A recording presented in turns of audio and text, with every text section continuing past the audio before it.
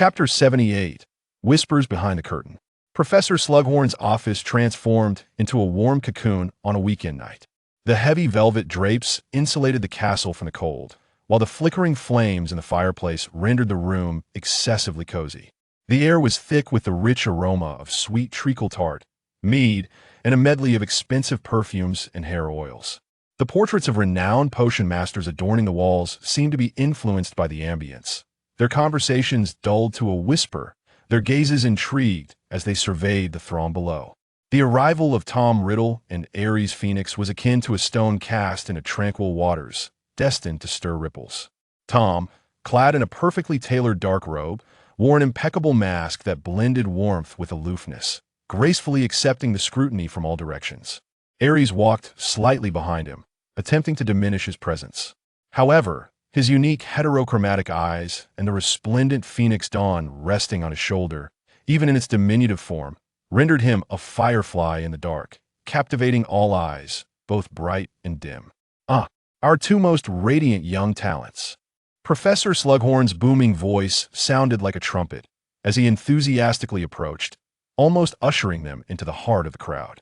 Tom, my dear boy, come and listen to Basil's perspective on the recent proposals from the Department of Magical Transportation. I believe you will offer invaluable insights. Phoenix, you extraordinary companion. Your presence invigorates this old fellow every time. Tom was immediately encircled by several distinguished alumni, one an official from the Department of Magical Law Enforcement, the other a senior editor from the Daily Prophet. He navigated the discourse with finesse, articulating with precision, showcasing wisdom and insight that transcended his years, while deftly sidestepping potential snares, akin to a born chess master gracefully making his moves on an invisible board. Ares, on the other hand, found himself ensnared by Mr. Wilson, an independent researcher with an intense fascination for magical creatures, whose enthusiasm for Dawn bordered on intrusive, bombarding him with relentless inquiries and even tentatively probing whether he could procure a tail feather for the noble pursuit of magical research. Ares responded with patience and determination, erecting an invisible barrier with knowledge gleaned from the system and dragonhide tomes, safeguarding Dawn from excessive disturbance. He could sense the gazes directed at him, filled with curiosity, awe, and an undercurrent of scrutiny and calculation hidden beneath smiles, as though he were ensnared in an invisible web. Just as Mr. Wilson's questions became increasingly probing, nearly breaching sensitive boundaries, a figure intervened with elegance and grace. Mr. Wilson, I hope my companion has not monopolized too much of your valuable time. Abraxas Malfoy, bearing 2 crystal glasses of elderflower drink, wore a flawless smile characteristic of a pure-blood heir. He first offered a glass to Ares with a practiced ease, as though he had rehearsed the motion countless times, then turned to the researcher, his grayish eyes reflecting just the right blend of apology and undeniable authority. Professor Slughorn wishes to introduce Phoenix to several gentlemen well-versed in ancient runes, particularly those concerning the Alps, who seem to have made new discoveries. You wouldn't mind if I temporarily whisk him away, would you? His tone was gentle, yet imbued with the familiarity of an insider and the inherent authority of a Malfoy. Mr. Wilson hesitated, confronted by a 7th-year leader already established in pure blood circles and the implications embedded within his words regarding their internal affairs, the expedition to the Alps, and reluctantly acquiesced. Seizing the opportunity, Abraxas guided Ares toward a quieter corner by the drapes, where few older wizards were engaged in conversation. Wilson's obsession with rare magical creatures can sometimes be overwhelming, Abraxas remarked in a lowered voice, laced with a teasing tone reserved for one of their own, especially when confronting a legendary being such as a phoenix. In the event of a similar situation arising in the future, we can deftly deflect the matter by referencing our ongoing joint research project, Star Ring. It serves as an excellent excuse. A flicker of shrewdness passed through his gray, cold eyes, imparting survival strategies befitting their circle. Thank you, Abraxas. Ares accepted the drink without consuming it, his heterochromatic gaze calmly fixed on the other. He sensed a distinction between Abraxas and Tom.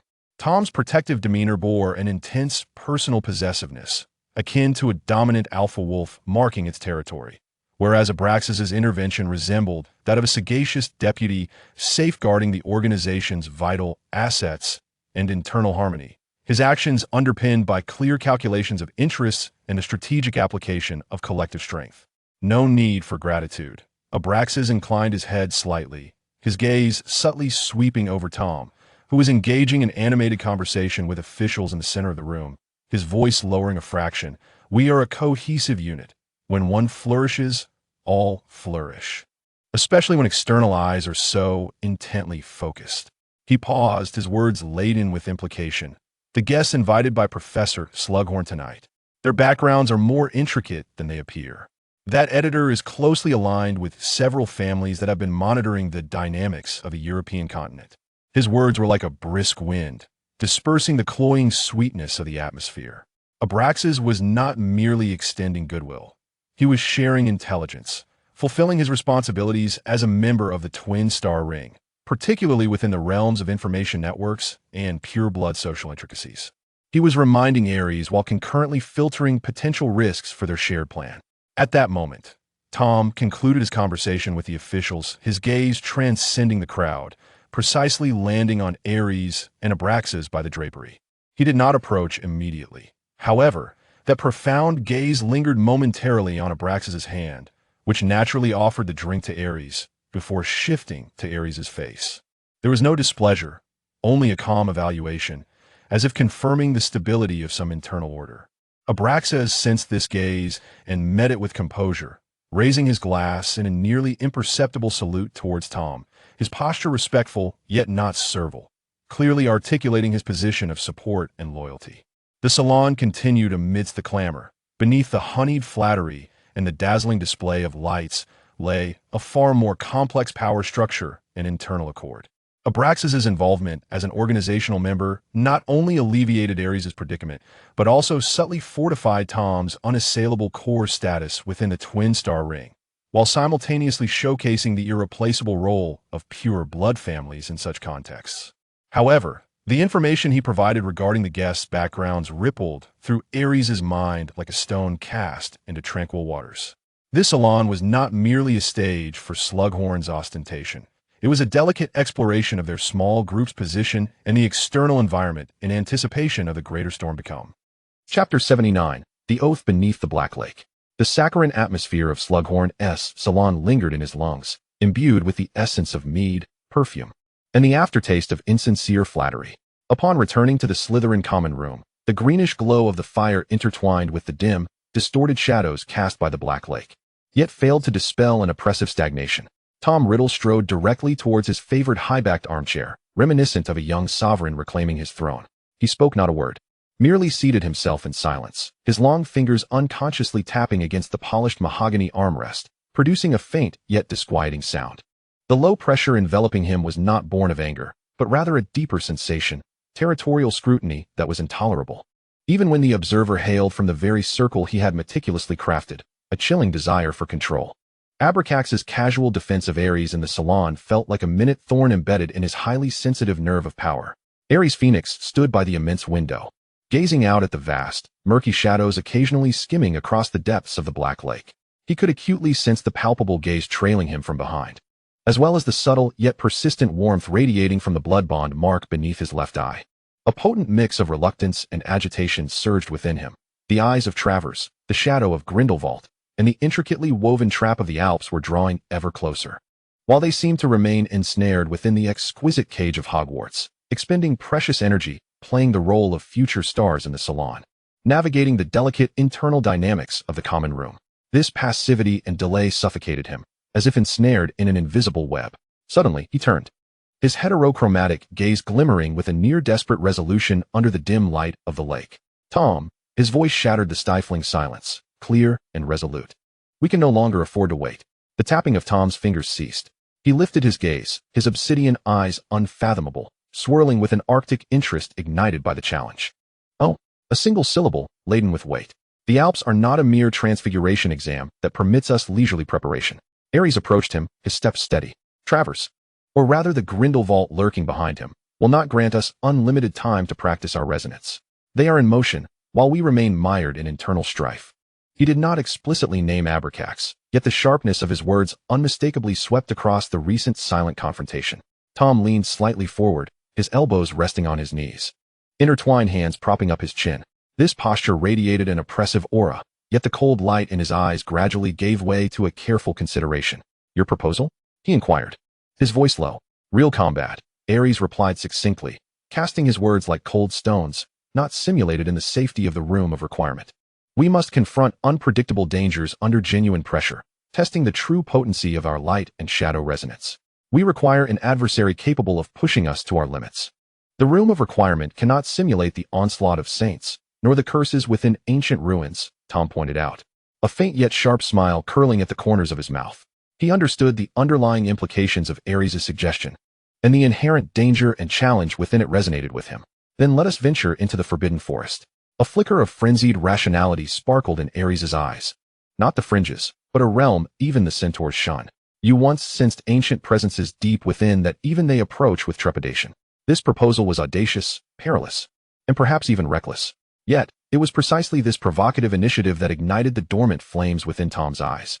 While passive defense and intricate strategy were indeed his forte, at his core, he yearned to crush, conquer, and test the true boundaries of his own power and that of his allies through absolute strength. Ares' proposal struck at the most primal desires of his soul. "Now," Tom raised an eyebrow, his aura shifting from cold control to the excitement and focus of a predator on the hunt. "Now," Ares affirmed without hesitation, as the phoenix perched upon his shoulder seemed to sense its master's burgeoning battle intent, emitting a sharp, clear cry, its molten gold eyes gleaming brightly. "The dawn will alert us to threats from above and afar. It is also a part of our strength." Without disturbing anyone, the two figures cloaked themselves in invisibility, like melting shadows, silently slipping out of the castle and merging into the all-consuming darkness of Hogwarts' winter night. The forbidden forest revealed a visage starkly different from its daylight demeanor at midnight, towering ancient trees resembling twisted giants clawing at the pitch-black sky. The air thick with the damp scent of decaying matter and a restless, primal magic. Distant howls echoed, possibly from werewolves or other, more perilous creatures, sending shivers down their spines. They ventured far deeper than the usual patrols allowed. The eternal recurrence nestled within Ares' sleeve radiated a warm pulse, while the spiraling patterns of light and shadow on his wand seemed to shimmer in the absolute darkness, almost alive. Tom's wand acted as an extension of his most acute senses, vigilantly detecting every flicker of anomalous magic around them. The first encounter came unexpectedly. 3 monstrous, 8-eyed spiders, their eyes gleaming with a frenzied red light, descended silently from the interwoven treetops, their venomous fangs glinting with a ghastly green sheen under the pale moonlight. "You take the 2 on the left, I'll handle the 1 on the right. Synchronize," Ares commanded, his heterochromatic eyes locking onto the targets, banishing all hesitation and doubt. Tom's petrifying spell struck like black lightning, accurately hitting the 2 spiders on the left, freezing them mid-leap in grotesque postures. Almost simultaneously, Ares swung the eternal recurrence. He did not employ any offensive incantations, but a soft yet indomitable golden barrier erupted from the tip of his wand, enveloping the spider on the right along with the noxious venom it had hurled, solidifying it within. "Resonance," Ares shouted, forcibly suppressing the tension of their inaugural combat, adjusting his magic to a state conducive for connection.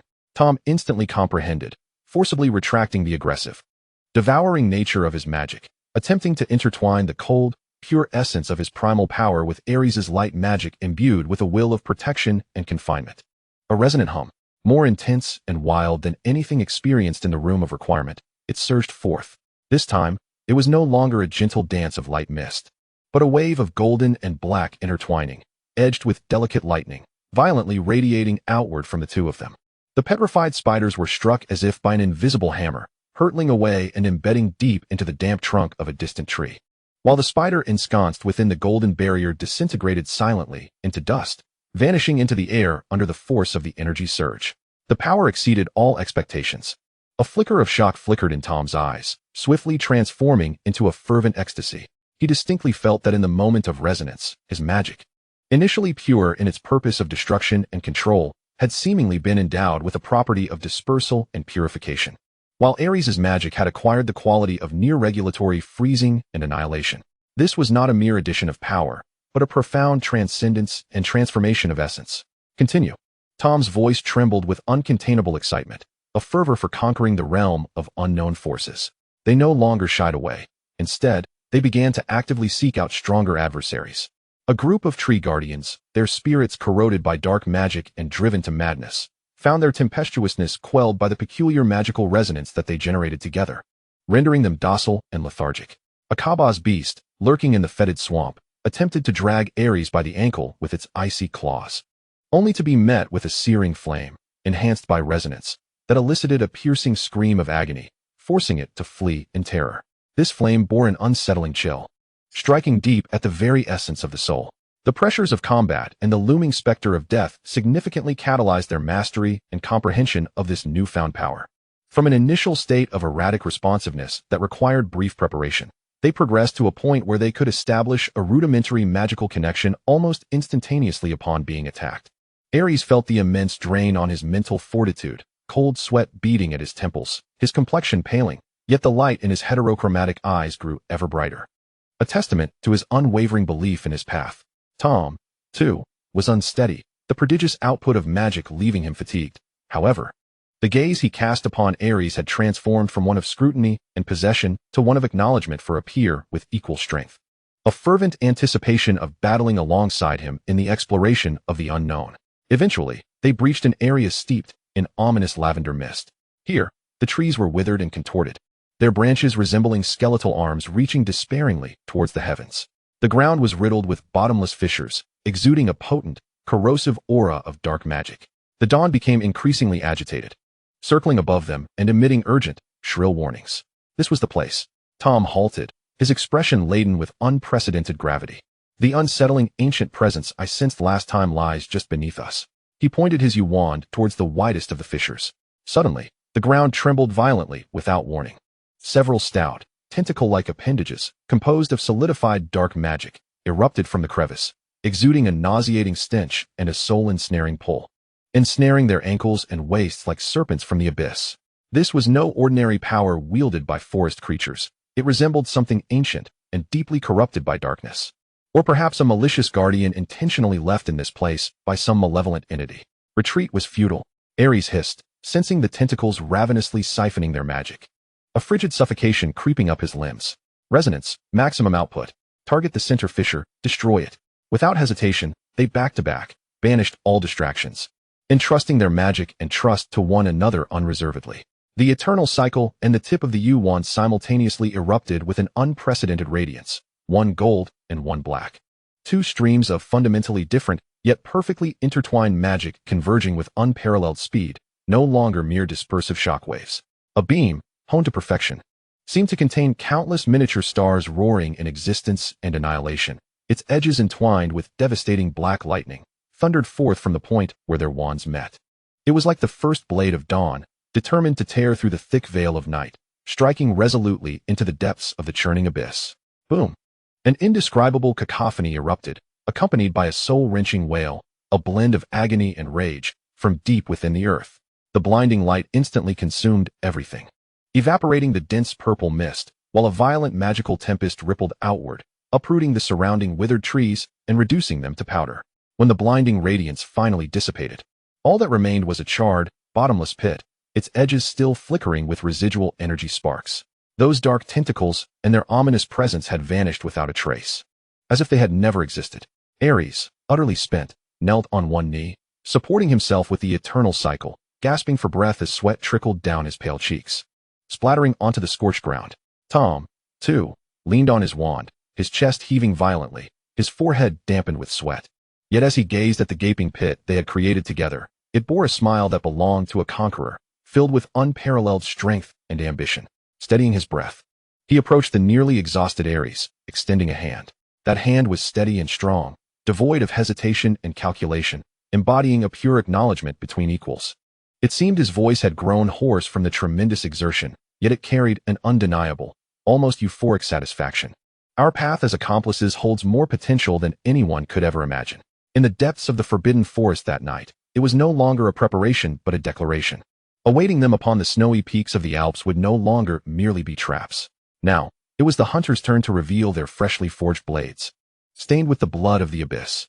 Chapter 80, The Ripples of Prophecy. The clandestine battle in the depths of the forbidden forest sent waves of magical resonance akin to a stone cast into a tranquil lake, rippling far beyond the Slytherin basement. Despite Tom and Ares' covert actions, the resonance that tore through the darkness, blending the essences of light and shadow, was akin to a beacon in the night for those with heightened perception. The following morning, an unusual atmosphere permeated the Transfiguration classroom. Professor Albus Dumbledore stood before the lectern, clad in a deep blue robe embroidered with silver lunar patterns, appearing far more subdued than his usual vibrant attire. His sharp blue eyes, framed by crescent-shaped spectacles, seemingly scanned the class at random, yet lingered imperceptibly longer on Tom Riddle and Ares Phoenix. The lesson continued to be captivating, with the demonstration of transforming a match into a needle executed with impeccable precision. Yet, in the intervals of guiding students in practice, Dumbledore strolled over to Tom and Ares' table. He did not glance at them, his gaze fixed instead on the silver needle on Ares' desk, which bore a faint spiral pattern at its tip. Extraordinary control, Mr. Phoenix. Dumbledore's voice was gentle, reminiscent of a warm afternoon sun. Transforming one form into another may seem simple, yet it requires a profound understanding of the intrinsic essence and connections of things. His tone shifted subtly, as if casually lamenting. Sometimes, the collision of excessively powerful forces, even when intended to mold, may awaken dormant essences, leaving indelible connections. Ares tightened his grip on the eternal cycle. Dumbledore knew. He might not grasp the details, yet he certainly sensed the unusual, powerful, and uniquely charged magical explosion from the Forbidden Forest last night. He was issuing a warning. Tom raised his head, his expression a perfect blend of respect and curiosity. Professor, are you suggesting that overly potent transfiguration could lead to uncontrollable risks? He played the role of an eager and inquisitive student flawlessly, confining the discussion to classroom matters. Dumbledore turned his head, his gaze finally locking directly and profoundly onto Tom's face, his eyes seemingly able to penetrate all facades and gaze deep into the soul. Power itself knows no good or evil, Mr. Riddle. Risk often stems from the will driving that power and a lack of understanding of the connections involved. His gaze lingered momentarily on the blood bond mark beneath Ares' left eye, where a subtle tremor, felt only by Ares, resonated. Some connections are ancient and powerful. They are both a gift and a shackle, a guide or a beacon attracting other existences. At that moment, a peculiar owl, cloaked in muted shades of gray, collided sharply against the classroom window, producing a dull thud that seized the attention of every student present. Clutched in its talons was a scroll of parchment secured with a black ribbon, as it flapped its wings restlessly. Dumbledore's brow furrowed imperceptibly. With a flick of his wand, the window slid open silently, allowing the owl to drop the letter onto his lectern before it hastily departed, as if lingering any longer would invite misfortune. A profound silence enveloped the classroom, all eyes fixated upon the scroll emanating an icy aura. Dumbledore did not immediately reach for it. He simply regarded it silently. His gaze complex, heavy with gravity, tinged with a hint of sorrow, and imbued with a profound weariness. It appeared that today's lesson would need to conclude prematurely. Dumbledore's voice returned to its usual calm, yet bore an invisible weight as he instructed, "Please complete your exercises and submit them before class ends. Mr. Riddle, Mr. Phoenix." He cast a glance towards the two. "Please remain for a moment." The students murmured amongst themselves, their curiosity piqued by the ominous letter, before gradually exiting the classroom, casting glances towards Tom and Ares. Once the final student departed and the classroom door gently closed behind them, only the three of them remained. Dumbledore finally picked up the scroll. He did not unroll it, but instead traced the black ribbon with his fingers. Some storms do not originate from the sea, but rather from choices made within the heart.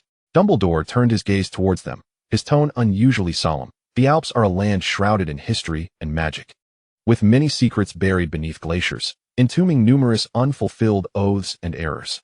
His eyes swept over Ares' face, particularly his mismatched irises. The answers you seek may lie there.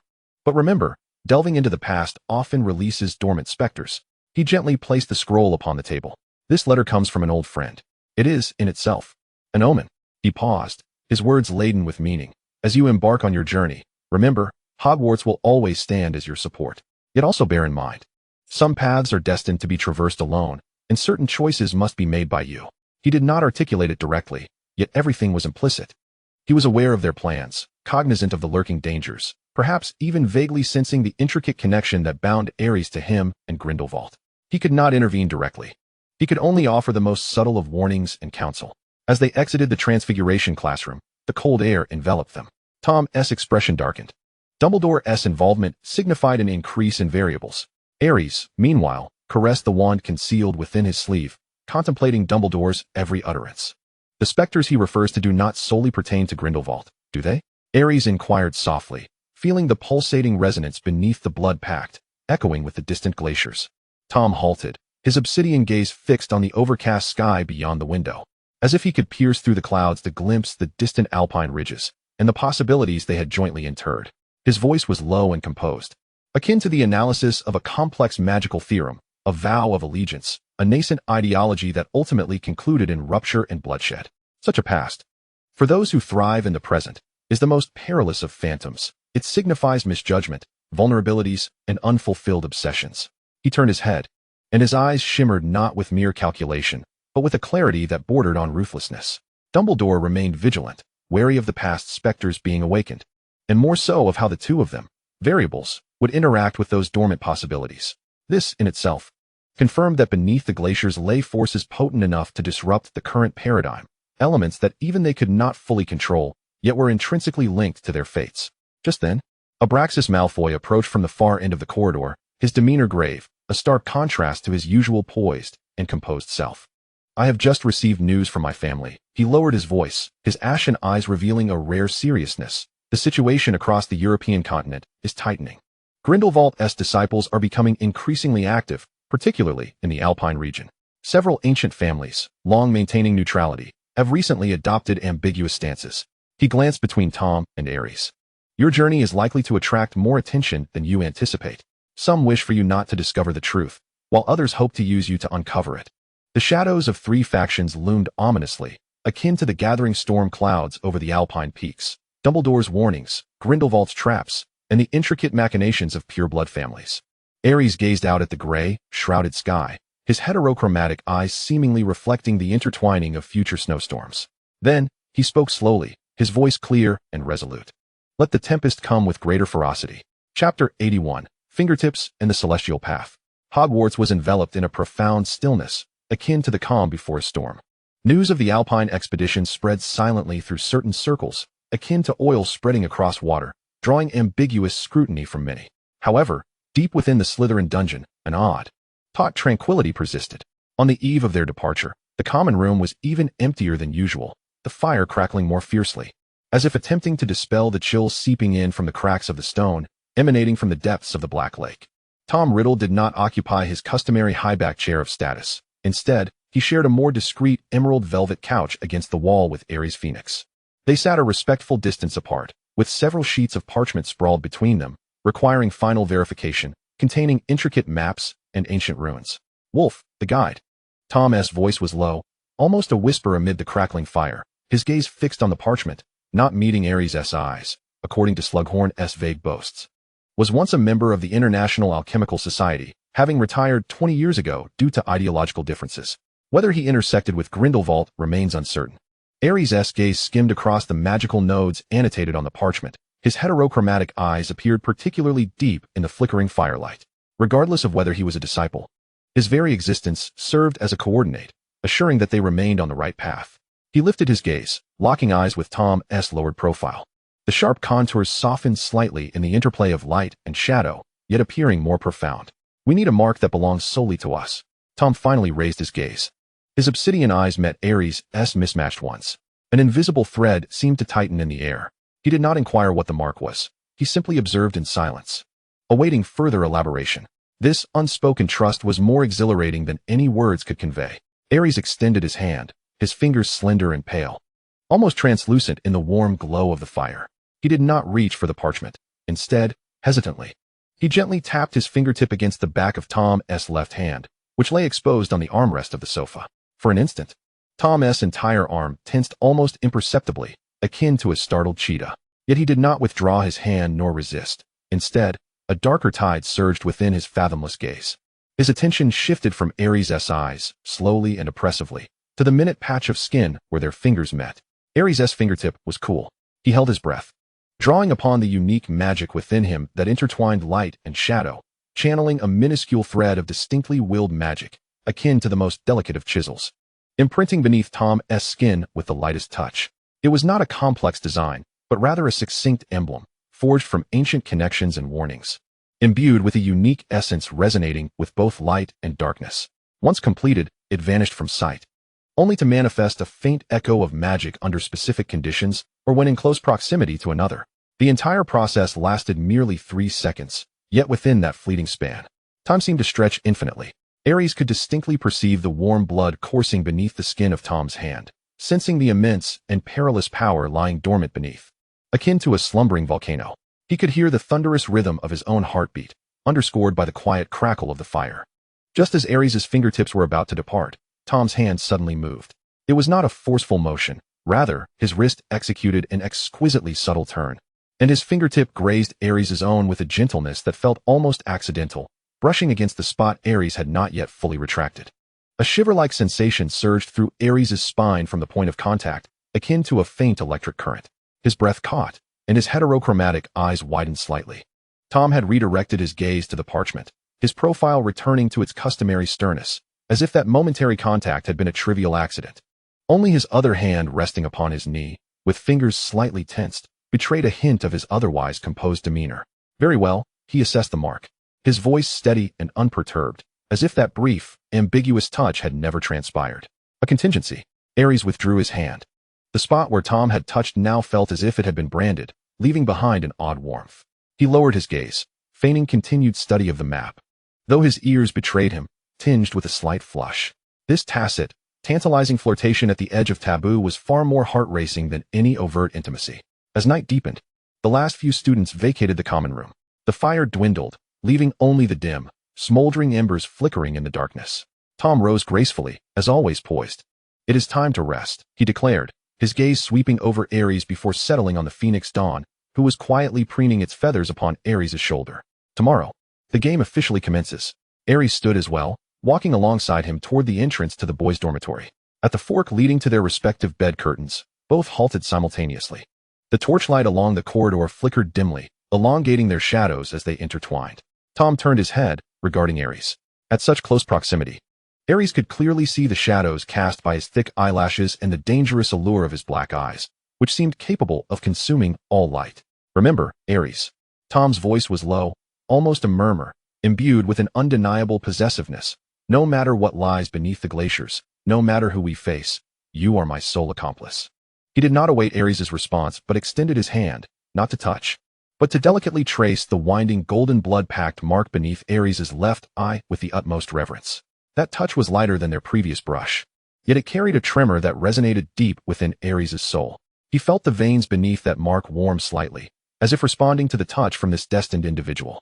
Then, Tom withdrew his hand, turning away, the hem of his black robe slicing through the air with a precise arc, disappearing behind the silver-green drapery without a backward glance.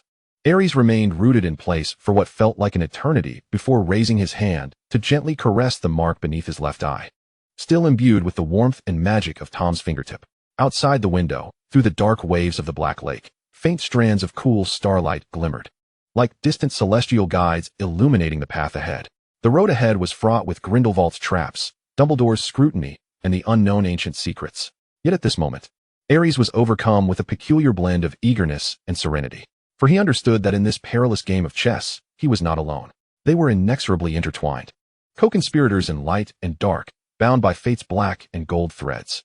And this connection, born from silence and touch, which defied the world, might just be their mightiest weapon to unravel all snares. The romance of Slytherin is never one of boisterous declarations, but rather a silent surrender. A tentative exploration at the precipice of taboo, a firm grip on one another's hands amidst the torrents of fate, even when the abyss looms ahead. Chapter 82, The Train to the Snow Country. At dawn, the Hogwarts Express lay like a slumbering black serpent, nestled upon the tracks of Hogsmeade Station, blanketed in thick, fresh snow. Steam coiled in the frigid air, merging with the incessant flurry of fine snowflakes, blurring the figures of those bidding farewell on the platform. Tom Riddle and Ares Phoenix stood together in the shadow of the carriage entrance, distanced from the bustling crowd. Tom was clad in a finely tailored black travel cloak, adorned at the collar with a simple silver serpent brooch, enhancing his already pale and striking features, exuding an air of chilling elegance. Ares was enveloped in a deep blue, thick woolen cloak, his platinum hair fluttering slightly in the snow-laden wind, while the Phoenix Dawn perched upon his shoulder, its wings drawn close, its molten gold eyes vigilantly scanning their surroundings. Professor Slughorn, resembling a vibrantly colored ball, was animatedly conversing with a tall auror dressed in official robes, whose serious demeanor suggested he was in charge of the outer perimeter security. "I leave everything in your capable hands, Mr. Pruitt." Slughorn's voice, somewhat distorted by the wind and snow, carried a sense of urgency. "Hogwarts's invaluable treasures must be kept safe."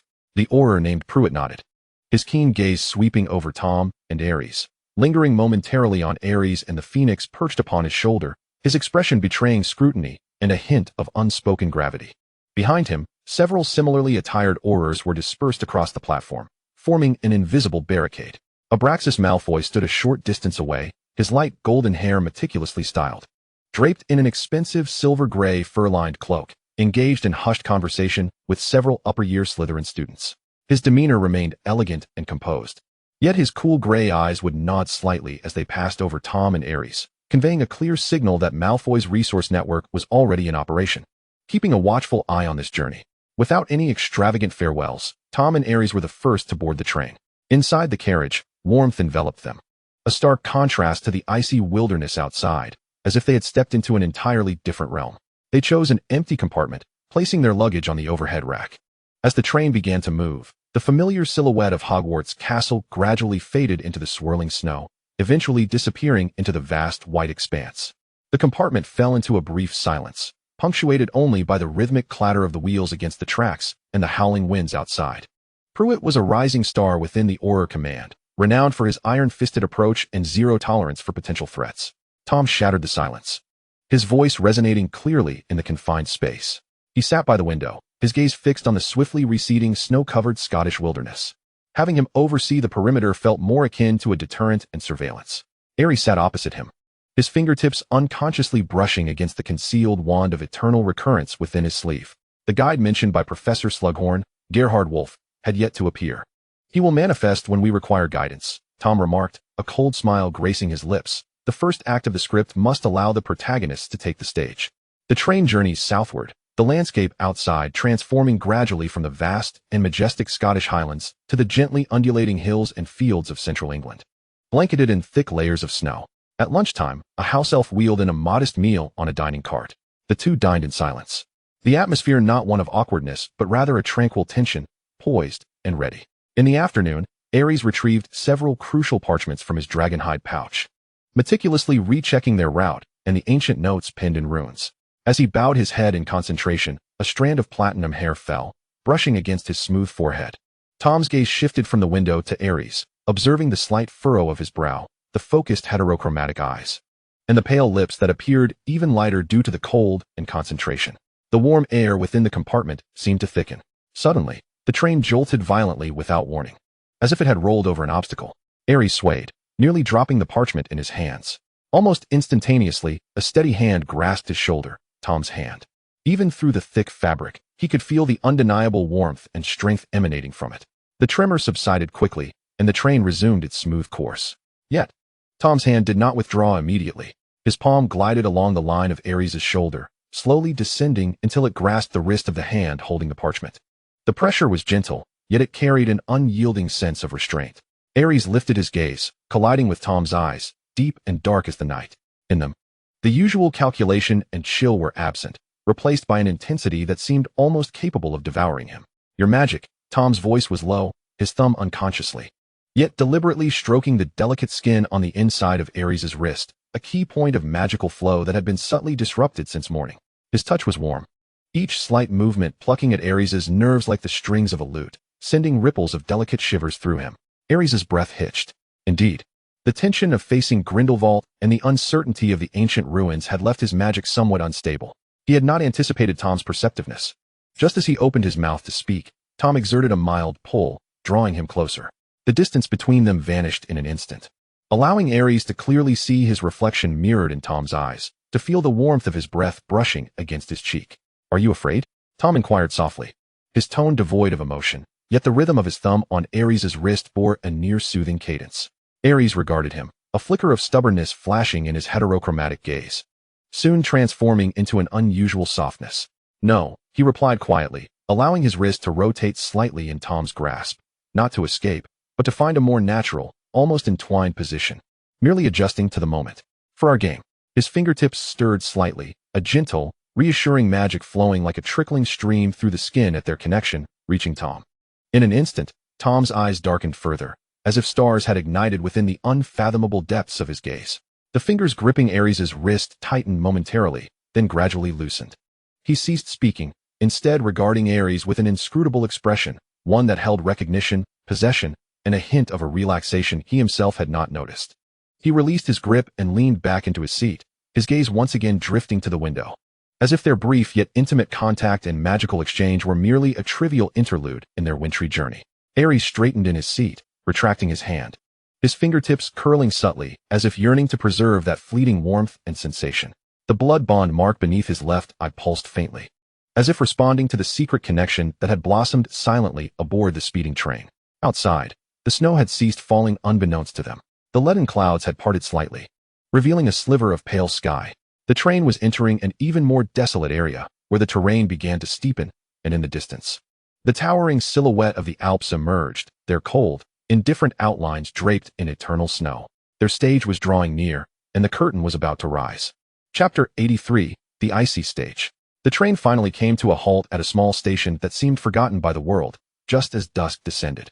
This place bore no resemblance to any town marked on Muggle maps. The platform was rudimentary, featuring only a low stone hut beneath which a lantern swayed in the biting cold, casting a dim yellow glow. The Alps loomed ahead like a colossal, frigid barrier. Uncompromising in their majesty, their peaks shrouded in ancient ice and snow, reflecting a haunting blue light amidst the twilight, the air sharp and crisp, piercing the lungs. Captain Pruitt of the Aurors was the first to disembark, his keen gaze sweeping across the empty platform, exchanging a vigilant glance with his team. Professor Slughorn tightened his dragon-hide gloves, exhaling clouds of white mist, a mixture of discomfort from the cold and excitement for the unknown evident on his face. Tom and Ares were the last to step off, the icy air enveloping them instantly.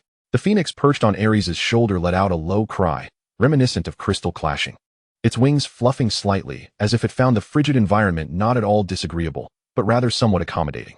"Follow me," came a voice rasping and dry, like the wind rustling through rocky crevices. The group turned to see a figure emerging from the shadows of the stone hut. He wore a heavy coat made of what appeared to be ancient animal pelts, his tall frame slightly stooped, his face etched with deep wrinkles, as if carved by the mountain winds and the passage of time. Most striking were his eyes, a gray-brown like the mountain rocks, devoid of emotion, reflecting a near numbness, a gaze that had seen the silence of countless years. He clutched a gnarled staff, seemingly formed from the root of some mountain tree. "Gerhard Wolf," he introduced himself, his voice flat and devoid of inflection, his eyes scanning Slughorn and the Aurors before lingering for a moment on Tom and Ares, particularly on the phoenix resting on Ares's shoulder, where a flicker of something almost imperceptible shimmered in the depths of his tranquil gaze, only to be replaced by its usual placidness. "The path is treacherous. We must reach the camp before dark." With no pleasantries exchanged, nor questions asked, he turned and began ascending a narrow, steep path, partially obscured by snow, moving with the assuredness of one who had been raised in these mountains. Pruitt gestured, and two Aurors promptly followed, flanking Slughorn in the center, while the rest brought up the rear. Tom and Ares exchanged a silent glance before trailing behind Wolf. The journey proved more arduous than anticipated. The path wound perilously along the cliff's edge, one side bordered by icy rock faces, while the other dropped into a shadowy valley. Cloaked in twilight, the wind howled through the mountains, swirling snowflakes like icy whips against their faces. Wolf navigated the path with terrifying familiarity, always finding the sturdiest footholds, deftly avoiding seemingly level patches of snow that concealed treacherous ice beneath. Ares could feel that the deeper they ventured into the mountains, the more pronounced the warmth emanating from the blood bond mark beneath his left eye became, as though a kindred force was calling to him from afar. The eternal cycle within his sleeve continued to radiate a gentle and steady warmth, seemingly countering the ancient magical pressure that exuded an air of rejection from the surrounding environment. He cast a sidelong glance at Tom, noting that although Tom's expression remained unchanged, his dark eyes appeared even more profound than usual, as if he were diligently deciphering every subtle anomaly in the currents of magic surrounding them. The magic here was ancient and exceedingly exclusive, Ares murmured, his voice nearly swallowed by the wind. Tom inclined his head slightly, his gaze sweeping over Wolf, who seemed to meld seamlessly with the rocky terrain ahead. He was guiding us through the fissures of the magical field. This path had been meticulously calculated. His tone was frigid, aimed at ensuring we encountered only the appropriate elements while avoiding the rest. After a grueling trek of nearly an hour, just as twilight enveloped the land. Wolf halted before a massive windbreak of rock. The surface was cloaked in a thick layer of ice, shimmering with a faint glow under the emerging starlight. He raised his wooden staff and seemingly at random tapped several points upon the icy surface. A deep, resonant hum, reminiscent of cracking ice, reverberated through the air. The ice upon the rock wall slowly parted like a living entity, revealing a dark opening barely wide enough for a single person to pass through, exuding a chill even more intense than the outside, mingled with dust and an unusual fragrance. The campsite, Wolf succinctly stated as he bent low and stepped inside. The interior was a revelation. The space was far larger than it appeared from the outside, evidently enhanced by a seamless extension charm. A fire blazed in the center, the flickering flames dispelling some of the chill while casting dancing shadows upon the rugged rock walls. In one corner lay a modest pile of supplies and bedding. Most striking was the depth of the cave, where it seemed to connect to further passages, shrouded in darkness and unfathomable in direction.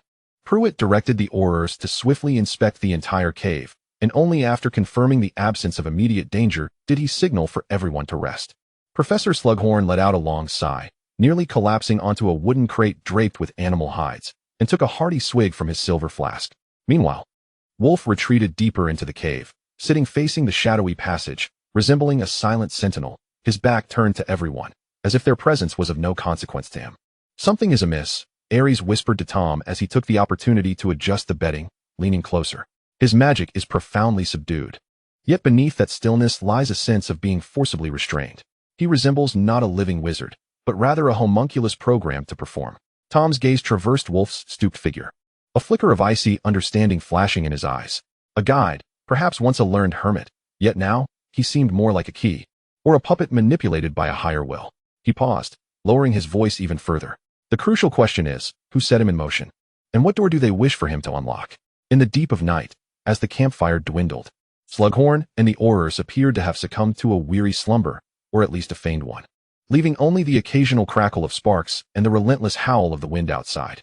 Ares leaned against the rock wall, unable to sleep. He sensed Tom silently sit beside him, close enough that their arms nearly brushed. "Tomorrow," Tom's voice broke the profound silence, soft as a whisper yet imbued with undeniable weight. "Whatever lies ahead, stay close to me." He did not look at Ares. Instead, his gaze was fixed on the engulfing darkness of the cave's depths. Yet, under the veil of shadows, his arm gently and resolutely pressed against Ares's. No further words were exchanged, nor were there any transgressive gestures, only this close, seamless contact conveyed a bond of alliance and protection more definitive than any oath. Ares remained still, offering no reply. He slightly turned his head, leaning into the warmth and steadfastness that radiated from Tom. The blood bond marking beneath his left eye pulsed steadily, emanating heat that mingled with the warmth of Tom's skin. In this icy cavern nestled within the heart of the Alps, surrounded by a silent guide, vigilant aurors, and the unknown entrance to ancient ruins, the two leaned on one another, akin to the solitary point of calm within the eye of a storm. The stage beneath the glacier had been set, and they, the accomplices of light and shadow, were on the cusp of stepping forth to confront the specter capable of shaking the very foundations of the past and the future. Chapter 84. The Crystal Hall and the Echoes of Whispers. The darkness deep within the cave, at the heaviest moment before dawn, seemed to possess a weight that pressed down heavily on each heart. The campfire had been utterly extinguished, leaving only wisps of azure smoke and dark red ashes. Gerhard Wolf remained seated at the mouth of the passage like a stone sculpture, as if he had never moved. Professor Slughorn emitted an uneasy snore from beneath his fur-lined bedding, while several aurors, including Pruitt, maintained a vigilant light slumber, their wands within arm's reach. Tom Riddle was the first to stir. He rose silently, his movements fluid as a shadow.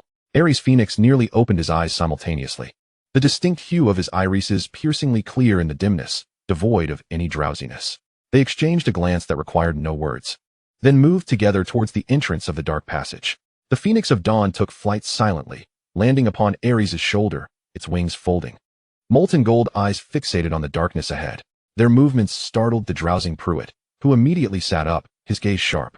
Wolf seemed to respond to an invisible thread. Slowly turning his head, his slate-gray eyes reflected no light in the gloom. "The time has come," Wolf rasped, rising to his feet, leaning on his gnarled staff, and stepping first into the darkness of the passage. His silhouette quickly vanished. Pruitt gestured for two aurors to remain on guard over the still slumbering Slughorn, while he led another team member to follow closely behind. Tom and Ares walked in the center, as if propelled by an unseen force, delving deeper into the mountain's core. The passage began narrow and confining, allowing only one person to pass at a time, with icy, damp walls exuding the scent of millennia-old frost and ancient stone. Yet, after scarcely 100 meters, the path opened up dramatically. Before them lay an immense underground ice cavern, indescribable in its grandeur. The dome soared high, adorned with countless ice stalactites that hung like swords, refracting an ethereal blue light from an unknown source, illuminating the entire space. Beneath their feet lay a mirror-smooth ice surface, vividly reflecting the jagged crystalline formations above. The air was bone-chilling, yet curiously sweet, as if the ice and snow themselves exuded a fragrant essence. Most astonishing was the structure standing in the heart of the cavern, entirely constructed of ice crystals, resembling a miniature palace, its walls naturally adorned with intricate designs, flowing with a faint magical radiance reminiscent of ancient runes and totems. By Merlin's beard, Pruitt could not help but exclaim in a hushed tone. Even he, with his extensive knowledge, was awestruck by this marvel of nature. Wolf paused at the entrance of the crystalline hall. The entrance resembled an archway, its doors appearing as two massive frozen waterfalls. The path of the Covenant begins before this threshold. Wolf pointed his staff towards the entrance, his voice echoing subtly in the vast ice cavern. Only those recognized may step inside and witness the ancient oaths. As soon as he finished speaking, intricate patterns of light suddenly illuminated the frozen doors. The heart of the patterns displayed a warm golden hue on one side, while the other emanated a profound darkness. The two lights intertwining, repelling, yet attempting to merge, creating an incredibly unstable equilibrium. The blood bond mark beneath Ares's left eye flared with intense heat. He could distinctly feel the resonance between the patterns of light and dark upon the door, his own magic, and the core of eternal recurrence concealed within his sleeve, creating a powerful synergy. This was no mere coincidence. A previously unseen brilliance ignited within Tom's eyes. He fixated intently on the door, as if attempting to pierce through the veil of secrets concealed beyond it.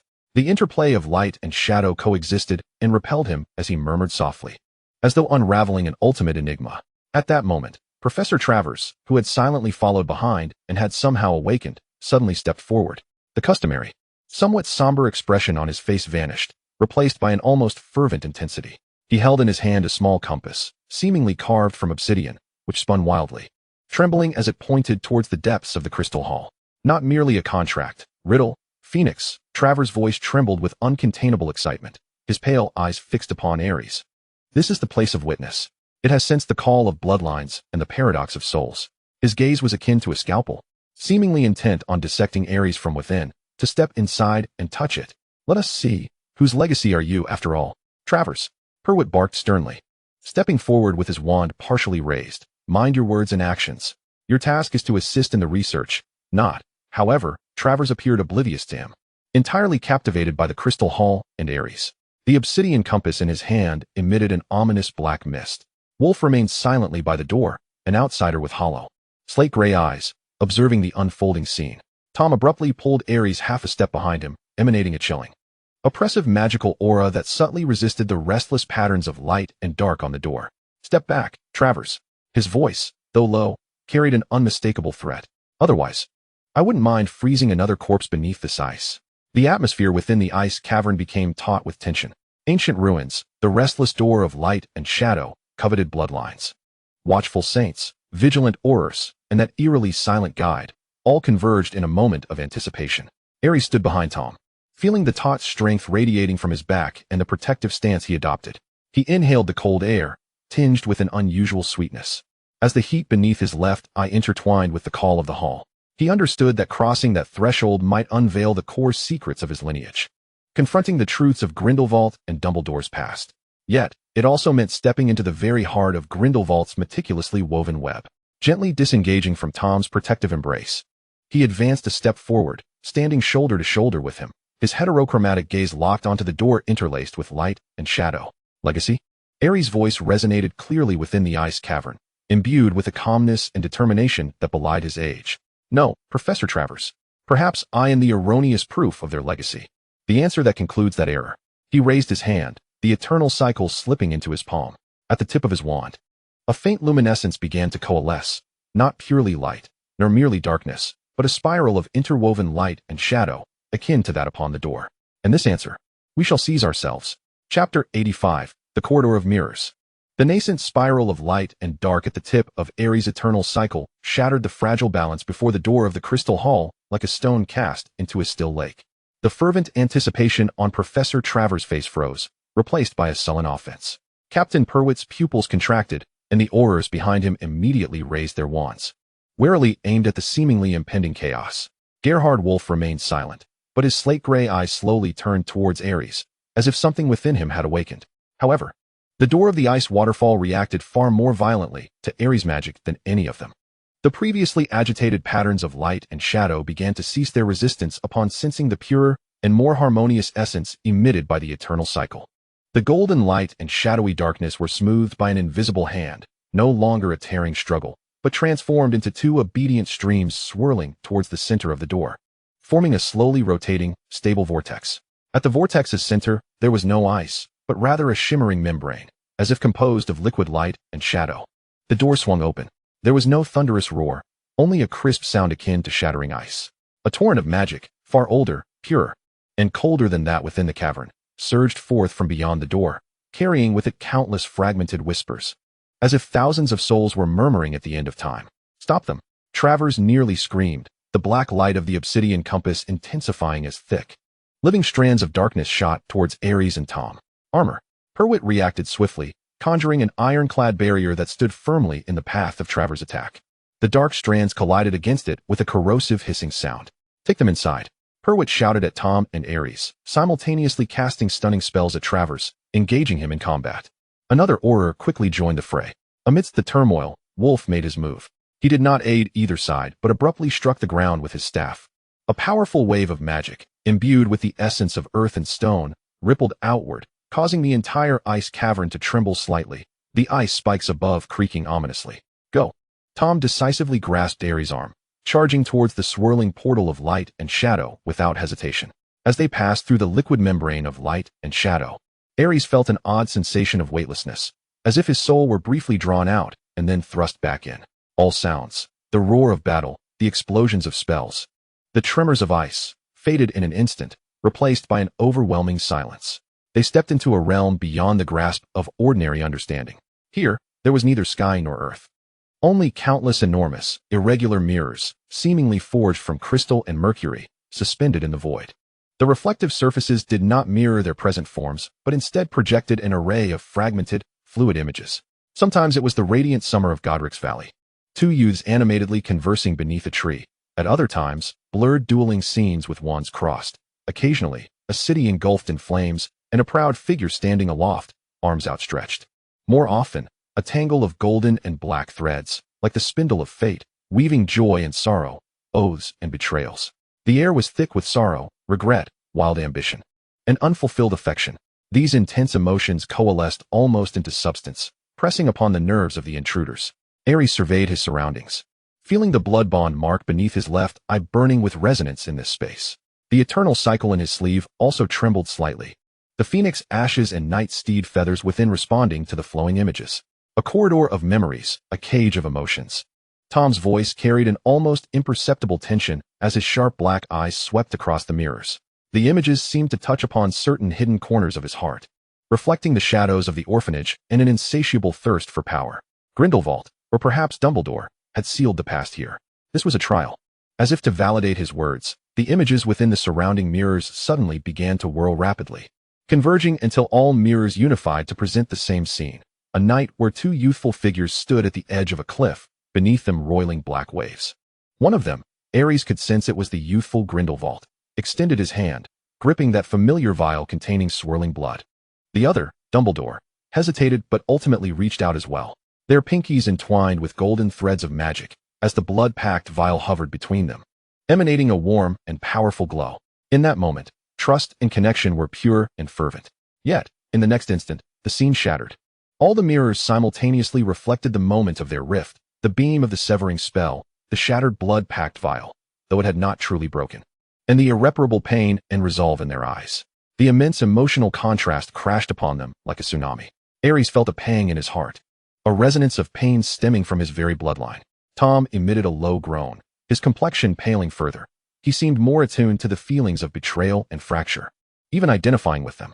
A deep, magnetic voice, devoid of any emotion, resonated through the corridor, echoing between each mirror.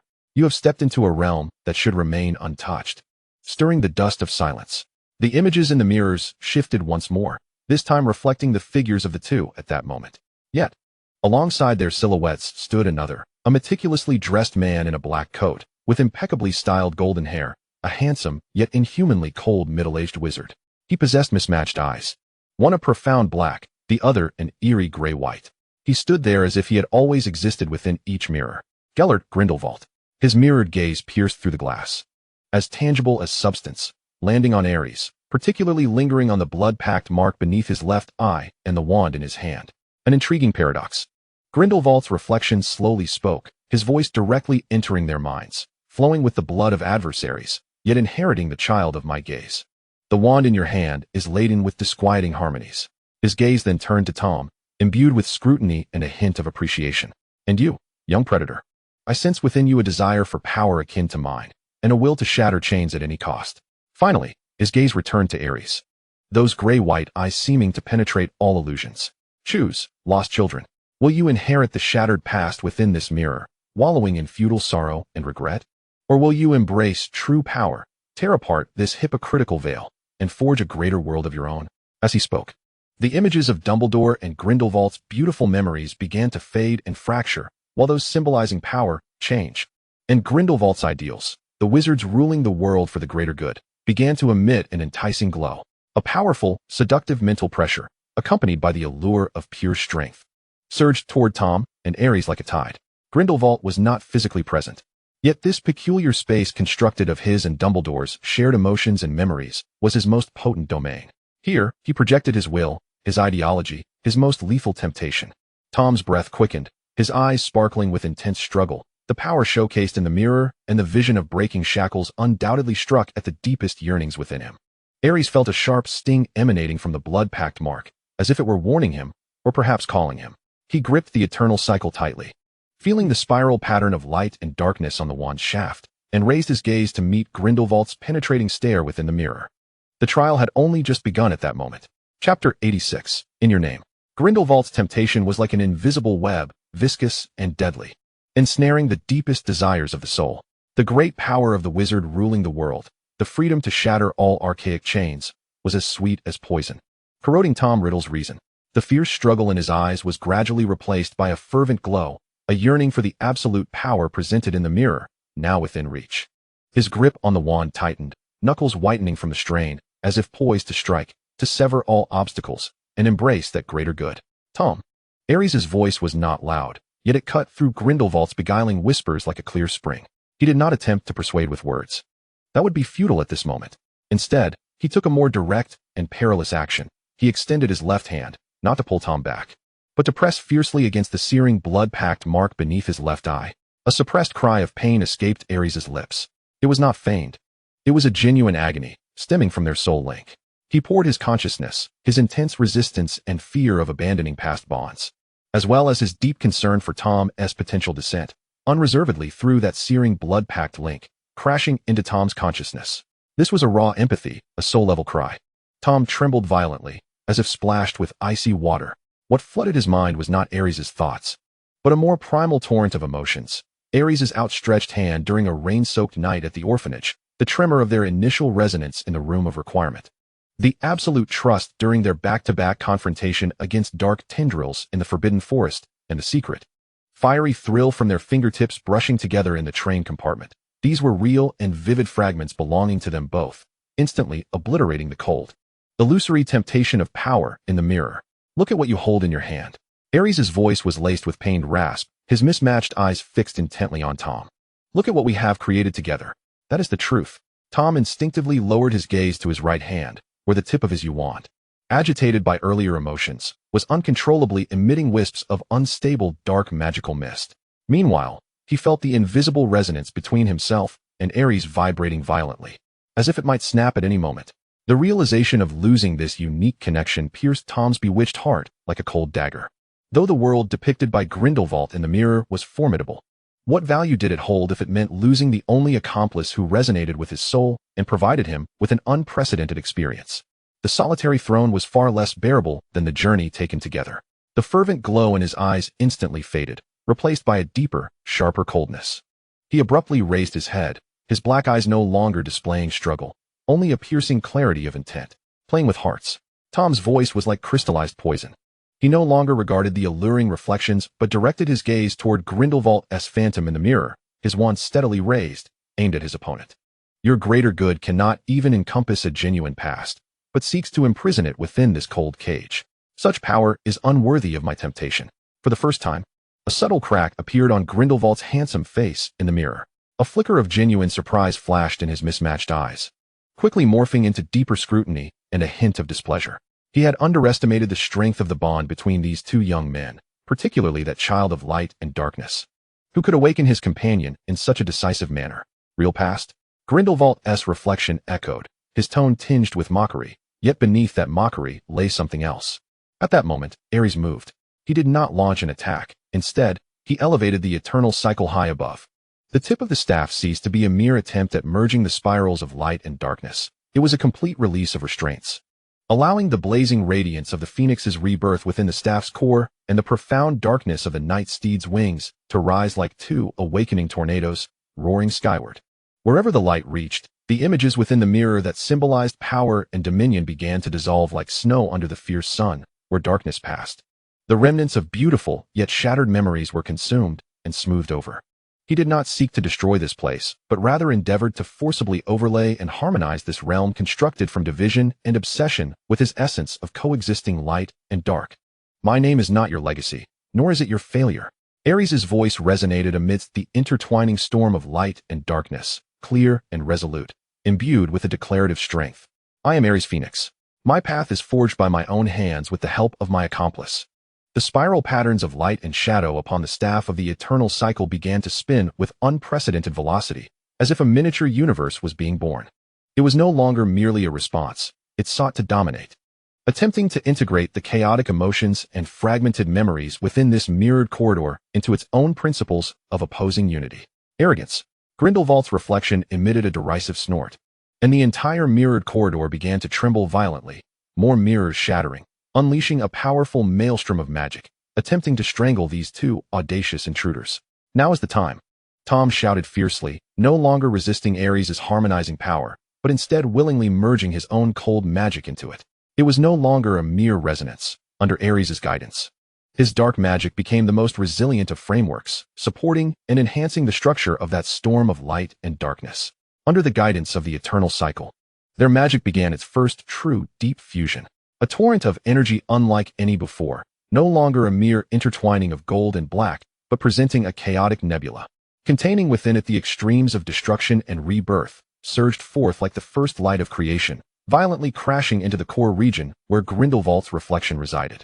This was not an endeavor to defeat Grindelwald. They both understood the futility of such an attempt, but rather to shatter the domain ruled by his will. Boom! An indescribable thunderous sound engulfed everything. In that moment, all mirrors turned to dust. Countless fragments of memories and emotions erupted like a galactic explosion, splattering in all directions, only to be calmed and dispersed under the sweeping chaos of Ares's nebula-like power. After the blinding light faded, the mirrored corridor ceased to exist. They found themselves standing in a void of emptiness, beneath their feet a smooth, mirror-like surface that reflected no images. Grindelwald's reflection had vanished without a trace, leaving behind a faint, almost intangible, spiritual resonance tinged with rage and an indescribable complexity, dissipating into the air. Silence. Only the heavy breaths of the two remained. Tom gazed at Ares, who stood beside him, pale and nearly exhausted, yet still holding his back straight, observing the darkened blood-packed mark beneath his left eye. Seemingly dimmed from overexertion, emotions swirling in his own eyes. He reached out, not to support, but to firmly grasp Ares's wrist, feeling the subtle tremors beneath the skin caused by magical exhaustion. Ares Phoenix. Tom whispered his name. Something within his dark eyes settled into a profound confirmation. Almost like a brand. Ares turned his head, meeting his gaze, the fatigue in his heterochromatic eyes carrying a flicker of victorious yet faint light. They had broken the allure, torn apart the illusion. Though the road ahead remained uncertain, and Grindelwald's true self might be watching coldly from somewhere, in this moment, they had, in each other's name, won the first true battle against the legend. And this was merely the beginning. The true relic, the core that sealed ancient covenants and truths, perhaps lay at the end of this void, awaiting their arrival. Chapter 87. the core of the covenant. The collapse of the mirrored corridor did not yield the anticipated return.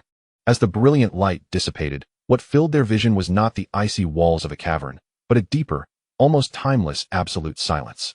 They stood in the void. Beneath their feet, a smooth black ice surface that no longer reflected any images, extending to the horizon. An extreme cold pervaded the air, not in the physical sense of low temperature, but a chilling essence derived from the very source of magic, eternal and unyielding. Tom still gripped Ares's wrist tightly, the pressure almost enough to crush his bones. Ares did not resist. The pain refocused his somewhat dazed consciousness from magical depletion. He panted, his heterochromatic eyes scanning the dead silence of this space with vigilance. The blood pact mark beneath his left eye was no longer hot, but rather emanated a peculiar coolness, as if merging with the surrounding environment. This was the core. Tom released his grip, yet his voice remained taut, his dark eyes akin to the most precise detection magic.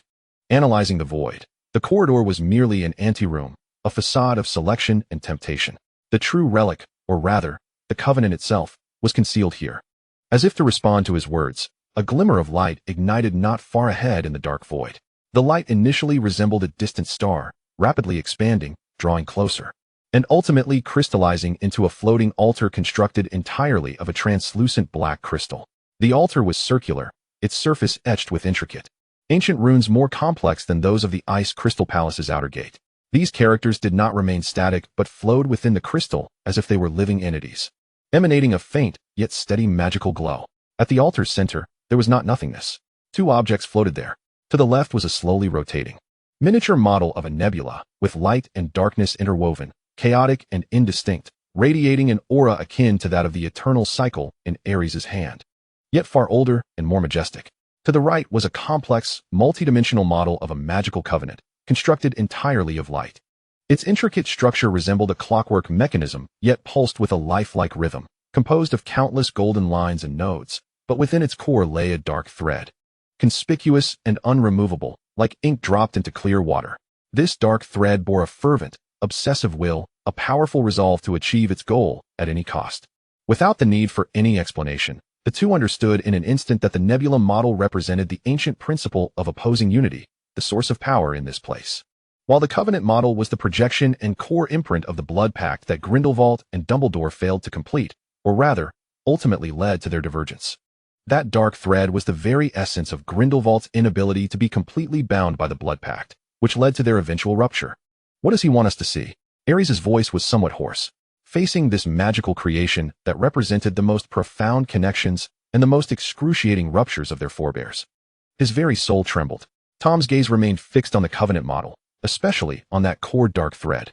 It displays the flaw. Tom's voice carried a near-cold analysis. A magical covenant that ought to be perfect and unbreakable had been marred by irreconcilable ideas, leaving a fatal rift. He was revealing to us that a pure connection is fragile. Only a unifying will can harness truly formidable power. Once again, a glimmer of that Tom Riddle-like greed and insight into the essence of power flickered in his eyes. Grindelwald need not make another appearance. The artifact he left behind stands as the most lethal temptation, silently interrogating, shall you repeat the follies of the past, or forge a new path that harmoniously unites light and dark, connection and will? At that moment, the nebula model upon the altar and the covenant model suddenly burst forth with resplendent radiance. From the nebula model emerged two pure beams of light, one gold and one black, while the covenant model revealed a thread of darkness intertwined with a softer, yet remarkably resilient golden light. These four energies did not assail them. Rather, like living entities, they wove and spiraled before them, ultimately delineating two indistinct thrones composed of light and shadow. One throne, constructed of darkness, adorned with golden patterns, emanated an aura of dominion and power. The other throne, primarily of light, entwined with black threads, conveyed a sense of inclusivity and rebirth. The two thrones stood side by side, yet an invisible chasm seemed to separate them. A clear notion, resonating like a tolling bell, struck their minds. Choose your path. Prove your worthiness. Ascend the throne, inherit the legacy, or transcend it. This was not Grindelwald's voice, but the will of this ancient space, the essence of the covenant itself. Activated by Ares's duality of light and darkness and Tom's pure will, it presented the ultimate trial. This was not a battle, but a choice, an existential inquiry concerning self, path, and the fundamental connection between them. Tom gazed at the throne wrought from darkness, symbolizing absolute power and dominion. his eyes betraying an unabashed yearning. That throne beckoned him, promising supreme authority. Ares turned his gaze to the intertwined light and dark throne, feeling a profound resonance with the eternal cycle. However, the invisible chasm bridging the thrones coldly reminded them that inheritance might signify strength, but could also lead to the repetition of their ancestors' missteps and divisions. Tom abruptly turned to Ares, fiery determination blazing in his black eyes, a thirst for power, mingled with a fear of losing his sole accomplice. Emotions intertwining to the point of near rupture. Ares called his name, his voice hoarse, laden with unprecedented uncertainty. Ares too looked at him, his heterochromatic gaze reflecting the two thrones representing divergent futures and the complex turmoil in Tom's eyes. At this covenant's core, at this crossroads determining their destiny, their choices would define everything. Chapter 88, Our Throne. The two shadowy thrones loomed like a bifurcation of fate, starkly present in the void. The dark throne whispered of absolute power and control, while the light-dark throne sang of balance and rebirth. The invisible chasm was the abyss their forebears could not cross. A Damoclean sword suspended above Tom and Ares. Tom's breath came heavy, his gaze magnetically fixed upon the dark throne. The power promised by that throne was so palpable, as if merely claiming it would transform all his ambitions regarding authority, transcendence, and liberation from subjugation into reality. His grip on the wand tightened, veins bulging, an intense clash of unbridled desire and fierce restraint. Ares sensed the tempest within Tom's soul. He did not look at the two thrones. His focus remained steadfast on Tom's face, on the turbulent depths of those dark eyes. He perceived the overwhelming desire threatening to consume Tom, alongside the deeper fear of potentially losing their unique bond. Tom. Ares' voice was soft, yet it acted as a key attempting to unlock the other's tightly shut heart. Look at where we stand. Tom instinctively lowered his gaze. The smooth, mirror-like black ice reflected their figures standing side by side, and the lonely thrones above, seemingly awaiting their singular sovereign. Ares raised his hand, pointing at the two thrones, his fingertip tracing the invisible chasm. There is no place for us upon them. Tom jolted, as if struck at the most sensitive nerve by those words. Inherit? Transcend? Ares' voice grew increasingly clear, powerful, imbued with a resolve that pierced the fog. This was still their path, their definition. Grindelwald wished for them to repeat his choices or embark upon the so-called better path he envisioned. But why should they? He stepped forward, facing Tom, his heterochromatic eyes aflame with passionate defiance against fate and unwavering faith in their shared future. Our path has never resided upon those thrones, Ares declared with firm conviction, raising his hand holding the eternal cycle, no longer merely guiding magic, but pouring forth all his will, all his emotions, the trust in Tom, the value of the resonance they created together, the protection of their complex and resilient partnership, unreservedly infused within. If a throne must exist, the tip of the wand erupted not with separating light and dark, nor a spiraling fusion, but with a more primordial, essential force. It belonged to Ares, the phoenix, a source magic that intertwined the essences of light and dark, pure and powerful. It sought neither fusion nor dominion, but merely existence, akin to a nascent, singular cosmic singularity. It was to be forged by their own hands. As his words fell, that pure source magic did not shoot towards any existing throne. Instead, it plummeted with a thunderous crash upon the black ice between them. Crack! The mirror-like ice shattered, radiating countless spiderweb-like fissures from the point of impact. Brilliant light burst forth from within the cracks, as if something was being forcibly awakened and shaped from beneath the ice, from the very foundation of this space. Tom's pupils constricted. He beheld Ares' resolute back, the glow emanating from beneath the ice resonating intensely with his own magic, all struggles and temptations evaporating in an instant. A more surging, fervent emotion overwhelmed him, not a thirst for power, but a near-destructive possessiveness and recognition of this individual daring to tear apart the script of fate, to carve a path for them. He hesitated no longer. Tom unleashed his own magic, pouring it out without reservation, not merging with Ares' power, but standing as another pillar, intertwining with Ares' strength, crashing against the core of the ice's fracture. Their magics, fundamentally different, ignited an incredible reaction under the impetus of a shared will. The cold darkness and warm light did not cancel each other out, nor did they simply merge. Rather, in their collision, they birthed a wholly new, denser, metallic golden-black radiance. Boom! The entire void trembled violently. The nebula and covenant models upon the altar flashed wildly, seemingly impacted by a tremendous force. The two shadowy thrones began to blur and destabilize. And between Tom and Ares, at the sight of the ice's complete shattering, a brand new throne emerged from the depths. It was not a throne in the traditional sense, but resembled a platform forged from dark golden metal and black crystal, continually rotating. The surface of the platform was smooth as a mirror, yet within, it seemed to contain flowing galaxies and shadows, exuding an aura of both stability and boundless possibility. It does not possess an air of superiority. It merely exists in the space where they stand side by side, as though an extension and embodiment of their collective strength. It does not symbolize singular dominion, nor does it represent a fragile equilibrium. Instead, it embodies coexistence and creation, as the dark golden astral platform fully formed and stabilized. The models of the nebula and the covenant upon the altar emitted a mournful cry of strain, their brilliance dimming until, akin to weathered sand sculptures, they crumbled into the most pristine form of primordial magic, which was absorbed into the platform below, intensifying its radiance. The two shadowed thrones dissipated like ephemeral illusions, vanishing into the void.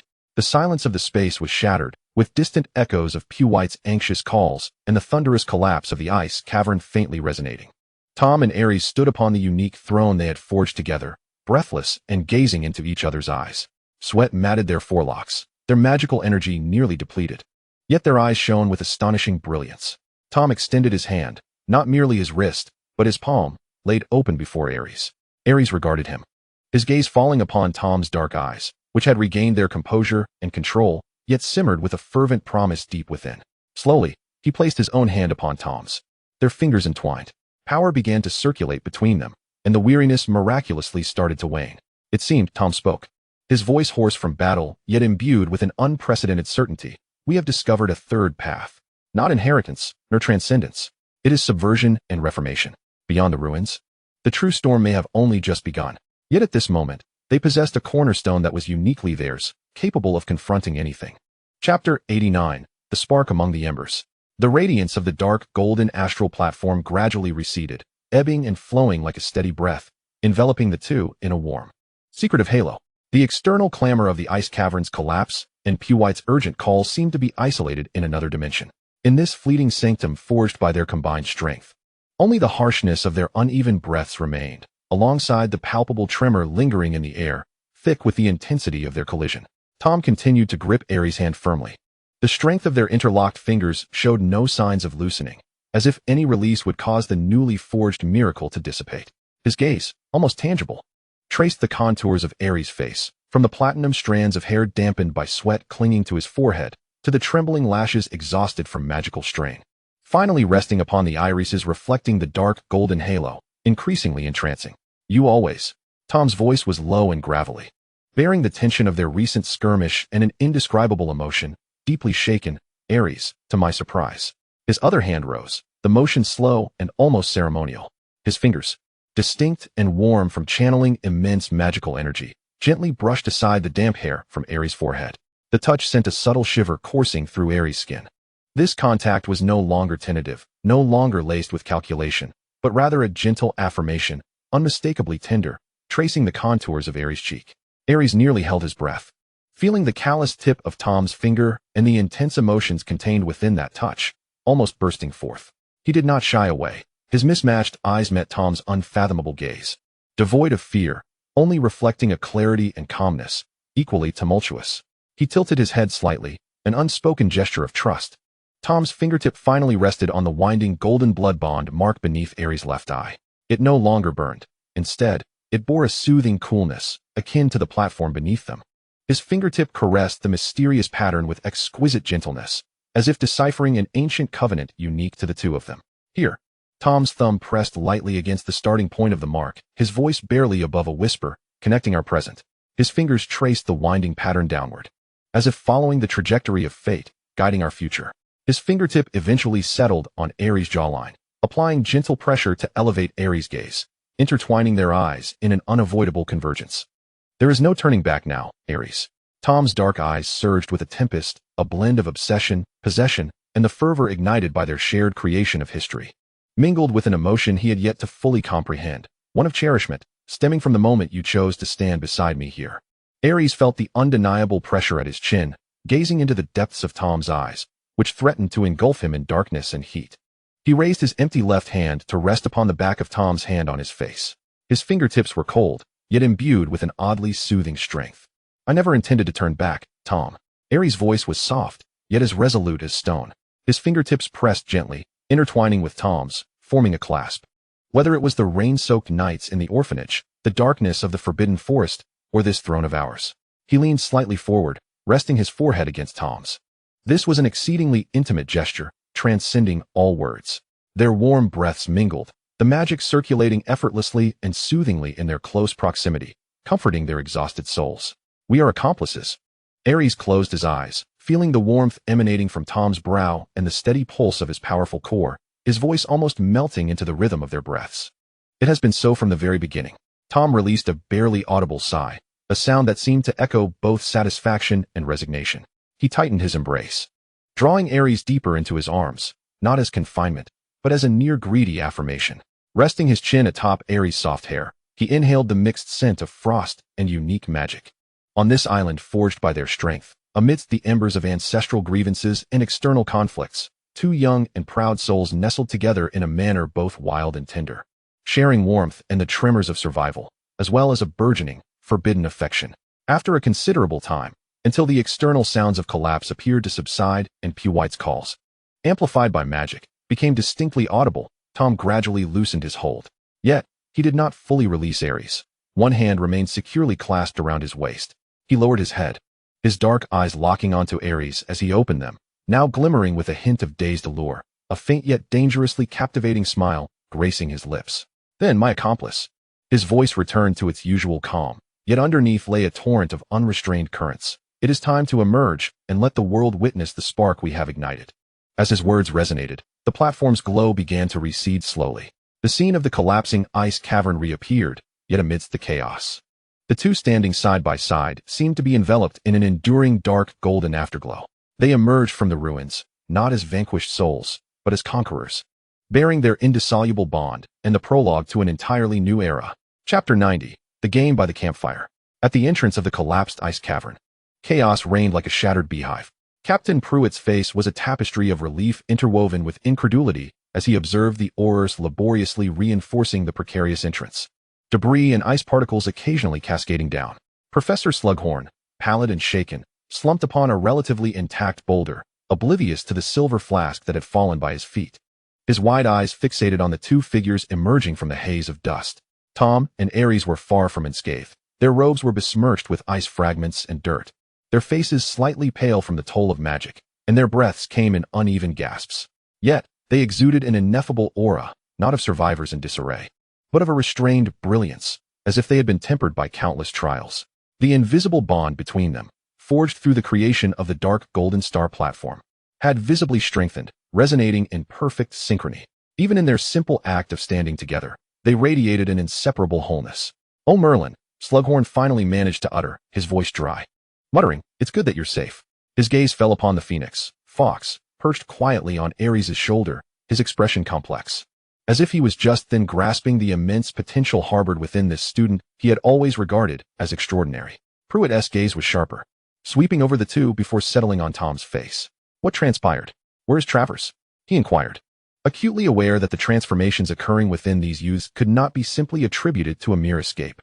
Tom raised a hand, elegantly brushing off the icy dust from his shoulder, his movements calm and unhurried, as if he had just returned from an ordinary adventure rather than a life-threatening ordeal. "Professor Travers," he replied in a tranquil tone devoid of any discernible emotion, "seems to have become somewhat enamored with the relic's powers, and we became separated." Pausing momentarily, his dark eyes flicked over to Pruitt with a subtle yet palpable air of pressure, he added, "As for what lies within, it was merely some ancient defensive mechanisms, which we have resolved." He chose the word resolved rather than triggered or evaded. The choice made Pruitt's pupils constrict slightly. He turned to Ares, seemingly seeking further elucidation. Ares nodded slightly, his heterochromatic eyes appearing particularly serene in the dim light, affirming Tom's statement. "The core of the relic has stabilized," he added, his tone equally calm, yet imbued with an undeniable certainty. Pruitt fell silent, discerning that the two were withholding information, yet the subtle aura they emanated, resonating with the ancient magic of the mountains, along with the overly quiet phoenix, reminiscent of a guardian, led him to understand that further probing would yield no fruitful outcome and could potentially incite unnecessary conflict.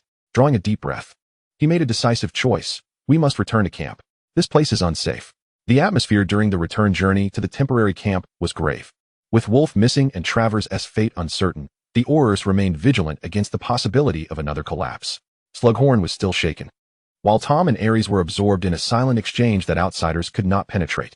As night fell, the campfire flickered back to life against the wind-sheltered rock face, casting warmth against the chill of the alpine night. The dancing flames cast fleeting shadows across Tom and Ares' faces, gradually regaining his composure. Slughorn attempted to lighten the mood in his customary fashion, producing a selection of cherished candies reputed to swiftly restore magical energy. Oh, try this, children. A limited edition from the Honeydukes, remarkably effective for revitalization. Tom accepted the candy, his fingertips inadvertently brushing against Ares' cool ones during the exchange. Just as Ares was about to pop the candy into his mouth, his motion hesitated momentarily.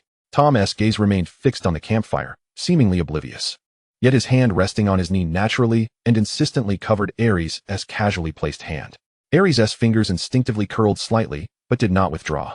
Tom's palm was warm, almost too hot, firmly grounding him, with his fingertips gently tracing a slow, rhythmic pattern across Ares' knuckles. The act was concealed within the shadows cast by the flickering firelight, embodying a Slytherin-style romanticism that silently asserted claim. A precarious flirtation unfolding beneath the watchful eyes of their companions. Ares felt the familiar warmth creeping into his ears, his gaze dropping, long eyelashes casting a small, fan-shaped shadow beneath his eyes, veiling the turbulent emotions flickering within his heterochromatic gaze. He allowed Tom to hold his hand, even adjusting his wrist slightly to make their intertwined position appear more natural and intimate. An unspoken understanding flowed between them, achieving yet another confirmation and reassurance at a soul-deep level without the need for words. Pruitt observed this exchange, his brow furrowed, yet he ultimately diverted his gaze, focusing instead on inspecting his wand. Slughorn seemed to sense something amiss, but wisely chose to overlook it, launching into an animated tale about one of his distinguished alumni working in the Department of Mysteries. At that moment, an exceedingly faint magical ripple, as if emanating from a distant time and space, undulated through Ares' perception, akin to a stone cast into an ancient well. A fleeting, ice-like sting of warning prickled beneath the blood bond mark beneath his left eye. Almost simultaneously, he felt Tom's fingers resting on his hand tighten imperceptibly for an instant. They exchanged a swift glance, an understanding passing between them. This was not a residual wave from the relic, nor the natural magic of the mountains. Instead, it bore the familiar, disquieting chill of Gellert Grindelwald's probing presence. He understood then the collapse of the mirror corridor, the aberration of the contract core, and the realization that they had not followed his preordained script toward division or subjugation, but had instead, in a manner he had not anticipated, shattered his web and even appropriated or transformed a portion of the relic's inherent power.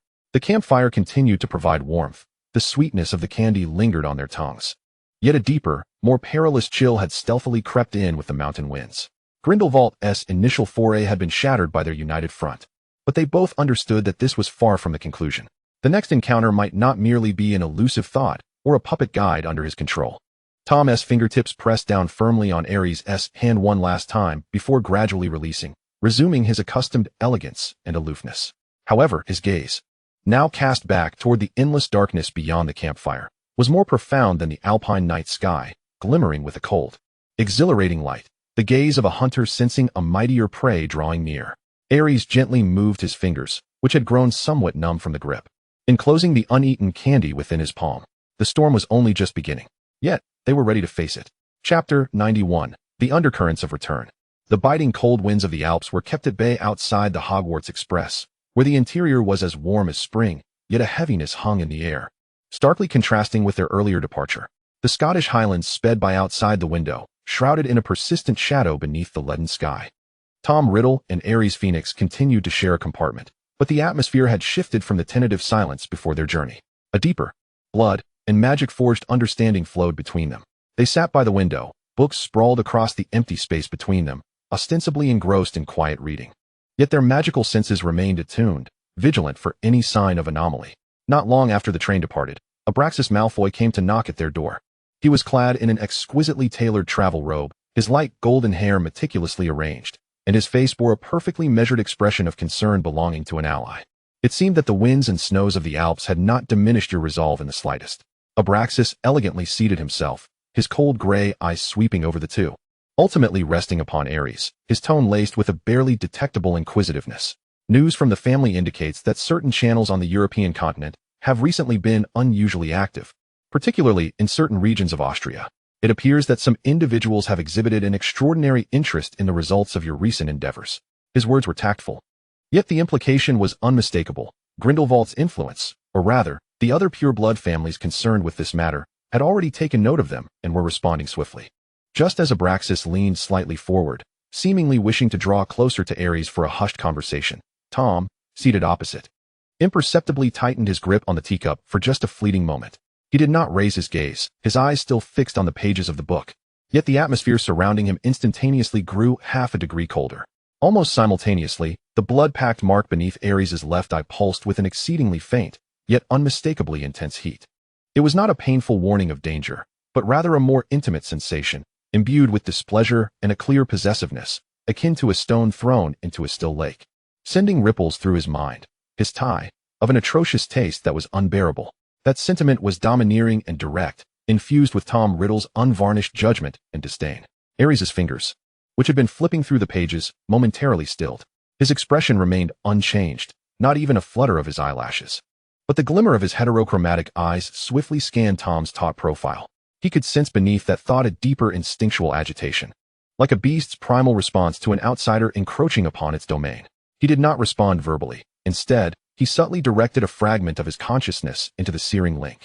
A breath of coolness, mingled with a soothing clarity and a hint of clandestine indulgence, flowed silently through the channels of their souls. Within that essence was a distinct message: I am aware, I am present. Tom's other hand, resting upon his knee, which had been slightly curled, imperceptibly relaxed. The previously lowered pressure around him subtly lifted, as though a top-tier predator had been deftly soothed, still displeased, but now calmed. This entire exchange transpired in the blink of an eye, silent and unnoticed. Abraxas remained oblivious, continuing to analyze the situation. Father believes this may be a signal. Some individuals can no longer remain idle. Tom finally lifted his gaze, his dark eyes calm and unperturbed as they met Abraxas's, as if the recent undercurrents had never occurred. Let them watch.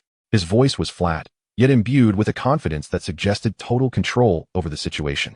The Malfoy family need only understand that the initial and most valuable investment is always the correct one. This statement served not only as an acknowledgement of Abraxas's intelligence, but also as a subtle warning and an invitation for the Malfoy family to recognize their position and side with the victor. Abraxas's pupils narrowed slightly, and a perfect, tacit smile graced his face. Naturally, he rose gracefully, indicating he would not interrupt their rest. Upon returning to school, perhaps we should find a time to thoroughly review the insights gained from this endeavor. He cast a meaningful glance at the two before taking his leave. The compartment door closed once more. Tom's gaze shifted back to Ares, no longer cold but now imbued with a profound focus, almost as if it could draw one in. He did not speak, but reached out, his fingertips gently brushing against the skin beneath Ares's blood-packed mark, the motion delicate as if dusting off a surface, yet carrying a silent confirmation and marking. Ares remained still, allowing the calloused tip of Tom's finger to linger beside his cheek, his heterochromatic eyes reflecting a tranquil warmth. The train continued its swift journey towards Hogwarts. However, as the castle's familiar silhouette, more imposing and mysterious beneath the overcast sky, emerged on the horizon, they both understood that the temporary calm had come to an end. As soon as they disembarked at the bustling Hogsmeade platform, they caught sight of the figure awaiting them. Professor Albus Dumbledore was not adorned in his usual vibrant robes, but wore a deep purple travel cloak embroidered with silver stars, standing amidst the gently falling snowflakes, exuding an air of serene solemnity. His piercing blue eyes, framed by crescent-shaped spectacles, effortlessly transcended the professor's welcoming other students, landing precisely upon Tom and Ares. He uttered no words, yet his gaze, akin to the most penetrating form of magic, instantaneously seized their full attention. Within that gaze lay scrutiny, inquiry, profound concern, and an undercurrent of a complex emotion, as if he glimpsed something far beyond Ares, a distant past laden with unspeakable intricacies. He slightly inclined his body towards them, making an exceedingly simple gesture for them to follow. Perched upon his shoulder, the phoenix fox tilted its head, its golden eyes curiously surveying the dawn upon Ares's shoulder, emitting a soft, almost inquisitive trill. What must come will inevitably arrive. Tom and Ares exchanged a glance, finding within each other's eyes the same calm resolve. They adjusted their robes, disregarding the curious or awestruck gazes around them, and walked side by side towards the most powerful wizard at Hogwarts. The trials of the Alpine snow had become a memory, while the intricate game concerning the past and future within the castle of Hogwarts was just beginning to unfold. Dumbledore, the observer who had been silently watching the board, was finally preparing to make his move. Chapter 92, The Professor's Gaze. The stone walls of Hogwarts Castle appeared even more solemn under the winter gloom, the corridors echoing with the clamorous return of students. Yet, when Professor Albus Dumbledore, adorned in his deep purple cloak embroidered with silver stars, halted at the entrance of the hall and turned to regard them with his penetrating blue eyes, the surrounding cacophony seemed to vanish in an instant. He uttered no words, merely gestured succinctly for them to follow, and then proceeded down the corridor leading to his private office rather than the headmaster's chamber. On his shoulder, the phoenix fox tilted its head, its golden eyes curiously surveying the dawn upon Ares's shoulder, issuing a soft, almost questioning chirp. Tom Riddle and Ares Phoenix exchanged a glance, recognizing the same calm understanding in each other's eyes. They silently followed, their footsteps echoing in the empty corridor. This time, there were no spiraling staircases, no portraits of past headmasters. They entered the office of the Transfiguration Professor. Here, too, an abundance of books and curious silver artifacts filled the space. Yet the atmosphere felt more intimate and weighty than the headmaster's office. Dumbledore paused before the fireplace, the flames dancing upon the lenses of his crescent-shaped spectacles. He turned, his gaze first landing upon Tom, sharp and heavy. Tom, his voice was calm, yet imbued with a sense of penetrating insight. The experiences in the Alps must have deepened your understanding of the essence of power. He deliberately avoided the word temptation, but the implicit warning beneath his words was unmistakable. Confronting the dust of history and the glimmer of certain extreme ideologies requires an extraordinary will to discern and resist. His gaze seemed capable of piercing through Tom's composed exterior, glimpsing the heart that had once trembled for absolute power within the mirror of Ares' corridor. Power is always accompanied by choice, and choice defines our future. Tom inclined his body slightly, his demeanor respectful, yet the depths of his dark eyes remained an unruffled abyss. Indeed, it was an enlightening experience, Professor. It has illuminated many truths for me. He deftly broadened the scope of inspiration, deftly sidestepping a concrete stance. Beneath the cover of his voluminous robe sleeves, his fingertips stirred slightly, sending forth an exceedingly subtle, frigid wave of magic, akin to a password confirming the existence of an alliance, which gently brushed against the back of Ares's hand, hanging at his side. Ares immediately perceived this silent connection. The blood bond sigil beneath his left eye radiated a wave of steady warmth, akin to the most resolute affirmation, dispelling the slight chill evoked by Dumbledore's scrutiny. Dumbledore's gaze then shifted to Ares. This time, the emotions in his eyes were more complex, investigative, concerned, and tinged with an almost imperceptible pain, as if he were gazing upon a distant reflection of anguish. This pain was well concealed, nearly overshadowed by pure worry. Mr. Phoenix, Dumbledore's voice softened somewhat. Yet the gravity remained undiminished. The mark upon you, and the unique wand in your hand, both point to an extraordinary past. His gaze lingered on the golden sigil beneath Ares's left eye. For a brief moment, it seemed he glimpsed another golden-haired youth's proud, yet carefree smile, his expression momentarily dimming before regaining clarity. Some connections, rooted in the past, profoundly affect the present. They may bestow talent, but often come with a heavy price. He stepped forward, lowering his voice, imparting a near-private warning. As Gellert Grindelwald uttered that name, his Adam's apple subtly bobbed, the tone tinged with a complex blend of profound understanding and a forcibly suppressed emotion, revealing him to be a perilous individual, with a clear objective. Once regarded as a part of his chessboard, extrication becomes exceedingly difficult. He paused, his blue eyes piercingly fixed on Ares. You must be exceedingly clear about who you are and what you desire. Before him, any hesitation could lead to irrevocable consequences. At the very moment Dumbledore's words concluded, a sharp, piercing pain suddenly surged from the blood bond sigil beneath Ares's left eye. The sensation mirrored the cold intrusion felt during the Alpine contract's core. Grindelwald's will seemed to cast a distant glance of renewed interest. Ares's breath hitched, a flicker of intensity flashing in his heterochromatic eyes. He did not shy away from Dumbledore's gaze. Instead, he lifted his head, responding clearly and resolutely. I am acutely aware of who I am, Professor. I am Ares Phoenix.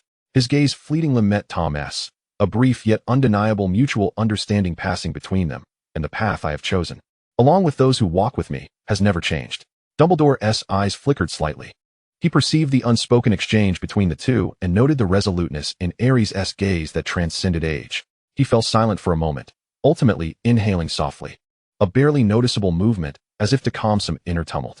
Very well, he finally said, his voice returning to its customary gentleness, yet layered with a profound weariness. Remember the choices you make today.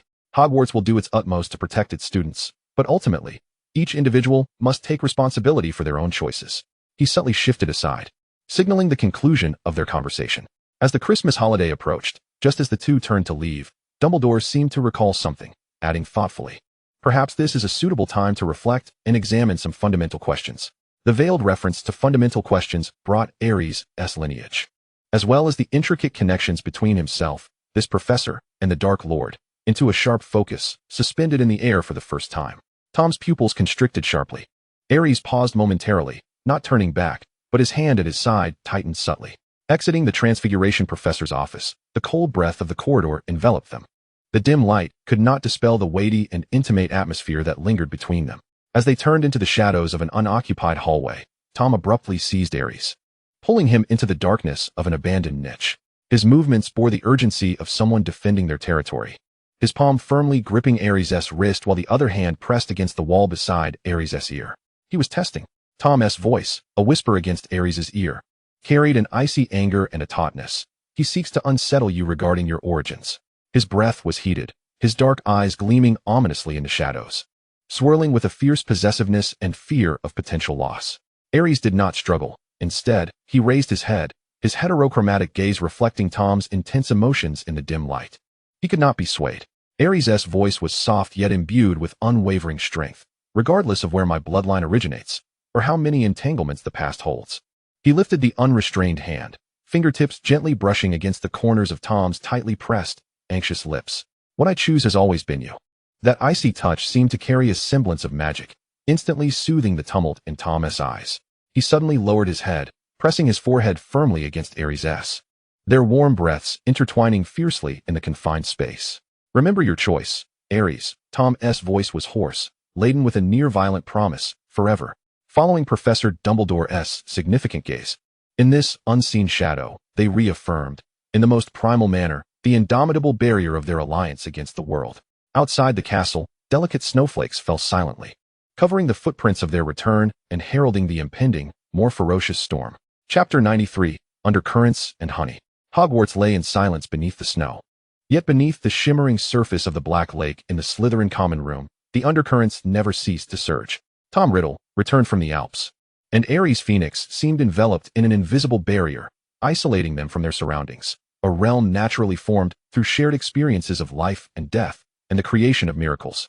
To outsiders, they appeared increasingly inaccessible, yet only they could sense the increasingly resilient and secret connection within that barrier. That evening, by the hearth in the common room, Abraxas Malfoy made his entrance once more, radiating his shrewd elegance. He did not approach but maintained a respectful distance, conversing with several upperclassmen about recent personnel changes within the Ministry of Magic, his voice pitched just right to reach Tom and Ares, who sat nearby, engrossed in their book. The position shifts within the Department of Magical Law Enforcement indicated that the influence of certain ancient families was undergoing a reshuffle. Abraxas's voice was like a meticulously tuned instrument, his gray, cold eyes seemingly casually sweeping over Ares' direction. Sometimes, a seemingly minor weight can significantly alter the balance. The implications within his words were akin to pebbles cast into a still lake. Ares' fingers turned the pages without pause. Yet the blood bond sigil beneath his left eye emanated a faint but distinct warmth. It was neither a warning nor a mere sentiment.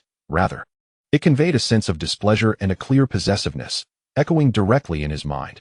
His words are laced with the sweetness of honeyed calculations. It was Tom.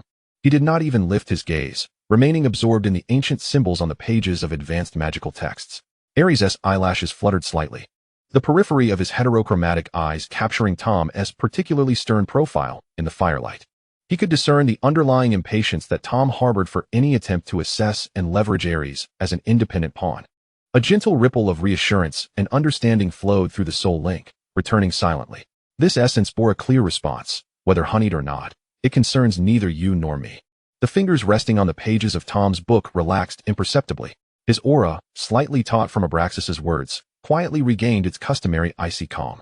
At that moment, Professor Slughorn's resonant voice echoed at the entrance of the lounge, shattering the silent game. "Ah, my dear children, so you are all here." He approached like a vividly colored speedboat, his round, plump face aglow with enthusiastic crimson, ready to have the owl deliver messages to you. "Tomorrow evening, in my office. A small, intimate dinner. Only a select few of the most outstanding and promising." His gaze lingered meaningfully on Tom and Eris, particularly pausing on Eris and the Phoenix, Dawn, dozing on his shoulder. We must thoroughly review this extraordinary alpine journey, mustn't we? Some unique insights merit sharing in a more suitable setting. He rubbed his hands together, his eyes glinting with a mixture of curiosity and shrewd calculation, as though he could already envision these two treasures being more deeply woven into his collection. Tom closed his book, lifted his gaze, and donned an impeccable, polite smile. Thank you for the invitation, Professor. We shall certainly be there on time. His response flowed smoothly and naturally, as if the recent silent confrontation had never occurred. After Slughorn left, the lounge gradually grew empty. The fire crackled, casting reflections on the two silent figures. His dinner will not merely be a review. Tom's voice resonated in the stillness, calm and unruffled. It is another stage. Eris interjected, his heterochromatic eyes reflecting the flickering firelight, showing, or perhaps being scrutinized. Tom suddenly rose and approached the sofa where Eris sat. He did not sit down, but looked down at him, casting a shadow over Eris. He extended his hand, not to touch, but to lightly brush across the cover of the book resting on Eris's lap with his fingertips, an action imbued with a casual sense of possession. Let them see clearly. Tom's black eyes were fathomless, glinting with a cold, confident light. Let them discover who we truly are. His fingertips lightly tapped the spine of the book before retracting, and he turned to walk toward the entrance of the boys' dormitory. His robe sweeping through the air with a graceful arc. Eris sat alone for a long while before raising his hand, his fingertips unconsciously stroking the spot on the spine of the book that Tom had touched, as if a trace of coldness and undeniable declaration still lingered there. The following evening, Slughorn's office had been transformed into a luxurious and intimate banquet hall. The air was suffused with the aromas of food, champagne, and various expensive spices. Among the invited guests were not only Tom and Eris, but also several distinguished Slytherin students of notable lineage or exceptional achievements, with Abraxas naturally among them. As the dinner commenced, the atmosphere was lively yet insincere. Slughorn regaled them with his eloquence, steering the conversation from the latest Quidditch matches to trivial proposals from the Ministry of Magic. However, as the wine flowed, he deftly shifted the topic to the Alps. I must say, children, it is truly a blessing from Merlin that you returned safely. Slughorn raised his goblet, his gaze flitting between Tom and Eris. I heard there were some rather unstable, ancient magical phenomena occurring there. Even the ministry was alarmed. All eyes converged on them. Abraxas swirled the golden liquid in his glass, his cold gray eyes scrutinizing. Tom raised his goblet, gently swirling it, his demeanor elegant and composed. Some forgotten defensive mechanisms, Professor, restored to tranquility under appropriate guidance. He placed an emphasis on the word guidance, which bore the weight of 1,000 meanings. Guidance. A curious seventh-year girl asked, what kind of guidance? My uncle works in the department for the regulation and control of magical creatures, and he said that kind of magical disturbance is at least XXXXX level. Just then, Eris felt a seemingly accidental brush of Tom's knee against his beneath the table. Simultaneously, the blood-packed mark beneath his left eye emitted a warm ripple. A clear thought surging forth. To the right, third one, he is using a probing spell. Maintaining his composure, Eris lifted his pumpkin juice, his fingertips subtly tracing a small ancient runic shield on the wall of his cup. An invisible, gentle yet resilient magical barrier instantly enveloped him and Tom, softly deflecting that exceedingly subtle probing magic. Once he completed this, he raised his head, his heterochromatic gaze meeting that of the inquisitive girl, his tone gentle yet firm, signaling the end of the topic. Ancient magic has its own rules. Probing too deeply into details is not always wise. The girl, meeting his gaze, inexplicably felt a chill and awkwardly ceased her inquiries. Meanwhile, the student attempting to pry had turned pale, evidently sensing the silent dissolution of his spell. A faint smile graced Tom's lips, and he found Eris's hand beneath the table, giving it a firm yet brief squeeze, filled with approval and camaraderie, before releasing it. The dinner continued in a subtle, controlled atmosphere. Tom and Eris danced like partners, one leading in the open exchanges and the other deftly diffusing the underlying tests. Their synergy seamless. They were no longer mere subjects of evaluation. They had become the chess players commanding the board. As the banquet finally concluded and guests began to take their leave, the two walked along the cold corridor back to the dungeon, the light of the snow streaming through the high windows casting a silvery chill all around. At a corner, Tom suddenly pulled Eris into the shadows, pressing him against the cold stone wall. His breath carried a hint of the evening's champagne, warm against Eris's face. Did you see? Tom's dark eyes shone astonishingly in the dimness, swirling with excitement and a near-greedy satisfaction. They have begun to fear the power we represent together. His fingers brushed against Eris's neck, feeling the warm pulse beneath the skin, a rhythm resonating with his own heartbeat. Eris offered no response, merely tilting his head slightly. His heterochromatic eyes, illuminated by the snowlight, resembling a deep abyss filled with galaxies. He raised his hand, his fingertips gliding through Tom's fallen black hair, gently smoothing it back. This subtle gesture spoke volumes, surpassing 1,000 words. In the shadows, the two exchanged silent glances, sharing an understanding that only the two of them could comprehend. Outside the castle, the wind and snow howled, yet in this quiet corridor, it felt as though they embraced the world's secrets. Slughorn's honeyed banquet ultimately became a stage to declare their formidable presence to the outside world. Yet, the true storm was still brewing.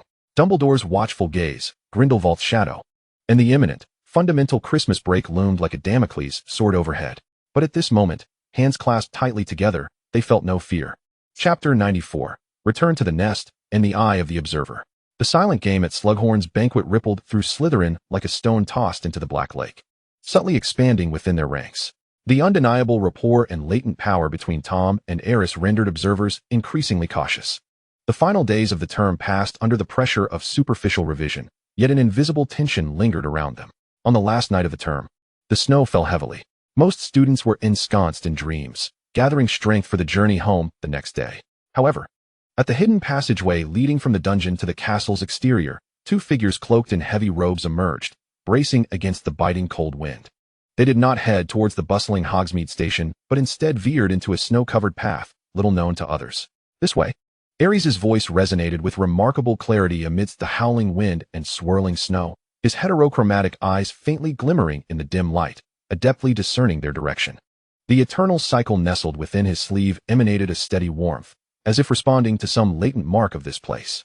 Tom followed closely, half a step behind, his dark eyes scanning their surroundings with vigilant caution, resembling a loyal, yet perilous shadow. They finally halted before a modest building, slightly distant from the main street of Hogsmeade.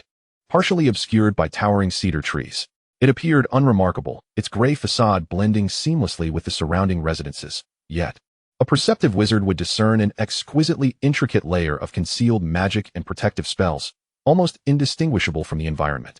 Ares extended his hand, eschewing his wand, and gently pressed his palm against the snow-laden door. The blood-pact insignia beneath his left eye shimmered faintly, resonating with the invisible magical sigils upon the door. With a barely audible click, the heavy wooden door slid silently inward, releasing a rush of dry, warm air infused with the scent of aged wood and a hint of old parchment, starkly contrasting the chill outside. This was the serene abode bestowed upon Ares by the system earlier, nestled within Hogsmeade. During the summer of their first year, it had served as their refuge from the scrutiny of the outside world and the orphanage, a secret haven belonging solely to them. Inside, the atmosphere was a world apart from the exterior. The space felt significantly more expansive than it appeared from the outside, clearly enhanced by a subtle extension charm. The flickering flames in the living room's fireplace cast away all traces of cold. Bookshelves reached from floor to ceiling, crammed with a multitude of tomes, many of which they had painstakingly gathered over the past year, exploring ancient magic, alchemy, and even some more arcane knowledge. A soothing tranquility enveloped the air. Tom closed the door behind them, effectively sealing out the tempest. He removed his snow-drenched cloak, casually draping it over a nearby brass coat rack, his movements fluid and familiar. As if returning to another home, he approached the fireplace, basking in the warmth, feeling the tension in his muscles slightly ease. In contrast to the castle, where he stood with his back to Ares, his voice emerged in a low murmur within the comforting air, revealing a sense of ease. Ares also shed his cloak and stepped beside him. The firelight cast their shadows upon the thickly carpeted floor, intertwining. At least, here, there were not so many watchful eyes. He spoke softly, the flickering flames reflected in his eyes. Tom turned to face him. In the tranquil space, where only the magical flames crackled, the air between them seemed to thicken. Freed from the ever-watchful eyes and social pressures of the castle, something long suppressed began to quietly flourish. Christmas, Tom began, revisiting the topic they had been unable to delve into at the astronomy tower, but here, his tone was more direct, imbued with an undeniable certainty, right here.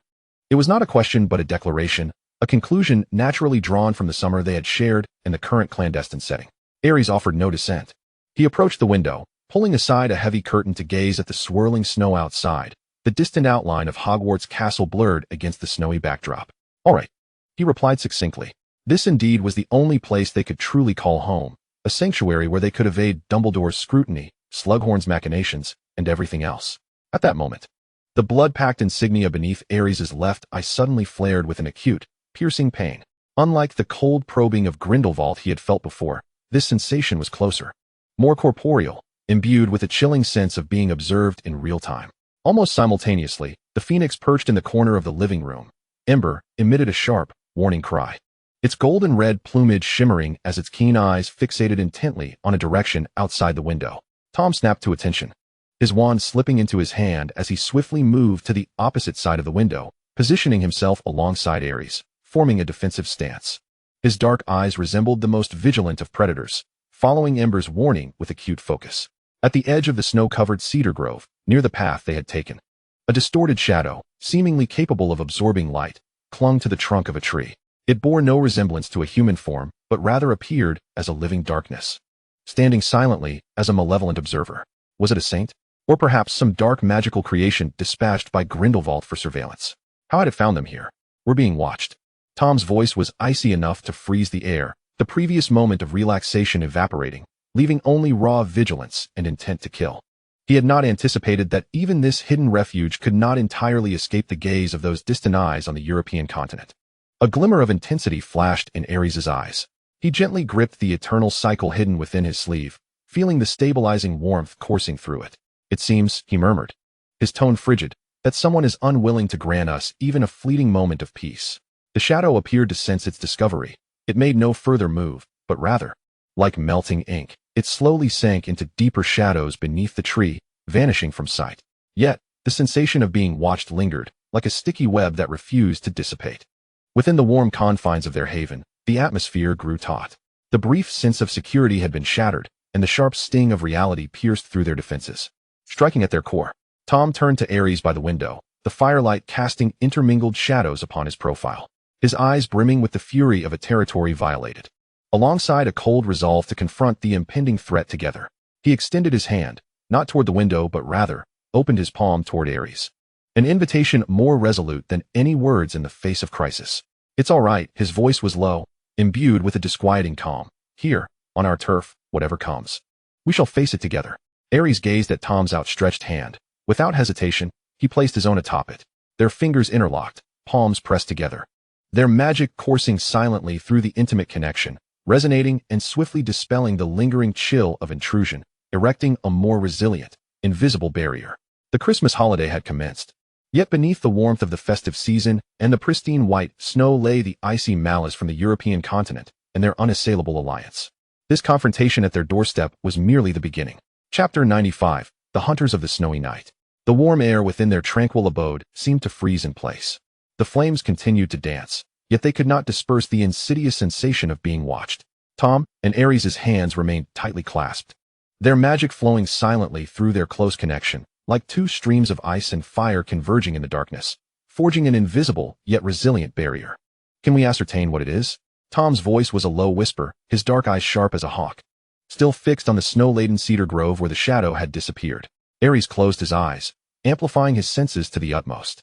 The blood pact insignia beneath his left eye pulsed with warmth, no longer a sharp pain, but akin to a precise radar scanning the residual magic in the vicinity. Not a living entity, he slowly opened his eyes, a glimmer of cold light flashing within his heterochromatic gaze. It is some form of dark magical creation. Its construction was intricate, the magical fluctuations exceedingly subtle, resembling an eye. Tom's lips curled into a chilling smile, devoid of warmth, only reflecting the indignation of being insulted.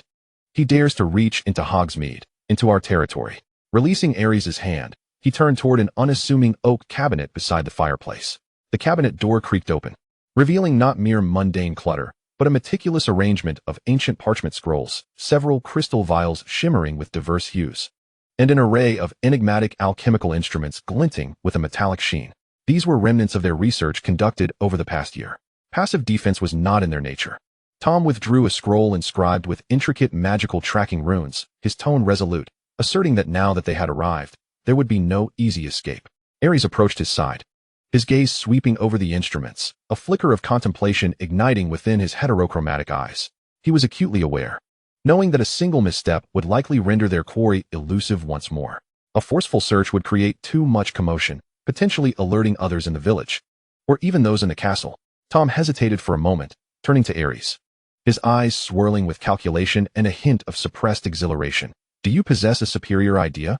Ares's fingertips grazed the staff of eternal recurrence, sensing the serene yet potent force embedded within its light and dark spiral patterns. Perhaps we might extend an invitation for it to enter. Tom raised an eyebrow, signaling him to elaborate.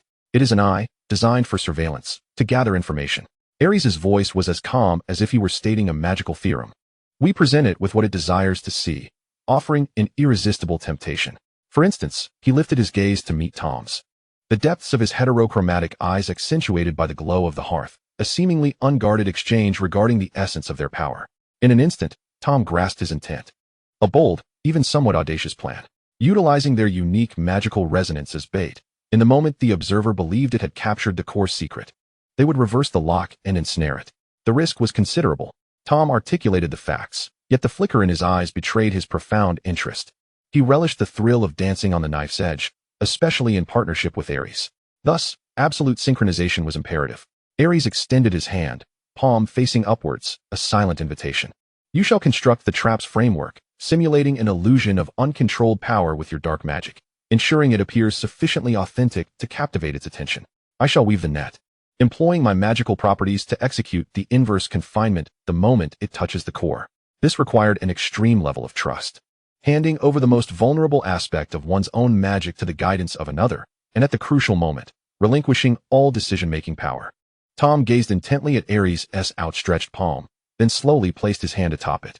This time, it was not a mere clasp, but their palms pressed closely together. Their magical essences transcended mere resonance, beginning to intertwine with an unprecedented precision. Tom's magic was cold and sharp, akin to a drawn dagger, yet at this moment, it deliberately simulated a restless, nearly uncontrollable dark vortex, exuding a tantalizing yet perilous aura. Ares's magic, in contrast, resembled a web woven from the most resilient moonlight and the deepest shadows, silently melding into the encroaching darkness, biding its time. The entire process unfolded in silent reverie, with only their increasingly synchronized breaths and the faint hum of flowing magic reverberating between them. The phoenix dawn rested quietly upon its perch, molten gold eyes fixed upon the window, akin to the most loyal sentinel. Time elapsed, second by second. Outside, the wind and snow continued unabated, while inside, the trap had been stealthily laid. Suddenly, the phoenix's feathers ruffled. Ares felt an almost imperceptible sensation, akin to feathers brushing against skin, emanating from the blood-bond sigil beneath his left eye. It was approaching. The twisted shadow re-emerged at the edge of the cedar grove, more nebulous than before, nearly merging with the environment. It seemed to be cautiously observing, sensing the chaotic yet secret-laden magical fluctuations within the abode. Beads of perspiration formed on Tom's brow. Maintaining such a delicate facade was a tremendous drain on his energy. Ares held his breath, concentrating all his will upon the intangible web in his palm, awaiting the opportune moment. The shadow appeared to succumb to its desire for the core secret, flowing like liquid darkness, silently traversing the snow, inching closer to the protective magical barrier of the house, yearning to glimpse the center of that dark vortex. Now, Ares's heterochromatic eyes sparkled with intensity.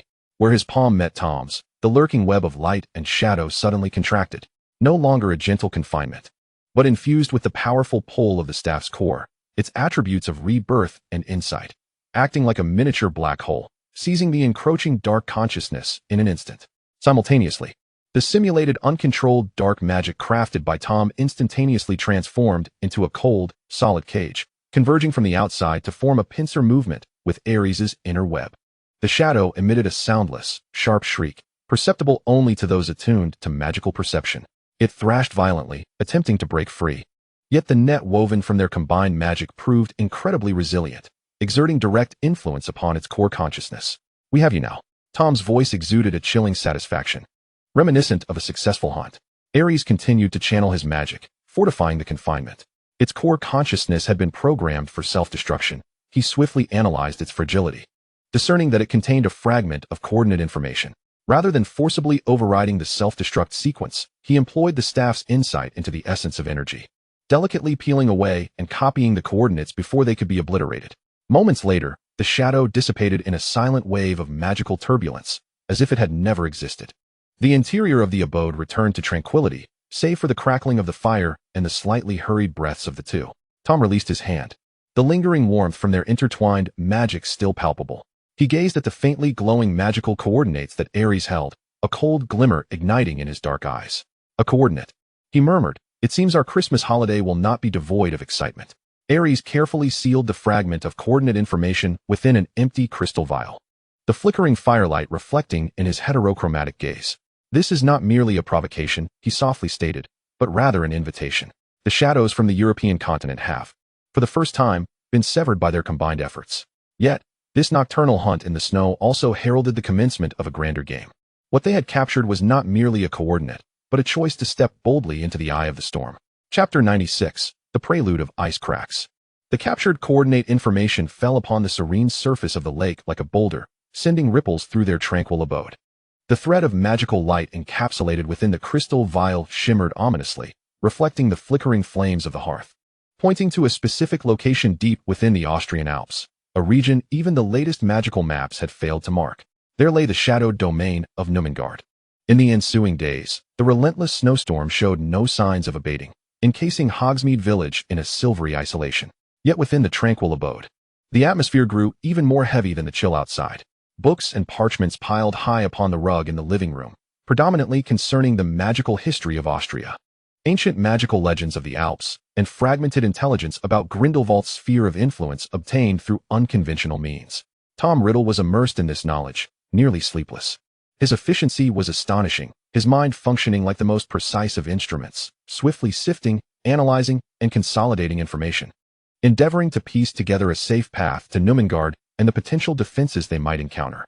His profile appeared increasingly gaunt and stern under the glow of the magical lamp, the depths of his black eyes ablaze with a near-obsessive thirst for the challenge of the unknown. Ares Phoenix was equally occupied, yet his demeanor was predominantly silent. He reclined in a plush chair by the window, an exceedingly ancient tome inscribed in Elvish concerning the arcane art of contract magic sprawled across his lap, his fingertips unconsciously caressing the staff of eternal recurrence.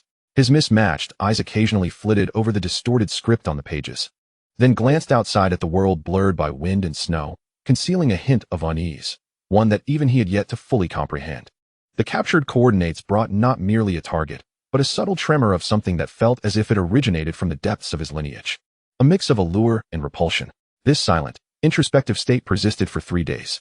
It was not until the evening of the 4th day, when Tom slammed another parchment, covered in markings and calculated symbols, onto the table with a sharp crack, that a taut string seemed to reach its breaking point. The distribution of magical nodes here bears a 376 similarity to certain structures we observed in the ruins. Tom's voice, rough from prolonged fatigue, carried an undeniable sharpness. If we could exploit this similarity to construct a temporary passage, theoretically, we could circumvent at least 2/3 of their outer defenses. Ares lifted his gaze from the heavy tome, his mismatched eyes appearing somewhat weary in the dim light. The theory hinges upon the stability of the ruined structure and the absolute correctness of our interpretation, Tom. His voice was soft yet pierced through Tom's meticulously crafted blueprint like a needle. Moreover, the risk of forcibly creating an unstable passage. We have encountered cases in the paradox of high-level spatial magic where magical backlash was sufficient to rend asunder. Risks and rewards coexist. Tom interrupted abruptly, turning around, the suppressed agitation in his dark eyes surfacing, mingled with a displeasure born from being questioned. The relentless strain of days spent in exhaustive contemplation, his urgent thirst for power, and his impatience with Ares' almost conservative stance erupted at that moment. Hesitation will only lead to missed opportunities. He stepped forward, his silhouette casting an oppressive shadow against the wall, his voice lowered, laced with a chilling inquiry. "Are you afraid? Afraid to confront him? Afraid to acknowledge the truth of the blood that binds you to him?" Those words struck Ares like a poisoned dagger, accurately piercing the most sensitive and reluctant areas of his heart. He had endeavored to remain calm and analytical, to avoid risks, not solely for safety, but as an instinctive resistance to the chaotic origins of his being. Tom's questioning brutally tore apart the rational facade he had strived to maintain. Ares abruptly closed the book and rose to his feet, though slightly shorter than Tom. His straightened back and the sudden blaze in his mismatched eyes radiated a presence that was equally formidable. "Afraid?" Ares' voice had lost its usual gentleness, now tinged with a sharp derision. "What I fear is that my accomplice is blinded by so-called power, charging recklessly into an obvious trap like a brutish ogre. I fear that everything we have painstakingly built could be shattered by someone's impatience." He took a deep breath, his fingertips whitening from the force of his grip, the blood bond mark beneath his left eye subtly glowing with warmth. Do you think you are the only one contemplating, planning? This tome I'm holding. He gestured to the elvish book resting on his lap. Delineates 17 ancient spells for curses and conscious invasion using blood ties. Why did Grindelwald send that? Why now? At this juncture, reveal the coordinates? This may very well be an integral part of his contract magic, a trap aimed at me, at the connection between us. Yet you only see the passage and the means to bypass the defenses. This marked the first instance of such an intense and genuinely angry confrontation between them. No longer were they merely cooperating in tacit understanding or silent tugging, but rather engaging in a direct clash of ideologies and emotions. Tom was infuriated by the sharpness in Ares' words and the unvarnished worry, or perhaps distrust in his judgment, they conveyed, his handsome face cloaked in a layer of frost. So, you deem my judgment reckless? You believe I cannot discern a trap from an opportunity? His voice softened dangerously, each word like ice. Or is it that you can never fully trust me, Ares? Just as you can never entirely accept the blood that flows within you, connected to that man? The air seemed to thicken, the only sound being the crackling of the fireplace, unwilling to succumb to silence. The two stood in opposition, their gazes clashing in the air, one cold and sharp, the other ignited with suppressed fury and wounded emotion. After a few suffocating seconds of silence, Ares suddenly turned away, no longer meeting Tom's gaze, his voice laced with a barely perceptible tremor and fatigue. I need some time alone. He turned and strode toward the staircase leading to the second floor, his footsteps slightly more hurried than usual. The Phoenix, concerned, cast a glance at him before silently following suit. Tom did not attempt to stop him. He merely fixed his gaze on Ares' retreating figure as it vanished around the corner of the stairs, his clenched fists turning white. The pressure around him plummeting to an alarming low. He abruptly swept his sleeve, sending a pile of parchment crashing to the ground with a chaotic clatter. He irritably approached the window, staring out at the endless curtain of snow, his chest heaving. Ares' words pricked at his heart. Distrust? How could he not trust Ares? He was his sole confidant, a partner of soul resonance. Yet that feeling of being questioned, of being protected, ignited an inexplicable, burning irritation within him. He loathed any form of restraint or doubt, even if it stemmed from concern. Upstairs, Ares leaned against the closed door, slowly sliding down to the carpeted floor. He pressed his forehead against the cold door panel, his mismatched eyes tightly shut, striving to calm his rapid breaths and tumultuous emotions. He did not distrust Tom. He was simply afraid. Afraid of loss, afraid that the truth or power lurking behind those coordinates could annihilate everything they had now. And Tom's unrelenting inquiries laid his fear bare, leaving him nowhere to hide. The usually tranquil abode was enveloped in an unprecedented cold and oppressive silence. The fire still crackled, but it could not warm the hearts that had suddenly distanced themselves due to their quarrel. Time seemed to stretch, and outside, the snowfall appeared to lessen. Tom remained frozen at the window, his silhouette tall yet imbued with a trace of solitude. He listened to the silence from upstairs, the growing restlessness within him gradually giving way to a deeper, more complex emotion, an awareness that he might have spoken too harshly. Yet he could not bring himself to soften his stance. At that moment, his peripheral vision caught sight of something by the fireplace downstairs. On the armrest of the chair where Ares had been seated, he focused intently and discovered the elvish tome, open to a particular page, which bore several concise annotations in a familiar, elegant script, precisely regarding how to recognize and strengthen the soul bond to resist external incursions of contract magic. Tom's dark eyes flickered with intense emotion. It turned out that Ares had not retreated. Rather, he was striving to protect their connection in his own manner. A wave of mixed feelings, regret, relief, and an indescribable bittersweetness washed over Tom. He remained rooted in place, unmoving, yet the tension in his jaw softened imperceptibly. The blizzard would eventually cease, and perhaps the cracks existed as a prelude to a more profound fusion. However, the challenge of taking the first step toward reconciliation remained a new trial for two proud and obstinate souls. And the coordinates from New Mongard continued to shimmer within the crystal vial, radiating a cold and unwavering light. Chapter 97. Silent Steps and Intersecting Fingertips. The frigid silence within the tranquil abode continued to ferment, akin to the heavy frost crystallizing upon the window panes outside. The altercation from yesterday loomed like an invisible chasm between Tom and Ares. Tom remained stiffly positioned by the window downstairs, his silhouette erect yet exuding an aura that discouraged any approach. Meanwhile, Ares confined himself to the sanctuary of his upstairs bedroom, with only the Phoenix's dawn occasionally flitting about, its molten gold eyes oscillating between the two, imbued with silent concern. Time meandered slowly in the stillness, and even the flames in the hearth seemed to flicker with diminished vigor. Countless times, Tom's gaze darted toward the staircase, only to force himself to look away. The elven tome that Ares had left on the armchair felt like a searing brand, scorching his sight. The annotations left by Ares, words concerning the fortification of their soul bond against intrusions, echoed repeatedly in his mind. He realized that Ares was not cowardly, but was employing a means of protection for their most intrinsic connection that he had never contemplated. This realization gnawed at the rigid shell he had erected in response to being questioned, a blend of vexation and an unfamiliar softness swirling beneath the icy lake of his heart. Yet, he found himself at a loss on how to break this impasse. An apology?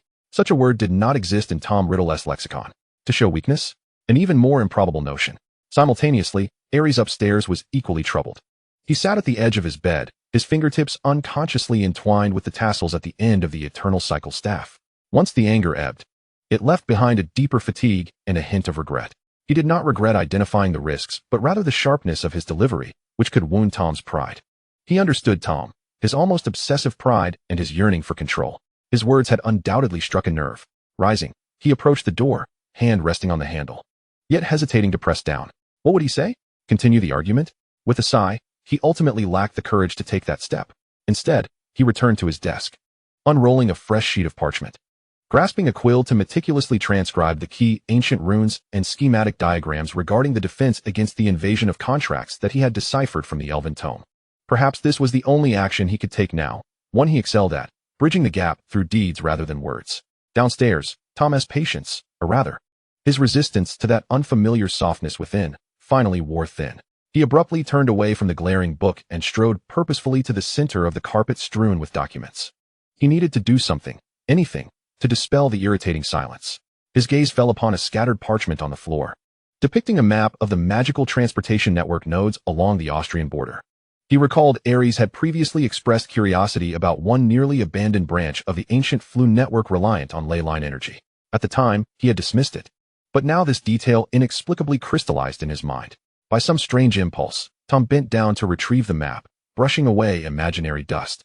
He stared at the nearly overlooked branch of the Flu network, his mind racing once more. Ares's concerns were valid. The risks of forcibly constructing a passage were too great. Yet, what if they utilized the existing, albeit forgotten, ancient facilities? This could be a compromise, one that demonstrated he was not reckless while advancing their plans. With the map in hand, he hesitantly approached the staircase. Each step felt like treading upon invisible thorns. He paused at the top of the stairs, finally summoning the resolve to ascend. His footsteps echoed sharply on the wooden steps, jarring in the stillness of the house. Upstairs, Ares heard the footsteps and tightened his grip on the quill, the tip leaving an ink blot on the parchment. Instinctively, he straightened his back. Tom halted outside the bedroom door. He did not knock or speak, but stood there, resembling a silent statue. Between the door, a thin layer of wood separated them. Yet they could sense each other's presence, the subtle tension palpable in the stilled air. Ultimately, it was Tom who moved first. He slowly crouched down, sliding the map through the gap beneath the door. After completing that act, he stood up abruptly, as if afraid of being burned, and swiftly descended the stairs. His footsteps markedly more hurried than before. Inside, Ares stared blankly at the map that had slipped beneath the door. He bent down to retrieve it, his gaze falling upon its surface. The map itself held no extraordinary features.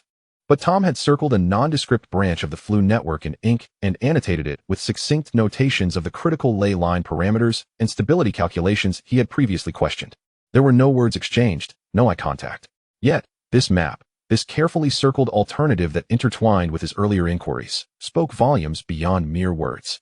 It was a clumsy yet clear step forward, characteristic of Tom Riddle. Ares held the map, his fingertips grazing the coarse texture of the parchment. A tumult of complex emotions swirling in his mismatched eyes, ultimately coalescing into a deep, warm wave of understanding. He approached the door and, this time, without any hesitation, gently opened it. Downstairs, Tom stood with his back to the staircase, feigning concentration on the flickering flames of the hearth, though the tautness of his shoulders betrayed his unease. Ares descended the stairs quietly, stopping a short distance behind Tom, careful not to encroach too closely, granting them both the necessary space.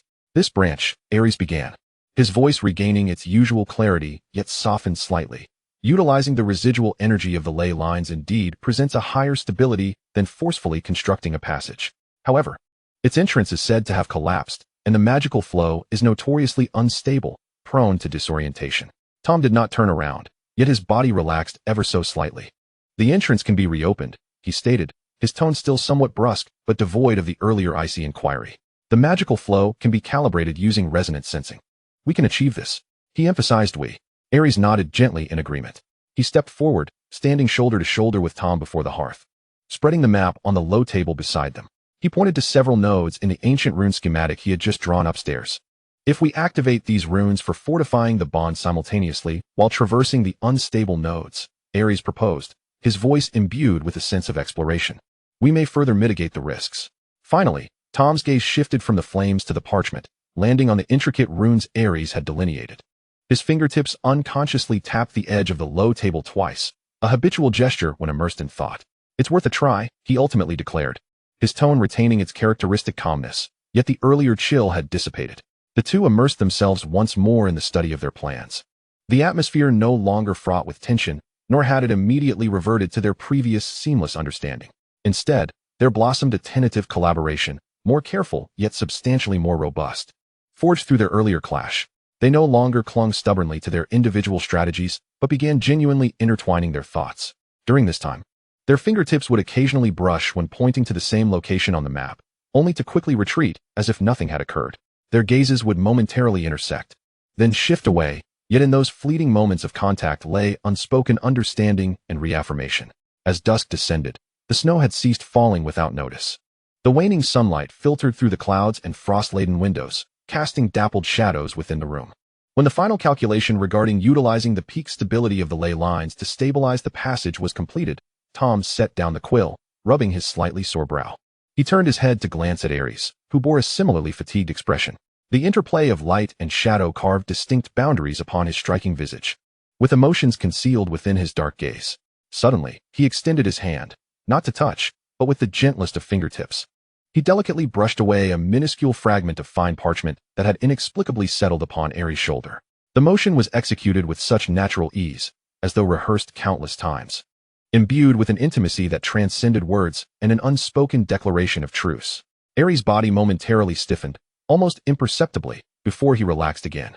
He did not flinch nor did he glance toward Tom. Instead, he allowed his eyelids to fall, permitting that cool fingertip to glide along his shoulder, while a steady warmth, akin to solace, emanated from the blood pact mark beneath his left eye. I'm hungry, Tom stated, retracting his hand with a tone of indifference, as if that subtle gesture had never transpired.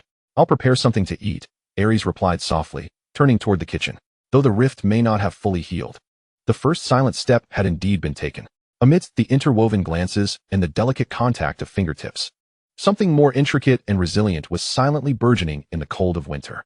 The coordinates within the crystal vial remained on the low table, patiently awaiting their final decision. Chapter 98. The Vow and the Unsent Letter Beneath the Snowlight. After the blizzard, Hogsmeade lay in profound silence, as though the entire world was enveloped in a thick layer of velvet. Within the serene abode, the fireplace dispelled the chill, seemingly smoothing out the last creases left by yesterday's argument. A simple dinner passed in a tacit understanding of quietude. Both refrained from mentioning the coordinates that had sparked the conflict or delving further into the nascent plan leveraging the ancient network of magical travel. Some wounds require time to mend on their own. Some decisions must brew in silence. After dinner, Tom resumed his place on the carpet by the fireplace, yet did not immediately immerse himself in the study of maps and runes. Instead, he picked up the elvish tome that Ares had annotated, his long fingers gliding over the elegant script on the pages, his dark eyes appearing especially profound in the flickering firelight. He remained silent, engrossed in reading, as if reassessing and, through these words, attempting to comprehend Ares' concerns and guardianship at that moment. Ares, seated in a soft chair by the window, had spread open another book detailing the early structure of the Austrian Ministry of Magic upon his lap, yet his gaze frequently drifted outside. The snowfall had ceased, and against the deep blue sky, a few cold stars valiantly pierced through the clouds, casting a chill radiance upon the world outside, now cloaked in silver as if it were an unreal dream. Unconsciously, his fingertips tapped against the armrest, his mismatched eyes reflecting the snowlight, while his thoughts wandered to the depths of the Alps indicated by the coordinates, where the Dark Lord, intricately connected to his lineage, resided, and to this boy beside him, whose fate was intricately entwined with his own, equally proud and complex. Time slipped by unnoticed until Tom closed the tome with a soft sound. He lifted his gaze, which traversed the room and landed upon Ares' profile by the window. The cold snowlight outlined Ares' gentle contours, his platinum hair seeming to glow, while his mismatched eyes appeared enigmatic and distant within the shadows. An inexplicable, almost panicked emotion seized Tom. He feared the isolation lurking beneath this tranquility. Worried that Ares might remain ensnared in his anxieties regarding the unknown origins, thereby drifting away from him. He stood up, the movement shattering the silence of the room. Ares seemed startled, returning from his reverie to look toward him. Tom did not approach Ares, but instead walked to the other side of the room, where a somewhat antiquated box carved from black walnut rested on the bookshelf. He opened the box, retrieving 2 rolls of parchment with a unique texture that shimmered faintly with silver, along with 2 feather quills embedded with black gemstones. We need to establish a contract. Tom's voice resonated within the quiet room, calm yet imbued with an undeniable gravity. He carried the parchment and quills to the center of the living room, sitting upon the carpet before Ares and sliding one of the documents toward him. Ares paused, a flicker of confusion passing through his mismatched gaze. A contract? Not of the blood pact sort, Tom clarified immediately, his dark eyes fixated on Ares, brimming with a tumult of emotions, an undeniable possessiveness, a clearer understanding forged from their dispute, and a near-desperate determination to bind them irrevocably together. It's about us, a pact of complicity. He unfurled his parchment and, using the black gem quill, began to inscribe upon it. His handwriting was as sharp and fluid as ever, exuding his characteristic aura of control. Under the witness of magic, he penned the first line, his voice low and clear, each word striking Ares' heart. The undersigned, Tom Riddle, and Ares Phoenix, hereby confirm and vow, first, to be each other's sole accomplices and allies, sharing the glory of the path ahead, as well as bearing the thorns of fate together. The quill glided across the parchment, producing a soft rustle as magic seeped into the paper fibers, glimmering faintly. Second, power and wisdom are mutually inclusive. Decisions shall require the consent of both parties, and neither shall act unilaterally nor conceal due to doubts. As he inscribed this line, Tom's quill hesitated slightly, representing a form of rectification of his previous actions, as well as a promise to Ares. Third, trust is the cornerstone of our bond. Regardless of circumstances or temptations, our faith in each other must remain unshakable. His voice carried an almost obsessive firmness. Ares silently watched him write, listening to his deep voice articulate each vow, the brilliance in his mismatched eyes flickering intensely. He could sense the earnest yet clumsy attempt behind this contract, a desire to atone, to strengthen, to declare everything. This bore more potency than any apology or explanation. When Tom completed the final line, "This pact shall endure until magic fades and souls cease," and inscribed his full name, he lifted his gaze, extending the quill toward Ares. His dark eyes unmasked in their fervent anticipation of a response. Ares accepted the cold, black gem quill without hesitation, signing his name upon his parchment with equal solemnity, Ares Phoenix. His script, though not as sharp as Tom's, bore a unique, tranquil strength. As he finished the final stroke, both rolls of parchment erupted in a soft yet intense silver luminescence. Within the light, the ink seemed to come alive, transforming into slender threads interwoven with gold and black, soaring into the air briefly before merging into both their chests. A warm and solid sense of connection took root within their souls, clearer and more directional than the resonance of a blood pact. This was not a binding, but a deeper affirmation and anchoring. As the light dissipated, Tom gazed at Ares, releasing a slow breath as the tension in his shoulders finally eased. He extended his hand, palm upward. Ares placed his hand within Tom's palm. This time, their fingers intertwined tightly, devoid of any hesitation or trial. "Now," Tom murmured, his thumb caressing Ares' knuckles, his voice low and laced with relief, "we can continue discussing that coordinate together." Just as this vow settled into the air, enveloped in warmth, the phoenix perched upon the windowsill emitted a brief, questioning trill. It tilted its head, molten gold eyes fixated on a seemingly ordinary shrub in the corner of the yard, now blanketed in snow. Almost simultaneously, a faint yet barely perceptible ripple emanated from the blood bond mark beneath Ares' left eye. It was not a warning but rather a resonance, a subtle echo imbued with an ancient and melancholic essence, distinct from the connection he shared with Tom. This sensation was fleeting, so ephemeral that one might mistake it for an illusion. Tom seemed to sense something amiss as well, his brow furrowed as he gazed out the window, where only the pristine white snow and the tranquil night sky awaited. "What is it?" he asked Ares. Ares shook his head, a flicker of confusion crossing his heterochromatic eyes. "It's nothing," he replied softly, momentarily suppressing that peculiar feeling, dismissing it as a mere figment of his imagination. He redirected his focus back to Tom, back to the contract they had just forged and the future that lay ahead. However, that fleeting resonance from beneath the snow seemed like a seed unwittingly sown, quietly taking root in the depths of his heart. Meanwhile, in the distant Hogwarts castle, In the office of the Transfiguration Professor, Albus Dumbledore stood by the window, similarly gazing out at the serene landscape blanketed in snow. He held a letter he had just penned, yet to be sealed. The elegant script still wet with ink on the parchment. The letter began with Dear Gellert. He looked out at the world beyond, his blue eyes filled with complex emotions. Ultimately, he sighed softly, folding the letter without summoning an owl. Some words, perhaps, are destined to remain forever confined within the heart, much like this silent, snow-laden night. Chapter 99. The Gaze of Nurmengard and the Unfaded Warmth. The fierce winds of the Alps howled outside the towering black spires of Nurmengard, whipping up a flurry of snowflakes that relentlessly battered the cold basalt walls, akin to countless vengeful spirits assaulting their prison. Within the castle, in stark contrast to the destructive chill outside, an atmosphere of extreme, almost stagnant order pervaded, punctuated only by the silent dance of the blue magical flames in the fireplace, casting flickering shadows upon the smooth, mirror-like black floor. Gellert Grindelwald stood before a grand arched window, his posture regal as a drawn sword. Clad in a finely tailored black high-collared robe, the seemingly simple fabric shimmered with a muted luster under the ghostly blue light, as if he draped the very night around himself. His golden hair was meticulously swept back, revealing a smooth forehead and a visage that melded divine beauty with a chilling allure. His renowned heterochromatic eyes, one a void of pure black, the other an ice blue piercing through the heavy glass and swirling snow, seemed capable of traversing mountains and rivers to alight upon a small village in the British Isles. Shrouded in frost, his fingertips, concealed beneath the robe sleeves, absently caressed the small blood bond vial resting against his chest, the cool crystal melding with his body temperature, while the 2 drops of mingled blood within eternally swirled, reminiscent of a summer's day sealed after a fierce conflagration. We have forged a contract, came the raspy voice of Travers from the shadows. His left arm was stiff, his complexion pale, bearing the remnants of an escape from the icy caverns of the Alps. Yet his stance remained one of absolute deference to the figure before him.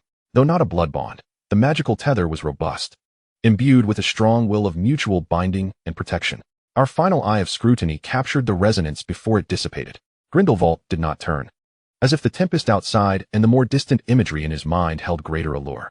His ice-blue pupil narrowed slightly, and his fingers paused in their caress of the blood bond vial.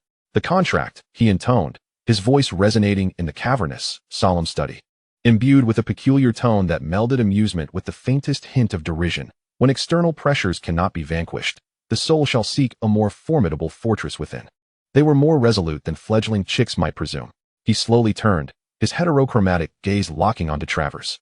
The intensity of his look was not one of deliberate oppression, but bore a penetrating clarity that made Travers feel as if his every thought lay bare.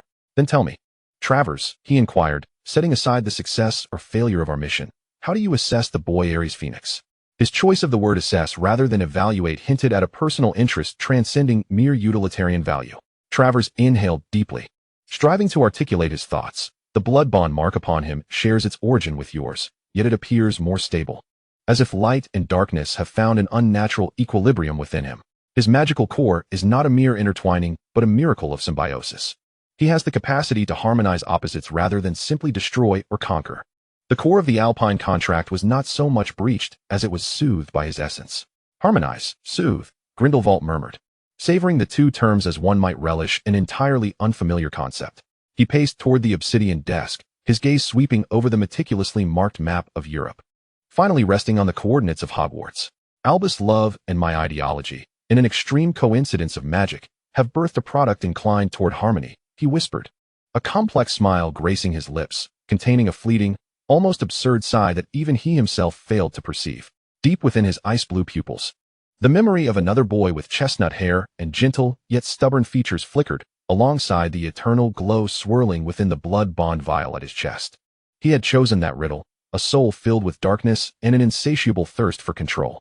Grindelwald's fingers unconsciously tapped upon the cold surface of the desk, producing a steady and clear rhythm, akin to the cadence of his thoughts, the child of light and dark, and the potential Dark Lord endeavoring to construct the foundations of their ideal realm upon the ruins of the old world. This time, the mockery in his tone was unmistakable. Yet within his obsidian-like pupils flickered a faint flame of inquiry into the realm of possibility itself. Even as that flame contradicted the ironclad and orderly blueprint of the new world he sought to forge. Sir, Travers cautiously employed the term of address preferred by Grindelwald. We must adjust our strategy. They are not to be trifled with, and Professor Dumbledore is evidently keeping a close watch. Albus, Grindelwald interrupted him, the name rolling off his tongue with a texture that was both rich and complex, akin to aged wine, mingling sweetness with an indelible bitterness. His fingers tightened slightly under his robe, feeling the icy crystal of the blood bond vial, as if it held an everlasting warmth that refused to extinguish. He was always observing, weighing, ensnared by the phantoms of the past and the moral shackles he had imposed upon himself. His tone bore a sharpness akin to that of one frustrated with unfulfilled potential, yet beneath that sharpness, did it conceal an unspoken pain and regret for something irretrievable? He paused, the emotions swirling in his heterochromatic gaze akin to the tempestuous sea before a storm. Ultimately, all outward expressions were forcibly repressed, coalescing into a cold, rational brilliance capable of sending tremors throughout Europe. Since our direct invitation was declined, since they are confident that the small world they have constructed together can withstand the storm. Grindelwald's voice regained its customary calm authority. Let us allow the currents of reality to test the resilience of their paper vessel. Send word, he commanded Travers without lifting his gaze. The quill made from the tail feather of a thestral bound with the sinew of some dark creature gliding across the special black parchment. The dark red ink flowing like the tears of blood. Cease all direct contact with the two boys. The secrets we possess regarding certain ancient British families and their unsavory dealings with the Muggle elite shall be deftly bestowed upon the astute and ambitious officials within the Ministry of Magic. It is high time for the stage of London to illuminate, staging a vibrant drama. He intends to stir the waters, plunging the ministry into a quagmire of internal scrutiny and scandals surrounding pureblood families. As the external circumstances surrounding Hogwarts become tumultuous, and when those young accomplices discover that their pact cannot shield them from the world's malice, greed, and chaos, it shall be the opportune moment for him to play his move. Furthermore, he meticulously sealed the directive, the wax seal resembling a solidified black flame, emanating an ominous magical aura, prompting our friends in Nocturne Alley and all shadowy corners to begin disseminating intriguing rumors about the secrets that could reshape the power dynamics of the wizarding world hidden within Hogwarts. The whispers must be ambiguous yet tantalizing, like ink diffusing in clear water, igniting the latent greed of all. He seeks to thrust Ares and Tom from their relative safety in the shadows into the glaring spotlight, compelling them not only to endure his gaze but also to confront the covetous, curious, fearful, and hostile eyes of the entire wizarding community. He coldly mused. As the ivory tower began to show signs of fracture, and as external pressures infiltrated, whether that youthful, untested bond of complicity would remain as unyielding as it is at this moment. Travers bowed, receiving the seemingly weighty directive with both hands, silently retreating into the shadows as he had arrived. The study returned to its silence, with only the flickering azure flames providing dim light and the eternal wind and snow outside lamenting. Grindelwald approached the window once more, his mismatched eyes piercing through the darkness and distance, as though he could see the distant cottage in Hogsmeade, blanketed in snow, and the two young figures inside, huddled together, attempting to ward off the harsh winter with their shared warmth. Standing with his hands clasped behind his back, his tall figure cast a stark silhouette upon the glass, while beneath his robe, his fingertips gripped the blood-packed vial tightly, the cold crystal nearly embedding itself into his palm. "Do you see it, Albus?" He whispered to the boundless snow and darkness outside, his voice soft as a sigh, imbued with a rare, nearly imperceptible weariness. "This paradoxical miracle we inadvertently created is attempting to carve out its own path. And you, my old friend, will you choose to protect? Or will you once again raise your wand and stand against me?" The snowstorm raged on, consuming all sound. The sovereign of Nurmengard stood alone at the edge of the world, both the master of the game and seemingly a pawn, drawn by the invisible threads of fate and the past. He calmly strategized, patiently waiting, and within the depths of that cold rationality. Perhaps even he was reluctant to acknowledge the flicker of complex, unarticulated concern for the child born of his and Albus's shared blood and magic, and the uncertain path that child had chosen. This grand chess game spanning Europe was quietly shifting towards a direction that even he could not fully predict due to these two unexpected variables. And the blood-packed vial pressed against his chest stubbornly retained a trace of warmth, as if it were infused with the everlasting heat of a summer day in Godric's Hollow. Epilogue: The Accomplices of Honey and Spell Timeline. 5th year at Hogwarts. Dusk after potions class scene. An abandoned classroom at the end of the cellar corridor, where the sunset casts golden flecks upon the air thick with potion dust through stained glass windows. Ares finds himself ensnared by Tom before a glass cabinet filled with glowing ancient magical instruments, the heat from dragon hide gloves seeping into his delicate wrist bones. Tom's breath entwined with the cool scent of belladonna and ebony, trapping him firmly within the diamond-shaped shadows cast by the instruments. He pinched the love letter dusted with gold powder between his fingers, the incendio charm flickering at the edges of the parchment, reflecting in his deep eyes a somber darkness. Ares was forced to tilt his head back under this sweet pressure. Yet his mismatched eyes glimmered with melting honey. You distinctly caught the scent of the tracking potion I sprinkled over all the parchment this morning. He purposefully brushed his knee against the taut fabric of Tom's robe. Even Professor Slughorn's cockroach pile couldn't keep you away? The chain of the blood pact burned under his sleeve, Tom's warning mingling with the bittersweet taste of green apple taffy crashing into his consciousness. Which finger did she touch? The pinky of my right hand. Ares exhaled softly within their soul resonance. But a certain gentleman wrapped an extra 3 layers of bandage around that finger while donning the dragon hide gloves for me this morning. It still remembers the warmth of your fingertips. The incendio abruptly extinguished. Tom grasped his chin, turning him toward the stained glass window. The twilight bathing his lashes in flowing honey. Next time, call me in her presence. Let your Adam's apple brush against your tousled hair as you lightly bite your ear. Recite my name in the tone of an ancient love poem before everyone. Just as Tom's lips were about to descend upon Ares's slightly parted petals, the air within the classroom suddenly rippled. All the crystal orbs within the cabinet illuminated simultaneously, casting the gentle visage of Albus Dumbledore. Good evening, gentlemen. Dumbledore's projection gracefully folded his hands. I couldn't help but notice some rather intense magical fluctuations here. Tom's arm remained firmly around Ares's waist, merely tilting slightly to nod politely. Professor, we are discussing our potions assignment. Of course. Dumbledore's gaze softened as it turned to Ares. My dear child, perhaps you should head to the library. Another cold voice intruded upon the conversation. What a touching display of concern, Albus. Gellert Grindelwald's image appeared in a separate crystal orb, his mismatched eyes narrowing dangerously. His gaze sliced through Tom's hand still resting on Ares's waist. It seems someone needs a reminder of what constitutes appropriate distance. Tom's fingers tightened further, drawing Ares closer to himself. I believe that at Hogwarts, students are free to befriend one another. Freedom? Grindelwald chuckled lightly, the crystal pieces twirling at his fingertips. When you are touching my blood, it is no simple matter of friendship, boy.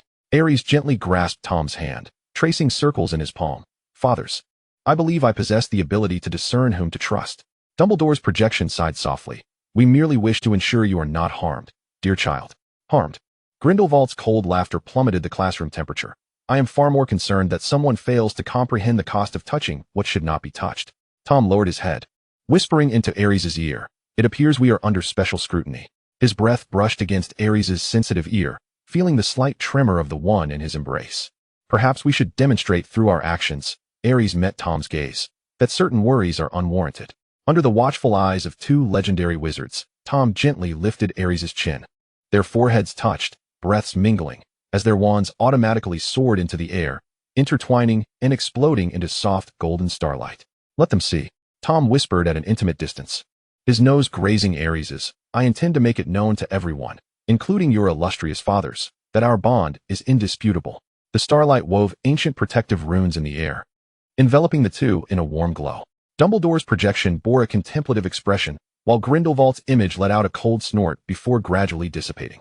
As the last vestiges of light faded, Tom's lips finally met Ares's. It is a kiss, gentle yet resolute, imbued with the sweet fragrance of green apples and the bittersweet essence of potions, as if declaring their choices to the entire world. Meanwhile, in the Transfiguration office, Albus Dumbledore gazes at the 2 entwined figures within the crystal ball, letting out a soft sigh. Fawkes, perched upon his shoulder, emits a worried chirp, its golden tail feathers brushing anxiously across the surface of the orb. I understand, old friend, Dumbledore murmurs, his fingertips unconsciously caressing a lemon sherbet. But some paths must be chosen by them alone. Suddenly, the image within the crystal ball is veiled by a thin mist, a magical interference emanating from Nurmengard. Dumbledore furrows his brow slightly, tapping his wand against the desk, a silvery light entering the orb and dispelling the fog. Gellert, he whispers to the air. Overprotection has never been the correct answer. At the Nurmengard Observatory, Gellert Grindelwald scrutinizes the closely intertwined points of light on the star map, a flicker of displeasure crossing his mismatched eyes. With an elegant wave of his wand, he conjures an ice mirror, which reflects the scene in the cellar with crystal clarity. You have gone too far, Albus, he whispers to the reflection of Dumbledore in the mirror. You always allow danger to fester. As he observes Tom's fingers weaving through Ares's platinum hair, a spark of icy blue ignites at Grindelwald's fingertips. The mirror promptly frosts over, but beneath that layer of frost, He notices the flickering light of happiness in Ares' eyes, momentarily leaving him speechless. In the cellar classroom, the prolonged kiss concludes, and Ares leans against Tom's chest, breathing softly. He senses the magical gazes from two directions, one gentle as moonlight, the other sharp as an icy blade. They are still watching. Ares whispers near Tom's ear, his fingers unwittingly toying with the silver clasp of Tom's dark robe. Tom chuckles lightly, his fingers trailing down the curve of Ares' spine. Let them gaze to their heart's content. Suddenly, the magical instruments within the classroom begin to hum softly. Fox's golden feathers drift like snowflakes, each transforming into a blooming golden lily upon touching the ground. Simultaneously, tiny ice crystals coalesce in the air, refracting a spectrum of rainbow hues. It seems our fathers have chosen a more elegant means of expressing their opinions, Ares remarks, catching an ice crystal and watching it dissolve into a droplet of dew in his palm. Tom's lips brush against the blood bond mark on Ares' neck. Feeling the warm pulse radiating from it, I look forward to witnessing their reactions. Their wands rise once more, the tips of you and spiralwood touching, unleashing an even more dazzling starry light. This starlight weaves through the air, forming a complex magical array that envelopes the two completely. Ares gazes in astonishment at the surrounding starlight. An ancient protective charm, Tom explains softly, only soulmates in complete resonance can cast. Enveloped by starlight, Tom kisses Ares' lips again. This time, their magic intertwines fully, the powers of light and dark harmoniously entwining to create a breathtaking new wave of magical energy. The following morning, in the Great Hall of Hogwarts, the morning light filters through stained glass, draping the hall in a golden veil. Students are astonished to discover tiny golden stardust hovering above the Slytherin table. Whenever Tom and Ares draw near, the stardust forms intricate and beautiful patterns. By Merlin's beard, Professor Slughorn exclaims excitedly, pointing to the air, this is spontaneous, emotional, magical resonance.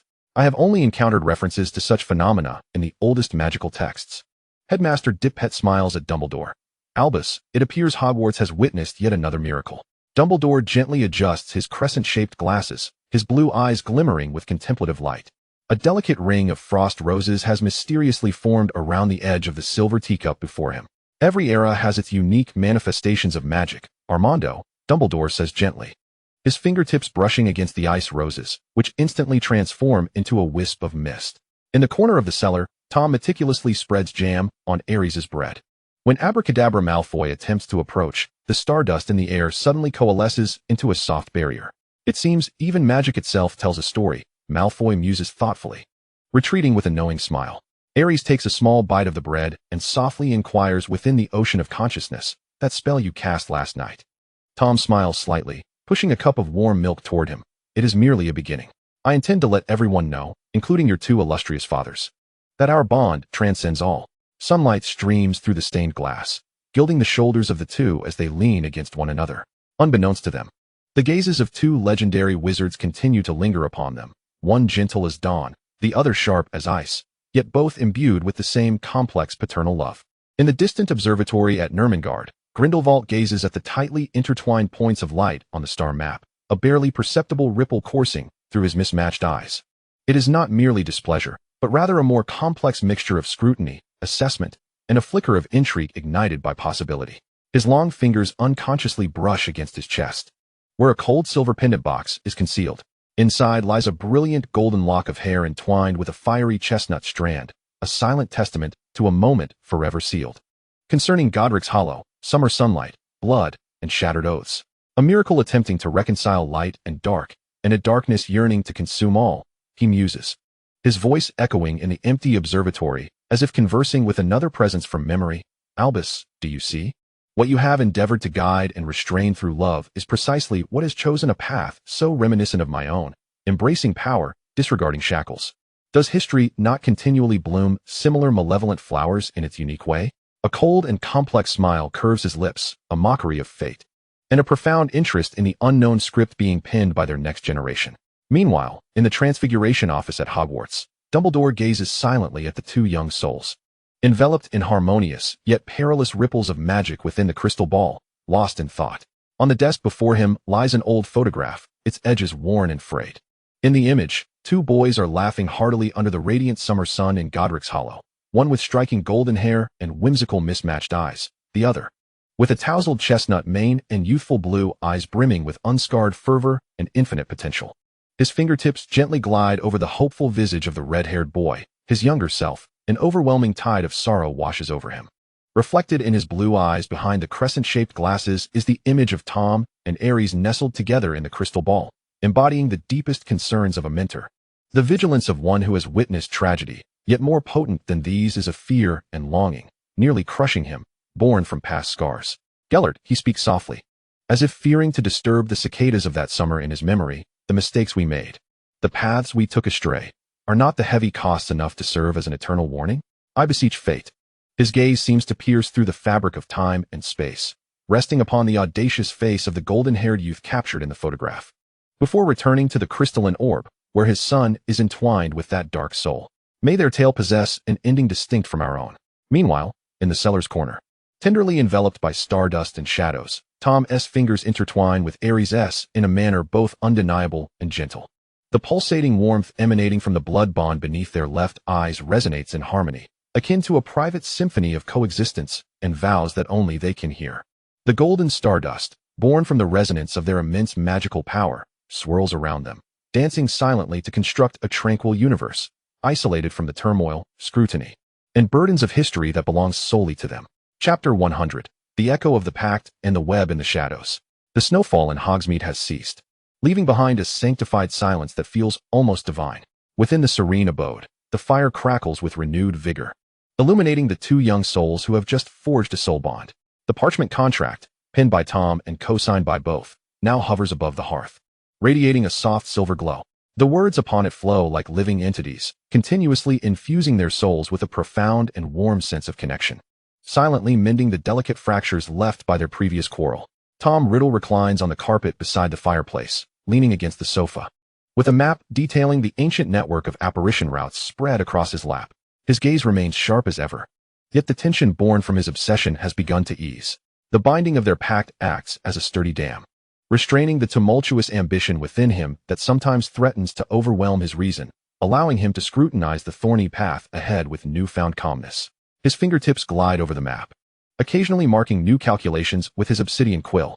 If the ley line energy peaks during the new moon, he murmurs, his tone regaining its usual composure, albeit with less autocracy. We might exploit this window, though it will be fleeting. Aries Phoenix sits opposite him, cradling an elvish tome. Yet his mismatched eyes do not linger on the pages, but rather on the floating contract, absorbing the peculiar sense of security as if his soul were gently anchored. Upon hearing Tom's words, he raises his gaze, focusing on the position marked on the map. Brief, yet it also signifies an element of surprise. Aries interjects, his voice clear. The crucial point lies not in how long the passage can be maintained, but in whether we can entirely conceal our tracks while traversing it, and if we have a contingency plan for a safe retreat upon reaching the other side. He sets aside the tome and lifts his own diagram of runes, indicating a complex node within. This mirroring concealment rune, if synchronized with our magic, might create a fleeting magical illusion pointing in the wrong direction at the moment of passage. Tom's dark eyes flicker with intrigue as he leans forward, scrutinizing the rune. It demands an exceptionally high degree of synchronization, he observes, his tone exploratory rather than dismissive. And the toll on our mental fortitude would be considerable. We can practice in advance, Aries counters, meeting his gaze. A glimmer of challenge and trust shimmering within his mismatched irises before the impending moment arrives. They cease to debate whether they should proceed. Instead, they devote their entire focus to meticulously strategizing how to go and how to return. The existence of the pact has not dulled their edge, rather, it has fortified their boundaries, enabling the efficient fusion of their individual strengths. Tom's grand designs and precise calculations with Aries' creative thinking and insights into the essence of magic. A refined, mature synergy flows between them. As their discussion deepens, the sky outside gradually shifts from a somber indigo to the soft pearlescence of dawn. The continuous strain of intense mental focus brings a faint azure hue to Aries' eyes. He instinctively raises a hand to rub his brow. This subtle gesture catches Tom's attention. He halts his markings on the map, silently observing Aries for a few moments. Then, unexpectedly, he extends his hand, not to touch, but to gently press his knuckle with an irresistible force against Aries' temple, mimicking a soothing motion, drawing slow circles. Aries' body tenses momentarily. Tom's joint carries the coolness of night, yet the pressure is perfectly calibrated, easing the tautness of his nerves. This gesture is too intimate, transcending all prior tentative touches. imbued with a natural sense of possession and care born from the confirmation of their pact. You need to rest. Tom's voice is low, devoid of overt emotion. Yet his black gaze remains locked onto Ares, not missing a single subtle shift in his expression. Ares does not shy away. After the initial stiffness, he even slightly closes his eyes, his long lashes casting faint shadows upon his pale skin, allowing the calloused knuckles to linger on his most vulnerable point. A peculiar warmth, a blend of reassurance and exhilaration, spreads from the point of contact, washing away fatigue. At that moment, the phoenix perched upon its bough emits a soft, inquisitive call. It cocks its head, its molten gold eyes once more fixating on the snowy thicket outside the window. Almost simultaneously, the blood bond beneath Ares' left eye sends forth a fleeting resonance. Echoing the sentiments of the previous night, it carries an air of antiquity and sorrow. Emanating from beneath the snow, this time, the sensation is clearer. Ares' eyes snap open, a sharpness flickering within his mismatched gaze. He gently grasps Tom's still extended wrist. "Something's out there," he whispers, his eyes alert as they dart towards the window. Instantly, Tom's expression hardens, all warmth vanishing, replaced by the vigilance of a predator. He clasps Ares' hand in his own, and they rise simultaneously, their wands sliding silently into their palms, their magic coiling within them, poised like a bowstring drawn taut.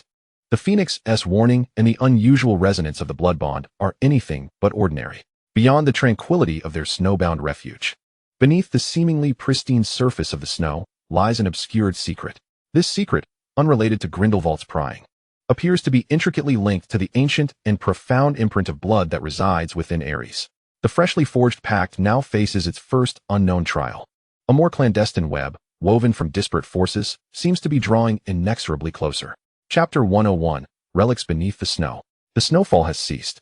Silence blankets the area outside the tranquil abode, thick enough to hear the brittle snap of branches yielding beneath the weight of the snow. Just a moment prior, Tom's fingers lingered above Ares' collarbone, having just fastened his cravat, the tips brushing his skin with a touch lighter than the snowflakes. In the next instant, both young men tense. It is not a sound. Rather, a tremor emanates from the frozen earth below, akin to the muffled groan of a colossal beast shifting, crashing directly into the blood bond beneath Ares' left eye. The golden circle suddenly radiates heat, not as a warning, but as a resonance. "Stay still." Tom's voice is pressed through clenched teeth. His hand remains on Ares' shoulder as he turns towards the window, his wand slipping from his sleeve with a speed that feels illusory.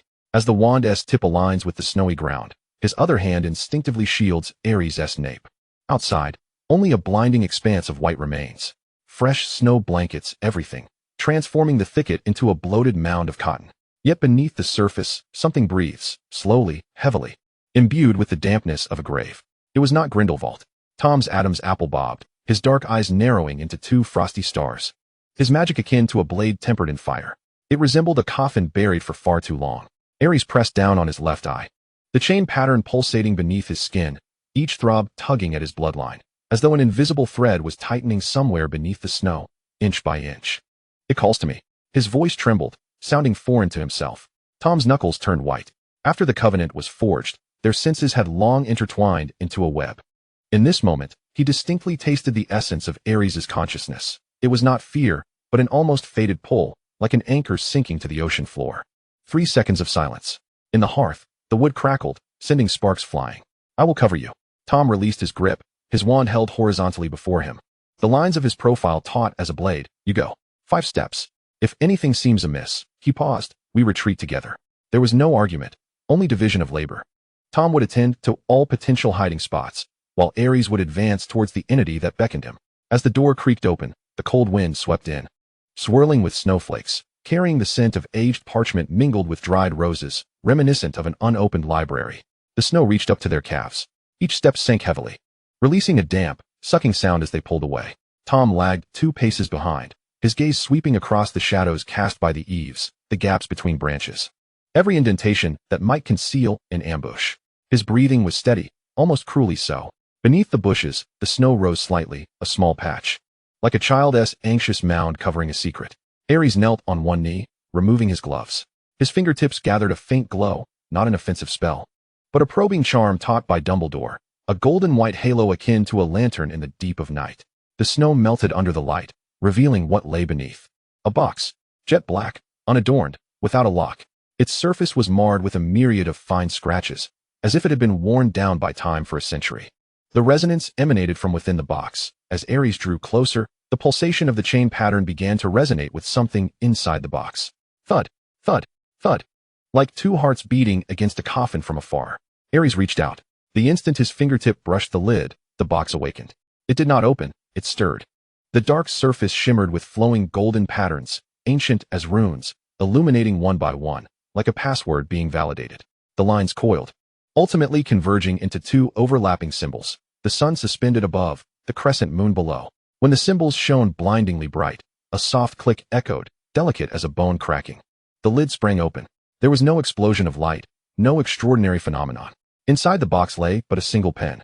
The pen's body was pale, spiral patterns coiling like withered vines around a skeleton.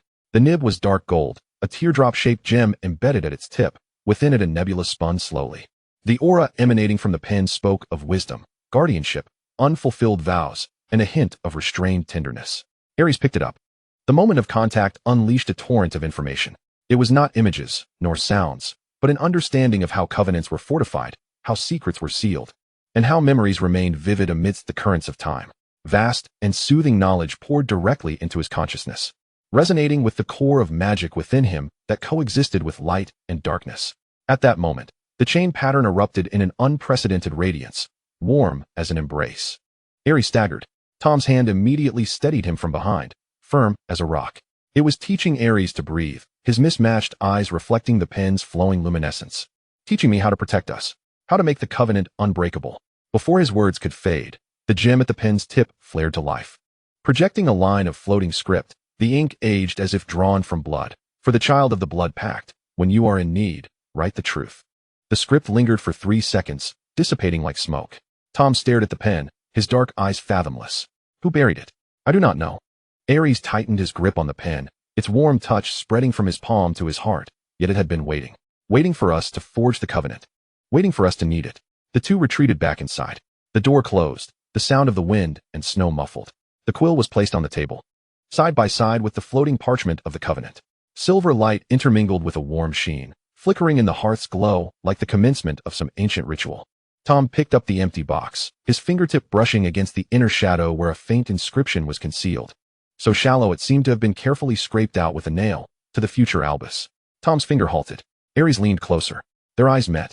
The only sound remaining was the crackling of burning wood. Dumbledore buried it. Tom's voice was barely above a whisper before our arrival. He knew we would come, would forge the covenant, would need this. But he never mentioned it. Because some things, Tom set down the box, his gaze falling upon the pen, must be discovered by oneself to truly belong to you. Ares lifted the pen. The body warmed slightly in his palm, as if a pulse long dormant was beginning to beat anew. Outside, the daylight thoroughly tore through the veil of snow. The world was a blinding white, pristine as if it had never harbored secrets. In their hands, they held an artifact from the past, one that knew what they needed to protect and taught them how to guard it. Tom's fingertip lightly brushed the gem at the pen's tip. The gem's nebula began to spin faster, as if awakened memories were stirring. Write something, he said, not as a suggestion, but as an invitation. Ares lowered his gaze. The pen tip hovered in the air, devoid of paper or proof, inscribing 2 words in the frosty air, together. The ink floated, shimmering with a pale golden luster, slowly drifting toward the parchment of the covenant, like a returning bird integrating into the silver light. Upon the parchment, the runes blazed brilliantly for a moment. The synchronization rate of the covenant leapt from 953 to 957 in silence. A single pen, an empty box, an entity that had awaited them in the snow for a long time, even to the point of forgetting its own secret. Now, the secret had awakened, and their story had just turned to a page that needed to be inscribed with truth as ink. Chapter 102, Lemon Snow Confection and Unsent Letters. Hogwarts Castle lay in slumber amidst the tranquility of the Christmas holidays, the corridors empty, with only the occasional soft metallic scrape from armor and the muffled snores of portraits breaking the stillness. In the Transfiguration office, the fire crackled, dispelling the damp chill of the Scottish Highlands winter that seeped into the bones. Albus Dumbledore was not seated behind his desk cluttered with books and silverware, but stood quietly before the window, gazing out at the courtyard blanketed in thick snow and the distant Black Lake, its surface frozen solid like lead. He wore a deep blue wool morning robe, patched at the elbows, his red hair slightly more tousled than usual, with flecks of fine, not completely brushed off sugar frosting clinging to his beard, clearly having just finished a simple breakfast centered around lemon snow confection. His sharp, Insightful blue eyes were not focused on the nearby snowy landscape, but seemed to pierce through space, transcending mountains and borders, landing upon the snow-laden Alps of the European continent. Upon that man with golden hair and mismatched eyes, whose name had become a nightmare across Europe, with whom he had once forged a blood pact. Fawkes perched upon his shoulder, his magnificent tail feathers drooping, his golden-red eyes half-closed, occasionally emitting a soft sound akin to a sigh. It seemed to sense the complex turmoil churning beneath its master's calm exterior. After a long while, Dumbledore let out a gentle sigh. The white mist blooming on the cold glass, creating a small patch of obscurity. He turned around and approached a small box inlaid with mother-of-pearl, opening it to reveal not a dangerous magical artifact, but neatly arranged lemon snow confections of various flavors. He took one out, but did not immediately pop it into his mouth. Instead, he held it between his fingers, feeling the hard sugar gradually yield to his body heat. His thoughts drifted back to the recent incident in the Alps. The missive from the Ministry of Magic was cryptic at best, merely alluding to an encounter that Hogwarts students had with an unidentified ancient magical disturbance during their practical exercises. Fortunately, their accompanying professor and an Auror provided protection, resulting in no casualties. However, Captain Pruitt, in a private communication relayed through a Patronus, conveyed a more succinct message that hinted at further suspicious activities from Travers. The unusual collapse of the ice cavern, and the roles played by those two boys, particularly Ares Phoenix, suggesting they were far more than mere wards in this situation. Moreover, earlier this morning, a highly clandestine protective charm, installed in Hogsmeade to safeguard students, or, perhaps, to monitor certain anomalies, was activated. This was not an attack, but rather a gentle awakening of magic imbued with the essence of ancient pacts. Almost simultaneously, a faint yet familiar tremor, not of the physical realm, but resonating on a magical plane, stirred within him. Harmonizing with the blood pact vial he had hidden at the bottom of a box, crafted from the blood of both himself and Gellert, and still intact to this day. He recognized that pen, or rather, the concept of it, many years prior, during that summer in Godric S. Hollow, infused with the fragrance of verdant youth and fervent ideals. Gellert had excitedly described to him a legendary magical artifact, a vow pen capable of preserving memories, fortifying bonds, and guiding wisdom. Said to have been forged by an ancient elven king in commemoration of his eternal pact with a human companion. At the time, he had dismissed it as one of Gellert's many flights of fancy. Yet now, it had materialized in Hogwarts, beside that child. Was it Gellert's handiwork? What were his intentions? To wield this artifact related to oaths to influence or distort the future of the child, who bore the magical lineage of both? Or was there an unforeseen variable that even Gellert had not anticipated? Dumbledore pressed gently with his fingertips on the hard edge of the lemon sherbet, the discomfort echoing through his senses. A profound sense of helplessness intertwined with responsibility weighed heavily upon his heart. He had witnessed the burgeoning, unabashed ambition and desire for control in Tom Riddle's eyes, and he could clearly discern the perilous obsession with possibilities lurking beneath the miraculous duality of light and darkness embodied by Ares Phoenix, as well as the increasingly dangerous bond with Tom, one that risked even a soul pact. He endeavored to guide and protect, employing veiled warnings and anxious glances. Yet, it seemed that the currents of fate were far more potent than his words. They were inexorably sliding towards a future that even he could not entirely foresee. Had they once traversed a similar path, believing themselves awake while blindly hurtling towards each other? Dumbledore whispered into the swirling snow outside, his voice barely audible, meant only for himself and Fawkes. In response, Fawkes gently brushed his beak against his red locks. He recalled Gellert's mismatched eyes, ablaze with ideals and wildfire, and the fervor ignited within him by the vision of a new world that Gellert had painted, alongside the irreparable ideological rifts and deepening chasms that ultimately ensued. The blood pact vial remained intact, suspended over Gellert's heart, serving both as a testament of their bond and a symbol of the insurmountable divide between them. He wished for no such tragedy to befall those two children. Yet, he also understood that excessive interference might only hasten their descent into darkness, especially in the face of Gellert, whom he knew better than anyone for both his brilliance and his obsessions. At last, Dumbledore placed the lemon sherbet into his mouth. The familiar sharp sweetness exploded upon his tongue, yet it was laced with an inescapable bitterness, mirroring his current state of mind. He approached his desk, his gaze falling upon the parchment detailing the teaching arrangements for the upcoming term, alongside an unfinished letter to Nicholas Flamel, discussing the modern evolution of certain ancient alchemical symbols. And buried deep within the drawer lay another letter, begun yet forever unmailed, addressed to my dear Gellert. Beneath the calm facade, tumultuous currents swirled. Grindelwald was in motion. Hidden crises lurked within the ministry, and two students, imbued with immense potential yet fraught with peril, were gradually stepping into the maelstrom of destiny. While an ancient artifact had quietly emerged, he needed more information, a more cautious strategy. Perhaps it was time to reach out to some old acquaintances he had placed throughout the European continent, connections long dormant. Or perhaps he should personally visit Hogsmeade under the pretext of checking on the students, to see that pen for himself and discern its true intentions. Dumbledore picked up a quill, dipped it in ink, yet hesitated to set it down. In his blue eyes, worry and resolve flickered and intertwined. The sanctuary of Hogwarts was not eternal. He must prepare for the impending storm that could engulf everything, for the sake of Hogwarts, the wizarding world, and for those two children. Entwined in darkness yet striving to carve their own paths, along with the complex, unspoken past sealed away with the blood-packed vial in the depths of his heart. Chapter 103. The Vow Pen and the Threads of the Soul. In the tranquil abode, the flickering firelight intertwined with the silvery glow of the suspended pact, casting an air of mystery upon the ancient quill resting on the central table. A metallic box lay to the side, empty within, as if its sole purpose was to safeguard the pen, returning to silence upon the completion of its mission. Tom Riddle lifted the empty box, his fingertips brushing against the cold metal surface, attempting to perceive any lingering marks or clues through magic, yet found nothing. Its purity was akin to a non-existent magic, save for the ancient protective enchantment itself, like a disposable safe, he concluded, his voice tinged with a hint of vexation as he tossed the box back onto the table. Producing a dull thud, the trail of clues seemed to have come to a complete halt here. Ares Phoenix, however, was entirely captivated by the Vow Pen. He grasped it in his hand. The pale, spiraled wooden shaft felt warm to the touch, as if it resonated in a wondrous harmony with his own magic. The dark, golden metal of the tip shimmered subtly in the light, while the teardrop-shaped gemstone at its apex seemed to rotate slowly with his breath. It slumbers, Ares murmured. His mismatched eyes focused intently on the pen, or rather, most of its power lies dormant.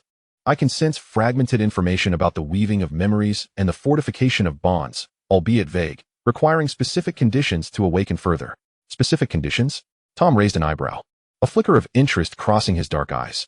He relished puzzles, especially those entwined with formidable power.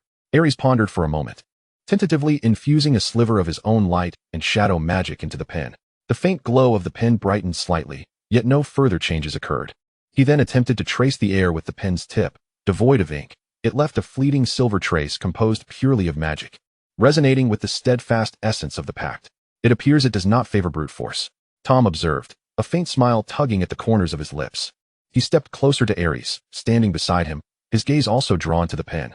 Perhaps it requires intention rather than mere magic, akin to our pact, where the essence lies in the union of wills. His proximity brought warmth, along with a familiar aura tinged with coldness.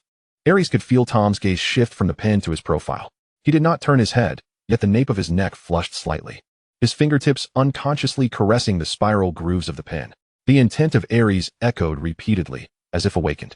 He closed his eyes, no longer attempting to channel magical energy, but instead concentrated his mind on the soul contract he had forged with Tom, reminiscing about their mutual binding, the resolve and trust that propelled them forward together.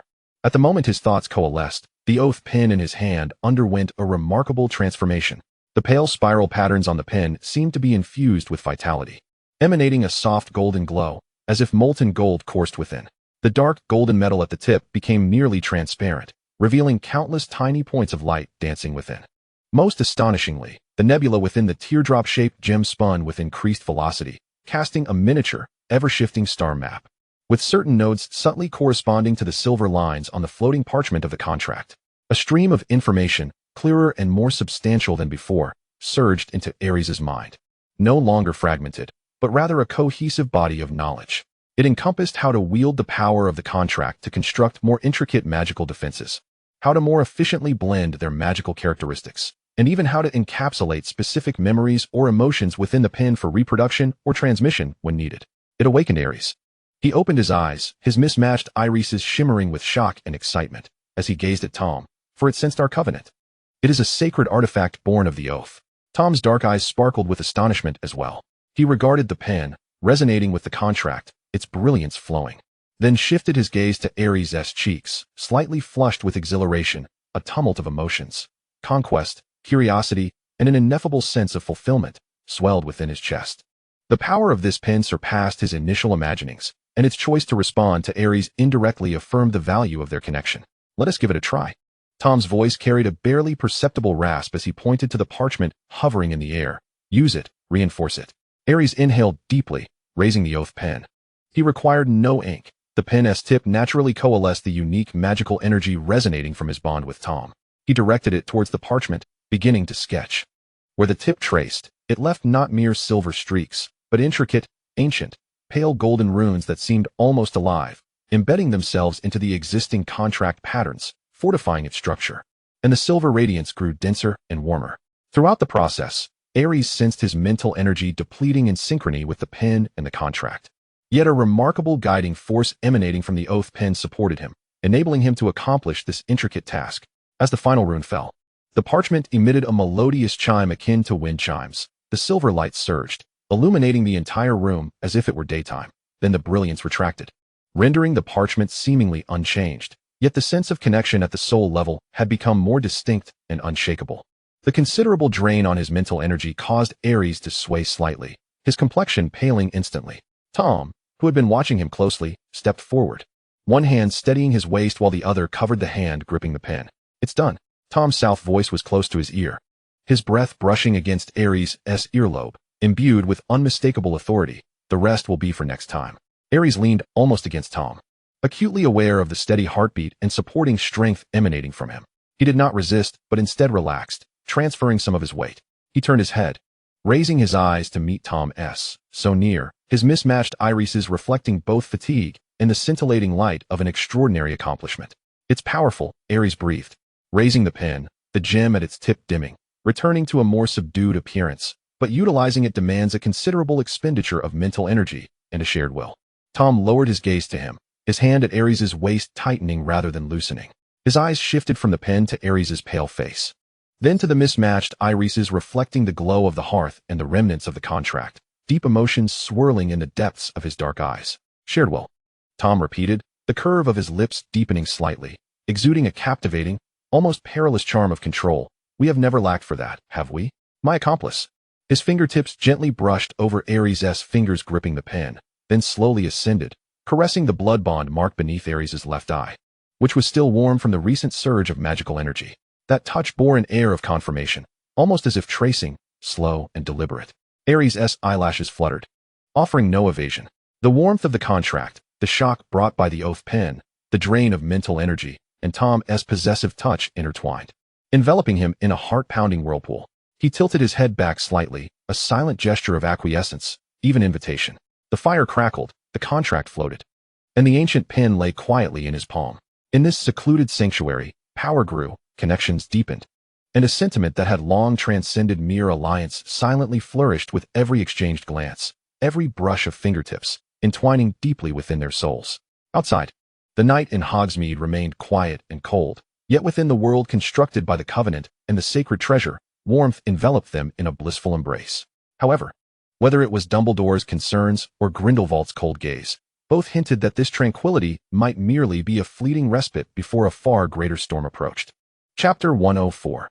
Candlelight and the Eye of Intrusion on a Snowy Night.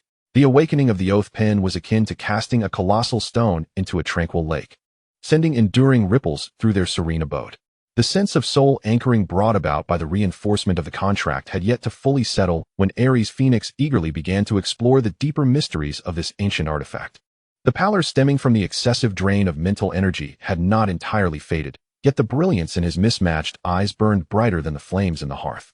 Tom Riddle, too, recognized the immense potential of the pen. He no longer pressed for the elusive coordinates, but instead exhibited remarkable patience, accompanying Ares through various experiments. They discovered that the oath pen responded blandly to singular magical attributes, yet it resonated exceptionally well with the unique magic born of their covenant, where light and darkness intertwined. It's like a lock that requires two different keys to turn simultaneously, Tom concluded. He stood beside Ares, watching as the latter traced the air with the pen's tip, sketching a structurally complex ancient rune that combined both protective and concealing effects. The runes shimmered with a blend of pale gold and dark silver, stable and powerful, far surpassing any versions they had previously learned from tomes. Ares set the pen down, releasing a gentle sigh, beads of sweat forming at his temples. Each time he wielded the oath pen for creation or enhancement demanded intense concentration and a delicate resonance with Tom's magical energy, consuming vast amounts of energy.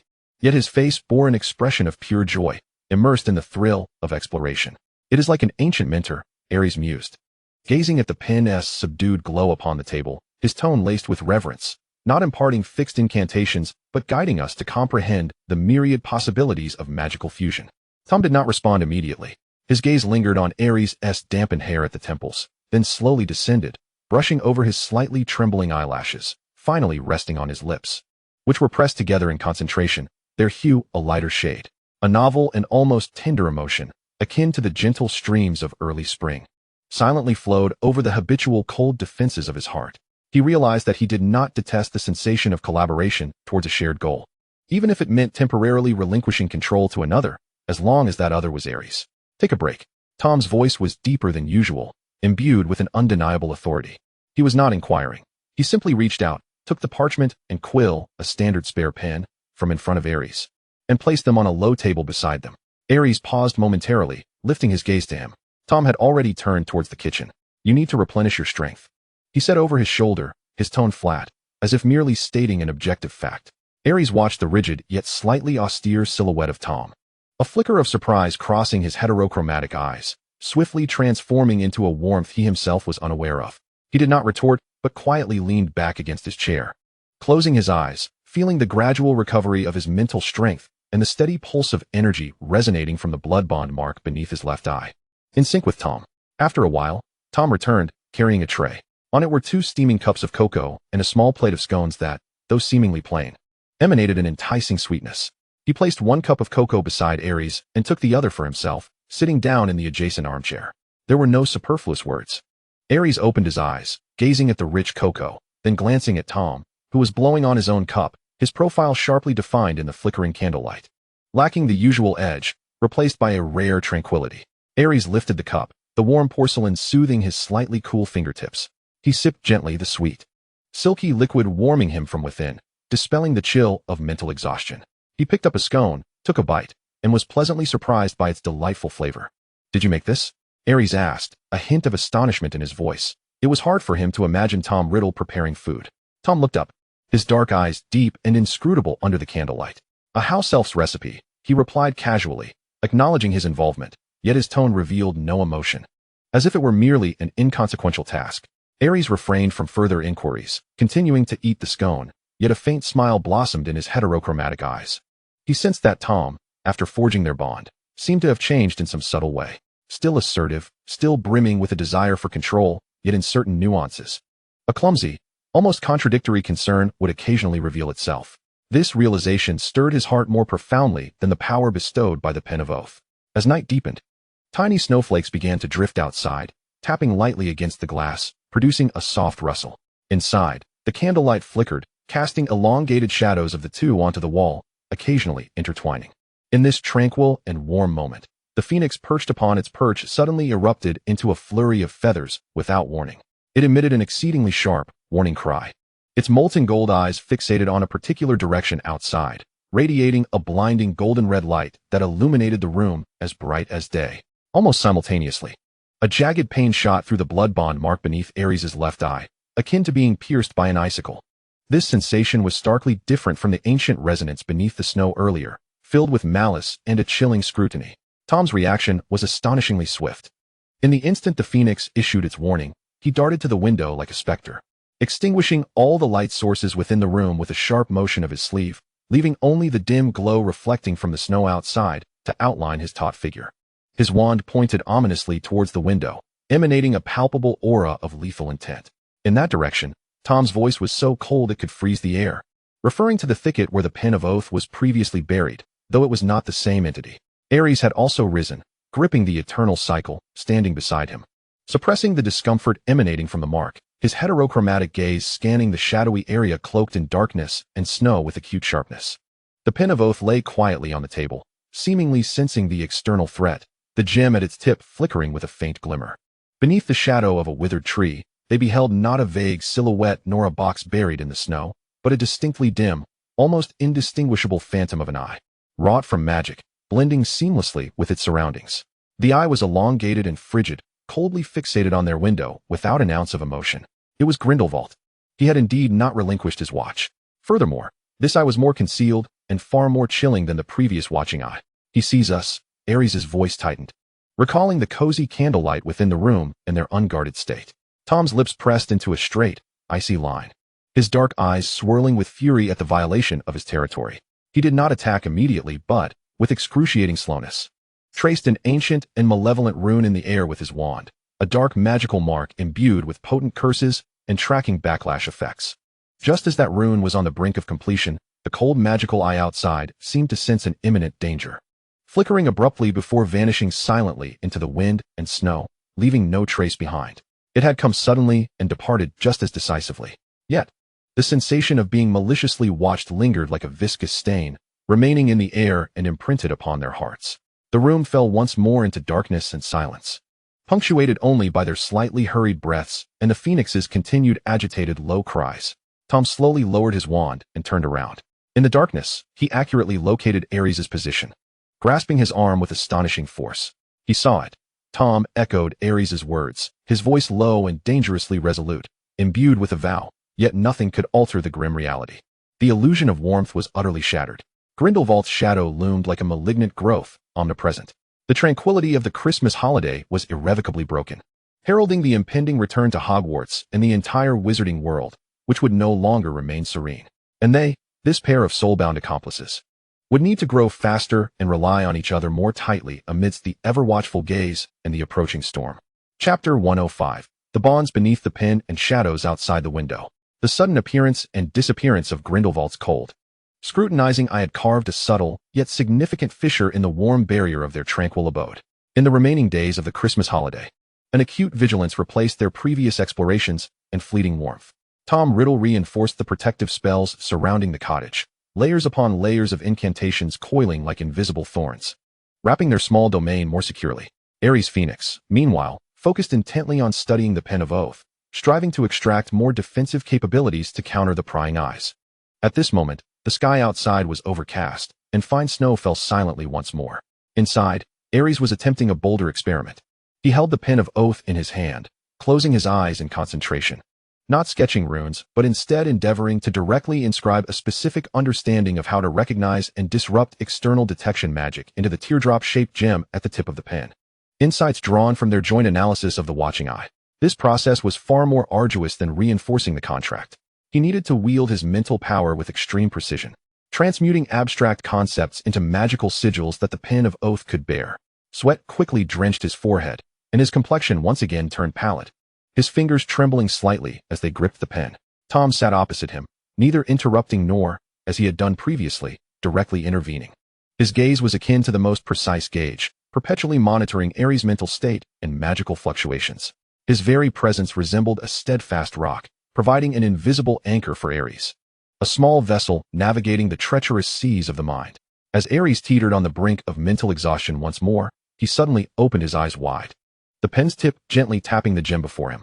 A faint thread of light, a delicate blend of gold and silver, was drawn forth, burrowing into the gem's depths like a living entity. For a brief moment, the nebula within the gem seemed to pause, only to resume its swirling motion. Yet upon closer inspection, a barely perceptible glimmer, symbolizing caution and disruption, appeared amidst the celestial cloud. Success! An overwhelming surge of joy and fatigue simultaneously washed over Ares, causing his body to go limp as he leaned back. As anticipated, he did not collapse onto the cold floor, but fell into a strong and warm embrace. Tom had somehow appeared behind him, catching his slipping form with steady hands. Enough! Tom's voice resonated above him, imbued with an undeniable command. Yet the arm encircling his shoulders remained remarkably steady, supporting his entire weight. Exhausted, Ares leaned into him, lacking even the strength to lift a finger, only able to feel the comforting rhythm of the heartbeat resonating from Tom's chest, a warmth seeping through the fabric of his clothing. He closed his eyes, letting out a soft hum, surrendering himself to this moment of reliance. The oath pen slipped from his weary fingers, deftly caught by Tom's other hand, and gently placed upon the nearby desk. It resembled a treasure trove. Ares' voice was faint, punctuated by satisfied gasps. Yet each time it was utilized, it demanded a steep price. That price was their shared resolve, alongside Ares' own mental strength. Tom gazed down at Ares' pale face and trembling eyelashes, a tempest of emotions swirling in his dark eyes.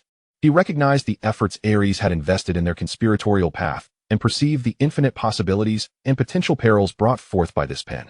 A blend of admiration, possessiveness, and an unnamed instinct to protect burgeoned within him. We shall bear the cost together. Tom's voice was low and clear, akin to a solemn vow. He did not release his hold, but instead, maintaining their position, bore Ares half in his arms to a soft chair by the fireplace, allowing him to recline comfortably. Then, he performed an unexpected act. Tom turned, personally pouring a glass of warm water and presenting it to Ares' lips. Ares was momentarily stunned, his heterochromatic eyes widening slightly as he regarded the bony hand and the clear liquid within the cup. This was not the service of a house elf, but a gesture from Tom Riddle himself. Noting Ares' lack of response, Tom's brow furrowed almost imperceptibly, bringing the rim closer to his lips. Drink. His tone remained commanding, yet his actions bore a stiffness that contradicted his nature. Ares lowered his gaze, accepting the cup, and took small sips. The warm water soothed his parched throat, seemingly flowing into his heart. A peculiar, tingling warmth spread from the point where their skin brushed, despite the cup between them.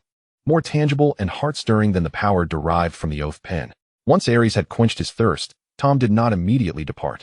He stood beside the chair, shadows enveloping Ares. His gaze fell once more on the blood bond mark beneath Ares' left eye, which appeared somewhat dimmed from the recent strain on his mental faculties. Suddenly, he extended his finger, gently and almost reverently caressing the winding golden line. This gesture felt more intimate and laden with meaning than any previous touch. Ares shivered slightly, but did not withdraw. He lifted his gaze, meeting Tom's profound stare. The firelight danced behind Tom, casting a warm glow upon his sharply defined profile. Yet his eyes, shrouded in shadow, appeared even more inscrutable. This mark, Tom's finger lingered beneath his eye, his voice low and dreamlike, connects the past and binds the present. But the future? His dark eyes locked onto Ares' heterochromatic ones, burning with an almost obsessive flame. We shall right ourselves. His words struck Ares' heart like a brand. At that moment, the phoenix's dawn emitted an unusual low cry, imbued with confusion and inquiry. It fluttered down from its perch to the table, tilting its head, its molten gold eyes curiously studying the oath pen, then glancing at the closeness of the two figures, seemingly perplexed as to why these bipeds always chose to remain so near. A warmth and ambiguity flowed through the air. However, outside, the quiet world blanketed in white snow, and the brief appearance of cold, probing eyes served as a silent warning, reminding them how precious and fragile this moment of mutual reliance truly was. Grindelwald's shadow had not receded, it merely lay hidden for the time being. They must grow sufficiently strong before that shadow enveloped them entirely, strong enough to safeguard the path they had chosen together, as well as the bond that flourished in the darkness, one that the world could not tolerate. The holiday was drawing to a close, and Hogwarts awaited their return, poised for a new round of complex games and challenges. Chapter 106, Shadows of the Return Journey and the Gaze of the Great Hall. The final days of the Christmas holiday slipped by in a blend of heightened vigilance and focused study, when the Hogwarts Express once again exhaled white steam. Halting at the snow-blanketed Hogsmeade platform, Tom Riddle and Ares Phoenix stepped onto the path home together. Compared to their departure, the atmosphere between them had transformed entirely. A tacit understanding, forged through their contract and the shared confrontation of threats, enveloped them like an invisible barrier, subtly separating them from the clamor and scrutiny of the outside world. Ares bore a hint of fatigue from his still-recovering mental faculties, yet the depths of his heterochromatic eyes shimmered with a more profound light. Tom remained as austere as ever, though his black gaze, while surveying their surroundings, appeared sharper than before, like a blade poised to strike. Within the train compartment, the atmosphere was quiet yet not oppressive. Ares leaned against the window, watching the swiftly retreating snowy landscape, his fingertips unconsciously sketching a simple rune on his lap, one he had just gleaned from the oath pen to stabilize his magical sensing. Tom sat opposite him, engrossed in a tome titled Advanced Magical Applications, yet his gaze frequently flickered from the pages to Ares' serene profile, lingering for a moment before casually returning. There were no unnecessary words, but each brief intersection of their gazes felt like a silent affirmation. The oath pen was carefully stowed in Ares' closed pocket, its faint warmth resonating with their soul's bond, serving as a link to the secret of time spent in Hogsmeade. When the train finally arrived at Hogwarts, dusk had settled in. The castle stood majestically against the bleak winter twilight, warm lights spilling from its windows like guiding stars for their return. However, as soon as they stepped into the familiar entrance hall, a subtle shift enveloped them. The air seemed thick with whispers, more pronounced than ever before. Some younger students, upon catching sight of them, would immediately fall silent, casting glances that mingled curiosity, awe, and even a hint of trepidation, before swiftly averting their eyes. In contrast, Several older Slytherin students greeted Abraxas Malfoy from afar with a more intricate expression, their cold gray eyes betraying an air of scrutiny laced with a barely perceptible gravity. Others, however, exhibited overt aloofness and a watchful demeanor. Clearly, the castle was not tranquil in their absence. Tom's voice was scarcely above a whisper, audible only to Ares beside him. Imbued with a cool understanding, Ares nodded slightly. He sensed that most gazes were fixated upon him, or rather, upon the phoenix, Fawkes, perched quietly upon his shoulder, as well as the blood pact mark beneath his left eye, which occasionally shimmered with the flow of magic. Grindelwald's scrutiny might have been subtle, yet the stir he caused in the Alps, along with the presence of this extraordinary phoenix, had evidently sparked widespread attention and speculation. As they entered the great hall, the sensation of being observed reached its zenith. The 4 long house tables were filled with returning students, the hum of conversation echoing in the grand space. However, the moment they stepped inside, an eerie hush fell over the hall. Countless inquisitive, probing, scrutinizing, and even subtly hostile gazes converged upon them, predominantly directed at the duo. On the faculty table, several professors also noted the commotion. Professor Slughorn's face was aglow, adorned with a mix of pride and shrewdness. Professor Flitwick leaned forward with curiosity. Yet, the most imposing presence was that of Principal Albus Dumbledore, seated at the head of the table. His silver beard quivered slightly as his gaze, warm yet subtly discerning, swept over them from behind his crescent-shaped spectacles. Yet Ares could distinctly feel a sharper, deeper gaze emanating from a slightly off-center position at the faculty table, Professor Albus Dumbledore. He did not meet their eyes directly, seemingly engrossed in slicing his meal. Yet the sensation of being penetrated and dissected was firmly anchored on the area beneath Ares' left eye and the pocket where the Val pen lay. This feeling bore no malice, but rather an undercurrent of concern and contemplation, as if he could see through to the essence of their souls. Tom clearly sensed this gaze as well. He did not pause in his stride, nor did he cast a glance towards the faculty table. Yet the line of his jaw tightened imperceptibly for a moment, and the atmosphere around him grew even colder. They made their way directly to the Slytherin table, taking their seats in their designated spots. The whispers around them gradually resumed, yet the feeling of being enveloped by unseen eyes did not dissipate. They were all speculating. A voice rasped beside them. It was Avery, a 7th-year student belonging to one of the pureblood families that both revered and sought to maintain distance from Tom.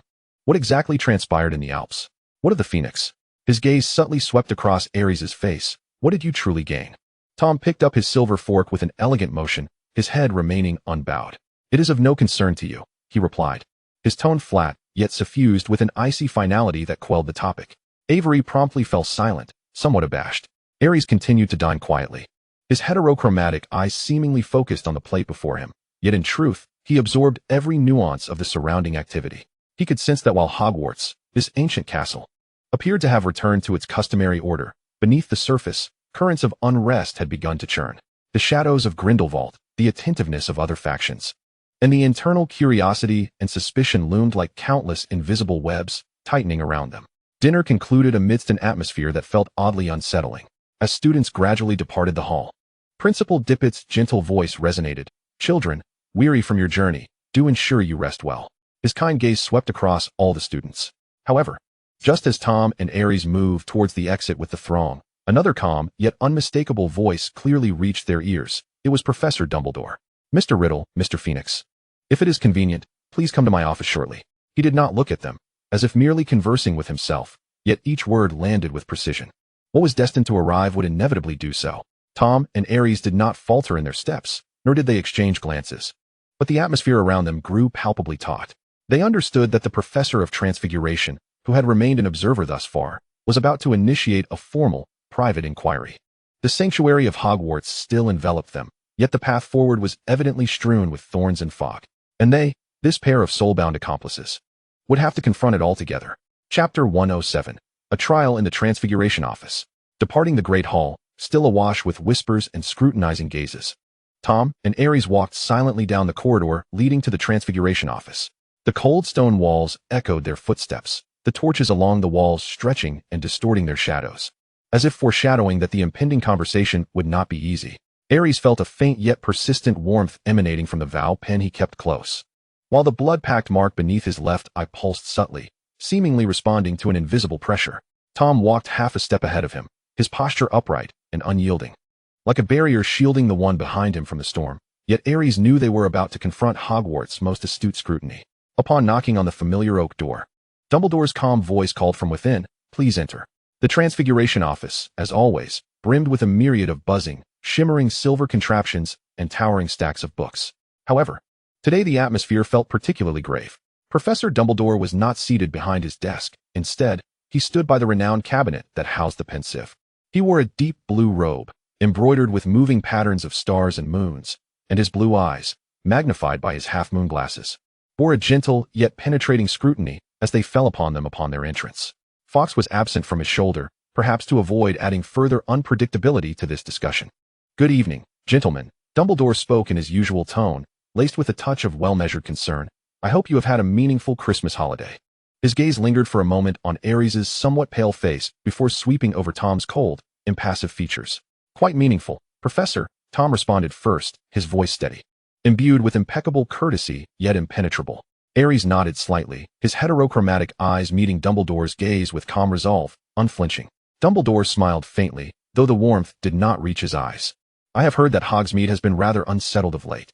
It was as if he made a casual remark, stepping toward his desk and brushing his fingers over a slowly rotating device that emitted silver steam, stirring even the most ancient of presences. The implications in his words were unmistakable. He was aware of the emergence of the Val pen, or at the very least, he sensed the unique, ancient magical fluctuations intertwined with the blood pact he shared with Grindelwald. Tom's dark eyes narrowed almost imperceptibly. Ares felt the eternal cycle within his sleeve tremble slightly. "Hogsmeade has always been quite tranquil, Professor," Tom replied, his expression unchanging, perhaps merely some seasonal magical phenomena. Dumbledore turned back, his gaze once more honing in on Ares, this time more direct and profound. "Magical phenomena are indeed wondrous.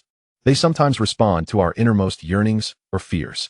His gaze seemed to penetrate through Ares's garments, revealing the Val pen nestled within his pocket, as well as the chain mark beneath his left eye. "Mr. Phoenix," Dumbledore's voice softened, imbued with a guiding undertone. "Do you feel that certain connections from the past are attempting to influence your present? Perhaps even the choices you make?" This question was exceedingly incisive, striking at the very heart of Ares's lineage and the inextricable bond he shared with Tom.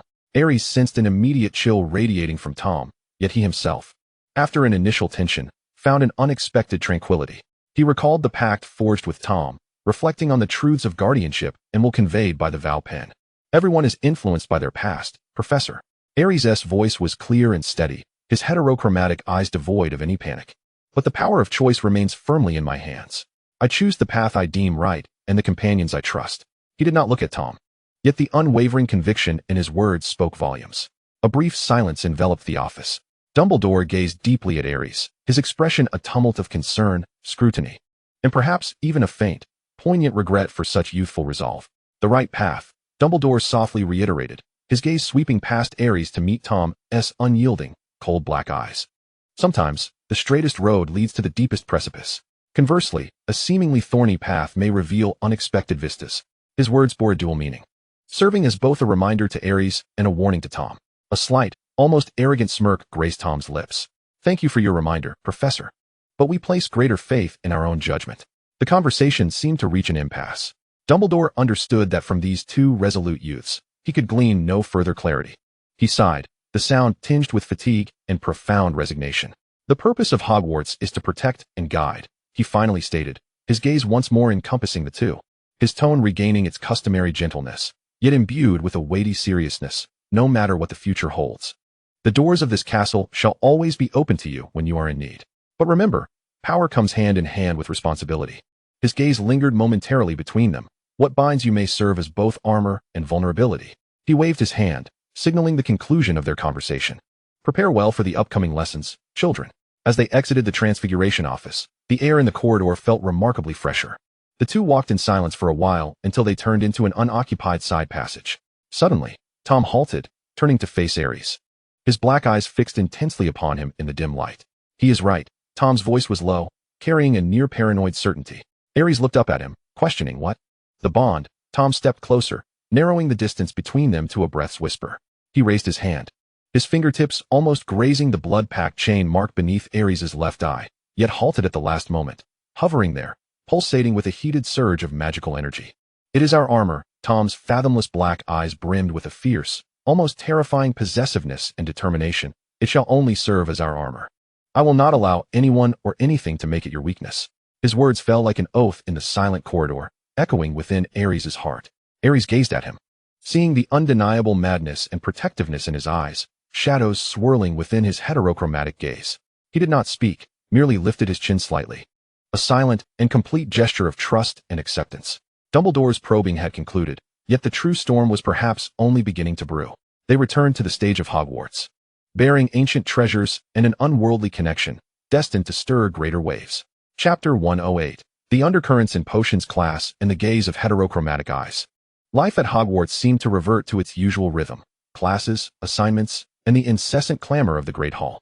However, astute students could detect an intangible tension permeating the castle, with the focal point undoubtedly resting on Slytherin's Tom Riddle and Ares Phoenix.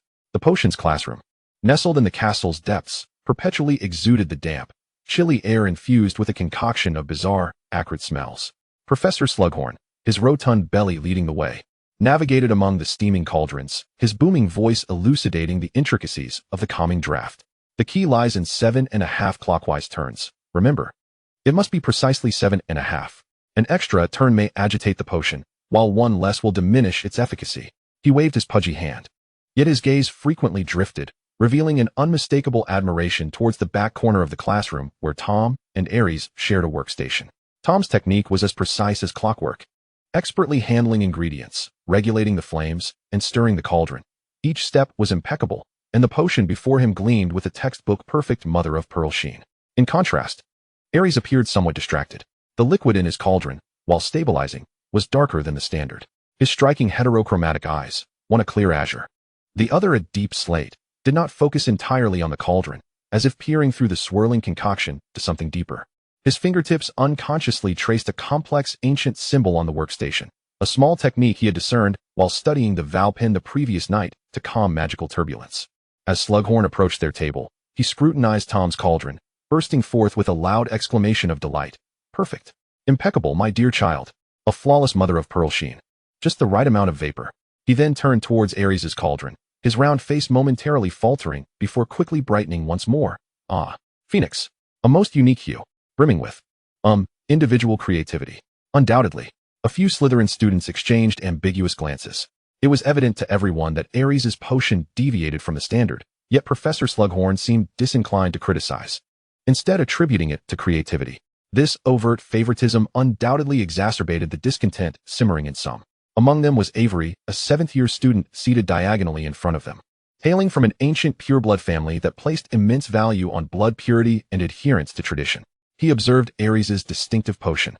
Catching sight of the magnificent phoenix perched on his shoulder, which remained breathtaking even in the dim underground classroom, as well as Ares' peculiar, seemingly penetrating heterochromatic eyes, a flicker of jealousy and discomfort flashing across his own.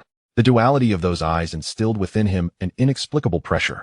Just as Slughorn turned to attend to other students, Avery appeared to accidentally knock over a jar of armadillo bile from the corner of the table.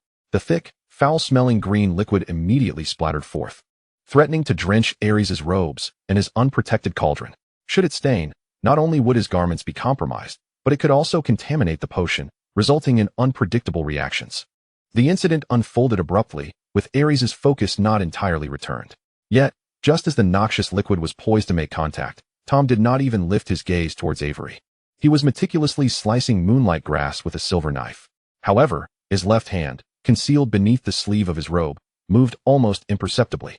A subtle, cold, silent surge of magic materialized as an invisible shield, instantaneously appearing beside Ares. The armadillo bile that splattered forth seemed to collide with an invisible barrier, momentarily suspended in midair before abruptly changing direction as if manipulated by an unseen hand, splattering back with greater velocity and precision onto Avery's own chest and front. Avery, taken aback, found himself coated in the viscous, frigid liquid, the foul stench rapidly permeating the air. He stumbled backwards, knocking over a chair with a jarring clatter. The classroom fell into a hushed silence, all eyes turning towards him. Professor Slughorn, frowning, turned around, Merlin's beard. Mr. Avery. What on earth? Avery's face turned ashen as he frantically attempted to clean himself, only making the situation worse. He shot a furious glare in the direction of Tom and Ares, particularly at Tom, whom he was almost certain had orchestrated the incident. At that moment, Tom leisurely set down his knife, lifting his gaze to meet Avery's wrathful stare with calm, dark eyes, as if the entire episode were of no concern to him. Ares had completely turned his head, his mismatched eyes focusing intently on Avery. The left eye, a deep blue akin to a frozen lake, was cool and penetrating. The right, a shadowy gray, resembled an unfathomable whirlpool, conveying an indescribable pressure, as if it could see through Avery's innermost thoughts. Under this dual scrutiny, Avery's fury dissipated like a punctured balloon, leaving only embarrassment and an inexplicable chill. Tom even tilted his head slightly towards Ares, whispering in a volume only they could hear, "Moonlight grass juice, stir clockwise, it should be added now." His tone was as nonchalant as discussing the weather, as if the precise and cutting retort was merely the flick of a speck of dust. Ares averted his gaze, obediently taking the moonlight grass juice, his focus returning to his potion. His dual-colored eyes drooped again, concealing all emotion. Professor Slughorn, evidently sensing something amiss, smoothly chose not to probe further, instead chastising Avery for his carelessness and deducting 5 points from Slytherin, swiftly changing the subject as if the incident had never occurred. However, the atmosphere in the classroom had shifted. Everyone clearly received the message that anyone attempting to provoke the boy with mismatched eyes, Ares, would first have to contend with the cold and merciless retaliation of the dark-haired youth beside him, along with the unsettling insight that his very eyes afforded. They were a unified entity, indivisible and inviolable. As the class bell rang, students gradually exited. Avery, burdened by a lingering stench and profound embarrassment, was the first to flee the classroom. Tom and Ares tidied their belongings, departing last. As the cold air of the subterranean classroom was replaced by the comparatively warm currents from the castle's main building, Ares spoke softly. "Thank you." Tom did not pause his stride, simply replying blandly. He touched something he shouldn't have. He left it vague. But Ares understood that it referred to far more than just the splattered armadillo bile. Sunlight streamed through the tall windows, casting dappled shadows in the corridor. The two walked side by side, their shadows intertwining behind them. The minor commotion in Potions class rippled like a stone cast into a deep pond, its effects destined to spread. Meanwhile, the silent guardianship and ever-deepening bond between them grew increasingly unbreakable amidst the tests of the outside world. The stage of Hogwarts was merely beginning to unfold. Chapter 109. The Dark Undercurrents of the Cellar and the Shadow of the Throat. The brief yet sharp disturbance in Potions class stirred the depths of Slytherin like a stone thrown into its murky waters, the ripples far more tumultuous than they appeared on the surface. Avery fled the classroom, burdened by an inescapable stench and a bruised ego, the incident swiftly circulating within Slytherin, particularly among the upper-year pureblood circles. A blend of trepidation, dissatisfaction, and burgeoning curiosity silently permeated the green and silver common room. That evening, in the Slytherin common room, the dark ripples of the Black Lake filtered through the massive windows, casting undulating shadows reminiscent of monstrous tentacles within. The fireplace crackled, yet it could not dispel the inherent chill and dampness of the cellar. Students gathered in small clusters, whispering amongst themselves, though many glances inadvertently strayed towards the most comfortable sofa near the fire, where Tom Riddle and Ares Phoenix sat. Tom appeared engrossed in a weighty tome, his demeanor elegant and composed, yet the occasional lift of his icy black eyes, surveying the room, sent shivers down the spine of anyone who met his gaze. Ares leaned in the shadows beside him, idly toying with an ostensibly ordinary feather quill, which was, in truth, disguised as an oath-taking pen, his fingertips subconsciously tracing runes on parchment. His mismatched eyes, half closed, reflected the flickering flames. The left, a brilliant blue, mirrored the firelight, while the right, a deep gray, was as inscrutable as night, leaving one to ponder his thoughts. The phoenix, having shrunk in size, nestled quietly on his shoulder, resembling a beautiful yet perilous guardian. A silent understanding flowed between them, creating a realm apart, isolating them from the prying eyes and whispers of the outside world. This invisible barrier served both as protection and as a provocation, particularly rousing the sensitive nerves of those self-proclaimed noble pureblood heirs. At last, someone could no longer contain themselves. Leading the way, Avery, flanked by two of his acquaintances from ancient pureblood families, 7th years Rogier and Wilkes, rose and strode purposefully towards the fireplace. Their footsteps thudded on the thick carpet, disrupting the fragile tranquility of the common room. Conversations hushed, all eyes in Slytherin were riveted upon the unfolding scene. Though Avery had changed out of the tainted robe, the humiliating flush on his face had yet to fully fade. He approached the sofa, avoiding Tom's gaze and directing his ire at Ares, his tone laced with an overtly suppressed malice. "Phoenix, I've heard you possess unique insights into our ancient potion traditions. Or do you believe that merely having a peculiar bird with odd eyes allows you to disregard the rules?" Behind him, Rogier snickered, while Wilkes crossed his arms, casting a scrutinizing glare at Ares, particularly at the phoenix perched on his shoulder and his mismatched eyes. Ares slowly raised his head, his mismatched gaze clearly reflecting Avery's forced composure. He did not respond immediately. The silence wrought an intangible pressure. Tom closed his book with a soft thud, his posture unchanged, merely shifting his black eyes towards Avery and his companions, the intensity of his gaze chilling. Avery, Tom's voice, low yet cutting, slithered through the silence of the common room. If your intellect is as poor as your potion-making skills, I suggest you remain silent rather than continue to showcase your ignorance. The blatant humiliation caused Avery's face to flush a deep shade of crimson. He suddenly drew his wand, and Rogier and Wilkes did the same. Riddle, don't get too cocky. Avery yelled, who do you think you are? His words were abruptly cut off, for Tom had moved. He did not even stand. The hand resting on his knee merely twitched a finger ever so slightly.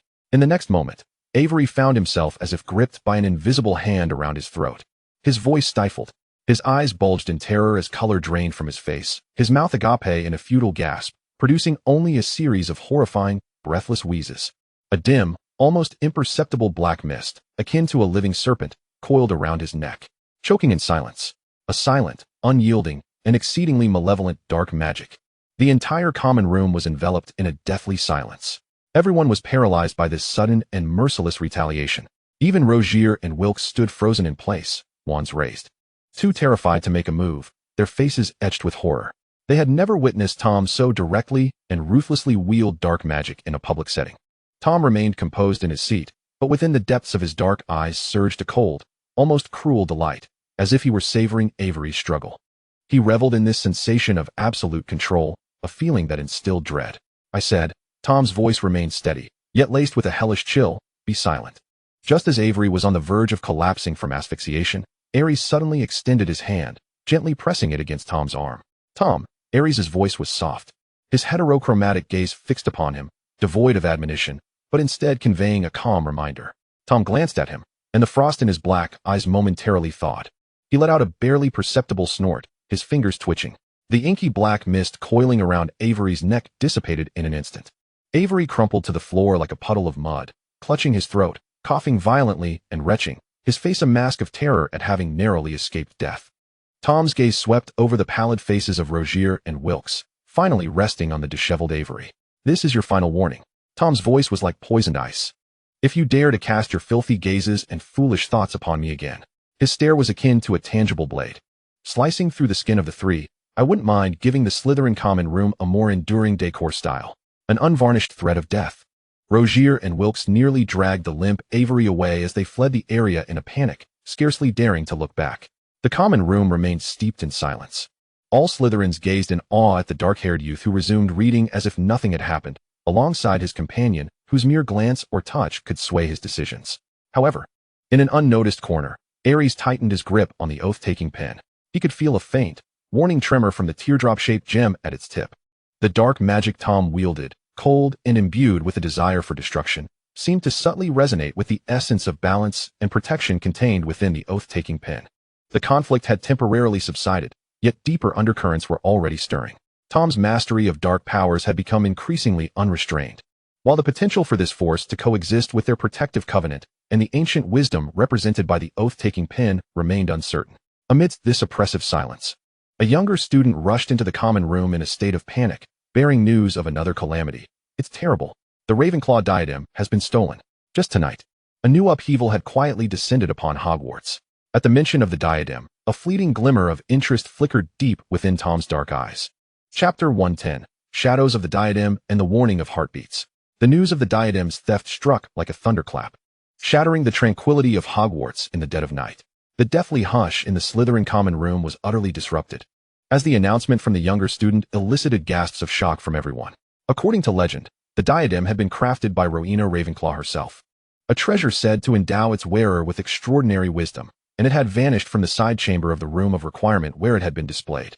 When did this happen? A seventh-year girl shrieked. It occurred just after dinner, a few hours ago, the panting boy relayed. Professor Flitwick discovered the display case empty and has already informed Headmaster Dippet and the other heads of house. The murmur of speculation rose. Ares keenly noted that when Tom heard the word diadem, the light that flickered in his black eyes was neither surprise nor curiosity. but rather a primal excitement akin to that of a predator spotting valuable prey.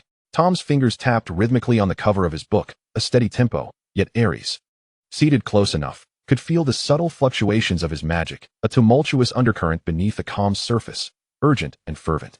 Interesting, Tom's voice was barely above a whisper, audible only to Ares. Ares turned his head, his heterochromatic eyes reflecting the flickering firelight. What are you thinking? Tom did not respond immediately. He slowly rose, his black robe flowing gracefully with his movements. The attention of the entire common room converged upon him, having just witnessed how coldly he had dealt with Avery. Now, all awaited his reaction with bated breath. Return to your rest, Tom's voice, though low, resonated with undeniable authority. Tomorrow morning, the prefects will convey the professor's instructions. Not a suggestion, but a command. The Slytherins exchanged glances, yet none dared to voice dissent. In the face of such overwhelming intimidation, the pride of pure-blood families bowed low. The crowd began to disperse, but whispers of diadem, theft, and will Riddle know anything? Floated through the air. Ares also stood, the dawn's wings gently stirring at his shoulders, the golden-red tips glimmering briefly. He reached out, grasping Tom's wrist. His touch was icy, the magic coursing beneath the skin more vibrant than usual. Tom, Ares called softly. Only then did Tom withdraw his gaze from some distant point in the void, settling it on Ares's face. The excitement in his black eyes gradually settled into a more complex and profound emotion. Accompany me for a stroll, Tom stated, not as a question. In the late-night corridor, the interplay of moonlight and shadows. The two walked side by side through the deserted castle halls. The cool moonlight outside stretched their shadows long, intertwining upon the stone floor. Armor stood silently in the recesses, and most of the portrait inhabitants had succumbed to slumber, with only a few casting curious or wary glances at the two students wandering in the depths of night. Tom remained silent. His footsteps were steady, yet Ares could feel the magic surrounding him like an increasingly unfurling net, intricately sensing every corner of the castle. He was searching for something. You are using magic to probe, Ares observed quietly. Whoever could steal the Ravenclaw diadem, Tom finally spoke, his voice echoing in the empty corridor, is either exceedingly foolish or exceedingly clever. And a fool would never find the display room within the room of requirement, let alone breach the protective charms set by Flitwick. Who do you think it is? Tom suddenly halted. They stood at a crossroads, the left path leading to the library, the right toward the astronomy tower. And straight ahead was the staircase leading to the 8th floor where the room of requirement was located. His black eyes surveyed the dimly lit staircase above, a faint, almost dangerous smile curling at the corners of his lips. I do not know who stole it, Tom said, but I am certain that the diadem remains within the castle. All exits are sealed. The professors are not fools. Ares felt a tightening in his chest. He knew Tom's tone all too well. It was the calm fervor of a hunter locking onto its prey. Tom, Ares stepped forward, blocking his view of the staircase. This is not your hunting ground. Their gazes locked in the moonlight, Ares's heterochromatic eyes meeting Tom's black ones. The air became thick with tension for several seconds. Then, Tom suddenly laughed, not the polite, distant smile he usually wore, but rather a genuine expression, imbued with a certain dark delight. Do you think I intend to steal the diadem? Tom tilted his head slightly, a gesture that rendered him eerily youthful, contrasting starkly with the unfathomable darkness in his eyes. No, Ares. I harbor no interest in a stolen relic. He stepped forward, their proximity such that their breaths were discernible. Tom raised his hand, his fingertips hovering beside Ares' cheek without making contact, tracing the outline of the golden blood pact mark. What piques my curiosity? Tom's voice low and hushed like a night breeze caressing silk, is the method employed by the thief.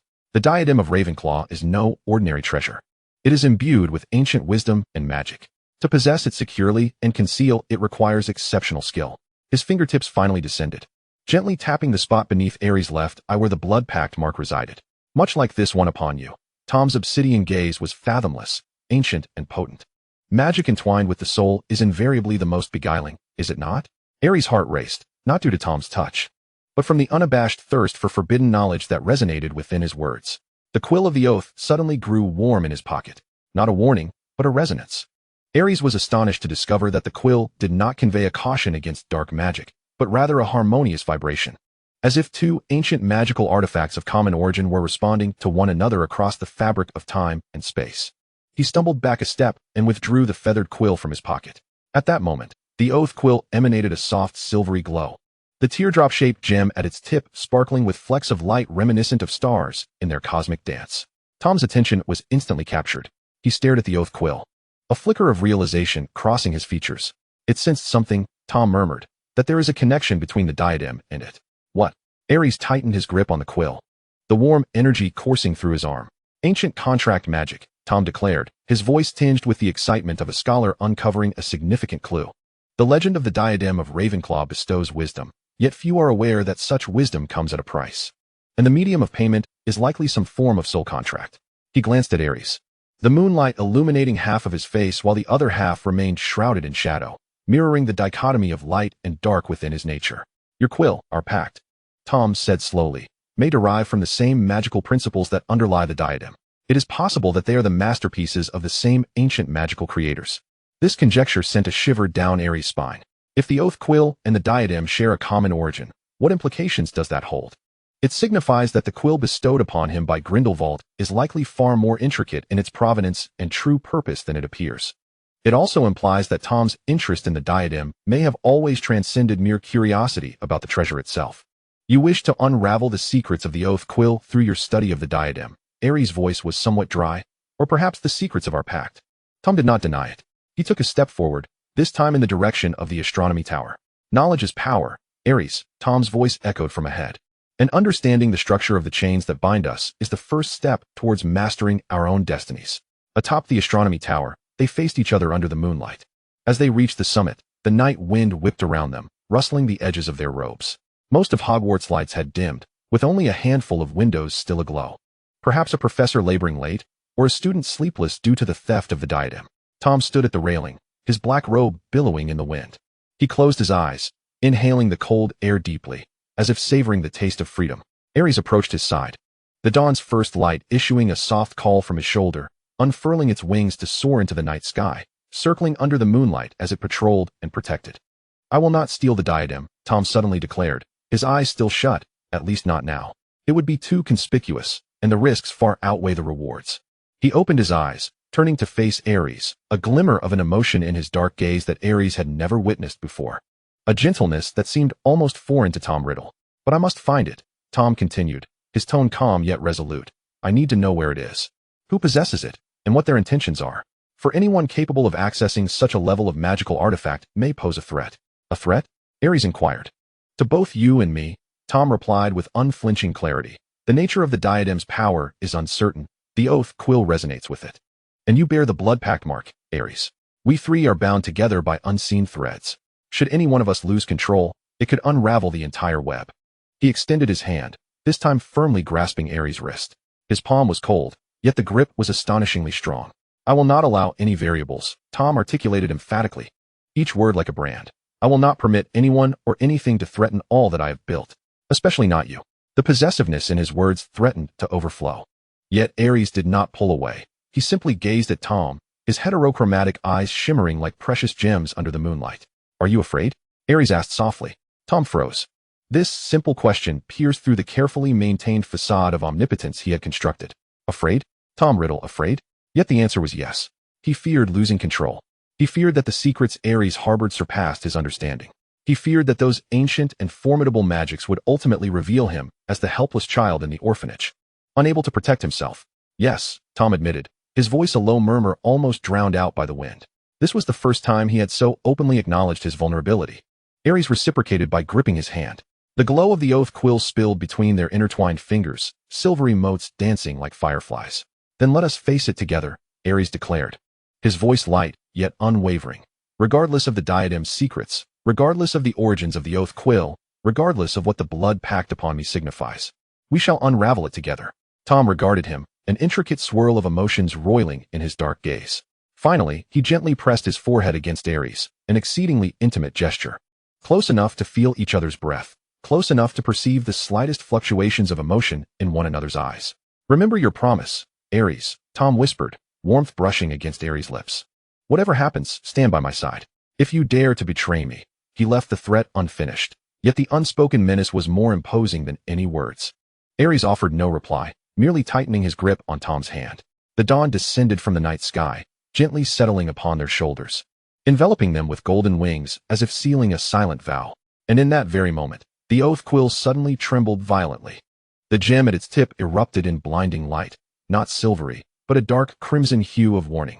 A fragmented vision surged forcefully into Ares' mind, a A dimly lit corridor in the dead of night. A gaunt figure crouched against the wall, cradling a silver diadem that shimmered with an eerie glow. The figure turned, and beneath the tousled chestnut hair lay a pair of pitch-black eyes, devoid of sclera. An abyss of darkness. He grinned, humming a dissonant tune, "Crown my crown." The vision abruptly ceased. Ares gasped, his body swaying. Tom immediately steadied him. "What did you see?" Tom asked urgently. "A person," Ares panted, his heterochromatic eyes reflecting lingering terror. "A student." He held the diadem. His eyes. What was wrong with his eyes? All black. Ares looked at Tom, his voice trembling, just like the deepest night sky, devoid of any light. Tom's expression froze. His fingers tightened involuntarily, the nails nearly embedding themselves into Ares' skin. Those pitch-black eyes were not a trait typical of an ordinary wizard. They were a manifestation of deep corruption wrought by dark magic, a sign of a soul severely tainted. The diadem had not only been stolen, but was also altering its possessor in the most perilous manner. "We must inform Dumbledore," Ares urged. "That man is dangerous. And he is being consumed by the diadem." "No," Tom interjected, his voice cold and resolute. "Tom, to tell Dumbledore now would only complicate matters further," he said, releasing his grip and turning toward the night sky, his black robes billowing in the wind. "The professors will conduct a widespread search, alarming the serpent. That student may act out of desperation and do something even more reckless, or he might hide the diadem deeper, making it impossible for us to find." He glanced back at Ares, the moonlight casting a silver sheen upon his profile. "We must locate him first," Tom stated, a predatory gleam flickering in his dark eyes, "before he spirals completely out of control." Then he paused, a chilling smile curving his lips. "Afterward, we shall retrieve the diadem. Not steal it, but reclaim it." How could such a perilous artifact, which corrupts its bearer, be allowed to fall into the hands of innocent students? A perfect rationale, a flawless excuse. Yet Ares understood that Tom's true intent was far from safeguarding his peers. He yearned to possess the diadem. He wished to study it. He sought to master the ancient magic that could bestow wisdom while simultaneously consuming souls. What was even more alarming was Ares' realization that he did not wish to thwart him, for he too was eager to discover what the resonance between the oath pin and the diadem signified. He too was curious about the vast and dangerous magical web his blood bond connected him to. "Very well," Ares heard himself say, "let us seek him out." Tom smiled a genuine, heartfelt smile, breathtakingly beautiful under the moonlight, yet suffocatingly dangerous. The dawn emitted a long cry, soaring toward the depths of the castle as if to guide them. The night was still young, and the hunt had only just begun. Chapter 111. Whispers of the black eyes. The moonlight atop the astronomy tower gradually inclined westward, and the castle's silhouette appeared increasingly formidable against the gray-blue dawn. Tom and Ares did not immediately return to the dungeons. Instead, they sat on the stone steps at the edge of the tower, allowing the night wind to flutter their robes until the first light of dawn settled upon Ares' shoulders, tucking its wings and burying its head in feathers as if feigning sleep. "That illusion," Tom broke the silence, his voice unusually clear in the stillness of dawn. "Can you describe it again?" "Every detail." Ares closed his eyes, his fingertips brushing the oath pen. The shaft remained warm, but the ominous crimson glow had faded, leaving only the faint, breathing glimmer of the gem at its tip. "A corridor," he began slowly, "not the main corridor, but rather a seldom-used side passage." The torch brackets on the walls were cast iron, old-fashioned, adorned with griffin claws at the top.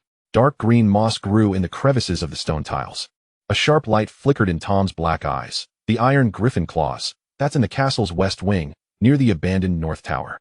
It was designated a restricted area a century ago due to structural issues. Spatial magic tends to become chaotic there." The student, Ares continued, was facing away from me, crouched in the corner. He wore a school robe, but the design was somewhat off. The cuffs and collar bore additional embroidery in deep green, resembling a variant of some family crest. "Which house?" I couldn't see the back, but when he turned his head, Ares hesitated, a chill passing through his heterochromatic gaze. His dark brown hair was tousled, his face pale and gaunt. Most strikingly, his eyes were entirely black, like two voids devoid of whites or pupils, only pure darkness. Tom's fingers began to tap unconsciously on the stone steps, a habitual action when he was deep in thought. "Entirely black eyes are not a natural trait," he murmured. "At least not a common hereditary trait among wizards. That could be a sign of deep corruption from dark magic or a transformation resulting from prolonged contact with some malevolent entity. For instance, through the long-term use of dark magical artifacts or engaging in taboo experiments at the soul level." Their gazes met in the air, both comprehending the unspoken thought, diadem. "He was speaking to the diadem," Ares added, though I couldn't discern the specific words. His lips seemed to be humming a tune, or perhaps reciting something.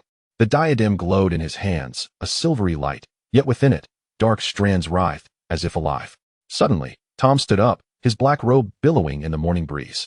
The eastern horizon had begun to pale, the first rays of dawn poised to pierce the shroud of night. "We need to investigate the West Wing," he declared. "But before that, we must first attend to one matter." At 6 o'clock in the morning, they stood at the entrance to the restricted section of the library. At this hour, Hogwarts remained in slumber, with only a handful of early risers and the occasional ghost wandering the corridors. Tom used his prefect's privileges to unlock the side door of the library. As a candidate for Slytherin prefect, Slughorn had hinted at certain special permissions he possessed. The restricted section was shrouded in dimness, towering bookshelves casting deep shadows, the air thick with the scent of old parchment, leather, and a blend of some ancient potion. Ares's morning light stirred awake, opening its golden eyes and scanning the surroundings with vigilance. "What are we looking for?" Ares whispered. "Records of ocular abnormalities," Tom replied, his fingers gliding over the spines of the books, his gaze sharp as a hawk scanning the index tags. Black eyes have appeared several times in the history of magic. Once during the Black Death pandemic in the 14th century, wizards infected with shadow fever exhibited symptoms where their pupils dilated to engulf their entire eyes. Another time, his finger halted on a hefty tome bound in black dragon hide. The spine bore the gilded title in archaic English, "Medical Treatise on the Side Effects of Soul Corruption and Bodily Transformation Induced by Dark Magic." Tom pulled the book from the shelf, the pages automatically flipping open to a specific chapter. On the yellowed pages, a hand-drawn illustration made Ares gasp. The eyes of the depicted figure were the very same, entirely black, hollow and haunting. The annotation beneath the illustration read, "This symptom is often observed in individuals who have been in prolonged contact with soul-parasitic dark magical artifacts. Dark magic gradually erodes the host's soul, manifesting as a transformation in the visual organs.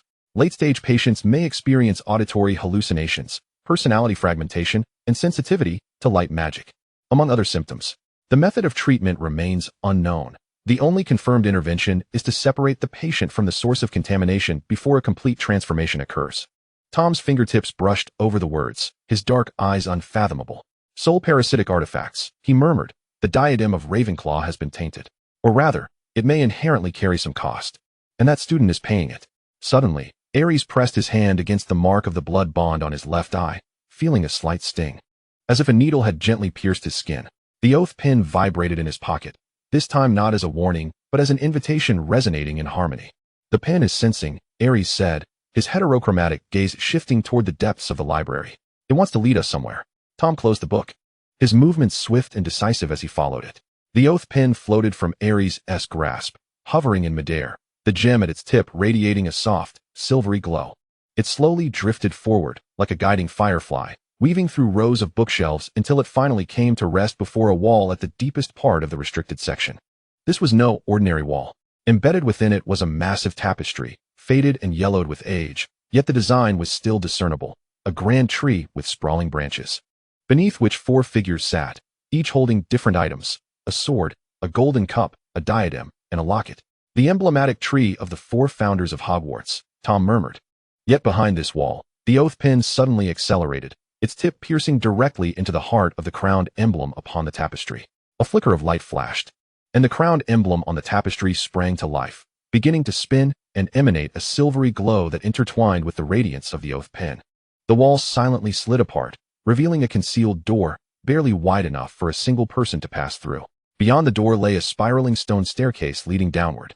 Unfathomably deep, the air laden with a musty odor mingled with a sickly sweet fragrance reminiscent of decaying flowers. Just as Tom was about to step forward, Ares abruptly grasped his arm. "Wait," Ares said, his heterochromatic eyes fixated on the shadows of the staircase below. "Listen." From the profound depths below came a faint, intermittent hum. The dissonant melody, with its peculiar rhythm, chanted in an archaic language, "The crown of wisdom, as dreams repay, grant me insight, take your folly away. Shadows take root. Light turns to lie. On the day of omniscience, all beings are blind." It was precisely the tune that the student Ares had seen in the vision was humming. Tom's dark eyes gleamed astonishingly in the dimness. He clasped Ares' wrist with firm resolve. "Found it," his voice brimming with the thrill of a hunter. "He's down there." But just then, footsteps echoed from outside the library, multiple individuals approaching the restricted section.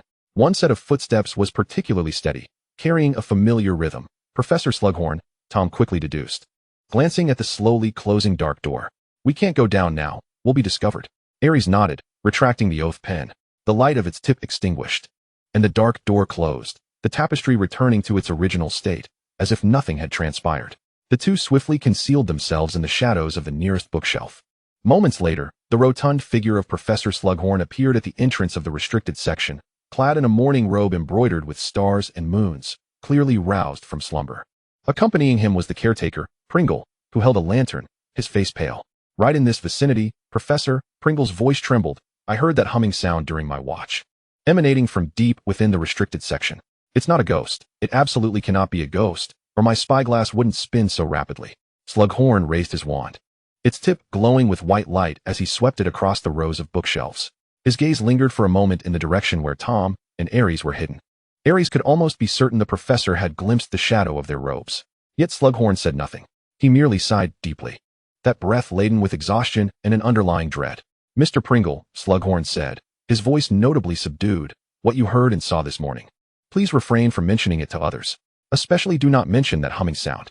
But Professor, this is for your own good, Slughorn interrupted, his round face displaying an undeniable authority for the first time. The less one knows about certain matters, the longer one lives. Now, let us ascertain whether any books are missing, particularly those regarding ancient magical artifacts and soul magic. The footsteps drew nearer. Tom and Ares held their breath behind the bookshelf. The morning light withdrew all its radiance, transforming into an ordinary golden-red brooch upon the shoulder. Meanwhile, beneath their feet, in the hidden chamber deep within the earth, the humming ceased. In its place came a satisfied, almost euphoric sigh, followed by a clearly discernible whisper. I see all the threads, all the destinies. And you too, little peeping Toms lurking in the shadows. We shall meet very soon. Chapter 112. The heartbeat of the hideout and the oath. The air in the restricted section of the library thickened like amber. Tom and Ares pressed against the shadows behind the bookshelf, clearly hearing Professor Slughorn's heavy breathing and Pringle's trembling footsteps just beyond 2 rows of shelves.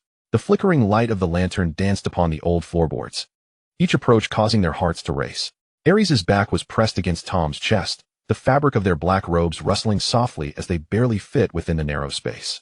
Originally a recess for discarded index cards between the shelves and the wall, one of Tom's hands rested against the wall beside Ares's ear, while the other lightly supported his waist, maintaining a precarious balance to prevent them from toppling over. Too close. So close that Ares could feel the steady, powerful heartbeat within Tom's chest, perhaps even a tad too rapid. This was unusual. Tom had always been able to masterfully control his bodily reactions, whether in duels or under the intense scrutiny of Professor's questioning. Unless he was also nervous. This realization momentarily stunned Ares. He tilted his head slightly, intending to catch a glimpse of Tom's expression, but just as he moved, Tom's arm tightened, halting his motion. Don't move. Tom's voice came almost as a breath against his ear, warm and infused with a tension Ares had never before encountered. Slughorn is still watching. Indeed, the lantern's light lingered at the entrance of their hiding place. Professor Slughorn's voice resonated with a low rumble. There's nothing amiss here, Mr. Pringle. Perhaps you're merely exhausted. The castle has indeed been rather unsettled of late. But that humming sound, Pringle urged anxiously. Perhaps it is merely a prank by some mischievous ghost, Slughorn interjected, his tone carrying an undeniable finality. I shall report to the headmaster to enhance the night patrols. Now, please return to rest. Remember to guard your tongue. The footsteps hesitated for a moment before gradually receding. The light of the lantern faded away, plunging the restricted section back into obscurity, save for the faint, dismal gray light filtering through a few high windows, heralding the bleak winter morning. The danger had passed. Yet Tom did not immediately release his grip. Ares remained motionless, maintaining the position that enveloped him within Tom's embrace, distinctly feeling Tom's elevated body temperature seeping through 2 layers of robes, as if he were feverish. The oath pin in his pocket emanated a gentle warmth. The gemstone at its tip pressed against his thigh, sending waves of warmth coursing through him. This was amiss. Tom's bodily responses were peculiar. The oath pin's reaction was equally strange. Tom, Ares whispered, his voice resonating distinctly within the confined space. You. His words were abruptly cut short as Tom pressed his forehead against the nape of Ares's neck. It was a nearly vulnerable posture, starkly contrasting with the persona of Tom Riddle. Ares could even feel the warmth of his forehead and a slight tremor. Moments ago, Tom's voice had been muffled, stifling something. When that dark door had opened and the oath pin had illuminated, he felt something. Ares held his breath. Some images, Tom continued, each word seemingly squeezed out in fragments. I saw you, but not the you of now. You were younger, in the orphanage, The day you first used magic to stop my bleeding. And another image. You standing at the edge of the astronomy tower, facing away from me, your robe's hem fluttering in the wind, as if you might leap at any moment. His grip tightened further, so tightly that Ares felt a faint ache from the pressure against his ribs. What is it, Ares? Tom asked. His voice imbued with an emotion Ares could not decipher. Was it fear? Tom Riddle feeling fear? Was the oath pen just revealing your memories to me? Or was it some kind of prophecy? Ares' heart skipped a beat. He recalled one of the abilities of the oath pen, the preservation and safeguarding of memories. Yet the quill had never willingly revealed its sealed memories to others, nor could it possibly unveil visions of the future. Unless, just moments ago, at the threshold of the hidden door, when the oath quill resonated with the lingering magic of the tarnished crown, a higher form of magical connection was momentarily activated. It linked him, Tom, the oath quill, and that tainted diadem. I do not know, Aristan admitted earnestly, attempting to turn away. A gesture that this time Tom did not impede. But the first vision is indeed real. It was shortly after we met. You were injured on your arm by those older children with shards of glass, and I cast the simplest healing charm. He paused, his heterochromatic gaze fixated on Tom's face. So close yet shrouded in shadow, revealing only his eyes, which glowed with an astonishing light, brimming with emotions Aristan had never witnessed before, nearly on the brink of eruption. The second vision, Aristan continued slowly, I have not experienced. At least not yet. But if it is a prophecy, you shall not leap, Tom interjected. His voice suddenly icy and resolute, shattering the fragile facade that had cloaked him, replaced by a familiar sense of control. I will not allow it. A quintessential response from Tom. Yet Aristan discerned the fissures within, the urgency of his denial, the panic concealed beneath his commanding tone. He performed an action he had not anticipated. He raised his hand, gently placing his palm against Tom's cheek. The skin felt slightly cool, yet the muscles beneath were taut as a drawn bow. Tom, Aristan murmured, his voice as soft as a sigh, look at me. Their gazes met in the dim light. The dark eyes and the mismatched hues intertwining. Time seemed to stand still. Outside the bookshelf, the distant chime of morning bells resounded. It was 7 o'clock, heralding the castle's awakening. I promised you, Aristan articulated, each word crystal clear, that no matter what happens, I will stand by your side. That promise encompassed not yielding easily to despair, not engaging in foolish actions, and certainly not leaping from the astronomy tower. Tom's eyelashes fluttered slightly. This subtle expression betrayed the turmoil within him. Promises can be broken, Tom murmured, though the sharpness in his tone had softened. Ours will not, Aristan replied, his fingertips trailing down to lightly brush against the almost invisible, faintly red mark on Tom's neck, a remnant of the magic backlash from the choking curse used the previous night. For our promise is inscribed with the oath quill upon our soul contract. He paused, inhaling deeply, finally voicing the long-buried sentiment he had never dared to articulate, and I willingly bind myself to this contract. I am willing to be your accomplice, your anchor, your only permitted vulnerability. This declaration shattered the final barrier. All pretenses, all calculations, all cold desires for control within Tom crumbled in that instant. In their place surged a primal, searing emotion, hot enough to scorch them both. He spoke not a word. Instead, he lowered his head and kissed Aristan. It was not a gentle touch, nor a tentative peck. It was a kiss imbued with possessiveness, utterly uncompromising, radiating a heat akin to dark magic. Tom's hand clasped the back of Aristan's neck, holding him firmly in place, while his other arm encircled Aristan's waist with such force it felt as though he meant to merge him into his very being. After an initial moment of astonishment, Aristan closed his eyes. He did not resist. Instead, he wrapped his arms around Tom's neck, deepening the kiss. The oath quill in his pocket began to radiate intense heat, its gem tip erupting in a dazzling silvery light, yet the brilliance was shrouded by their dark robes, felt only by them. The blood bond mark beneath Aristan's left eye also started to warm, the golden lines beneath his skin faintly glowing, as if in response to something. In that moment, the stale air of the restricted section seemed to ignite.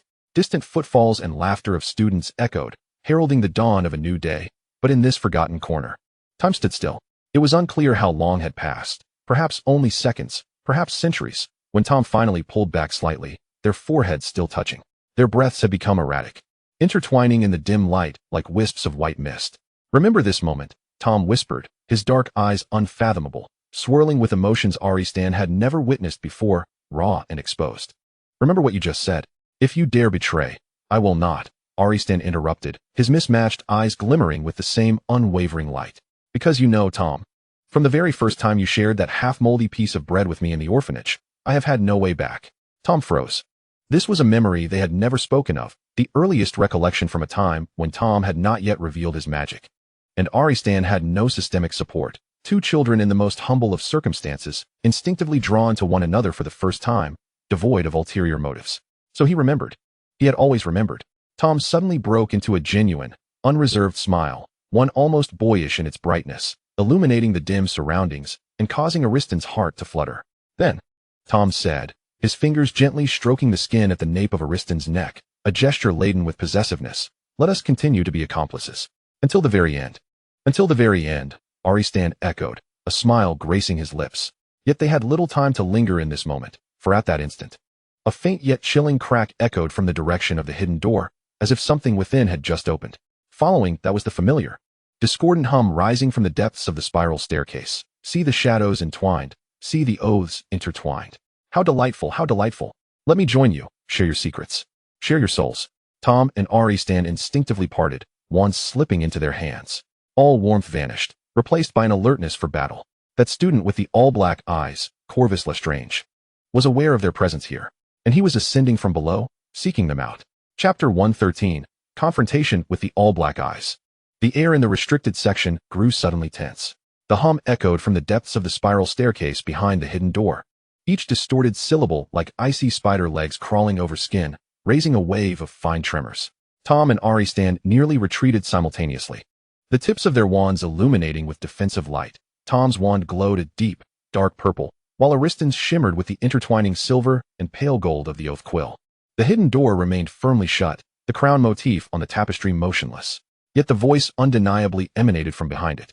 He is not below, Tom whispered, his dark gaze fixed intently on the hidden door, his tone laced with a hunter's vigilance. He is deeper down, through some form of auditory magic, or a power bestowed by the crown. Aristan nodded, the blood bond mark beneath his left eye warming slightly, akin to a fine needle moving beneath his skin. The oath quill felt acutely tangible in his grasp, its gem tips glow pulsing in rhythm with his heartbeat, as if resonating with some unseen force. The humming ceased. In its place arose a light laugh, youthful, tinged with a sickly delight, echoing through the empty, restricted section. Two little spies, the voice teased, each word clear as if whispered directly into their ears, hiding in the shadows, sharing secrets, exchanging oaths. How sweet it is. It reminds me of childhood days spent conversing with the mice in the basement. Tom's expression turned icy in an instant. Aristan sensed the temperature of his magic plummet. A true murderous intent. Come out, Tom commanded, his voice calm, yet each word forged from ice. Or are you too cowardly to emerge from the shadows? Squeaking like a rat. Silence. A prolonged, suffocating silence enveloped the atmosphere. Then, the dark door silently slid open inward. No footsteps, no figures, only a more potent, cloyingly sweet odor seeped forth from the depths of the shadowy staircase, mingling with a certain miasma of dark magic. The morning light upon Ares' shoulders emitted a low hum, its golden red feathers slightly flaring, a primal response of the phoenix when confronted by a formidable dark presence. Be cautious, Ares whispered, the crown is influencing him. And it is also affecting the surroundings. I can sense the spatial magic is in disarray. Indeed, the light within the restricted section began to warp. The shadows cast by the bookshelves elongated and contorted, writhing upon the ground like living entities. The morning light filtering through the high windows was rendered to a dismal gray-blue by some invisible barrier, illuminating faces with an ethereal, ghostly pallor. Oh, I have emerged. The voice resounded once more, this time echoing from all directions. Between the bookshelves, in the depths of the shadows, from the crevices of the walls, countless overlapping echoes formed the same utterance, a dissonant transmission, a sophisticated technique of dark magic. Tom's lips curled into a cold smirk. He took a step forward, his black robes swirling in the distorted light, the glow at the tip of his wand surging dramatically, a dark purple aura expanding like a tide, instantly suppressing the surrounding shadows' movements. A mere trick, Tom remarked, his obsidian gaze sweeping across every corner of the restricted section. If this is all you are capable of, then the crown is indeed wasted in your hands. Wasted? The voice laughed, a manic tremor in its tone. No, no, dear Mr. Riddle, you do not comprehend at all. This crown is not a mere tool. It is a living entity. It speaks to me, teaches me, reveals to me wondrous visions. From the darkness behind the door, the outline of a figure finally materialized. Gaunt, pallid, with tousled chestnut curls falling across his brow. He wore the Slytherin robes, but as Ares had seen in the illusion, the cuffs and collar were embroidered with additional deep green patterns, a twisted variant of the Lestrange family crest, resembling some forbidden sigil. Then he lifted his head. Ares's breath caught in his throat. Even with prior mental preparation, witnessing those eyes firsthand was an entirely different experience. Pitch black, pure, devoid of any light. No whites. No pupils. Only two unfathomable voids, as if the entire night sky had been compressed into his eye sockets. Gazing into them induced a disorienting sensation of one's soul being dragged. Corvus Lestrange. The collateral, the child deemed a blemish by his family. At this moment, he was staring at them with those all-black eyes, a smile stretching too wide, nearly splitting his face to the roots of his ears, an unnaturally forced curvature of his facial muscles. Corvus Lestrange, Tom stated with precise calmness, as if commenting on the weather. I remember you. Always seated in the last row during potions, barely passing ancient runes, and hiding in the farthest corner during family gatherings until 6 months ago, when you suddenly had an epiphany. For an instant, Corvus's smile faltered. Something stirred within those black depths, as if an old wound had been prodded. Epiphany, he murmured, his fingers unconsciously caressing something cradled in his arms. Only then did Ares notice that he was embracing something wrapped in dark green velvet, from which a silvery light, interlaced with black strands, seeped through the fabric seams. Yes, I had an epiphany, when I realized that this world only respects power and fears darkness. He abruptly unveiled the velvet cloth. The diadem of Ravenclaw revealed its true form in the dim light. The silver crown was intricately adorned with designs of runes and celestial bodies. At its center embedded a teardrop-shaped moonstone, once pure as water, now coursing with dark veins like parasitic vessels. The diadem emitted a soft glow, yet that radiance was not warm. Rather, it bore a chilling, penetrating wisdom that seemed to pierce through all facades and unveil every secret. The oath pen in Ares's hand vibrated violently. The gem at its tip began to flicker in synchrony with the diadem's light, one shimmering silver white, the other dark red, akin to the resonance of two distant stars. It recognizes your pen, Corvus said, his all-black eyes fixated on the oath pen, his voice imbued with the excitement of a child discovering a new toy. They are conversing. An ancient, forgotten language about contracts, about costs, about how to barter one's soul for knowledge. Silence, Tom interrupted, directing his wand at Corvus. Put down the diadem and come with me to see Professor Slughorn. You can explain how you stole it and what has happened to your eyes. Corvus tilted his head, the motion disturbingly peculiar. Go see the professor? He whispered, then suddenly erupted into sharp, piercing laughter. Why? So he can lock me away in St. Mungo's? Brand me with labels of danger and madness like my father? No, I have had enough of confinement. He clutched the diadem tightly, the black veins within the moonstone pulsating rapidly. The diadem has granted me freedom, Corvus's voice softened, imbued with a hypnotic cadence. It allows me to see all the threads of fate, the threads of magic, the threads of the human heart. I see Avery being arranged to marry a witch he does not love in his 7th year. I see Abraxas Malfoy ultimately succumbing to a rare dragon pox. I see Professor Slughorn retreating 20 years hence due to a betrayal by some student. His all-black eyes turned towards Tom. And I see your threads, Mr. Riddle. So many of them, so many possibilities, but recently they have all converged towards a single point, a warm, bright point. Corvus's gaze fell upon Ares. Because of him, Corvus said, a hint of envy creeping into his voice for the first time, you were meant to die alone. You were destined to become something greater, more terrifying, more eternal. But because of him, your threads have bent, branched, and softened. Though Tom's expression remained unchanged, Ares sensed the magic around him boiling over, an anger stirred by the deepest of secrets being touched. What do you wish to convey? Tom's voice was frigid enough to freeze the air. I wish to say, Corvus grinned, that fate can be altered, just as I, a wretched waste destined to rot in the corner of my family, now hold the diadem of Ravenclaw's wisdom. Just as you, a being meant to become the Dark Lord, have now paused for the sake of a boy. He stepped forward. The shadows beneath him writhed like living creatures, cushioning his steps, rendering his movements soundless. Give me the diadem, Tom commanded, the dark purple light at the tip of his wand coalescing into a tangible point, a final warning. Oh, I shall give it to you, Corvus unexpectedly replied, lifting the diadem, the black veins within the moonstone thrashing wildly. But not now. Not yet. It has not finished teaching me all its lessons. Moreover, he suddenly glanced towards the library entrance, his all-black eyes narrowing slightly. We have guests approaching. Almost simultaneously, hurried footsteps and Professor Slughorn's breathless call echoed from afar. Riddle. Phoenix. Are you there? I sense an unusual surge of magic. Corvus sighed with regret. How disappointing, he said, stepping back as his figure began to meld into the shadows behind him. But no matter, we shall meet again. After all, you are now my subjects of study. Stop. Tom barked, a dark purple binding spell shooting forth. But the spell passed through a dissipating shadow.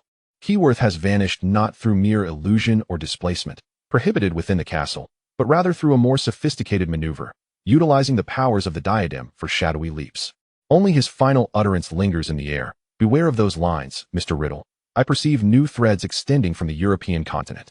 The azure flames of his mismatched eyes fixate upon you, and his voice fades into oblivion. The dark door slams shut, and the tapestry reverts to its former state. The distorted light in the restricted section normalizes, the shadows cease their writhing, and the cloying stench dissipates rapidly, as if all that transpired was but a figment of the imagination. Only the oath pen, still radiating heat in Ares' grasp. The unextinguished glow at the tip of Tom's wand, and the taut nerves of the two serve as testament to the reality of that confrontation. Professor Slughorn's rotund figure materializes at the far end of the bookshelf, wand raised, his pallor evident, the ties of his mourning robe askew. Merlin's beard. Slughorn gasps, visibly relieved upon seeing them unscathed, yet his gaze sharpens as it sweeps the surroundings, sensing the residual waves of exceptionally potent dark magic. Did you feel that? There was an echo of ancient power. Tom slowly lowers his wand, extinguishing its light. He turns, his countenance regaining its customary, composed politeness. We heard a peculiar sound, Professor. He states, his tone steady, devoid of any hint of faltering, akin to someone humming a tune. Yet upon investigation, we found nothing. Slughorn scrutinizes him for several seconds, the shrewd glint in his small eyes reflecting a medley of suspicion, concern, and a deeper, almost palpable fear. A humming sound? He echoes softly, unconsciously caressing his wand. Another instance of humming? His gaze lands upon Ares, specifically the oath pen he clutches. Mr. Phoenix, may I borrow your pen for a moment? The air thickens momentarily. Ares grips the oath pen tightly, his mismatched gaze locking with the professor's. He understands that Slughorn has sensed the resonance between the pen and the diadem, perceiving the source of that ancient magic. Just then, a sharp bird call pierces the atmosphere. An unfamiliar owl, its feathers as black as the night, taps frantically at the library's high window with its beak. Attached to its leg is a scroll bound with a deep green ribbon, the end of which bears a distinct emblem, two intersecting lights, one gold and one silver, encircling a mismatched eye. The mark of Grindelwald. Chapter 114. The invitation of the mismatched eyes. The sound of the black-feathered owl's beak striking the high window resonates harshly in the sudden silence of the restricted section, each thud reverberating through the nerves. Professor Slughorn abruptly turns, color draining from his round face. He stares at the bird, its feathers as dark as the deepest night, with only its eyes, a bizarre gold and silver, glistening with an unnatural, almost arcane sheen in the winter morning light. It is unmistakably a magical messenger bred by Nermengard. The traits are too pronounced. Merlin. Slughorn's voice catches in his throat. Tom moves with swiftness. He nearly reaches the window the moment the owl appears, his black robe trailing behind him in a sharp arc. Without opening the window, he engages in a silent exchange of glances with the bird. The owl ceases its tapping, tilting its head and gently nudging the scroll tied to its leg with its beak. The deep green ribbon, the interwoven light symbol, Grindelwald's own mark. The atmosphere is thick enough to wring water from it. Ares feels the blood-packed chain beneath his left eye begin to warm, not with pain, but with a resonant heat, as if the man far across Europe is reaching out through this mark, touching his very bloodline. Slughorn finally regains his voice. Though each word is taut with tension, do not touch that letter, Riddle. That is, I know what it is, Professor, Tom interrupts calmly, his dark eyes still locked on the owl outside, but rejecting the courtesy of an elder-esque greeting seems rather impolite. Elder? Slughorn's voice rises, laced with incredulity and panic. Tom, you have no idea whom you are dealing with. Gellert Grindelwald is not someone you can engage with. In his game, there are no students, only pawns. Then perhaps it is prudent to see how he intends to play this move, Tom replies, his tone imbued with a chilling calmness. He finally raises his hand and pushes open the tall window. The frigid morning breeze rushes in, mingling with the damp chill characteristic of the Scottish Highlands. The owl glides gracefully inside, perching atop the nearest bookshelf, surveying the three of them. It does not emit the usual hooting sound of owls. Instead, it stands quietly, its mismatched eyes scanning each face, ultimately resting upon Ares. Then, it extends the leg bound with the letter. Tom does not reach for it immediately. He turns to Slughorn, a flicker of something complex and inscrutable glimmering in the depths of his dark eyes. Professor, Tom says, his voice softened to a deliberately crafted, student-like sincerity. You inquired about Mr. Phoenix's pen earlier. I can explain that it is a family heirloom, reputed to possess the ability to sense powerful magical artifacts. Its illumination just now was likely a response to the residual magical fluctuations of the stolen diadem. A perfect fabrication. Half-truths, impossible to disprove. Slughorn opens his mouth, the keen spark in his small eyes revealing an internal struggle. He desperately wishes to believe this explanation, for if Tom's words are true, then everything remains within the manageable realm of a student's petty troubles. Yet, if Tom is lying, if that pen truly pertains to something ancient and perilous. The professor's gaze falls upon the letter clutched by the owl's foot. Deep green, the color of Grindelwald. Ultimately, fear overcomes responsibility. Slughorn inhales deeply, his rotund shoulders slumping. The robe embroidered with stars and moons now rendering him appeared notably weary and aged. Not again, Tom, Slughorn murmurs, his voice tinged with a plea.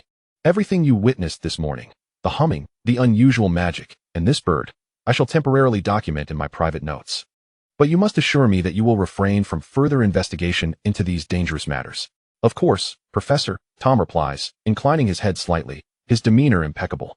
Slughorn studies them intently once more, his expression a tapestry of emotions, as if he wishes to etch their faces into his memory. Then he turns, the hem of his robe sweeping the floor, his footsteps heavy as they fade into the shadow of the restricted section. Only when he is certain the professor has truly departed does Tom extend his hand to untie the scroll from the owl's leg. The deep green ribbon loosens at his fingertips, as if it were a living serpent. The parchment unfurls, the ink inscribed in a dark, golden hue. Each stroke sharp as a blade, imbued with the lingering warmth of potent magic. Ares approaches, the dawn light on his shoulder emitting a vigilant low hum. He reads the contents of the letter, to the child of light and shadow and his shade. I have been thoroughly entertained by your little games within the castle while I observe from Nurmengard. The relic of Ravenclaw has chosen a new throat to sing, and my blood has chosen a new vessel to walk. What a delightful symmetry. Yet the game must progress to the next act. Come to Austria during the Christmas holiday. Bring that pen and your newly acquired little trouble. There are some lessons that Hogwarts does not teach, yet you are in dire need of learning. Do not concern yourselves with visas or the journey. My saints will arrange everything. Simply stand beneath the old oak tree, struck by lightning.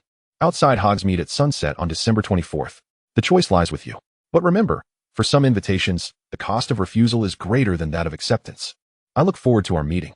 The letter bore no date, yet the bottom of the parchment was embossed with a minuscule, swirling symbol of a blood pact vial, identical to the chain pattern beneath Ares's left eye. Tom stared at the missive, his expression as serene as if he were perusing comments on a transfiguration assignment. However, Ares noticed the way his fingers gripped the edge of the parchment, knuckles paling from the pressure. Christmas, Tom said softly, raising his dark eyes to meet Ares's gaze, having calculated the timing perfectly. The holidays had left the castle half empty. The professors scattered, a flawless opportunity. We cannot go, Ares replied, a rare, almost panicked glimmer flickering in his heterochromatic eyes. It is a trap, or a test. Of course it is a test. Tom gently rolled the parchment, the ribbon automatically readying itself, but it is also an opportunity. Grindelwald knows about the crown, knows of Koval's, knows everything about us, and he wants to meet us not through his minions, but in person. He paused, the depths of his dark eyes swirling with that familiar longing for the unknown, the thrill of danger, the ambition to seize control. We must go, Tom declared, his voice resolute, but not as his students, nor as his pawns. He extended the parchment towards the owl perched by the window. The bird tilted its head at him, a flicker of what seemed like approval in its heterochromatic gaze, before grasping the letter and soaring out the window, quickly vanishing into the gray-white morning sky. Tom turned, his black robes billowing in the draft.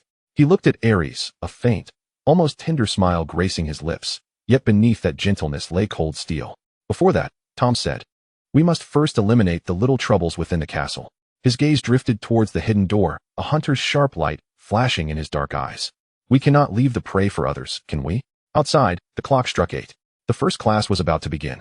Chapter 115, The Hunter and the Web. The chime of the 8 o'clock bell echoed through the castle, an invisible curtain temporarily sealing away the secrets of the restricted section. As Tom and Ares exited the library, the corridor was already bustling with students hurrying to their classrooms. The clamor of voices, the rustle of robes, the clatter of books, an ordinary morning scene at Hogwarts. Yet at this moment, it felt particularly jarring. The two walked side by side to the potions classroom in the dungeons. Tom strode briskly, his robes trailing behind him with a decisive arc. Ares could sense the tautness of his magic, like a bow drawn to its fullest. Tonight, Tom said in a lowered voice, his gaze scanning each dark-haired, slender boy in the corridor. After curfew, in the West Wing's abandoned area. He must be there. How can you be so sure? Ares inquired, the morning light cloaking his shoulders as he disguised himself as mere decoration. Because that is where the threads are most densely woven, Tom replied, a glint of coldness flashing in his dark eyes. Koval's said the crown allows him to see the threads of fate. And within the castle, what place is more suited for weaving a spider's web than a forgotten corner? A forsaken space? That makes sense, Ares conceded, yet unease settled heavier in his heart. The quill of oaths lay quietly in his pocket. Unnaturally still since Grindelwald's messenger had departed, like an ordinary piece of wood or stone. This only heightened his wariness. In the potions classroom, on the lower level, the air was cold and damp, infused with the peculiar sense of various blended ingredients. Professor Slughorn stood at the podium, clad in his dark green robe embroidered with golden cauldron patterns, wearing his customary enthusiastic smile. Yet Ares noticed the faint shadows beneath the professor's shrewd little eyes. And when he glanced at Tom and Ares, his smile momentarily stiffened. "Ah, Mr. Riddle, Mr. Phoenix," Slughorn called in a booming voice. "Perfect timing. Today we shall brew a rather intricate potion, an enhancement draft. It temporarily heightens the drinker's sensitivity to magical fluctuations, a common auxiliary potion for Aurors and Gringotts cursebreakers." He paused, his gaze fleetingly scanning Ares' pocket where the quill of oaths was stored. Of course, for certain naturally sensitive individuals, this potion may produce excessively strong effects. So please adhere strictly to the recipe, particularly regarding the dosage of moonlit grass powder. An excess of even a gram could lead to sensory overload, allowing you to hear what should not be heard and see what should not be seen. A moment of silence enveloped the classroom. Several students exchanged anxious glances. Tom's expression remained unchanged as he elegantly made his way to the Slytherin workstation, the hem of his robe brushing lightly against the stone floor with a soft rustle. Ares followed closely behind, his heterochromatic gaze appearing particularly profound under the dim classroom lights. "He is warning us," Ares whispered, audible only to the two of them. "No," Tom replied softly, already skillfully measuring the ingredients. "He is afraid. Afraid we might uncover more than he is willing to face." The potions class continued under a subtle tension. The mist rising from the cauldron took on a mesmerizing lavender hue, and the moonlit grass powder emitted a faint hissing sound upon introduction, like distant whispers. Ares followed the steps meticulously, but when the final drop of armadillo bile fell into his cauldron, it erupted in an extraordinarily bright silver light, the same hue as the quill of oaths. Professor Slughorn approached swiftly, his expression complex as he scrutinized the glowing potion. "A remarkably pure reaction, Mr. Phoenix," he said slowly, a barely perceptible tremor in his voice, indicating that your magical essence is quite pure. However, remember, pure light can sometimes attract the deepest shadows. This was the second warning of the day. Ares nodded, his heterochromatic eyes calmly meeting the professor's. "I shall be cautious, sir." After class, they returned to the Slytherin common room. The dark waves of the Black Lake filtered through the windows, casting the interior in a shifting dark green hue. The fireplace crackled, yet could not dispel the inherent chill of the dungeons. As they approached their usual seats near the fire, a figure rose from the shadows of the upper year section, Abraxas Malfoy. The sixth-year prefect wore a perfectly tailored black robe, his light blonde hair meticulously styled, and his gray, cold eyes glimmered like polished gems in the firelight. He approached with a measured grace, as if attending a banquet rather than standing in the common room of the school. "Riddle, Phoenix," Malfoy's voice was low yet clear. "May I have a minute of your time?" Tom halted, his dark eyes calmly meeting Malfoy's. "Prefect Malfoy." Abraxas's gaze flicked between the two before settling on Tom's face. He stepped closer, speaking in a tone only the three could hear. "The Avery family has more than just those foolish younger years. There are a few seventh years who will be patrolling the West Wing tonight. They've made it known they intend to catch the thief of the crown, to restore their family honor." He paused, a glint of shrewdness flashing in his gray eyes. "But I suspect they would rather unexpectedly encounter certain individuals who ought not to be there, and then fabricate some evidence." A faint, icy smile curled at the corners of Tom's lips. "Thank you for the information, Prefect. Such advice does not come without cost." Abraxas inclined his head slightly, his demeanor remaining elegant. "I trust that those I invest in do not exit the stage due to naive traps. After all, on the chessboard of the future, we need each other." With that, he turned and left, the hem of his robe tracing a perfect arc as he vanished toward the staircase leading to the boys' dormitory. Tom watched him depart, a contemplative look deepening in his dark eyes. The hunting ground buzzed with activity. He whispered, his voice laced with a hint of perilous excitement. "Good.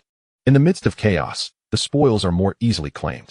Nightfall, after curfew, the castle succumbed to darkness, with only the flickering torches on the corridor walls providing a wavering light. In the distance, the gleeful cackles of Peeves shattered a suit of armor, while Ferk's curses and Lady Loris's hoarse cries faded into the night. Tom and Eris stood at the entrance of the abandoned section of the West Wing. This place starkly contrasted the opulence of the main castle. The walls were mottled, the tapestries tattered, and in some areas, the rough stone bricks lay exposed. The air was thick with the scent of dust and mildew, mingled with a deeper, metallic sweetness akin to rust. The oath pin finally began to warm once more. Eris grasped it tightly, the gem-tipped nib pointing towards the depths of the corridor, where a half-open door of decayed oak awaited. "He is within," Eris murmured. "But he is not alone. I sense other magic. It is chaotic, and it aches." Tom drew his wand, its tip igniting with a dim, purple glow. He pushed open the door. Beyond it lay a forsaken classroom, utterly transformed. The walls were smeared with dark crimson paint, inscribed with twisted runes that glimmered faintly in the dark, pulsating like a breath. Scattered across the floor were candles, no ordinary candles, but those crafted from some blackened grease. Burning with a sickly green light, their smoke spiraling upward, congealing into ominous shapes on the ceiling. In the center of the classroom knelt Corvus Lestrange, his back to them. He still clutched the diadem, though at this moment it hovered before him, the black veins within the moonstone having spread across its entirety, resembling countless tiny black serpents slithering over the silver. Surrounding Corvus were three figures, all first-year Slytherins. Eris recognized one of them as Avery's younger cousin. Their eyes were tightly shut, their faces pallid, each bearing a bleeding rune mark on their foreheads, akin to the runes on the wall. They twitched in their slumber, their lips soundlessly moving as if repeating some incantation. A sacrificial ritual. Tom's voice was as cold as ice. He was feeding the diadem with their life force. Corvus slowly turned his head. His entirely black eyes appeared even more hollow and menacing under the green candlelight. "Ah, you have arrived," he said softly, his voice infused with weary satisfaction. "Just in time. The audience has gathered. The show can begin." He grinned widely, the smile stretching to his ears. "Allow me to demonstrate the latest trick that the diadem has taught me." He raised his hand and snapped his fingers. The shadows in the corners of the classroom suddenly came alive, rising up and coalescing into humanoid forms, their outlines indistinct but armed with wicked blades, slowly advancing towards Tom and Eris. And behind those shadows, the distinctive, haughty footsteps of the Avery family echoed in the corridor, accompanied by the soft sound of wands being drawn. A trap. A double trap. Chapter 116. The Triple Trap and the Dance of Shadows. The shadowy figures lunged from the corners, devoid of facial features, possessing only vague outlines and the blades of pure darkness in their hands. The air was sliced with a hissing sound, the green candlelight refracting eerie glimmers off the blades. Tom did not even take a step back. His wrist flicked, and his wand traced a ghostly purple arc through the air, not a defensive spell, but an offensive one. The tip of his wand did not spew flames but unleashed a more primal, ferocious creation of darkness, the embryonic form of fiend fire. A serpentine plume of purple-black fire erupted, whip-like, and wherever it passed, the shadowy figures emitted silent shrieks, twisting and dissipating in the flames.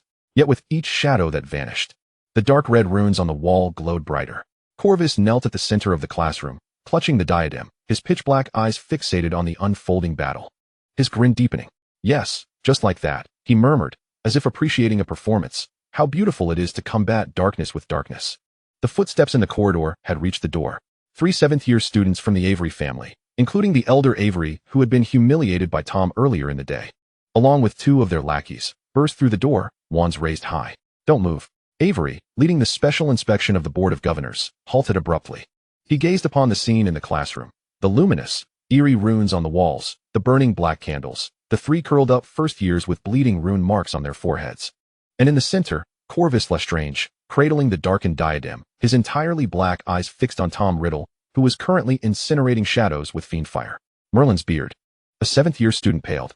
"Riddle, what are you doing?" Avery demanded, though his voice lacked conviction. Tom did not even turn around.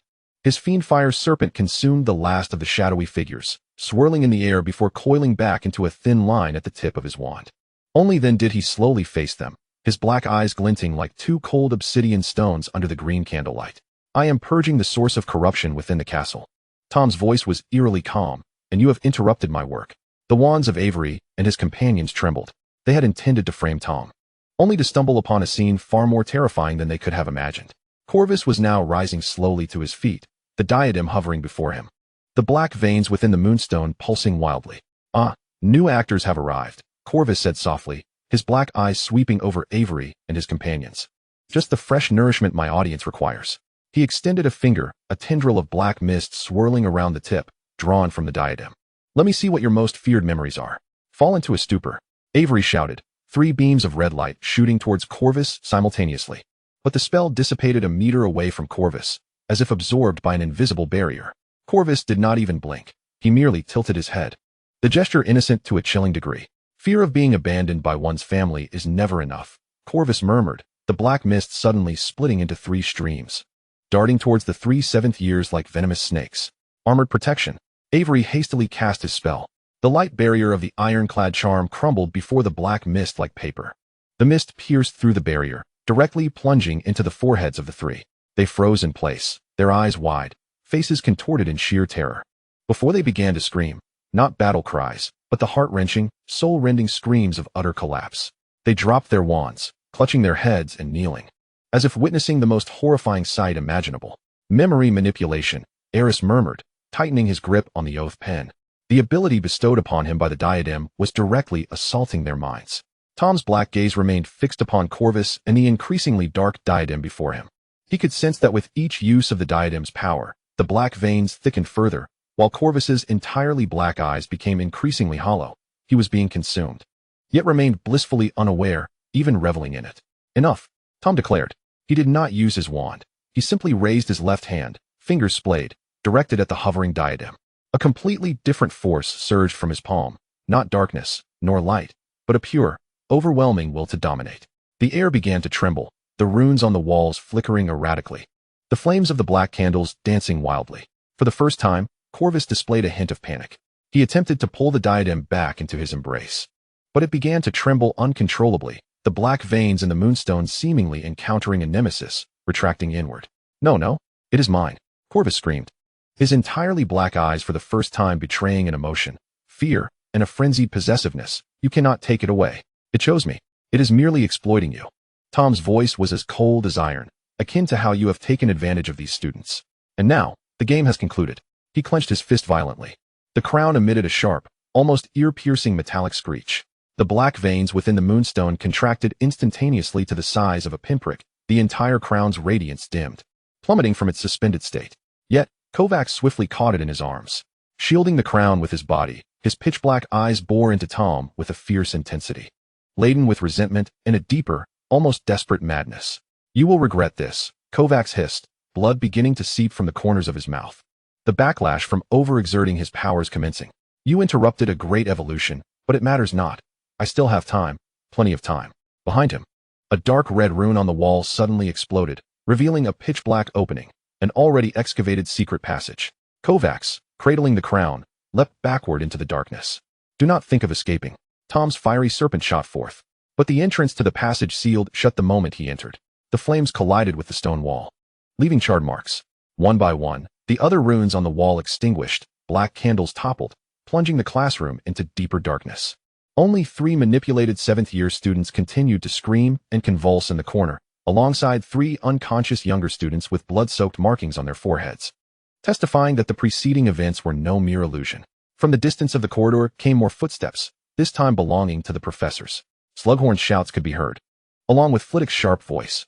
Ares quickly crouched down, touching the foreheads of the 3 younger students with the oath pen. The gem-tipped pen emitted a soft silver light, and the blood-stained rune markings began to fade and vanish. The children's convulsions gradually ceased, slipping into a tranquil unconsciousness. Tom sheathed his wand, and the fiery serpent dissipated. He cast a glance at the direction of the sealed passage, a cold fury roiling deep within his dark eyes. The prey had escaped, right before him. Then he turned towards the doorway, his face regaining that perfect, impeccable expression of calm. When Professor Slughorn burst into the classroom, he beheld this scene. Tom Riddle and Ares Phoenix stood in the center, 3 7th-year Avery faction students huddled in the corner, mentally shattered. 3 younger students lay unconscious but unharmed, the walls charred, and the floor littered with extinguished peculiar candles. Meanwhile, the crown and Kovacs had vanished without a trace. Merlin. Slughorn's voice trembled. Professor Flitwick quickly checked on the students, the little professor's face grave with concern. Powerful memory-altering magic and traces of dark magical sacrifice were evident. This was beyond the realm of mere student pranks. Slughorn looked towards Tom, a hint of pleading appearing for the first time on his round, plump face. Tom. The professor's voice was soft, so soft that only those nearby could hear. Please tell me what transpired here just now. The true events. Tom met his gaze, his dark eyes unfathomable. After a long pause, he finally spoke, his voice calm as if recounting notes from class. we discovered Kovacs Lestrange conducting a dark magic ritual. When we attempted to intervene, the 7th years intruded, and Kovacs retaliated with memory-altering magic. Kovacs fled with the Ravenclaw crown through the secret passage.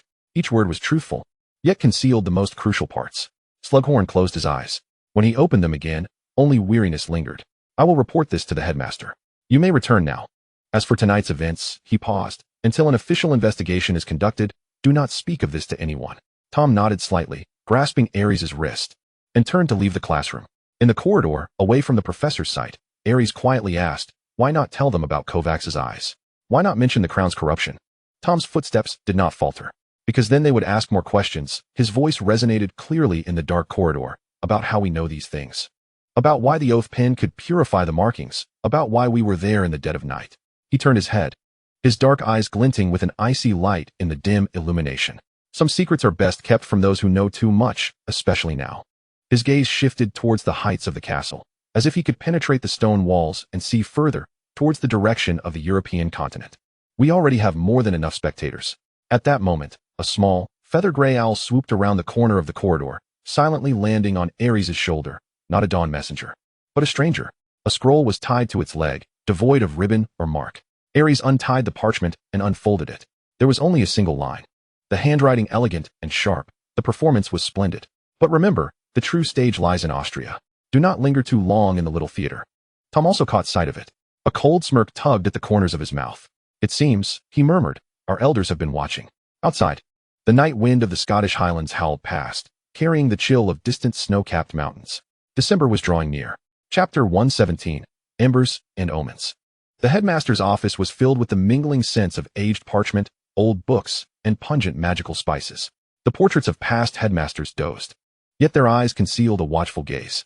Armando Dippet sat behind a grand, intricately carved wooden desk, his weary bloodshot eyes peering through half-moon spectacles. Tom and Ares stood before the desk, Professor Slughorn stationed at the rear, incessantly wiping the cold sweat from his brow with a gold-embroidered handkerchief. In summary, Slughorn concluded his meticulously crafted statement, deliberately downplaying the fiery serpent and shadowy creations. The child Lestrange has evidently been mentally corrupted by dark magical artifacts. Riddle and Phoenix happened to be nearby and unfortunately became entangled in the chaos. Headmaster Dippet nodded slowly, his fingers tapping lightly on the desk. His gaze lingered on Tom's face for an extended moment, not sharp, but heavy. Albus was urgently summoned to London yesterday evening. The headmaster suddenly spoke, his voice dry. Grindelwald's fleet has appeared in the North Sea. The International Wizarding Federation requires him to oversee the command center. After all, he is the only one who truly understands Gellert Grindelwald. Slughorn's breath hitched noticeably. Dumbledore's absence provided him with maneuvering space. Yet it loomed like a sword hanging overhead. When that most astute wizard returned, all the temporarily concealed fissures would be laid bare. As for the secret passage, Dippet continued, Mr. Pringle has conducted an inspection. His report was not optimistic. The concentration of dark magic contamination was high enough to shatter his spyglass on the spot. The headmaster sighed. He has employed his unique methods to seal the entire West Wing area. Unique methods? Slughorn's voice was hoarse. You will see. Dippet turned to Tom and Ares, his weary gaze bearing a plea. Until Albus returns, or we find a professional curse-breaking team, no one is permitted to enter that area. Not professors, not students. Children, I implore you, stay away from that darkness. Some contaminations can spread. Tom inclined his head slightly, his demeanor impeccable. We understand, headmaster. Yet within the depths of his dark eyes, Ares discerned a starkly different resolve. This was not compliance, but a re-evaluation and re-strategizing after assessing obstacles. In the corridor, echoes reverberated in the dead of night. The castle had completely succumbed to slumber. The two exited the headmaster's office, the heavy oak door closing behind them, sealing off the oppressive atmosphere within. As they descended the spiral staircase, Tom suddenly halted, leaning against the cold stone wall, closing his eyes to take a deep breath, a rare display of weariness. Dumbledore has been summoned to confront Grindelwald's menace, Tom murmured, his voice reverberating coldly through the desolate corridor. While we received Grindelwald's invitation, do you not find this remarkably coincidental? A chill coursed through Ares' heart. You imply he is eliminating obstacles. Tom opened his eyes, the darkness of his irises flickering in the shadows, removing Dumbledore from the castle while simultaneously extending a hand towards us. This meticulously orchestrated window of opportunity arises before his confrontation with an old flame, allowing him to first engage with us, these unexpected creations. He gazed out at the delicate snowflakes beginning to descend. 3 weeks. Dumbledore would be absent for no more than 3 weeks. Before then, we must acquire sufficient leverage. Whether to face Grindelwald or the returning Dumbledore, Ares stood before him, his mismatched eyes scrutinizing him under the dim light. The quill of oath lay quietly dormant in his pocket, yet the blood pact mark beneath his left eye emanated a subtle, persistent warmth. You are afraid, Ares softly stated. Not as an inquiry but as a declaration, not a fear of Kforas, but a fear of this very castle itself. Tom's dark eyes suddenly contracted. The secret passage has existed for 50 years, he said slowly, his fingertips brushing against the rough stone of the wall. Kforas discovered it, transformed it, using it to conceal himself, metamorphosing like a rat exploiting the crevices of the wall. This castle harbors too many forgotten corners, too many potential breeding grounds for darkness. He left his thought unfinished. Yet Ares comprehended the unspoken words. Tom feared that possibility. He feared himself, perhaps, having once been one of them. You will not become him, Ares asserted, his tone resolute as if proclaiming a physical law, for you will calculate the cost. Kforas is willing to exchange everything to be seen, but you. He stepped closer, their proximity allowing them to feel each other's breath. You have already glimpsed something far more precious. Moreover, you would never willingly trade that for any form of eternity. This statement struck like a key. Deep within Tom's dark eyes, something sturdy shifted. After a long pause, he emitted a faint, nearly inaudible laugh. Sometimes, he murmured, his fingers unconsciously curling around a strand of Ares's platinum hair, tinged with auburn. I truly wish you could be a bit more foolish. That would spoil the fun. Ares replied, a flicker of amusement dancing in his mismatched eyes. How could a clumsy accomplice stand beside you? This response delighted Tom. He released the lock of hair, instead gently encircling Ares's wrist, as if affirming some ritual of possession. Before Christmas, 3 tasks. Tom regained his composure. First, ascertain the true terms of Grindelwald's bargain. Second, amass greater leverage, knowledge, power, allies. Third, his fingers grazed the blood pact mark beneath Ares's left eye. You must fully comprehend your power. The quill, the mark, the bloodline. They must be your weapons, not your vulnerabilities, before stepping into Grindelwald's castle. Agreed. A simple promise, as weighty as an oath. Just then, the dawn light burst forth from the depths of the corridor, golden red feathers softly unfurling. The phoenix alighted upon Ares's shoulder, gently pecking at his ear, tilting its head to signal a warning in a certain direction. Ares closed his eyes, sharing the phoenix's vision. On the 5th floor of the castle, on the wall of an abandoned corridor, a newly appeared rune, hastily painted in dark red, began to exude droplets of blood, resembling a simplistic depiction of the Ravenclaw diadem. Beneath the rune, a line of small text read, "Thank you for interrupting the ritual. It is angry now, and it demands more." The signature was a distorted K. Kforas is still alive, still within the castle, and the hunger of the diadem has been thoroughly awakened. Tom observed Ares's eyes, now wide with trepidation, and the corners of his mouth slowly curled into a cold arc. It seems, he murmured, that the game is not yet concluded. Outside, the delicate snow swirled, as the Scottish Highlands officially entered the depths of winter. December was counting down. Chapter 118. The Rusted Iron and the Blood Rune's Perimeter. On the following morning, a thin layer of silver snow adorned Hogwarts.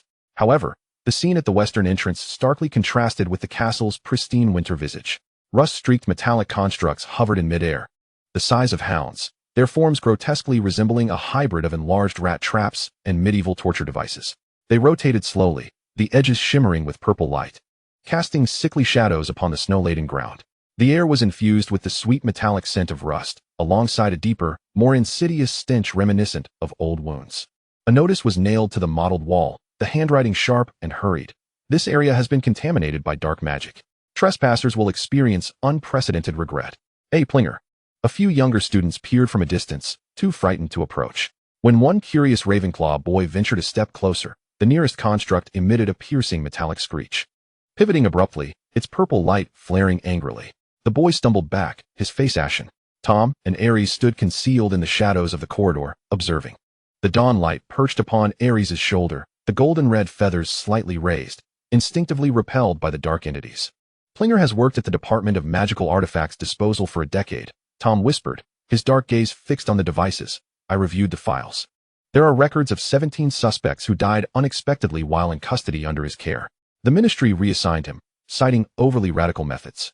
These constructs, Ares squinted, his mismatched eyes reflecting the purple light. The blue of his left eye mirrored it, while the gray-black of his right sought to pierce through the magical barrier. They do not detect intruders. They sense some emotion instead. Guilt or fear. It is the yearning for the forbidden, a voice emerged from behind. Professor Slughorn had appeared at the far end of the corridor, clad in a thick emerald green robe, yet still shivering slightly in the cold air. The professor approached them, his round, plump face devoid of its usual warm smile, replaced by fatigue and a deep-seated fear. Plinger's theory, Slughorn lowered his voice, his gaze averted from the constructs. He believes that dark magic tempts individuals because it resonates with the shadows of desire already present within them. His devices amplify that shadow until it materializes and then consumes the host. Tom turned to the professor. How do you know such details, sir? Slughorn's Adam's apple bobbed. After a long pause, he finally replied hoarsely, because 20 years ago, the ministry attempted to use Plinger's methods to treat a classmate of mine who had become obsessed with dark magic. I witnessed the entire ordeal. That individual ultimately met his demise in St. Mungo's specialized ward, strangled by his own shadow. The chilling wind swept through the broken window, stirring fine snowflakes. The constructs emitted another series of grinding sounds, as if they were devouring an invisible prey. Thus, the headmaster said you would see, Ares murmured. This is not an ordinary blockade. It is a living judgment. Slughorn abruptly grasped Tom's arm, his grip astonishingly strong. The professor's fingertips were cold and trembling. Tom, listen to me. Slughorn's voice dropped to a whisper, nearly a breath. I know you will not abandon your investigation. I understand you believe you can control everything. But Plinger's devices, they cannot be deceived by wit or power. They strike at the darkest corners of the soul. He paused, a near pleading expression appearing on his ashen face. At least wait for Albus to return. He has a way. He always has a way. Tom regarded the professor calmly, his dark eyes fathomless. Then he gently withdrew his arm, the motion courteous yet unyielding. What if, when Professor Dumbledore returns, Kvoras has already completed the additional sacrifices demanded by the diadem? Tom inquired, his voice as calm as if he were discussing potion recipes. What if, at that time, it were not merely a handful of lower-year students that were consumed, but rather an entire corridor, an entire region of magical veins? Slughorn opened his mouth, but uttered not a word. Thank you for your warning, Professor. Tom nodded slightly. We shall proceed with caution. He turned to leave, his black cloak slicing through the chilly corridor air with decisive arcs. Ares nodded towards Slughorn and followed suit. Dawn cast one last glance at the constructs, emitting a faint, almost sigh-like sound. Once away from the western wing, the chill within the castle did not relent. The two made their way towards the library, but at the fork in the first-floor atrium, Ares abruptly halted. Pressing his hand against his left eye, the blood bond sigil sent a sharp, searing pain, not as a warning, but as a resonating echo. Ares turned down a seldom-used side corridor leading to the castle's northern side. There, portraits of past professors and distinguished alumni lined the walls, though most were faded, their subjects trapped in eternal slumber. The oath pen in his pocket grew warm. Ares withdrew it. The gem at the tip flickered urgently, no longer gentle, but pulsating like a rapid heartbeat. At the corridor's end, beneath a grand tapestry depicting the four founders standing side by side, new marks appeared upon the wall. Not dark red runes. This time, they were inscribed in blood. The deep brown, half-dried blood smeared upon the ancient stone bricks formed twisted phrases. It spoke of insufficiency, the castle's heartbeat quickening, veins beneath awakening, demanding a sacrifice, requiring wisdom. Needing light, especially those mismatched eyes, its favorite. Below the writing lay a small pool of still, unfrozen blood, soaked with several strands of deep brown hair, Kvoras' hair. And at the edge of the bloodstain was a clear pattern drawn with a fingertip dipped in blood, a crown. With an arrow pointing towards the book held by Salazar, Slytherin, in the tapestry. Tom crouched, the tip of his wand glowing with a cold light, illuminating the blood-written words. He did not touch it, merely observing intently. He is collapsing, Tom murmured, an analytical glint flashing in his dark eyes. The crown is urging, demanding, while his humanity struggles. Thus, he leaves clues, hoping someone will stop him, yet wishing for someone to become the substitute. Ares stared at the phrase, especially those mismatched eyes. A chill running down his spine. The resonance of the oath pen intensified, the gem's light synchronizing with the searing pain of the blood bond sigil, a flickering signal. Both bright and dark. Where is he? Ares asked, his voice somewhat dry. Tom rose, gazing at the book in Slytherin's hands within the tapestry. That book appeared closed in the painting, but now, under the angle of real light, the cover of the book revealed patterns normally unseen, a serpent entwined around a key. Not aware, Tom said, a realization churning in the depths of his dark eyes, but a what? Kvoras is no longer a person. He is becoming the crown. Probing this castle.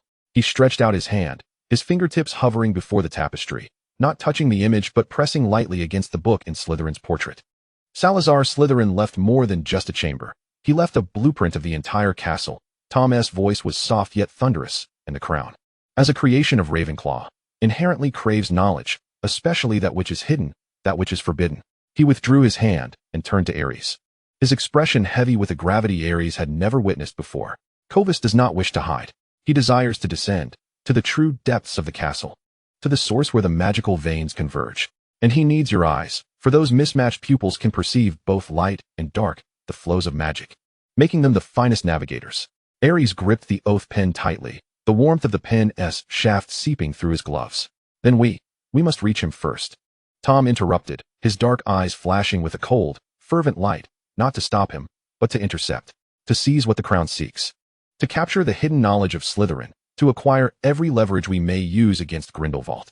He gazed out at the swirling snow, the corners of his mouth curling into a nearly cruel arc. Pringle has sealed off the western wing, thinking he can confine the darkness. But he is mistaken. The light of the snow reflects upon his perfect profile, half illuminated, half submerged in shadow. Darkness never resides in a mere region. It flows through the veins of the castle, whispering in our blood. And what we must do, he turned, his cloak billowing, is learn to listen to that whisper. And then, let it sing for us. In the depths of the corridor, the sleeping Salazar, Slytherin in the portrait, seemed to move his finger ever so slightly. Chapter 119. The Emblem of the Serpent and the Key.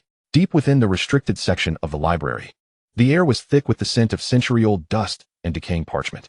Tom and Ares concealed themselves in the most secluded alcove, the surface before them not cluttered with tomes, but rather a magical impression of a mural. The very cover of the book held by Salazar, Slytherin in the portrait, a serpent entwined around a key. Dawn perched atop the bookshelf, vigilant, her golden red feathers resembling a still flame in the dim light. The oath pen lay across the impression, the gem's radiance steadily illuminating the intricate lines. These were not mere decorative patterns. Tom's fingers hovered over the serpent's eye, his dark gaze focused to the point of intensity. This was an ancient variant of runes, encrypted in imagery. Look here, his wand tip ignited with a ghostly blue light, tracing the serpent's curves. As the light passed, the lines began to rearrange, twisting as if alive, finally aligning into 3 lines of flickering silver text. Bloodlines are the key, Parseltongue is the guide, shadows are the steps. Ares held his breath. Each word struck his heart with a resounding echo. Bloodlines, Tom's Slytherin lineage. Parseltongue, Tom's innate gift. Shadows, what do shadows signify? Ares inquired. Tom did not respond immediately. He stared at the 3 lines, his expression grave, even tinged with hesitation. Shadows can refer to many things, Tom slowly articulated. Dark magic, the night, hidden passages, or... He lifted his gaze, his dark eyes unfathomable, the darker side of the human heart. At that moment, the curtain of the alcove was drawn back by a slender hand. Abraxas Malfoy stood outside, his light golden hair impeccably neat even in the dim light of the restricted section. His cold gray eyes scanned the impression on the table, revealing no surprise, only a knowing shrewdness. I knew you would be here. Malfoy's voice was low, imbued with the calmness characteristic of a 6th-year prefect. Professor Slughorn just circled the common room 3 times, seemingly searching for you both. He held a book wrapped in black silk, one that hardly appeared suitable for open discussion. Tom did not retract the impression. Instead, he gestured for Malfoy to enter. Malfoy elegantly stepped into the alcove, the curtain falling behind him. The space instantly felt cramped, the air infused with a hint of cold, ancient cologne. Regarding Pringle's device, Malfoy spoke directly, producing a scroll tied with silver ribbon from within his robes. I acquired some of his research notes from the ministry through family channels, of course, the non-public sections. He placed the parchment on the table, precisely atop the serpent impression. The notes mention that his constructs indeed detect the shadows of desire, but there is a flaw. Malfoy's cold gray eyes shifted to Tom. If a potent, mutual emotional bond exists between 2 individuals, their shadows will magically cancel each other out, much like positive and negative charges. The principle is that when one possesses an equally significant positive emotional anchor, the desire for darkness becomes impure, insufficiently potent to trigger the mechanism. Tom's expression remained unchanged. Yet Ares sensed a fleeting disturbance in the magical currents surrounding him. Emotional contracts, Tom reiterated, his voice steady. Such as, for instance, blood pacts, ancient soulmate rituals, or certain exceedingly rare magical contracts based on shared destinies. Malfoy's gaze flickered between Tom and Ares, a faint, meaningful curve gracing his lips. I presume you already possess something akin to that. After all, the oath's ink is no secret at Hogwarts, at least not to those who pay attention to you. The air thickened for a few seconds. Distant murmurs of students filtered from beyond the bookshelf, accentuating the silence within the compartment, which was as still as a grave. "What is the cost?" Tom inquired. "My father wishes that at some point in the future, when you wield sufficient influence, you could advocate for a revision of a certain statute," Malfoy replied, his tone as casual as if discussing the weather. "Regarding the inheritance rights of children born of pure-blood families and Muggle-born unions. The specific terms can be negotiated later. For now, we require merely an intention-based magical commitment." Tom scrutinized Malfoy for an extended moment. Then he extended his hand, his fingertips hovering just above the parchment. "The commitment can be given, but the content must be amended," Tom declared, a cold glint of a negotiator glimmering in his dark eyes. "I will not pledge to promote any specific statute. That would be foolish, tantamount to relinquishing leverage. However, I can commit that in future key votes concerning the core interests of the Malfoy family, I will stand with you." "Only once." Malfoy raised an eyebrow, silently weighing his options. The candles above the compartment emitted faint crackling sounds, wax dripping and solidifying into distorted shapes upon the table. "Agreed," Malfoy finally said. Tom's fingertips ignited with a ghostly violet light, inscribing a complex rune upon the blank parchment, an oath of assistance imbued with magical binding, inscribed in ancient spellwork. The moment the rune was completed, a circle of silver flames ignited at the edges of the parchment, which then extinguished, rendering the oath effective. Malfoy carefully tucked the parchment away, his movements as graceful as if he were storing a piece of art. "Now, as a prepayment," he continued, his voice lowering. "The notes also mention that Pringer's device is sluggish in reacting to non-corporeal entities. For instance, ghosts or non-living illusions created through advanced transfiguration. Naturally, if you intend to deceive the device with an illusion, it would be prudent to ensure that the caster is not nearby. Those constructs are acutely sensitive to the magical fluctuations of the living." He nodded slightly and turned to leave, the fabric curtain swaying gently in his wake. Silence reclaimed the compartment. Tom stared at the imprint upon the table and the oath's ink, complex emotions swirling in the depths of his dark eyes. "He is testing us," Ares murmured, regarding the contract. "Indeed," Tom's lips curled into a cold arc, "but testing is also a form of intelligence. He now knows we possess some form of powerful contract, which will make him more cautious in future wagers and more willing to invest." He extended his hand, grasping the oath's ink. The pen's shaft radiated a slight warmth in his palm, resonating with the heat of the blood pact mark beneath Ares' left eye. "Bloodline as the key, parcel tongue as the guide, shadows as the staircase," Tom whispered. "I possess the first. I possess the second as well. The third." He looked at Ares, his gaze deepening with intensity. "We need to create shadows, not the darkness of the heart, but a physical manifestation capable of forming the passage of shadows we traverse."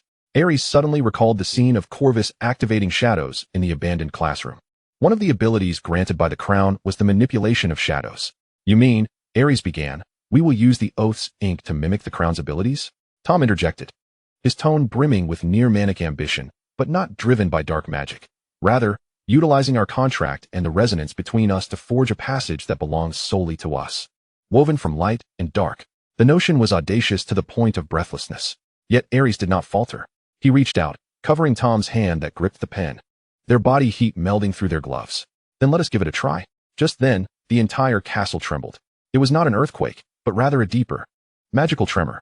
Books tumbled from the shelves, candles swayed violently, and dust cascaded from the walls. Distant screams erupted from students. The tremor lasted about 3 seconds, then ceased. Yet an unsettling hum lingered in the air, reminiscent of a massive magical engine being forcibly ignited, or a slumbering behemoth stirring. A sharp pain pierced the blood pact mark beneath Ares' left eye. The gem of the oath's ink dimmed suddenly, then erupted into a blinding silver light. The pen's tip inscribing a line upon the parchment. The ley lines awaken, the sacrifice begins. Countdown, 7 days. A countdown. The crown's final ultimatum. Tom stared at the inscription, the last vestiges of hesitation vanishing from his dark eyes, replaced by a chilling resolve. "Tonight," he declared, his voice as steadfast as a rock. "Before anyone comprehends what is happening, we descend." Outside, the snow fell heavier. The pale daylight streamed through the high windows, casting barred shadows upon the floor of the restricted section, akin to the rails of an invisible prison. And deep within the castle's subterranean depths, from a forgotten corner, came the first sound, a non-human wail resembling that of an infant's cry. Chapter 120. The cracks in the stone chamber, and the 6 days of embers. Hogwarts Castle sank into the depths of midnight, even the ghosts falling into silence. The 8th floor corridor stood deserted, the only light emanating from the torches on the wall, burning the last remnants of oil, casting grotesque shadows that elongated upon the stone walls. opposite the tapestry depicting the giant beating the daft Barnabas. Ares passed that barren wall for the third time, silently repeating his most fervent wish, a place undetectable, capable of isolating magical fluctuations, where dangerous experiments could be conducted safely. The wall slid open soundlessly, not a door, but rather an expanding rift, its edges shimmering with an iridescent sheen. The sight beyond the door momentarily halted both of them. It was unlike any manifestation of a room of requirement they had ever encountered. A circular stone chamber entirely composed of unrefined rock walls, approximately the size of an ordinary classroom. The walls were etched not with familiar runes, but with an ancient script, twisting like living beings, softly pulsating with a pale azure light in the darkness. Above, instead of a ceiling, swirled a nebula of silver mist, countless motes of light drifting within, replacing conventional illumination.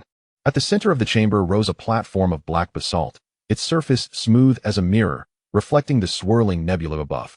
The platform's edge formed 7 natural depressions, each containing a pool of still, mercury-like liquid. "This is the oldest memory form of the castle," Ares whispered. Tom's dark eyes scanned the symbols, his voice tinged with rare reverence. "The room of requirement has responded to our request for absolute safety, presenting its most guarded secrets. I have seen illustrations of these runes in the remnants of Hogwarts, a secret history. They are ancient protective spells predating the founders." The oath's ink floated from Ares' pocket, the gem's radiance synchronizing with the pulsing of the chamber's walls, alternating between light and dark, as if breathing. The dawnlight soared from Ares' shoulder, spiraling around the chamber before settling above the platform, where a naturally formed stalagmite resembled a perch. "Let us begin," Tom's voice echoed slightly in the chamber. The two stood on either side of the platform. Ares suspended his hand above the oath's ink, while Tom stood behind him, his hands resting between Ares' shoulder blades. This posture was even more intimate than when they had been in the library's secluded alcove. Tom's chin nearly grazed the crown of Ares' head, their breaths intertwining into wisps of white mist within the frigid air of the stone chamber. Recalling the pivotal moments of their pact, Tom's voice resonated directly against Ares' ear, his warm breath brushing against his sensitive skin. The snow atop the astronomical tower was the first stroke, the kiss in the forbidden section the second, and the breadcrumbs from the orphanage marked the origin, allowing these images to flow along the threads of the covenant. Ares closed his eyes. In his perceptual realm, the silvery threads of the pact shimmered with unprecedented clarity, each glimmering with warmth and memories. He began to guide the fragments sealed within the oath's quill. Snow settled upon the railings of the astronomical tower, while the chill of Tom's fingers grazed his cheek. In the cramped confines of the forbidden section, a kiss imbued with possessiveness ignited, and the quill pulsed with fervor in Tom's pocket. In the damp corner of the orphanage, a half-moldy piece of bread was delicately torn apart, Tom's fingers then slender and small. Warm, radiant memories flowed forth. Simultaneously, Tom infused something entirely different. Ares acutely sensed the dark currents flowing in reverse along the threads of their covenant, an insatiable thirst for the secrets of the hidden chamber. The icy appraisal upon witnessing Corvus wield dark magic, the rising intent to harm Ares should Everly and others dare, and a profound, deeply buried fear of losing this one kindred spirit, a fear that even Tom himself might not fully acknowledge. Light and darkness collided within the framework of the covenant. The 7 streams of silvery liquid upon the platform began to swirl, rising into a thin mist. The mist coalesced between them, stretching and gradually forming a stable, sharply defined gray passageway, not a shadow, but rather a manifestation of potential existence, both here and on the other side, lingering in a quantum state of ambiguity. It was a success. Yet, just as the passage stabilized completely, and their magical energies reached a perfect resonance, the scene before Ares suddenly tore apart. One half remained the stone chamber, with Tom's warmth pressed against him, the quill's steady pulsation. The other half plunged into absolute darkness. Cold, damp. The sound of dripping water amplified infinitely. Something crawled in the depths, a viscous sound of friction followed by an insatiable hunger, not the hunger of a creature, but a more ancient, hollow desire to consume all light, warmth, memory, and existence itself. "Ares." Tom's voice echoed from a great distance, but Ares could not respond. His heterochromatic eyes began to uncontrollably shift. The azure of his left eye was marred by black tendrils spreading like thorns, while the gray-black of his right eye ignited with a molten gold red. He simultaneously beheld the ancient runes of the stone chamber flashing frantically. In the dark cavern, a tarnished crown hovered in midair, beneath which knelt a humanoid silhouette, Corvus, but his back had split open, countless black tendrils extending from his spine and burrowing into the ground. These tendrils were connected to a pulsating, immense, indescribable entity lurking deeper within. With each pulse, the crown darkened further, and Corva's form faded more. Disconnect. Tom's roar shattered the reality. The sensation of forcibly severed magic made Ares emit a pained groan. The shadowy passage exploded into black lightning, ricocheting wildly within the stone chamber. The ancient runes on the walls erupted with a blinding azure light, ravenously consuming the uncontrollable energy. The quill of the oath leapt from the platform, its shaft colliding against the rock wall with a sharp crack. The crisp, heart-stopping sound of shattering echoed. Cracks spread across the shaft like black lightning, instantly traversing the entire gemstone. The light and dark magic within the gemstone surged forth chaotically, silver and deep purple streams twisting like dying serpents before quickly dimming. Ares fell back, ensconced tightly in Tom's embrace. The corner of his left eye split open, oozing a peculiar liquid that was not red, but an interwoven silver red, dripping onto Tom's black robes and searing tiny holes. His heterochromatic eyes lost focus, his vision filled with double images. Hold on, Tom's voice trembled. One arm encircling Ares while the other deftly pointed his wand, calming his mind as magic flowed back. The energy that surged from the tip of his wand was not the usual healing white light, but a deep purple, frigid stream of magic, forcefully pressed into Ares' body to stabilize the rampaging magical circuitry. The process was excruciating. Ares gritted his teeth, his nails digging deep into Tom's arm. The light from the wall's runes gradually dimmed. The stone chamber ceased its trembling. The air was thick with the acrid scent of burnt ozone, rock dust, and a hint of the sweet, metallic tang of dark magic, reminiscent of rotting honey. For a full 5 minutes, Ares' breathing slowly normalized. He leaned against Tom, drenched in a cold sweat. The dawnbird swooped down anxiously, pecking at his cheek, the phoenix's healing warmth seeping in. Tom did not release his hold. His arms were wrapped tightly, so much so that Ares could feel the rapid beating of his heart beneath the black robes. This boy, who was always so composed, now pulsed with an astonishing urgency.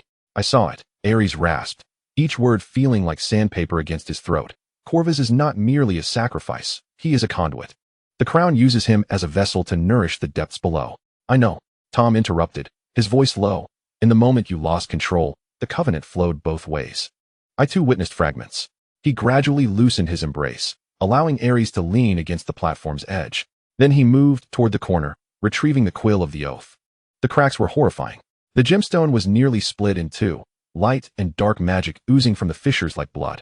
The exquisite spiral patterns on the shaft torn apart by the black cracks, akin to beautiful porcelain shattered. Tom stared at the quill, a tumult of complex emotions swirling in his dark eyes: regret, anger, dread, and a cold self-loathing. We were too arrogant, he murmured, fingers brushing over the cracks in the shaft. Thinking the covenant could control everything, believing we were special. We are special, Ares insisted, struggling to stand beside him, placing his hand atop Tom's that gripped the quill. It is precisely because we are special that we perceive truths unseen by others. There is something far greater behind Corvus, and a countdown. He paused, his heterochromatic gaze drifting to the nebula in the chamber's ceiling, where, at some point, a line of slowly fading silver text had appeared. Progress of the geomantic parasite awakening, 17 complete. It does not conclude in 7 days. Ares' voice was soft. It unfolds in 7 stages. The tremor we just felt signifies the completion of the first stage. For every day we delay, it grows stronger. Tom followed his gaze, watching as the inscription vanished entirely at that very moment. He remained silent for a long while, then carefully tucked the quill into the depths of his robe's darkest pocket. The quill requires repair. You need healing. And we need. His dark eyes turned towards the stone chamber's walls, where the ancient runes had resumed their calm pulsation. To ascertain whether these runes can be employed against the entity lurking below, he helped Ares to his feet, his movements unprecedentedly gentle. The dawnbird returned to Ares' shoulder, wearily burying its head in its wings. Just as they approached the exit, the nebula on the stone chamber's ceiling suddenly rippled once more. This time, what appeared was not text, but a simplified yet spine-chilling pattern. A crown, beneath which knelt a humanoid silhouette with a split spine, the extending tendrils connecting to a massive, indistinct shadow. And within the depths of that shadow, another pair of eyes slowly opened, heterochromatic, one gold, one silver. The image lasted a mere 3 seconds, but it was enough. Ares felt a searing pain from the blood bond chain beneath his left eye. It was not a warning, but a resonance, a communion with those eyes deep within the shadow. We must go. Tom's voice was taut as a bowstring, almost cradling Ares as he bolted from the stone chamber. The walls behind them sealed shut, reverting to a stark, barren stone surface. The corridor remained eerily silent, the torches flickering low, casting elongated shadows akin to specters. As the quill marked the commencement of a 7-day countdown, Tom's voice resonated in the empty hallway, heavy with the weight of the preceding night. Ares leaned against his shoulder, weary and calculating. Thus, 6 days remained. In name only. Tom's obsidian eyes gazed into the depths of the corridor, which led to the castle's underbelly. Yet if the 7 phases we witnessed were genuine, their lengths might vary. The next tremor could well occur tomorrow. As if to affirm his words, a second inhuman wail echoed from the castle's depths, louder and closer than the day before. The lingering note elongated into a greedy sucking sound, interspersed with a viscous thrum reminiscent of a giant heart's pulsation. Thud, thud, slow, heavy, imbued with undeniable vitality. Tom tightened his embrace around Ares and hastened toward the staircase leading to the cellar. His voice, barely a whisper against Ares' crown, was almost inaudible. We need Slughorn's potion, require more intelligence from Malfoy, and must accomplish in a week what was originally planned for a month. He paused at the stairwell's corner, lowering his gaze to Ares, his dark eyes glimmering ominously in the dim light. But most crucially, before all of this concludes, I want you to swear you will not place yourself in that perilous situation again. Otherwise, I would rather relinquish all plans and confine you to the safe house until Dumbledore returns to address this mess. This was not a negotiation, it was an ultimatum. Ares met his gaze, observing the almost obsessive fear swirling within those eternally composed black eyes. Then, he nodded gently. I swear. Tom scrutinized him for a protracted moment, seemingly searching for any trace of deceit within those mismatched irises. Ultimately, he appeared to accept the pledge, turning to descend further. Yet, the grip on Ares' wrist remained steadfast. Outside, the horizon of the Scottish Highlands began to blush with a pale cerulean hue. The protracted darkness was on the verge of dissipating. But both were acutely aware that the true darkness was only beginning to awaken. The countdown indicated 6 days remained in name, and darkness never adheres to human schedules. Chapter 121. The Morning Potion and the Gaze from the Shadows. The morning at Hogwarts was shrouded in the bone-chilling dampness characteristic of the Scottish Highlands. The curtains of the Slytherin dormitory remained tightly drawn, blocking the pale gray morning light. Ares sat at the edge of the four-poster bed, the blood bond mark beneath his left eye gleaming with an unusual dark golden hue in the dim light, akin to a fresh brand. Tom knelt before him on one knee, holding a small silver potion box. 30 minutes prior, he had exchanged this specially formulated calming potion from Professor Slughorn, using the excuse of magical backlash from last night's practice of advanced spells. The professor had not probed further, yet his sharp little eyes lingered on Tom's face for an extended moment while handing over the box. He would suspect. Ares spoke softly, his mismatched eyes observing Tom's movements in the gloom. He knows we are lying. Tom scooped a pinch of the pearlescent powder with a silver spoon, his actions as precise as if conducting potion making, yet he chose to comply. For he feared more that we might uncover the truth, or more so. He feared being unable to account to Dumbledore if something went awry. The powder was poured into a cup of warm water, dissolving instantly into a pale blue liquid that emitted a refreshing aroma of mint and evening primrose. Tom handed the cup to Ares. Drink it. It will stabilize the rampaging magic within you, temporarily suppressing the blood bond's excessive reactions. Ares took it and downed it in one gulp. The liquid coursed down his throat, delivering a chilling sting, followed by a dizzying calm that spread throughout his body. The burning sensation beneath his left eye diminished, replaced by a numbness as if the mark were no longer a part of him, but rather a foreign entity temporarily isolated. What of the quill? Tom inquired. Ares retrieved the oath quill from beside his pillow. Morning light seeped through the gaps in the curtains, illuminating the cracks along the quill's shaft. The black spiderweb-like fissure became more pronounced in the sunlight, the magical energies within the gem clashing like trapped beasts on either side of the crack, at times yielding to silver white, and at others, being repelled by a deep purple. Tom took the quill, his fingertips brushing against the crack. His black eyes narrowed slightly. The magic is waning, he murmured, albeit slowly but persistently. The crack has disrupted the internal equilibrium of the quill. We require a more professional method of repair. The old wizard Slughorn mentioned? Ares asked, the potion's effects beginning to stabilize his voice. Tom nodded, carefully returning the quill to Ares' hand. He resides in the Glencoe Valley in the Northern Highlands, reputed to have participated in the early studies of Ravenclaw's relics. However, reaching there will demand time, and time is our scarcest resource. He rose and approached the window, pulling aside a corner of the curtain. Outside, fine snowflakes began to fall again, and several early rising students hurried past in their cloaks, bundled against the cold. In the distance, the rusted constructs at the western entrance flickered dimly through the snowfall, the purple light pulsing with an urgency more pronounced than the day before. The Pringle device is ramping up its vigilance, Tom remarked, indicating the increasing disturbances below. Even those iron contraptions had sensed it.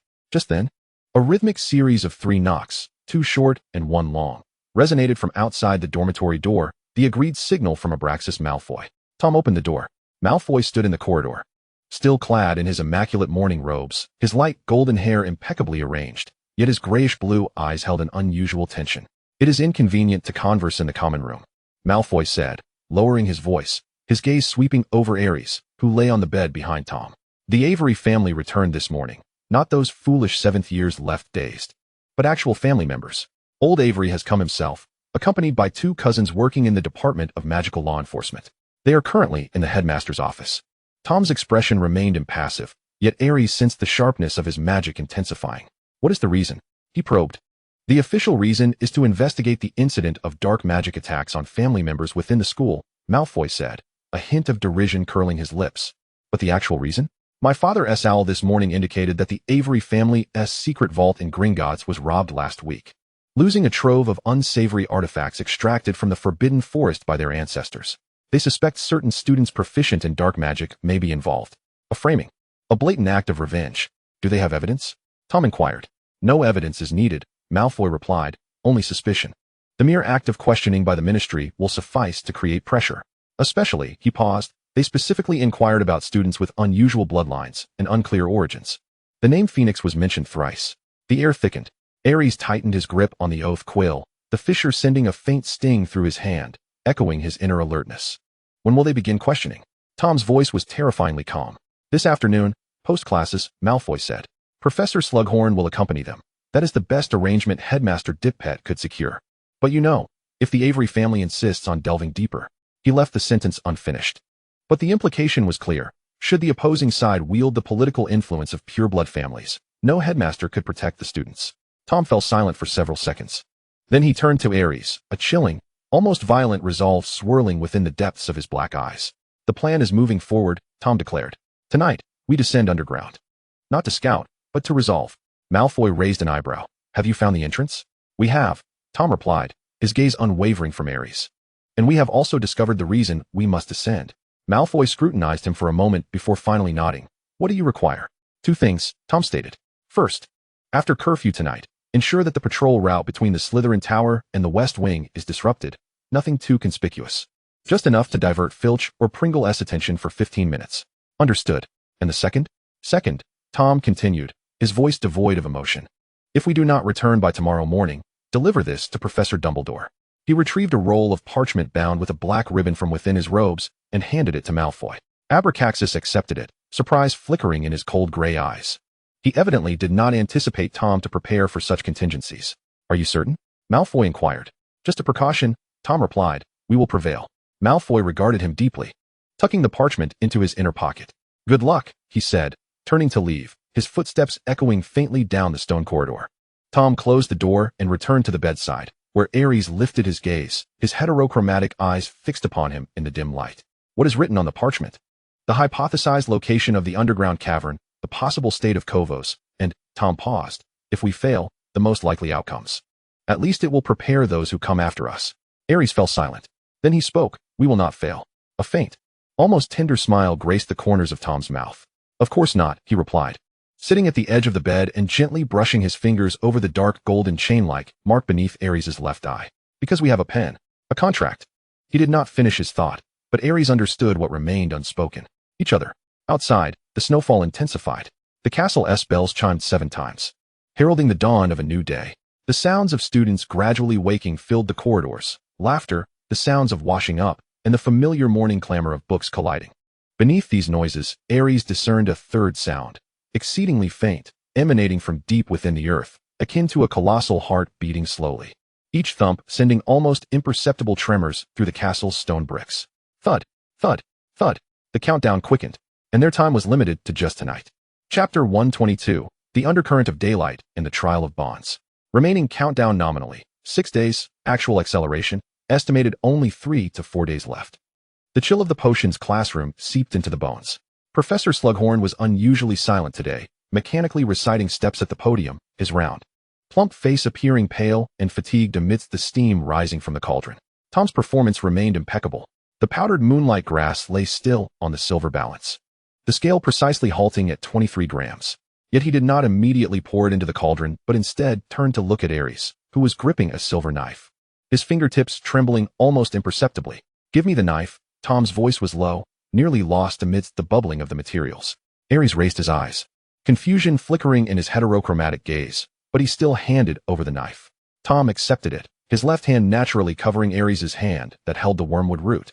Adjusting the position of his fingers, "Place your thumb here." Tom's fingertips gently pressed against a certain spot on Ares's hand. "Maintain your wrist at a 30-degree angle. This will conserve energy." His fingers were warm, the sensation of his palm against Ares's hand unmistakably clear. Ares felt Tom's magic flowing through his skin, a subtle, almost soothing transmission, not a spell, but something instinctual. The dullness from last night's experiment dissipated slightly under that touch. "Thank you," Ares murmured. Tom did not immediately release him. His thumb lingered for a second at the base of Ares's thumb, a minuscule pressure that no one else would have noticed, before he finally withdrew and returned the knife. "Continue," he instructed, turning to manage his own materials. But that brief contact was sufficient. Ares's hand no longer trembled as he wielded the knife. The cut surface of the wormwood root was as smooth as a mirror. On the other side of the classroom, two seventh-year students from the Avery family cast malicious glances. One deliberately splattered pufferfish liver juice into the air, abruptly redirecting it, causing it to land back into his own cauldron, erupting with a foul stench and corrosive sounds. Professor Slughorn hurried over to reprimand the offender, his gaze lingering on Tom, filled with complexity, a warning, exasperation, and a hidden plea. Tom nodded slightly in response. His right hand, hanging at his side, was entwined with a wisp of dark purple magical energy, never straying from within a foot of Ares, a perfect distance to conjure a protective spell at any moment. After class, around the corner in the hallway, once the throngs of students dispersed, Tom did not leave immediately. He pulled Ares into a recessed niche in the corridor, where an old suit of armor, long bereft of magic, stood, providing natural concealment. "Extend your hand," Tom instructed.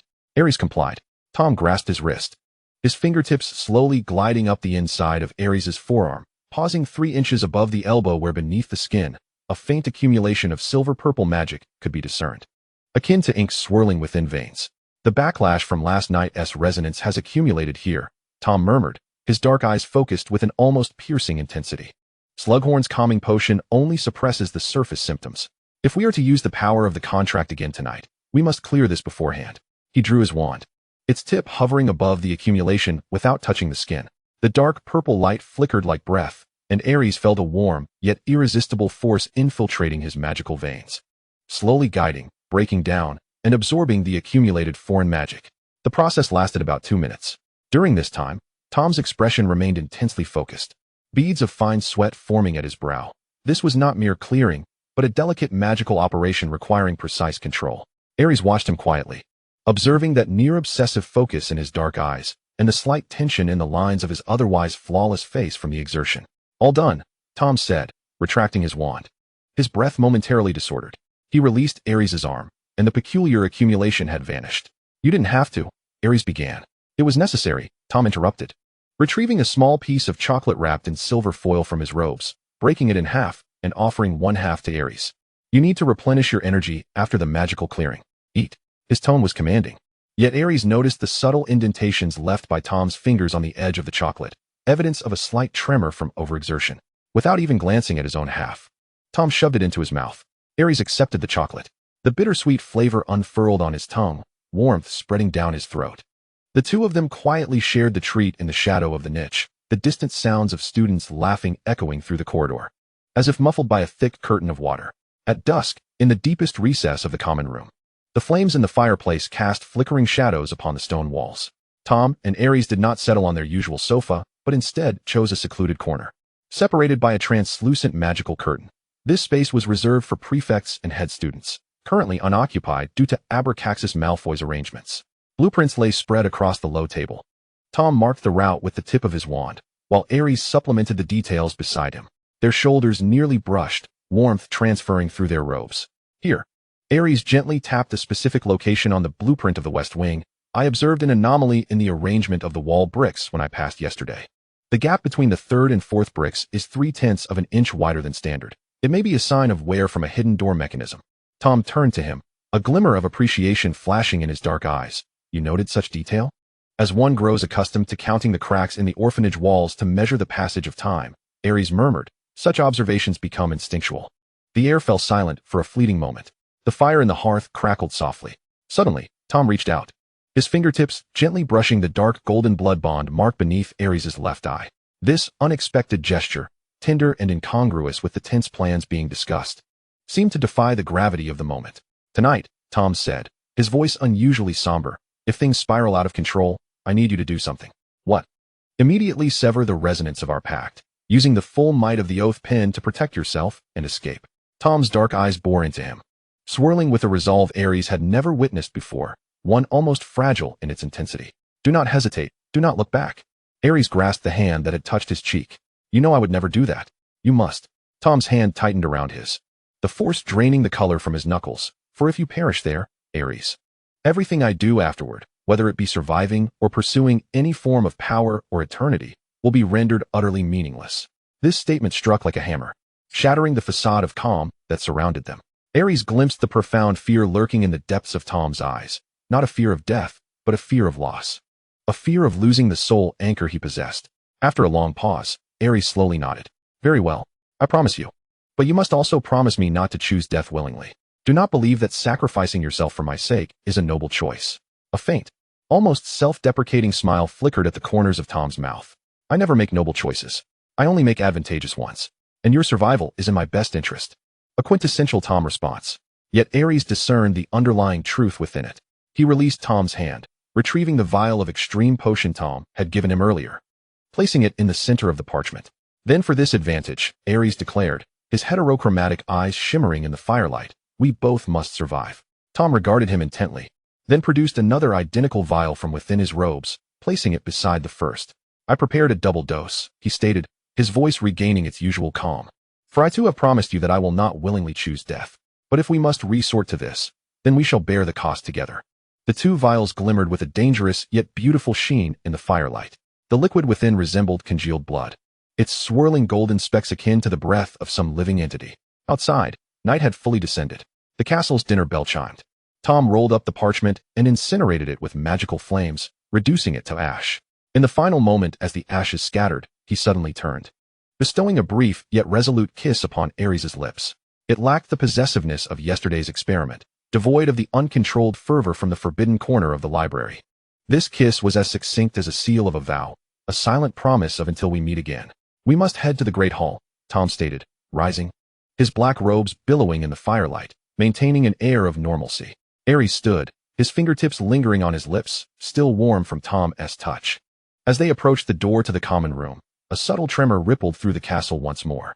This time, the flames in the hearth abruptly transformed into a peculiar, eerie green, returning to normal after 3 seconds. A few students still lingering in the common room gasped in alarm. Tom and Ares exchanged a glance, requiring no words. The forces below had begun to affect the surface magical environment of the castle. Time truly was of the essence. Tonight, action was imperative. Chapter 123. The touch at dinner and the calm before nightfall. The enchanted ceiling of the Hogwarts Great Hall mirrored the deep purple sky of the winter night. A few early stars twinkling like ice crystals. The candle flames on the long tables flickered quietly under the levitation charm, casting shadows that danced across the students' faces.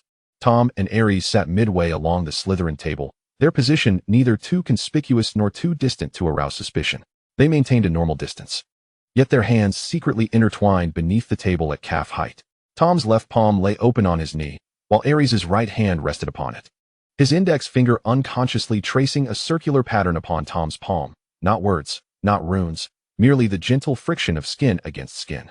This habit had lingered from their time in the orphanage. When one felt anxious or needed distraction, the other would offer this silent comfort. Tonight, it was Ares who sought to soothe Tom. For Tom's right hand, gripping his fork, had turned pale from exertion.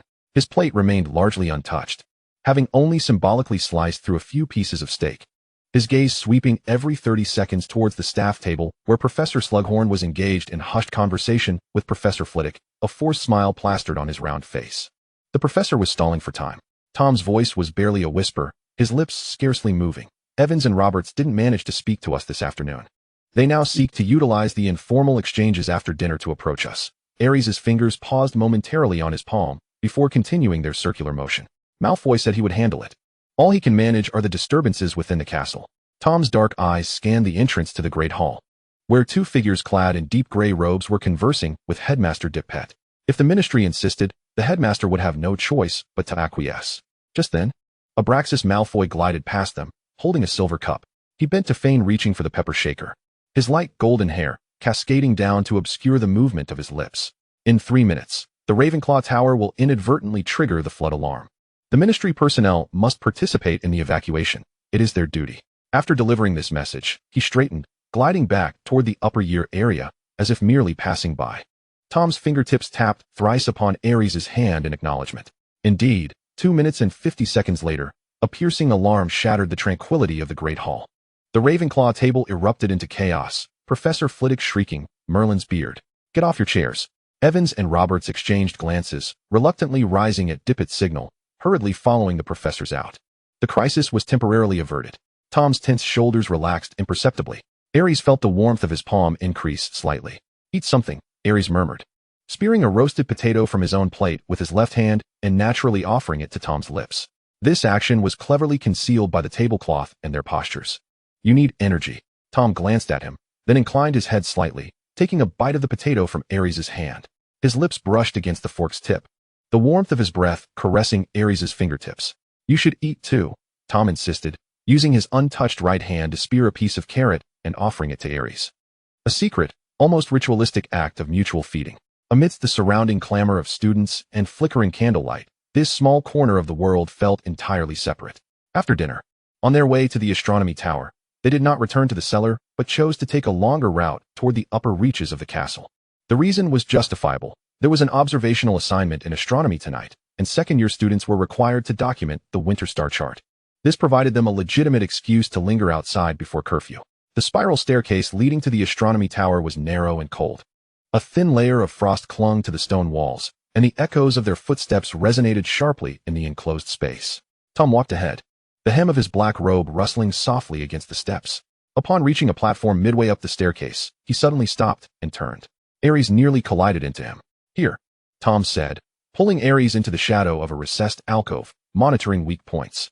The mirror set by Pringer has a blind spot of 15 degrees here, lasting approximately 40 seconds, as I have calculated. Ares leans against the cold stone wall, while Tom stands before him, a mere hand's breadth separating them. At this angle, they are invisible from below the staircase, and the mirror on the wall is slowly turning towards the other side. Why are we here? Ares inquires, his heterochromatic gaze fixed on Tom's face in the dim light. Because it takes 3 minutes to walk from here to the astronomical tower, Tom's voice is low, his dark eyes intently focused on Ares, and in 3 minutes, we must present ourselves as ordinary students before the professor and the other students.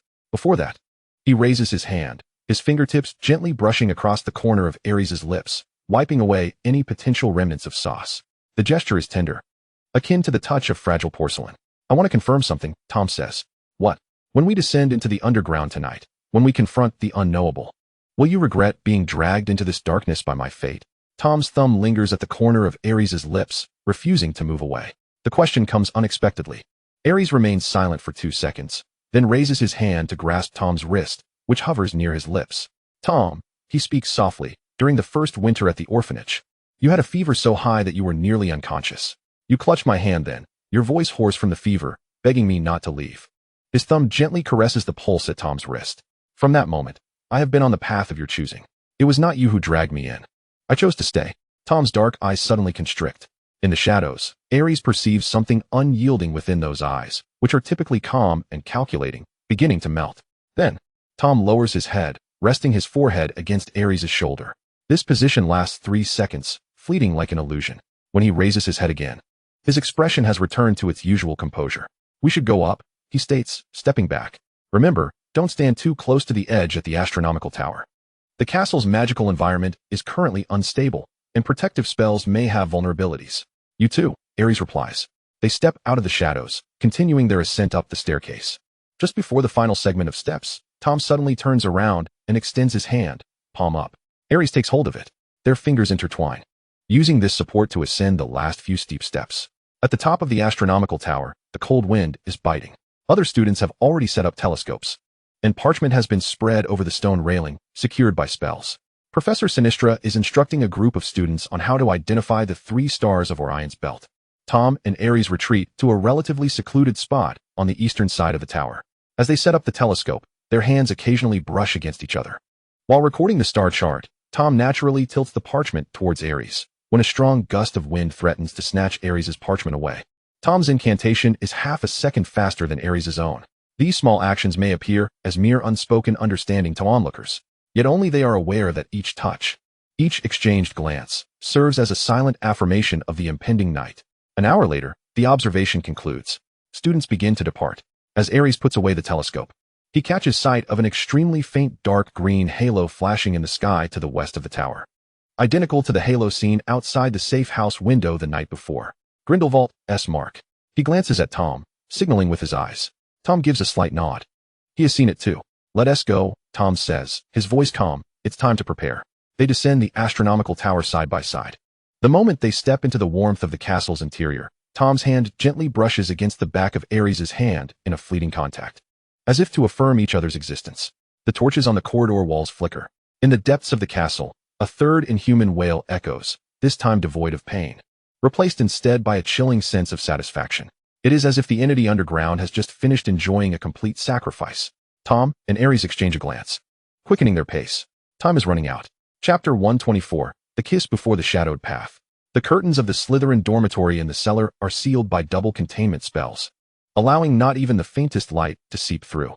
The sole illumination within the room emanates from the oath pen, currently positioned at the center of an ancient runic array, its gem-tipped nib casting a silvery purple haze that envelopes the entire space in a misty ambience.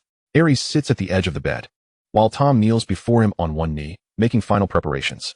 In his hand is not a wand, but a delicate dagger crafted from mithril, its edge as thin as a gossamer wing. Don't move, Tom whispers, his left hand cradling the nape of Aries' neck to steady his head. The blade's tip hovers near the blood oath chain mark beneath Aries' left eye, not touching the skin, but lingering just above the intricate pattern, slowly gliding along the golden lines. With every inch it travels, the blade draws forth a slender thread of intertwined light and shadow, remnants of last night's experiment that must be thoroughly eradicated. If it hurts, say so. Tom's voice is unusually low, his dark eyes focused to the point of obsession. Aries shakes his head. In truth, it is quite painful, akin to fine needles traversing the magical veins beneath his skin, pricking and prodding. Yet, he is more concerned about Tom's current state. His breathing has grown so shallow it is nearly imperceptible, beads of sweat forming at his brow. The hand steadying Aries' neck is firm as stone, yet the fingertips remain cold. The last thread of contamination is stripped away. Tom retracts the dagger, and the intertwining light and shadow dissipate in the air for a moment before being absorbed into the runic array, vanishing entirely. All done, Tom declares, his voice tinged with a barely detectable fatigue. He raises his hand, his thumb gently stroking the freshly cleansed chain mark. The motion as tender as touching the downy feathers of a newly hatched bird. The chain mark can now sense magical fluctuations more clearly, and when necessary, it can serve as a conduit for spellcasting. What about yours? Aries asks, gripping Tom's wrist. Tom blinks in surprise. You need to prepare as well, Aries insists, his heterochromatic eyes locking onto Tom amid the silver-purple glow. You cannot expend all your energy ensuring my safety. Silence stretches between them for several seconds. Then, Tom gently withdraws his hand, beginning to unfasten the collar of his black robe. One button after another comes undone, revealing his neck and collarbone. Beneath his right collarbone, 3 inches down, a newly formed dark purple mark appears, resembling Aries' blood oath chain, but in reverse. It is the imprint left on him from last night's experiment, a resonance of their contract. Aries takes the mithril dagger. His grip lacks Tom's steadiness, yet he learns quickly, having observed Tom's movements and memorized every detail. The blade hovers above the dark purple mark, and he begins to guide its removal. This process proves more arduous than the last, as Aries can distinctly sense the tumult of magic surging within Tom, far more turbulent than it appears on the surface. Those dark, profound forces surge beneath the skin, like a black tide ready to breach the dam. You're suppressing it, Aries murmurs, pausing the blade. Why? Because some powers, once fully unleashed, cannot be reined back in. Tom's voice is soft, his dark eyes closed, long lashes casting shadows beneath. The crown tempts those in proximity, and my power, Aries, is of the same origin. The only distinction lies in, he opens his eyes, those dark orbs unfathomable in the dim light. The choice to grip the chains in my own hands, rather than surrender to desire. Aries understands. Tom is battling not only external threats, but also the intrinsic nature within himself that is innately drawn to darkness. Each use of dark magic, each venture into forbidden knowledge, dances perilously along that dangerous precipice. He continued to guide the peeling away, his movements more cautious than before. When the last vestige of contamination was eradicated, he instinctively leaned down, his lips gently pressing against the freshly cleansed skin beneath Tom's collarbone. A kiss, soft, devoid of passion, reminiscent of a ritualistic affirmation. Tom's body visibly stiffened. As Ares straightened, he noticed Tom staring at him, his dark eyes swirling with an unfamiliar, almost fragile emotion. "Why?" Tom inquired, his voice slightly husky. "A mark," Ares replied, his fingertips lightly brushing the spot where he had just kissed. "So you want to forget your chain. The other end resides with me." This utterance, akin to an incantation, shattered the final layer of Tom's cold self-control. He abruptly pulled Ares into an embrace, the force so intense it nearly cracked ribs. This embrace was devoid of elegance. It was sheer, almost primal possession and affirmation. Ares rested his chin on Tom's shoulder, feeling the rapid heartbeat within his chest, inhaling the mingled scent of potion and the chill of his skin. "If I lose control tonight," Tom's voice whispered close to Ares's ear, warm and fervent. "If I am tempted by the things below, seduced by the whispers of the crown, I will pull you back." Ares interjected, his hands encircling Tom's back, feeling the taut muscles beneath the black robe, wielding the vow, the contract, and every means necessary. "Just as you did with me. What if you can't pull me back? Then I shall descend with you." Ares's voice remained calm and resolute. "We agreed upon this, Tom. Co-conspirators until the very end." This answer tightened Tom's embrace further. After a long moment, he slowly relinquished his hold, cupping Ares's face with his hands, their foreheads touching. "Remember this warmth," Tom murmured, his nose brushing against Ares's. "Remember this sensation. When the darkness below seeks to engulf you, use this memory as your anchor." Then he kissed Ares, not the fleeting vow of their kiss on the astronomical tower steps, nor the fervent kiss filled with possessiveness in the restricted section. This kiss was profound and slow, as if confirming every contour, exchanging the rhythm of breaths and heartbeats. Tom's lips were cool, yet the kiss radiated a heat capable of melting. Ares responded, fingers tangling in the dark hair at the nape of Tom's neck, feeling the strands entwining around his fingers. Time lost its meaning within this kiss, until the glow of the vow pen suddenly flickered 3 times, the signal agreed upon with Malfoy. The interference was ready. As they parted, their breaths were somewhat erratic. Tom's lips gleamed with moisture. Deep within his dark eyes burned a certain dark, yet brilliant fire. "We must go," he said, his voice husky. They quickly adjusted their robes and checked their gear. The vow pen was carefully stowed away, extreme potions placed close at hand. Wands slid into their customary positions within their sleeves. Upon pushing open the dormitory door, the corridor lay deserted. The only illumination in the Slytherin common room came from the dim embers of the fireplace, the shadows of the Black Lake rippling silently on the walls. The moment they stepped through the archway of the common room, Tom suddenly turned, pulling Ares back into the shadows, placing another brief, yet resolute kiss upon his lips. "For good fortune," he declared. Then they stepped into the darkness of the corridor. Within the corridor, the torches had extinguished, leaving only a few flickering lights, casting elongated shadows that twisted into grotesque shapes upon the stone walls. The air was thick with a heavier humidity than usual, mingled with a faint, sweet metallic scent emanating from below.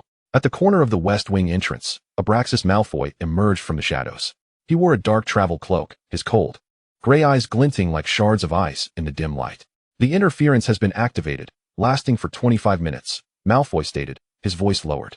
"Pringle has been lured to the North Tower. There are reports of Callus's presence there.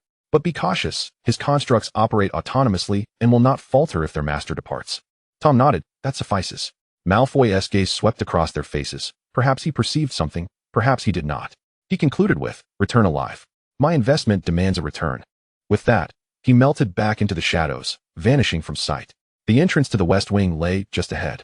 The rusted constructs turned slowly in the darkness, the frequency of the purple light flickering twice as fast as observed during the day, like the accelerated heartbeat of some creature. Tom extended his hand. Ares grasped it. The moment their fingers intertwined, the vow pen within Ares's inner pocket resonated with warmth. The blood pact chain mark and the dark purple sigil beneath Tom's collarbone both radiated a gentle heat. The magic of light and dark began to flow through their clasped hands, weaving a delicate, gray shadow membrane around them. "Remember to breathe," Tom whispered. "Maintain synchronization. 1 step. 1 breath." They took their first step, crossing into the construct's alert range. The purple light swept over their position. Yet the light penetrated the shadow membrane as if it were mere air. The construct's rotational movements remained unchanged. There were no alarms, no attacks. They had succeeded. However, as they reached the midpoint of the corridor, the entire castle suddenly reverberated with a violent tremor, as if struck by a colossal hammer. The walls cracked, dust cascading down. Distant screams of terror echoed from students. And from the direction of the tremor, a fourth wail resonated from deep within the earth. This time, the sound was imbued with a chilling expectation. Chapter 125, Embrace in the Cavern and the Gaze of Mutation. The silence that followed the tremor was more suffocating than the tremor itself. Dust lingered in the dim light of the West Wing corridor, resembling a slow-falling gray snow. Tom and Ares' hands remained tightly clasped. The shadow membrane rippled momentarily from the recent shock, but did not shatter. Continue. Tom's voice rang clear in the stillness. They traversed the final stretch of the corridor, halting before a seemingly intact stone wall. The torch brackets upon the wall were forged from wrought iron, adorned with griffin claws. Precisely the detail Ares had witnessed in the illusion of the Vow pen. Tom extended his empty left hand, his fingertips pressing against the third toe of the griffin claw. Without incantation, he infused a trace of dark magic. The stone wall silently slid inward, revealing a descending spiral staircase. Air rushed forth, thick with the stench of decay, rust, and a deeper, almost visceral foul odor emanating from the earth's core. The staircase was too narrow for more than one to pass at a time. Tom descended first, Ares following closely, their hands remaining entwined. The shadow membrane needed to be continuously maintained. The stone steps were slick with moss. The sensation beneath their feet akin to traversing a colossal creature's tongue. The further they descended, the higher the temperature rose. It was no longer the castle's chill, but an oppressive heat, as if they had burrowed into the bedclothes of a feverish patient. The walls began to seep dark red liquid, not blood, but a mineral-rich fluid, glistening with metallic sheen in the dim light. After descending about 5 floors, the staircase culminated in a vast natural cavern. The sight before Ares caught his breath. Stalactites hung densely from the cavern's ceiling, yet these pillars were not naturally formed of gray-white. They pulsated with dark red veins, akin to arteries. The ground was strewn with luminescent fungi, their eerie blue glow casting the entire space in a bizarre, deep-sea hue. And at the center of the cavern, a massive, roiling dark red pool bubbled continuously, each bubble bursting to release a small, distorted wisp resembling a human face. Kneeling with his back to them was Cowlus Lestrange. His form had undergone a complete transformation. The Ravenclaw diadem was no longer cradled in his hands. It had fused with his skull. The silver crown enveloped the upper half of his face like some grotesque exoskeleton, with a moonstone embedded in the center of his forehead. The black veins coursing through it had spread throughout the stone, extending downwards like roots into Koval's eye sockets, nose bridge, and cheekbones. His eyes, once entirely black, now opened beneath the crown, their pupils fracturing into countless tiny, ceaselessly rotating black dots, reminiscent of an insect's compound eyes. Each dot reflected a different scene: the castle corridors, classrooms, dormitories. Ares even glimpsed the railings of the astronomy tower, the very room where they had just kissed. He was observing all places. Ares whispered. Tom's hand tightened suddenly. The crown bestowed upon him a form of omniscient vision. Be cautious. He may already be aware of our presence. As if to affirm this statement, Koval slowly turned his head, the motion distinctly unnatural, akin to a marionette with rusted joints. The fragmented compound eyes focused on them. Koval spoke. His voice no longer human, but a cacophony of overlapping sounds. His own youthful tone mingled with a woman's soft sigh, an elderly man's cough, and a non-human, damp hiss. You have finally arrived. The audience is complete. He rose to his feet, the hem of his robe trailing on the ground, soaked in dark red puddles. With each step, luminous fungi blossomed beneath his feet, as if paving his way. The crown says you are special. Koval's compound eyes shifted between Tom and then to Ares, lingering for a while on the blood bond mark beneath Ares' left eye, a perfect offering to the ancient covenant of light and darkness. Offering. Tom's voice was icy, his wand slipping into his hand. To awaken him, Koval spread his arms wide, gesturing toward the boiling pool of water, the heart of the castle, Hogwarts' ancient hunger. Suddenly, the pool surged violently. Deep within its depths, something massive stirred. A thick, dark red tentacle broke the surface, covered in suckers and small mouths that opened and closed incessantly, each lined with fine, human-like teeth. Not just one, a second, a third, 7 tentacles in total emerged from the water, slowly dancing in the air as if sensing something. Ares felt the quill of the vow burning intensely. At the tip, fractures glowed with the clash of light and dark magic, almost ready to explode. Tom, he whispered. I know. Tom's black eyes remained fixed on the tentacles, The larger entity beneath was some ancient darkness sealed beneath the foundation when Hogwarts was built. The crown was awakening it, and Koval was the medium. Koval tilted his head, the gesture appearing particularly horrific on his mutated form. Clever. As expected of the heir of Slytherin. A hint of eerie delight laced his voice. But why have you come? To save? For power? Or, the fragmented compound eyes suddenly converged upon Ares's face. For him, before the words could fully escape, 3 tentacles shot forth with lightning speed. Tom reacted almost simultaneously. Pulling Ares behind him, his wand traced a curve of ethereal purple light, and an arcane dark barrier unfurled in an instant. The tentacles collided with the barrier, producing a sound that grated on the nerves as the suckers voraciously gnawed at the magical structure. The barrier thinned rapidly. Ares, the quill, Tom roared, veins bulging at his temples. Ares drew forth the quill of the vow. The cracks glimmered in the ghostly blue glow like shattered veins. He closed his eyes, focusing all his will into the tip, not for attack, but for purification. He attempted to channel the luminous power within the quill to sever the connection between the crown and Koval and the underground darkness. The tip blazed with silvery light. The moment the light touched Koval, the crown emitted a piercing shriek. Koval clutched his head in agony, dark red pus oozing from his fragmented eyes. The tentacles hesitated in their movement. Yet, the next second, the black veins of the crown suddenly swelled. They entwined around the luminous magical power emitted by Ares, beginning to devour it in reverse. The fractures in the quill expanded abruptly, and Ares felt a bone-chilling darkness surge into his body through his arm. Disconnect. Tom's left hand seized Ares's wrist, where he gripped the quill. Ethereal purple and silver light exploded at the point where their hands met. The resonance of the covenant was forcibly ignited to its limit, and the forces of light and darkness clashed, achieving a frenzied balance that repelled the crown's backlash. The shockwave hurled them both away, crashing heavily against the cavern walls. Ares coughed up blood, mingled with silvery motes. Tom's condition was worse. His right arm had been grazed by a tentacle, the sleeve torn, revealing 3 deep wounds that bled dark, tainted blood. Tom. Ares struggled to crawl over. Stay back. Tom growled, pressing his wand against the wound, ethereal purple flames searing the polluted flesh. He was forcibly purging the contamination. The excruciating pain drained the color from his face. Yet he gritted his teeth, suppressing any sound of anguish. Ares did not heed his warning. He lunged to Tom's side, tearing off the lining of his robe to apply pressure to the wound in the most primal way possible. His hands trembled, and for the first time, an almost panicked emotion surfaced in his heterochromatic eyes. You will be infected. Tom's voice was weak, but his dark gaze remained fixed on him. Then let us be infected together, Ares replied, his voice quivering with emotion he was unaware of. He leaned in, resting his forehead against Tom's, their bloodied skin touching. We promised to bear it together. This action exposed them within the range of the tentacles' attack. Yet, for some reason, those tentacles suddenly halted. Koval, under the crown's control, clutched his head in pain, writhing as if he too had been harmed by the backlash. A brief respite ensued. Tom lifted his uninjured left hand, his bloodied fingers gently caressing Ares's cheek. Fool, he murmured, the corner of his mouth curving into a faint, almost tender arc. Then, he kissed Ares, a bloody kiss, mingled with the taste of rust, remnants of silver magic, and an even deeper bitterness akin to a vow. The kiss was brief but forceful, as if confirming their survival, exchanging their last warmth.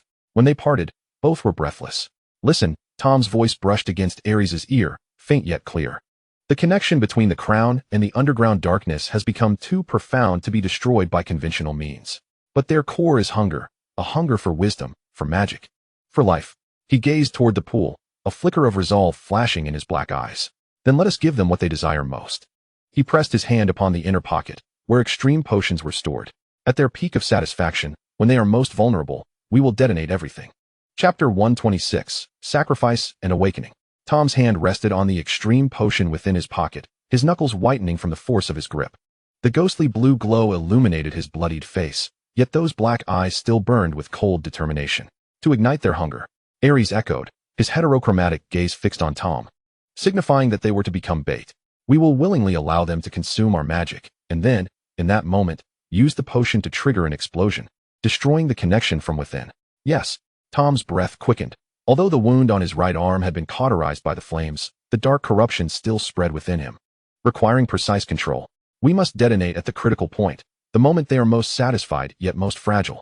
A second too early, and they will be alert. A second too late, and we will be utterly consumed. This was a plan mad to its core, placing themselves in the jaws of the devourer. wagering that they could explode its belly from within before being digested. Koval by the edge of the pool gradually began to recover from the backlash. The dark veins of the crown writhed across his face, the fractured compound eyes refocusing. The reflections within beginning to whirl with increasing velocity as he summoned the crown's omnipresent vision to seek out their vulnerabilities. There was no time for hesitation, Tom declared, his left hand retrieving the vial of potent elixir from his inner pocket. The viscous liquid, as thick as blood, swirled within the bottle, golden specks colliding like trapped beasts. Ares likewise produced his own vial. The two potions lay side by side upon the rocky ground, exuding an ominous sheen under the eerie blue fluorescence. How shall we divide our roles? Ares inquired. I shall be responsible for diverting the attention of the tentacles and the crown. Tom's dark gaze swept toward the pool of water, where 7 tentacles were stirring back to life. Your radiant magic naturally attracts dark entities. They will prioritize devouring you. When the consumption begins, I will ingest the potion, igniting the resonance of our pact to its utmost limit. That will render me a more delectable bait, channeling all their hunger toward me.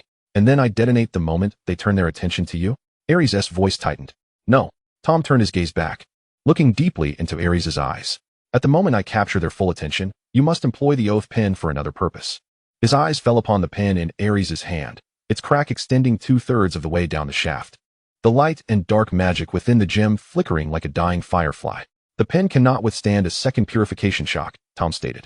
But you can use its final strength to accomplish something more profound. What? Rewrite the contract. Tom's voice lowered to a whisper. Our soul pact is founded upon the oath pen. The pen is both vessel and the scribe of the rules. Amidst the chaos of the explosion, with the pen's last strength, rewrite the contract from shared fate to one-sided guardianship. Ares' breath caught in his throat. You mean? Tom's lips curled into a nearly tender arc. Let me bear the full cost of the explosion, and you shall survive. No. Ares' voice was resolute. We agreed to share the burden. Thus, it is a command.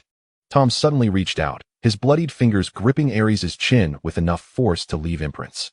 As the principal party of the contract, as your accomplice, he paused, his dark eyes swirling with a tenderness Ares had never witnessed, one that bordered on despair. As one unwilling to envision a future devoid of you. This is the optimal solution I can devise. The air thickened. A deep, ominous hum resonated from the depths of the cavern, akin to a colossal organ quickening its pulse. The tentacles began to stretch toward them, suckers opening and closing, their fine teeth glimmering with the ghostly blue light. Corvus grinned, his smile splitting to the roots of his ears. Argue, hesitate, fear, delicious emotions. There is no more time. Ares looked at Tom. At the unwavering determination reflected in those dark eyes. He understood that Tom had calculated every variable. This was the only route he deemed feasible. Yet, he could not acquiesce. Absolutely not. Very well, Ares suddenly said, a peculiar light flashing in his heterochromatic gaze. I shall agree to your terms.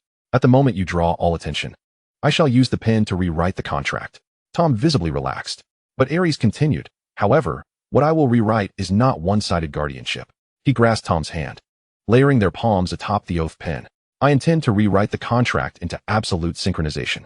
Ares' voice was calm and resolute, not shared fate, not one-sided guardianship. It shall be complete synchrony of every heartbeat, every breath, every flow of magic. Whatever you endure, I shall endure simultaneously. Whatever you ignite, I shall ignite simultaneously. Tom's dark eyes widened in alarm. You are insane. The force of such an explosion would utterly annihilate everything here, including us. Ares interrupted, his lips curling into a smile that bordered on madness. But at least we will be in sync. At least until the very last moment, we shall be together. This proposal was more extreme, more uncontrollable, and more quintessentially Tom than his original plan. Corvus let out a shrill, mocking laugh. How romantic, synchronized death. The tentacles surged forward with sudden ferocity. In the final moment, Tom made a choice. He uncorked the vial of elixir, tilting his head back to drink half. Then thrusting the bottle into Ares' hand. Then let us synchronize. He commanded, as dark gold patterns began to emerge in his eyes under the potion's influence. Drink. Ares consumed the remaining half. The liquid slid down his throat, and the world ignited. Not with real flames, but with an explosive surge of magical energy. The oath pen trembled violently in their joined hands, a blinding light of intertwined darkness and brilliance erupting from the cracks. The chain of blood oaths and the dark purple mark beneath Tom's collarbone simultaneously seared with heat, the temperature rising to near-scorching levels. The resonance of the contract was forcibly elevated to its theoretical limit. Ares felt his consciousness begin to meld with Tom's. It was not merely a leak of perception, but a true fusion. He beheld the chilling, rain-soaked nights of the orphanage within Tom's memories, felt Tom's almost painful yearning for knowledge, and experienced the cold, seductive allure of every time Tom wielded dark magic. And in that instant, Tom too felt everything of Ares, the chaos and fear of traversing time, the confusion of binding to the system, the relief of finally finding an anchor upon first meeting Tom, and the overwhelming, unnamed tenderness that surged within him while watching Tom sleep in the quiet hours of the night. They stood bare before each other as souls. The tentacles collided with the conflagration of magic. The consumption commenced. Darkness surged like a tide. The dark veins of the crown, the ancient existence lurking in the depths of the pool, and the insatiable hunger of Corvus's twisted soul all converged upon this pair of symbiotic offerings. At the moment of peak consumption, Ares summoned the last vestiges of his will and activated the oath pen. The gem at its tip shattered completely, but rather than exploding, it melted. Silver and dark purple light fused into a brand new, chaotic gray luminescence, seeping along the cracks into the pen shaft, then flowing through their clasped hands and into their souls. The rewriting of the contract commenced, with the pen as witness, with blood as covenant, with soul as oath. Ares silently recited in his mind, while Tom's voice echoed in unison within his consciousness. In this place, all things, light and dark, suffering and joy, life and death. Their voices harmonized, the words of the contract igniting and taking form within their entwined souls. All shall return to synchrony. In the moment the final syllable fell, the oath pen turned to ash, and synchronization was achieved. Tom's wounds began to manifest upon Ares's arm in tandem. The silver blood seeping from Ares's eye began to trickle down Tom's face and sink. Their heartbeats resonated in perfect harmony, their breaths synchronized, even their every blink executed with precise alignment. And then, the ignition, not from the outside, but from the depths of their synchronized souls. From the newly formed core of chaotic magic birthed by the rewriting of the contract, a silent ripple spread outward. Wherever it passed, the tentacles disintegrated into dust. The pool boiled and evaporated. The veins of the stalactites cracked and ruptured. Corvus emitted a final, anguished wail, the crown falling from his face and shattering into countless fragments in midair. The cavern began to collapse. Massive stones plummeted from above. Ares and Tom embraced tightly amidst the smoke and chaos, not out of emotion, but as an instinct of synchronization. Their movements as they evaded the falling debris were perfectly mirrored, as though a single body housed two consciousnesses. When the final stone crashed down, completely burying the pool, the two were propelled by the shockwave to the narrow ledge at the cavern's edge. The tremors gradually ceased. Dust settled slowly. Ares opened his eyes to find himself atop Tom. Both were covered in blood and dirt, yet miraculously, they were still alive. The synchronized wounds were healing at a visibly rapid pace, not merely recovering, but rather aligning to the same degree of injury. After which the power of the contract began to restore balance. Tom's obsidian gaze was fixed upon him, a tempest of emotions swirling within. Emotions too intricate for Ares to decipher. "It's ruined," Ares murmured. "But the contract is irrevocable," Tom replied, a peculiar smile tugging at the corners of his lips. "We are inextricably bound now, Ares." In the most literal sense. It was only then that Ares realized the sensation of their souls intertwining had not dissipated with the explosion. He could still faintly perceive Tom's weariness, his pain, and the almost fearful joy that resided within him. Furthermore, there was a deeper tremor emanating from the core of the contract, as if something had just awakened within the depths of their souls, stirred by the destruction of the vow's pen and the rewriting of their pact. Chapter 127. The Awakening of Bloodline and Silent Secrets. The collapse of the cavern had finally ceased. Dust settled slowly in the eerie blue glow of the fungi, resembling a cascade of gray snow.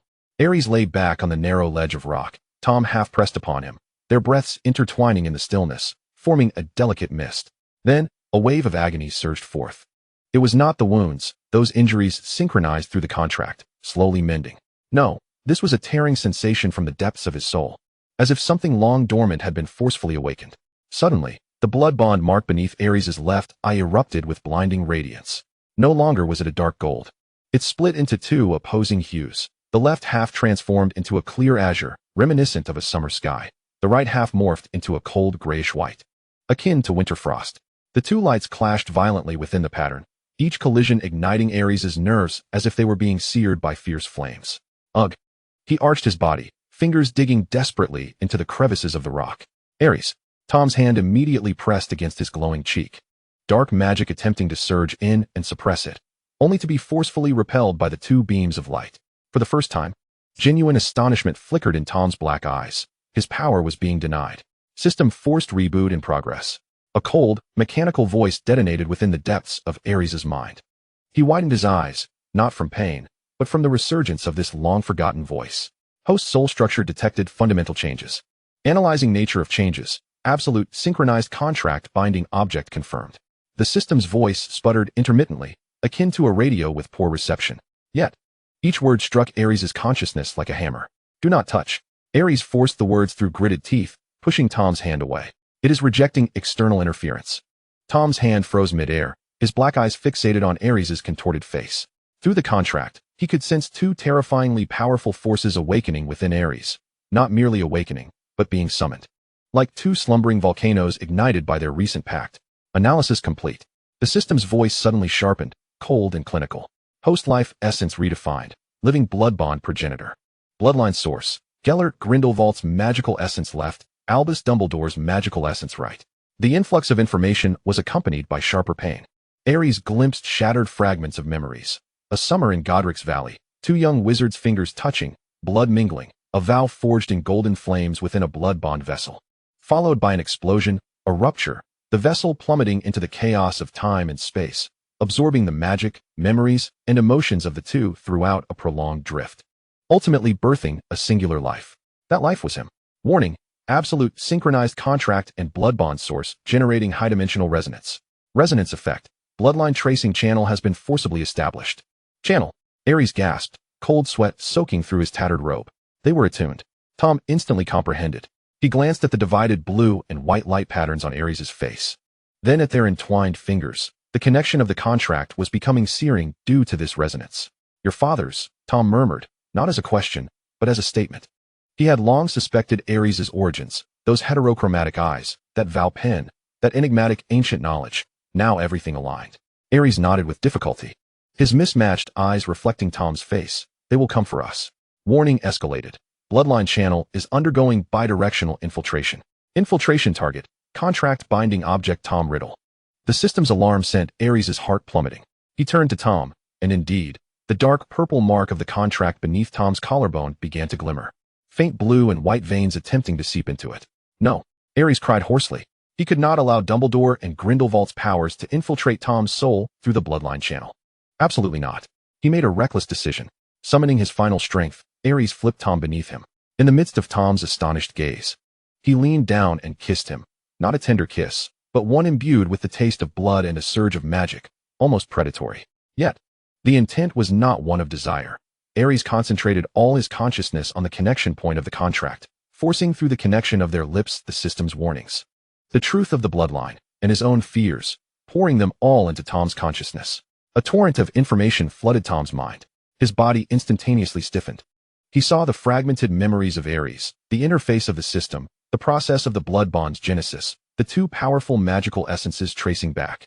And Ares's deepest fear, the dread of becoming Tom's weakness, the fear that those two would harm Tom because of him. As the kiss ended, both were left gasping for breath. Tom's black eyes were unfathomable, swirling with complex emotions that Ares could not interpret.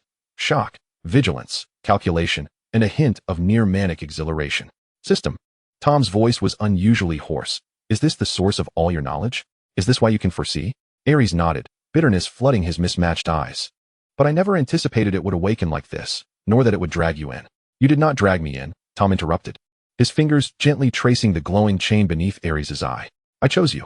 From the day in the orphanage, I chose to make you my singular exception. He propped himself up, pulling Ares into his embrace, their backs resting against the cold rock wall.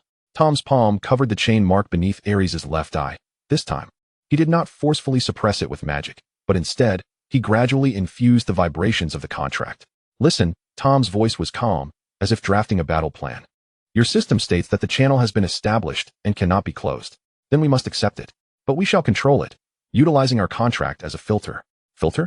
The bloodline channel transmitted their magical essences and fragments of consciousness.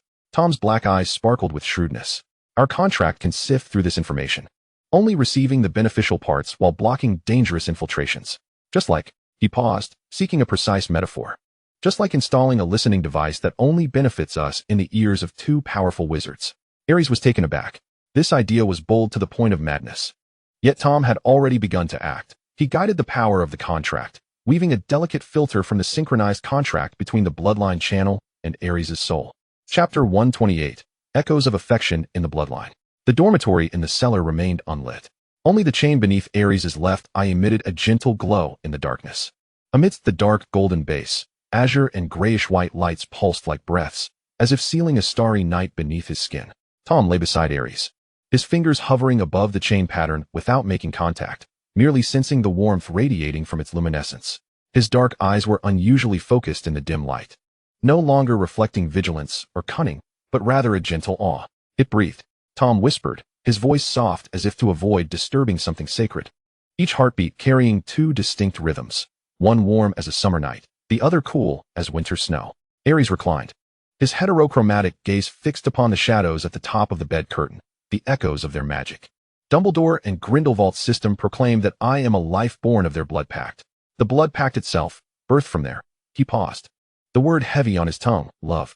Tom continued, his tone calm as if recounting an ancient magical principle. I know. In the summer of Godric's Hollow, two prodigious youths forged a magical covenant with blood and vows. What was required was not hatred, nor selfish gain, but a purity strong enough to defy the world. He did not elaborate further, yet Ares sensed the complex emotions transmitted through the covenant. Understanding, envy, and a profound yearning, one that even Tom himself had yet to recognize. So I am. Ares' voice trembled, the creation of their love. Yet they later parted ways, severed their bond. And that love transformed into, love did not morph into anything else. Suddenly, Tom turned, propping himself on his arm beside Ares. His black eyes deeply penetrating the chain pattern's glow, love merely buried beneath layers of responsibility, ideology, blood, and war, hidden in the deepest recesses. Yet it remains, for otherwise. This pattern would not pulse so, would not simultaneously emanate warmth and chill. His fingertips finally descended, gently grazing the edge of the chain pattern. The sensation made Ares shiver slightly. Do you feel it? Tom's voice was low, like a whisper. They are not in conflict. The azure and gray intertwine, like two rivers flowing separately, yet finding a confluence within your veins. Ares closed his eyes. Indeed, as he focused, the sensations from the chain pattern revealed not pain, nor tearing, but a deeper harmony. Two wholly distinct magics achieved a subtle balance within him. System prompt. Deep understanding of the essence of bloodline detected. Supplementary information unlocked. The core driving magic of the blood pact is confirmed as love. This love underwent a qualitative transformation amidst the temporal turbulence, transcending the emotions between the two into the magic that creates the essence of life.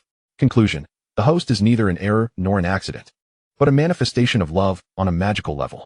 Miracle. The word caused Ares to open his eyes, tears shimmering in his heterochromatic gaze, not from sorrow, but from an overwhelming sense of relief. Tom noticed those tears.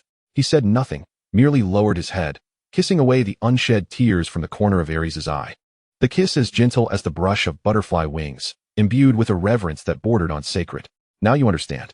Tom's lips brushed against his eye, his voice resonating through Ares' skin. You are not a monster, nor an experiment, nor a product of any dark scheme. You are the child born of love itself. This is the oldest and most potent magic in existence. Ares wrapped his arms around Tom's neck, drawing him closer until their foreheads touched, breaths mingling. Then why me? Ares' voice caught in his throat. Why was I brought to your side? Tom smiled a genuine, warm, and unreserved smile, radiant in the soft glow of the chain pattern as if heralding dawn. Because love is the most unreasonable magic. Tom's thumb caressed Ares' cheek. It knows no time, no space, no logic. It simply occurs. Just like the two boys in the summer valley, like the half piece of bread you shared with me in the orphanage. Just like now, he paused, his black eyes gazing deeply into Ares' heterochromatic ones. Just like the fact that I love you. This proclamation shattered all defenses. Ares felt his heart racing wildly within his chest, the rhythm echoing through the covenant, causing ripples in Tom's gaze. Then Tom kissed him, not a gentle touch, nor a tentative caress, but a profound, fervent kiss that infused all unspoken words. Ares responded, fingers weaving into Tom's dark hair, feeling his equally rapid heartbeat, sensing the covenant resonate between them like a vibrating string. When they finally parted, both were breathless. The glow of the chain pattern had brightened without their notice. The azure and gray lights swirling like a galaxy, illuminating the entire bed curtain like a miniature night sky. So we choose Dumbledore. Tom's voice lingered near Ares' lips. Breath warm, not for strategy, nor for safety, but because he gently kissed the corner of Ares' mouth. He is the one who would craft lemon sherbet with love. He is the one who, even after half a century apart, still warms the blood within you. Aries understood. This was not a calculation, but a choice. A choice to meet the one more likely to comprehend the creation of love, to reveal this bloodline born of love to someone who might still harbor tenderness. System prompt. Choosing Albus Dumbledore as a contact target. Special determination. The motive for the choice is to seek understanding rather than self-interest, triggering hidden rewards. Reward. Stability of bloodline resonance increased by 30. Unlock temporary ability of love perception, allowing brief insight into others' deep emotional inclinations towards you. The system's new prompt momentarily startled Aries. He shared the information with Tom, not through the forced transmission of the covenant, but like revealing a secret gently within their intertwined consciousness. After reading it, a flicker of strange light appeared in Tom's dark eyes. You see, he murmured, tracing the glowing chain pattern on Aries' skin, even your system is telling you, love is right. Love is powerful. Love brings forth miracles. He retrieved a small silver vial from the bedside compartment, but this time he did not hand it to Aries. Instead, he placed it on the sheet between them. This is your choice, Tom said, his gaze shifting from the vial to Aries' face. You may use it to protect yourself, or choose not to. For now I understand. Your strength lies not in deception or calculation, but in, he paused, finding the most precise word, in authenticity. You are the creation of love. Your existence itself is the most potent truth. Any detection magic will falter in the face of true love. Aries looked at the vial of truth serum, then back at Tom. He made a decision, pushing the vial back into the compartment, closing the drawer. I do not need it, Aries declared, a newfound resolve shimmering in his heterochromatic gaze. I will tell them the truth. The truth of Kovals, the truth of the crown, the truth of the caverns. But not including you, not including us, not including the bloodline. Tom's lips curled into a gentle smile. He lay back beside Aries, enveloping him in an embrace that pressed Aries' back against his chest. In the darkness, they nestled together, the glow of the chain pattern pulsing like breath, merging their shadows upon the wall. Then let it be so. Tom's lips brushed against Aries' ear. You will meet with the ministry personnel, facing them with your truth. I will confront Malfoy, using interests and power to counter Avery. Then, his arm tightened. When Dumbledore returns, we shall meet him together. We will tell him that his blood pact has not failed. It has nurtured a child willing to believe in love across the temporal divide. A soft knock echoed at the dormitory door. Dawn was approaching. Tom gently kissed the nape of Aries' neck, as if sealing a promise. Remember, no matter what you hear today, I am here, not as your master, but as your companion. He found the word, co-sharer. The door opened and closed. Alone in the darkness, Aries lay, the chain pattern beneath his left eye pulsing warmly. He raised his hand to touch the radiance, feeling that what flowed within was not merely magic, but an ancient, gentler power. System notification, affection detection capability activated. Currently detected most intense emotion source. Contract bonded individual Tom Riddle. Nature of emotion, love. Intensity, continuously increasing. The light of the chain pattern, at that moment, shone as brightly as the morning star. Chapter 129. True Echoes and the Whisper of a Father. The air in the headmaster's office was heavy as lead. Armando Dippet sat behind an intricately carved wooden desk, his eyes bloodshot behind half-moon spectacles. Professor Slughorn stood beside him, his fingers unconsciously stroking the golden cauldron pattern embroidered on his robe. Evans and Roberts from the Ministry of Magic occupied two high-backed chairs opposite them, resembling twin statues of judgment. The parchment before them held half a page of notes, the floating quill poised for action. Aries sat upright in a single chair at the center of the room. He had not consumed the truth serum that Tom had provided, but the chain pattern beneath his left eye was gently warming, not as a warning, but as a tender reminder, as if to say, you are a creation of love. You are inherently real. So, Mr. Phoenix, Evans's voice was flat as ever. Do you maintain that everything that transpired last night in the underground caverns of the West Wing was solely the personal dark magic ritual of Corvus Lestrange? That you and Mr. Riddle merely stumbled upon it and attempted to intervene? Yes, Aries replied, his mismatched eyes calmly meeting the scrutiny. Every detection charm in the room was active. The corner's spyglass rotated, the crystal ball on the desk swirled with silver mist, and the luminescent runes at the carpet's edge worked to capture lies. But what Aries spoke was a selective truth. System notification, affection detection activated. Current environmental emotional spectrum. Evans, doubt 85, professional indifference 10, deep unease 5, source detecting anomalous magical fluctuations. Roberts, hostility 40, fear 30, greed 30, source desiring advancement. Afraid of the unknown darkness. Slughorn, protective instinct 70, guilt 20, fear 10, Dippet, exhaustion 60, worry 30, confusion 10. System data flowed through his consciousness. For the first time, Aries saw the colors of emotion with such clarity. Evans's doubt was a professional habit. Roberts's hostility was tinged with fear, while Professor Slughorn's guilt was particularly glaring. Merely stumbled upon, Roberts repeated the phrase, his lips curling in a mocking arc, during curfew, in an area explicitly sealed by Pringle. 2 second-year students fortuitously discovered an ancient passageway that even adult wizards would struggle to find. Because we had a lead, Aries stated. He raised his hand to showcase the chain pattern beneath his left eye, the dark gold swirling blue and white lines clearly visible under the headmaster's office light. This pattern was attuned to dark magic contamination. It guided us to the entrance. All eyes focused on the chain pattern. Evans's spyglass suddenly accelerated its rotation, emitting a hum. The silver mist within the crystal ball instantaneously transformed into a light golden hue, detecting an exceptionally pure source of magic. What kind of magical imprint is this? Evans's voice wavered for the first time. A family heirloom, Aries replied calmly. This is not a lie. It senses darkness and protects me from being corrupted. Last night, Corvus attempted to control me with the crown, and it was this pattern that resisted most of the influence. Warning, Roberts's hostility has risen to 55. Greed now targets, unknown magical pattern. A chill ran through Aries' heart. But Professor Slughorn suddenly stepped forward, his round, plump body subtly shielding him from Roberts. Gentlemen, Slughorn's voice bore a rare firmness. I believe we have strayed from the point. Mr. Phoenix and Mr. Riddle may have violated school rules last night, but they truly prevented a disaster. If the crown had completely controlled Corvus, if those tendrils continued to grow, he paused, glancing at Dip-Pet. Armando, we all know what the consequences would have been, and these 2 children risked their lives. Dip-Pet nodded slowly, removing his half-moon spectacles to wipe them. This motion granted him time for contemplation. Mr. Evans, the headmaster finally spoke, his voice weary yet resolute. Hogwarts will internally address the matter of students breaching curfew. As for the incident involving Corvus Lestrange and the Ravenclaw crown, the school has initiated a high-level investigation process. Should the ministry wish to participate, they may submit a formal request in accordance with Chapter 3 of the International Magical Education Cooperation Act. A subtle dismissal. Evans's expression soured. Headmaster, 3 members of the Avery family are psychologically traumatized. 1 student is missing, and a precious artifact has been damaged. All of these require explanations to the ministry. Then I kindly request the Avery family to file a complaint through the proper channels. Dip-Pet replied, readjusting his glasses, his gaze sharp. Rather than allowing 2 officials to interrogate my students in my school without formal documentation. The air became thick with tension. At that moment, the door to the headmaster's office was gently pushed open. Abraxas Malfoy stood at the entrance, his light golden hair meticulously styled, his cold gray eyes calmly surveying the room. I apologize for the interruption, Headmaster. His voice was graceful and composed. My father, Septimus Malfoy, has just sent an urgent message via owl. He has heard that ministry officials are present and wishes to remind you about the legal definitions regarding underage wizards using defensive magic in emergencies. The Wisengamot passed an amendment just last month.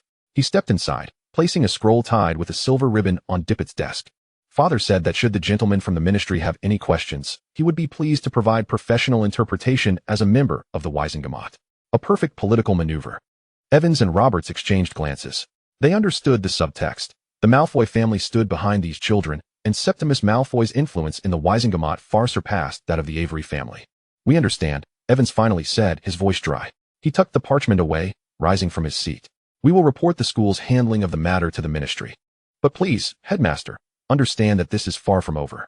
As they departed, Roberts cast one last glance at Aries. The greed in his eyes had transformed into wariness. He realized that this child, with his mismatched eyes and mysterious pattern, had far deeper waters behind him than he had imagined. After the door closed, the headmaster's office remained silent for a long time. Slughorn released a long breath, beads of cold sweat dotting his forehead. Malfoy inclined his head slightly. If there is nothing further, I shall take my leave, Headmaster. Thank you, Abraxas, Dip-Pet replied sincerely, and please extend my gratitude to your father. Before Malfoy departed, his cold gray eyes met Aries's for a fleeting moment. No words were exchanged, but Aries sensed through affection a complex array of emotions, supportive investment, curiosity, and a hint of astonishment that such a situation could be stirred by 2 second-year students. Only 3 remained in the room. Headmaster Dip-Pet stood, approaching Aries. The elder appeared more fatigued than he had seemed, his silver beard lacking its luster. Child, the headmaster spoke softly, his deep-set eyes behind half-moon spectacles scrutinizing him. That pattern, it was not merely a family magic in its response to the detection charms. It is far more profound. Aries did not shy away. I know, sir. It reminds me of Dip-Pet hesitated, carefully choosing his words, Something I felt many years ago, through the magic of two old friends. The essence of magic. So pure that it seems not to belong to this world. He spoke of Dumbledore and Grindelwald. Ares felt a sudden warmth at the chain pattern beneath his left eye. Not as a reminder, but as a resonance, akin to the faint echo that arises when Deepet mentions an old friend. The bloodline connection reverberates softly. Albus will return tomorrow, Deepet suddenly remarked, his voice gentle. Though he is merely the Transfiguration professor, I believe he would wish to see you at the earliest opportunity. This was not a command, but a benevolent reminder, a subtle indication of the protective headmaster. The true dialogue would commence upon Dumbledore's return. Until then, the school would safeguard you. Ares nodded, I understand. Go back now, Deepet said wearily, waving his hand. Rest well. You performed admirably today. As Ares exited the headmaster's office, Professor Slughorn followed him out. At the corner of the spiral staircase, the professor suddenly grasped Ares' arm with surprising strength. Where is Tom? Slughorn's voice trembled. He is, tell him, the professor interrupted, his round, plump face as pale as parchment, to be cautious. The Avery family will not relent, and the protection of the Malfoy family comes at a cost. Moreover, he paused, lowering his voice to a whisper, once Albus truly sees you, once he comprehends what you are, no one can predict his actions, not even he may know. Upon finishing his warning, the professor released his grip and quickly departed, his robes swirling behind him in a flurry of anxious motion. Ares stood alone on the spiral staircase. Sunlight streaming through the small high windows, casting bright patches of light upon the stone steps. He lifted his hand to lightly touch the chain pattern beneath his left eye, feeling its warm pulsation. System notification, Ministry of Magic interrogation incident resolved. Outcome evaluation, successfully navigated political asylum. Reward, Dumbledore's attention 50, bloodline resonance stability 10. Warning, high-dimensional magic detected approaching. Source, Albus Dumbledore. Estimated contact time, within 1,224 hours. The countdown was rapidly diminishing. At that moment, the chain pattern beneath his left eye suddenly illuminated on its own, not with a soft glow, but with a clear interplay of azure and gray-white light, like some sort of signal. Immediately thereafter, a gentle yet weighty voice resonated deep within his consciousness. Child. The voice bore the sweet fragrance of lemon sherbet, the aged scent of parchment, and an oceanic depth of sorrow and fatigue. I can feel you. Through the blood bond, through this oath we forged together and subsequently betrayed. I have sensed your presence for quite some time. It was Dumbledore's voice, not a message from a guardian, but a direct communion through the bloodline channel. Ares stood frozen in place. Sunlight warmed his face, and the light from the chain pattern danced in the radiance. Gellert knows as well. He has always known. Dumbledore's voice carried a bittersweet tone. This was why he had invited you. To see what our love has nurtured across the chasm of time and space. A pause ensued. A prolonged stillness as the distant elder restrained his emotions. I shall return tonight. Tomorrow at 3 o'clock, come to my office, the Transfiguration professor's office, not the headmaster's. We need to converse, not as professor and student, but as. The voice trembled momentarily. As a father who has betrayed his oath, and as a child who should not bear this burden. The connection abruptly severed. The light of the chain pattern slowly dimmed, returning to a subtle glow within the dark golden backdrop. Ares remained rooted in place, his heart pounding heavily in his chest. The sunlight continued to shine brightly. The spiral staircase remained tranquil, yet the world had irrevocably changed. Dumbledore had always known. Grindelwald had always known. And they chose silence until the bloodline awakened completely due to the covenant, until it could no longer be avoided. On the other end of the covenant, Tom's perception flowed through the connection, steady, resolute, carrying a silent promise. I am here. Regardless of who they are, regardless of what you are, we shall face this together. On the other side of the bloodline, both legendary wizards had simultaneously opened their eyes. And tomorrow at 3 o'clock, in the Transfiguration professor's office, a long overdue father-son dialogue was about to commence. Chapter 130, The Echo of the Blood Bond and the Father's Gaze. The door to the Transfiguration professor's office was more unadorned than Ares had imagined, crafted from dark oak, with a brass plaque simply inscribed with Albus Dumbledore, Transfiguration Professor. There were no peepholes, no magical creature reliefs, only the faint aroma of lemon and old books seeping through the crack of the door. Tom stood half a step behind him, his jet-black hair glimmering in the light of the corridor. His grip was steady, yet Ares could sense beneath that calm exterior a wariness, like a dragon guarding its nest, retracting its claws yet tensed. Remember, Tom whispered, his voice audible only to the two of them, no matter what he says. You are first and foremost Ares Phoenix. Bloodline is origin, not definition. Ares nodded. The contract's synchronization rate of 953 indicated that there were no secrets left between them. Even the heavy beating of his heart at that moment was clearly perceived by Tom. He raised his hand, gently rapping on the door. 3 knocks. A pause. A gentle voice emanated from within. Please enter. The door did not swing open automatically. Aries grasped the brass handle, turned it, and pushed the door open. The scene within the office unfolded gradually as the door creaked open, not a sudden reveal, but a restrained, layered disclosure. This was Dumbledore's style, allowing visitors time to acclimate. The room was taller than expected, with a vaulted ceiling enchanted to display flowing, pale golden clouds. Bookshelves lined the walls, stretching from the floor to the cloud-like ceiling, arranged in a seemingly haphazard, yet rhythmically pleasing manner. In the center of the room, a large oak desk was strewn with several ancient tomes, parchment rolls partially unfurled. And next to an inkpot sat a dish of lemon sherbet. The west window was wide open, letting in the crisp March wind from the Scottish Highlands. Stirring the wind chimes at the window's edge, crafted not of metal but of several floating crystal feathers, producing ethereal sounds as they brushed against one another. Dumbledore sat behind the desk, not draped in vibrant robes, but in a simple, deep gray robe. His chestnut hair was loosely tied at the back, revealing a distinct facial profile. As Aries opened the door, Dumbledore's sharp blue eyes lifted, piercing through his half-moon spectacles as if to crystallize the air itself. His gaze first settled on Aries' face, lingering for 3 seconds on the dark golden chain pattern swirling with blue and white. Then, he turned to Tom. Mr. Riddle, Dumbledore smiled. Though the warmth did not reach his eyes, I presume Mr. Phoenix has informed you that this is a private conversation? Professor, Tom inclined his head slightly, his demeanor impeccable. As Aries' covenant co-bearer, I have the right to ensure his safety, especially following the events of last night. His words were polite, yet his stance was firm. Aries felt a gentle wave of appreciation emanating from the other end of the contract. Tom was adept at this game. Dumbledore regarded him for a moment, then suddenly sighed lightly. Of course. Please, have a seat. With a flick of his wand, 2 armchairs glided from beside the bookshelves. These were not the hard wooden chairs a student would typically sit upon, but old chairs upholstered in deep blue cushions, bearing scratches from a cat's claws, perhaps left by a previous professor's pet. As Aries settled into the chair, he noticed that the desk was devoid of the usual mountain of papers, containing only a few open ancient texts, the dish of lemon sherbet, and a palm-sized crystal vial. Within the vial, 2 tiny figures spun slowly in the silvery liquid, one blonde, one red-haired, holding hands. The magical projection of the blood bond vial. It is not the original, but rather a manifestation of memories or emotions, with details so precise that the chain pattern beneath Aries' left eye begins to heat up spontaneously, shimmering with a faint glow. Dumbledore did not overlook this reaction. He removed his glasses and slowly polished them with a soft cloth, a gesture indicative of his contemplation. First, he replaced his glasses and, in a calm voice, expressed, I must apologize for the sudden connection through the bloodline channel last night. It was rather inappropriate. However, the moment I sensed the awakening of the blood pact within another being, even I could not maintain my composure. He directly addressed the crux of the matter. Aries felt his throat dry. You have always known of my existence? Known. Dumbledore replied with a wry smile. No, it was suspicion. Perception, a glimpse of shadows at the periphery of dreams. It was not until last night, when you forged that extraordinary covenant with Mr. Riddle, stirring the deepest resonance of the blood pact, that I could truly confirm it. He leaned forward, his hands clasped on the table.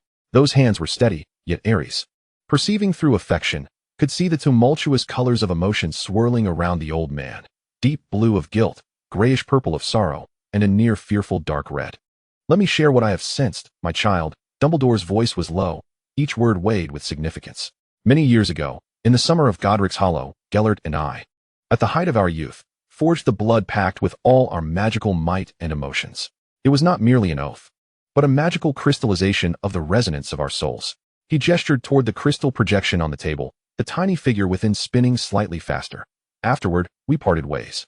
The blood pact remained, but that magic, formed from the pure love and ideals of 2 young wizards, gained a life of its own. Magic often unfolds in this manner. When emotions are sufficiently intense, and the magical essence is pure enough, it gives birth.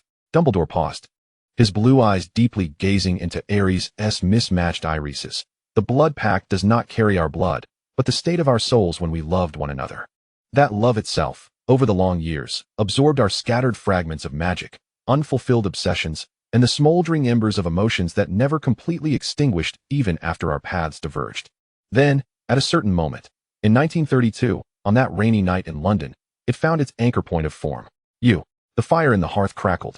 The crystal feather wind chime by the window chimed softly. Ares felt the chain pattern beneath his left eye burn as if it were on fire. He could hear his own heartbeat and the steady breath of Tom resonating through their covenant. That was the anchor point. "So, I am a creation of love," Ares said, his voice calmer than he had anticipated. "You are a miracle of magic." Dumbledore's response was decisive. "The blood pact provided you with the foundation of your soul. Time and space gave you the soil for growth, and your own choices, your bond with Mr. Riddle, every act of kindness, your thirst for knowledge, have shaped the complete you. The Ministry of Magic's standards for defining life are ridiculously narrow. In my view, you understand what it means to live far better than many who claim to be pure-blooded." This was Dumbledore's form of acknowledgement, not an emotional outpouring of embrace, but a rigorous acceptance based on the essence of magic. "Does Mr. Grindelwald know?" Ares asked the most critical question.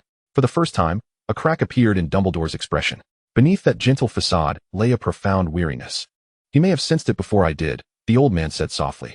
"The blood pact connects the three of us. No, now it is you, me, and him.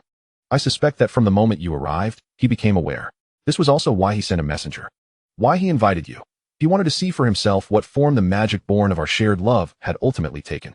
The office fell into silence. Tom suddenly spoke, his voice strikingly clear in the quiet. "So, Professor, what is your current stance? What does Ares' existence mean to you and Mr. Grindelwald?" Direct, sharp, and piercing to the core of the matter. Dumbledore looked at Tom, his gaze complex, one of scrutiny, concern, but also a hint of peculiar respect. "It means I need to reconsider many things, Mr. Riddle," he confessed. "It means that certain boundaries I once firmly believed in are beginning to blur. It also means," he turned to Ares, "as one who once committed errors in the name of love and later evaded them out of fear. I owe you an explanation and a promise." Ares was taken aback. Dumbledore stood up and walked to the western window. The March wind stirred his tied-back hair, and the sunlight elongated his shadow, stretching to Ares' feet. "I cannot provide you with a normal childhood, nor could I be by your side during your magical upheavals. And until yesterday, I did not dare to confront your existence because I was afraid of facing Gellert, afraid of confronting the past, and more afraid of whether someone who once turned love into harm is worthy of bearing the responsibility for its origin." He turned back, something flickering in his blue eyes. "But the blood pact chose you. And last night, when you chose to protect others, when you chose to forge a covenant that irrevocably binds the fates of two individuals at that moment, I understood. You comprehend better than we how to transform love into strength rather than a shackle." He returned to the desk and retrieved a small wooden box from the drawer. Opening it, he revealed not a magical item, but a very old bronze key, attached to a label bearing the address of Godric's Hollow. "This is the key to my old home in the Hollow. There lie the remnants of Gellert and my youth, along with many dreams we failed to realize. I have not returned in a long time." Dumbledore pushed the key toward Ares. "But should you ever wish to visit your place of origin, you have the right to do so." Ares did not touch the key. He looked at Dumbledore and asked the most pressing question. "Will you tell the Ministry of Magic about my nature?" "No." Dumbledore's reply came without hesitation. "Your existence is your own secret, belonging solely to you and those you choose to trust. As a professor, I will ensure your safety at Hogwarts." He hesitated, the word still difficult to utter. "As one of the sources of magic connected to your bloodline, I will respect your choices, even if those choices include moving toward Gellert." This statement instantly heightened Tom's vigilance. Ares sensed a strong wave of opposition through their covenant. Dumbledore noticed this. He looked at Tom and suddenly displayed a genuine smile, tinged with a hint of bitterness. "Mr. Riddle, I know what you are thinking, but please believe me, I am more aware than anyone of Gellert's dangers. The reason I say this is because," his gaze returned to Ares, imbuing it with utmost seriousness, "confinement has never been protection. Attempting to isolate you within a safe domain is precisely the flawed logic from which we erred long ago. You are already a complete life. You have the right to confront your entire origin, including its light and shadows." The office fell silent once more.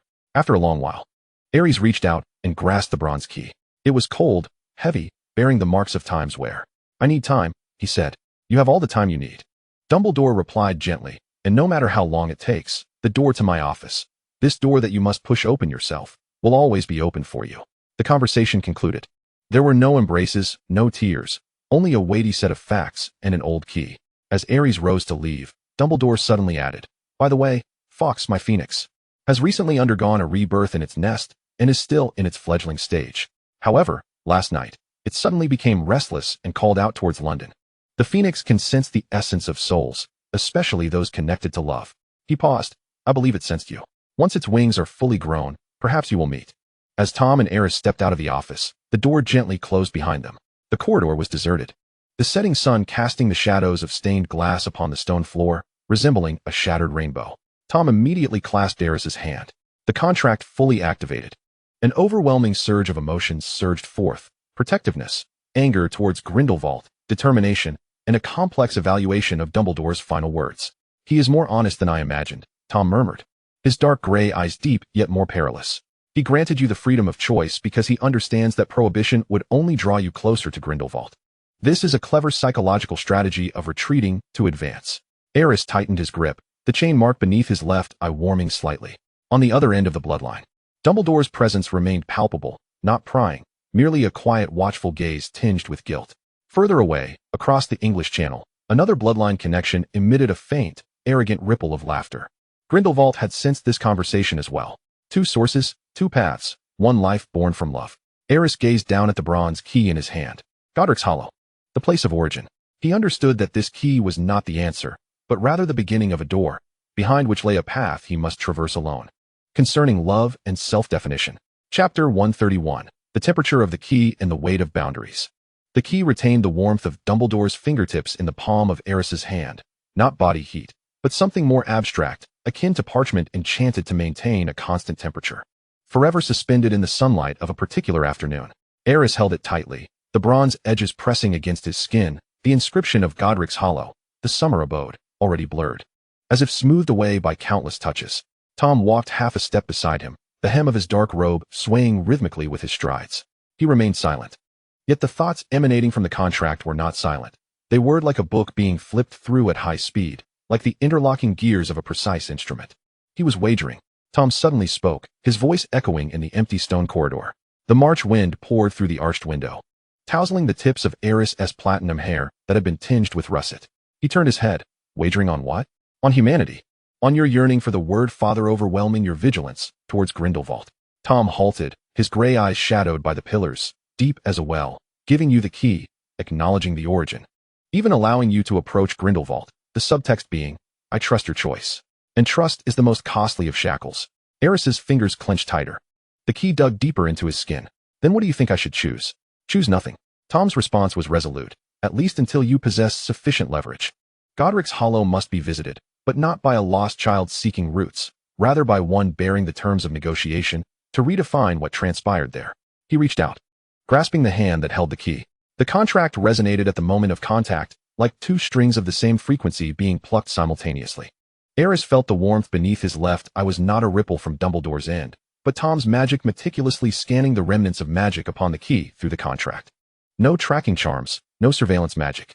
Tom released his hand, the conclusion succinct. Only faint echoes of memories remained. He had sealed fragments of a scene within the key, which would only manifest under specific triggering conditions, such as when you truly stand before that old house. Tom turned to continue walking, embodying Dumbledore's style, non-coercive, merely providing clues, allowing you to decide whether to step into his past.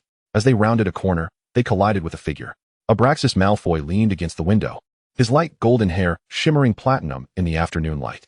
He toyed with a silver family crest, and upon seeing the two, a flicker of brilliance crossed his cold gray eyes. Finished your chat? His voice betrayed no emotion. The news from the headmaster's office was that Evans and Roberts had left with grim expressions. However, the Avery family would remain quiet for a while. My father has sent a letter of inquiry to Wisingamot regarding the abuse of power in conducting informal interrogations of underage wizards. Tom nodded. Please convey our gratitude to Mr. Septimus. No need, Abraxas straightened, adjusting the collar of his robe. This is an investment, not a gift. My father wishes to know where the safety margins of this investment lie. His gaze fell upon the glowing chain mark beneath Eris's left eye, pausing for 3 seconds. Professor Slughorn just circled the common room 3 times, attempting to find you too, but hesitating. He said. Abraxas mimicked the professor's mellifluous tone, telling those 2 children that some doors, once pushed open, can never be closed again. And what awaits behind those doors may not necessarily be treasure. It could also be shadows you dare not face. The corridor fell into a brief silence. Distantly, Peeves' shrill laughter and a student's scream echoed. Yet this space felt as if it had been cast under a silencing charm. What do you think, Malfoy? Tom suddenly inquired. Abraxas raised an eyebrow. As a classmate? Or as someone who may potentially work with you for decades?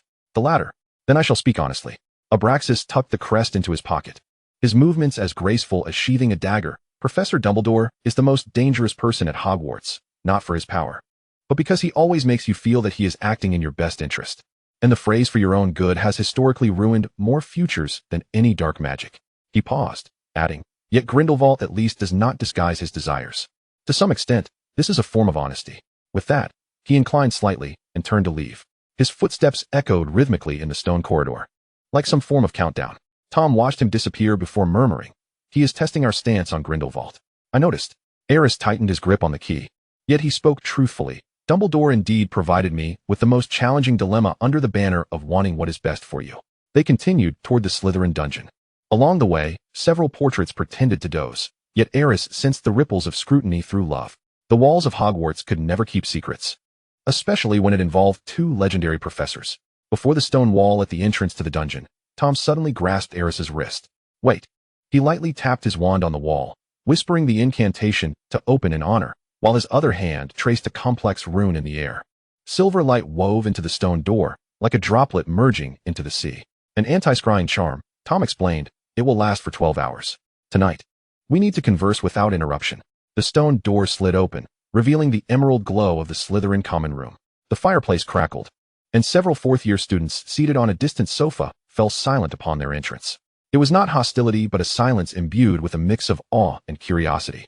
Eris felt those gazes upon his face, upon the chain mark, and upon the distance he stood beside Tom. The synchrony of the contract not only facilitated a sharing of magic, but also heightened perception. He could taste the emotional particles floating in the air, the bitterness of jealousy, the metallic tang of fear, and a hint of yearning to imitate. As they approached the corridor leading to the dormitory, a tall, slender seventh-year boy suddenly rose to block their path. A distant relative of the Avery family. Eris recalled him as someone who always attempted to add something to Tom's cauldron during potions class. Phoenix. The boy's voice was deliberately flat. I heard you were questioned by the ministry this morning. Do you need help? After all, some students of uncertain backgrounds can easily panic in such situations. The veneer of malice was thin.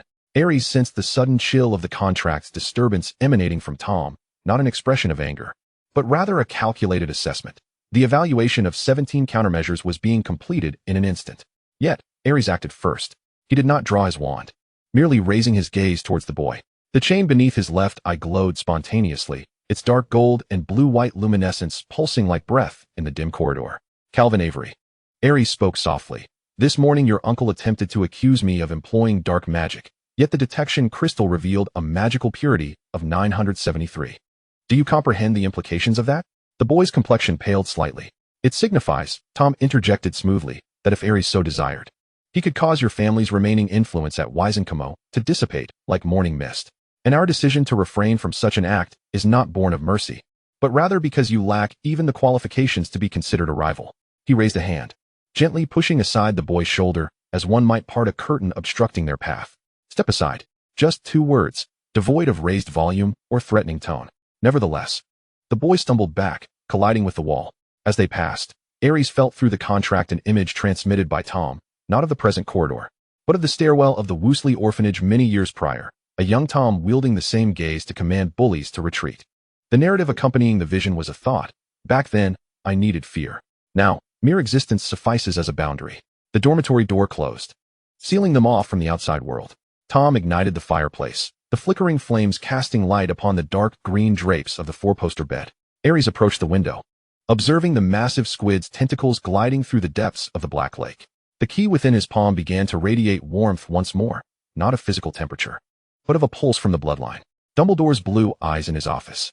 Grindelwald's gaze crossing the straits.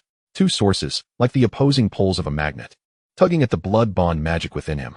Tom, Ares suddenly inquired, what if one day I must choose between them? Behind him, the sound of fabric rustling signaled Tom's approach.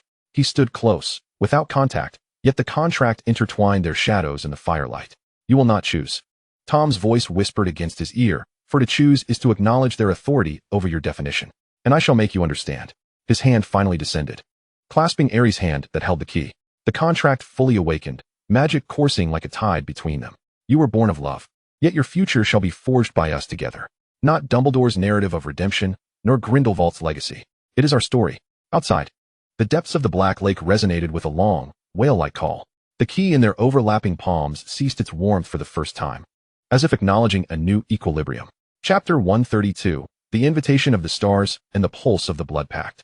The The key lay within a velvet pouch, resting against his chest. For 3 days, it had functioned as a second heart, gently tapping against Ares' breastbone with each deep breath, not as a reminder, but as a question. Are you prepared to face it? At this moment, the midnight astronomical tower stood empty. The March wind here turned sharp, slicing at the stone edges. Ares leaned against the cold wall, gazing up at the starry sky. The enchantment of Hogwarts' dome rendered the stars exceptionally clear, the Milky Way resembling a cascade of silver dust spanning the entire horizon. The chain beneath his left eye shimmered faintly in the moonlight, not as a warning, but as a resonance. The blood passage from Dumbledore emanated a steady pulse, akin to the breath of a slumbering figure, while the energy from Grindelwald was laced with a teasing anticipation, reminiscent of a hunter brewing tea beside a trap. What constellation are you seeking? Tom's voice drifted from the staircase. He made no sound, yet the contract allowed Ares to sense his approach 3 minutes prior, akin to the ripples of a distant boat perceived on the water's surface. Ares did not turn, not a constellation, a positioning. Tom stepped beside him, his black cloak billowing in the wind. Following Ares' gaze, he beheld the starry expanse reflecting as fractured points of light in his gray-black eyes. The coordinates of Godric's Hollow. Ares continued, his voice soft. The key Dumbledore provided bears a hidden star map marker. The triggering condition is my genuine desire to reach a certain threshold of intention. A surge of alertness emanated from the contract as Tom responded. Is he monitoring your intentions? Not monitoring. Responding. Ares finally turned, his heterochromatic eyes displaying a peculiar quality in the moonlight. The azure of his left eye resembled a frozen lake, while the gray-black of his right mirrored the fog of midnight. The key served as a bidirectional portal. When I yearn sufficiently to uncover the truth, it shall guide me. This is his method, not coercive, merely invitational. Tom fell silent for a moment, the wind whistling through the stone balustrades. You wish to go? It was not a question. I need to go, Ares corrected, not out of a longing for my father, but for the integrity of my self-definition. I am birthed of the blood pact. Yet I do not wish to be ensnared by its history. To transcend something, one must first comprehend what it is. He raised his hand, his fingertips tracing an arc in the air. Magic flowed from the contract, leaving a faint golden trail in the night. That was the star map path recently imparted to his consciousness. The 3 stars of Orion's belt extended towards a point on the horizon. On the next full moon night, the stars will align in a specific arrangement, Ares noted, that marks the optimal window indicated by the key. It will last 6 hours. There are still 17 days until then. Tom's calculations concluded instantly. Sufficient time for us to prepare, and for them as well. Who are they? Was self-evident. Suddenly, Tom grasped Ares' wrist. It was not to restrain but to synchronize. The contract fully awakened, magic coursing like 2 converging streams between them. Through this connection, Tom directly perceived the star map within Ares' consciousness, feeling the magical imprint of Dumbledore's youth sealed within the key. And another imprint, the lingering magic of Grindelwald. Tom's pupils constricted slightly, not an addition made later, but something inherent. Was this key cast by both of them? Ares nodded. The key was conceived in the summer when the blood pact was forged. It is not merely a vessel for Dumbledore's memories, but a time capsule shared by the 2 of them. The air grew dense with significance. This implied that when Ares used this key to unlock the old residence in Godric's Hollow, he would not confront Dumbledore's past, but rather the intertwined history of Dumbledore and Grindelwald, the shared memories of their love. Things have become more intricate. Tom released his grip, yet his tone bore no trace of irritation, only deeper contemplation. However, it also means that Grindelwald will respond in kind. If we utilize this symmetry, it could allow them to mutually restrain one another, Ares interjected. A faint smile graced Tom's lips. It could grant us maximum freedom amidst the interstice. They leaned side by side against the stone balustrade. In the distance, the treetops of the forbidden forest undulated under the moonlight like a black sea. A shadow of a nightmare gliding across the horizon, its wings shimmering with a pearlescent glow. Ares, Tom suddenly addressed him by his full name. A rarity since the contract was forged. You have changed. Changed how? Once, you were my anchor, the force that kept me from plummeting into darkness. Now, Tom turned to face him, his gaze deep enough to draw in moonlight. You are beginning to actively construct your own coordinates. No longer passively becoming something, but actively defining what you wish to be. Ares felt the chain beneath his left eye warm slightly. This was not an external disturbance, but an internal resonance. Tom's words struck at a transformation Ares had not fully recognized within himself. Is this a good thing? He queried. It is inevitable, Tom replied, his tone carrying a certain cold comfort. What I require is an accomplice, not an appendage. A companion who merely follows me becomes a burden once I reach a certain height. He extends his hand, his fingertips brushing against the chain pattern beneath Ares' left eye. The contract ignites tiny sparks of magical energy at the point of contact. You are using my darkness as nourishment to cultivate your own light. Surprisingly, I do not find that light repugnant. This statement disperses in the night breeze, akin to a perilous confession. Ares clasps his wrist, feeling the pulse of blood beneath the skin synchronizing with the flow of the contract's magic. A synchronization rate of 95.3 transforms this touch from mere contact into a calibration of two life systems on a microscopic level. Tom, he murmurs, if I venture to Godric's Valley and witness evidence of their love, I might come to understand myself better, yet I may also find myself more perplexed. For love can birth life, yet it can also annihilate worlds. This truth is somewhat daunting. Tom interlaces his fingers with Ares, the gesture achieving the highest resonance frequency of the past 3 days. Ares can even hear the sound of Tom's magic flowing, akin to an underground river in full rush. Then remember, Tom's voice whispers near his ear, you are not a mere replica of their love. You are a new species birthed from that love, fermenting through time. And the laws of survival for this new species are dictated by oneself. The astronomical tower fell silent, save for the wind and the distant fluttering of wings from the owlry. Ares closed his eyes, allowing the celestial map's trajectory to crystallize in his mind. 17 days. Full moon night. Godric's Valley. When he opened his eyes again, his gaze inadvertently swept over a window in the castle's western wing below, still illuminated. It was the window of the Transfiguration Professor's office. Behind the glass, a blurred figure stood, gazing up towards the astronomical tower. The distance rendered their expression indiscernible. Yet the chain pattern beneath Ares' left eye pulsed distinctly 3 times at that moment. Thud, thud, thud, like a heartbeat, or a knock at the door. Dumbledore is watching. He knows. Ares did not avert his gaze, but rather inclined his head gently towards the window. It was not an act of submission, but a notification. I have received the invitation. I shall come. The figure behind the window paused briefly before nodding in return. Then, the light extinguished, plunging the window into darkness. Throughout this exchange, Tom remained silently observant. Only at this juncture did he softly utter, interesting. He could have conveyed a message via his Patronus. Yet he chose this ancient, tacit ritual among wizards. For some matters, Ares withdrew his gaze, are too burdensome to express in words. By the time they departed the astronomical tower, it was already dawn. As they descended the spiral staircase, Ares suddenly recalled, Professor Slughorn has invited me for tea tomorrow afternoon. He mentioned he has something important to give me. Tom paused momentarily. Is it related to the key? He mentioned it is an apology from the past. I suspect it might be something from Dumbledore's student days, or an item related to Grindelwald. Slughorn's collection encompasses a myriad of things. Accept it. Tom's decision was as swift as a blade, but take me along. Slughorn's apologies often conceal triple the value in stakes. At the foot of the stairs, deep within the castle's shadows, Peeves peeked out from behind a suit of armor. Tilting his head, his bean-sized eyes fixated on the retreating figures of the two, he muttered in a voice only he could hear, yet again, gazing at the stars. The red-haired professor was often stargazing too, and those who persist in watching the stars inevitably attract trouble. Peeves remembers. He extended a transparent finger, sketching a hasty star pattern on the armor, then blew gently. The pattern emitted a faint silver glow before vanishing.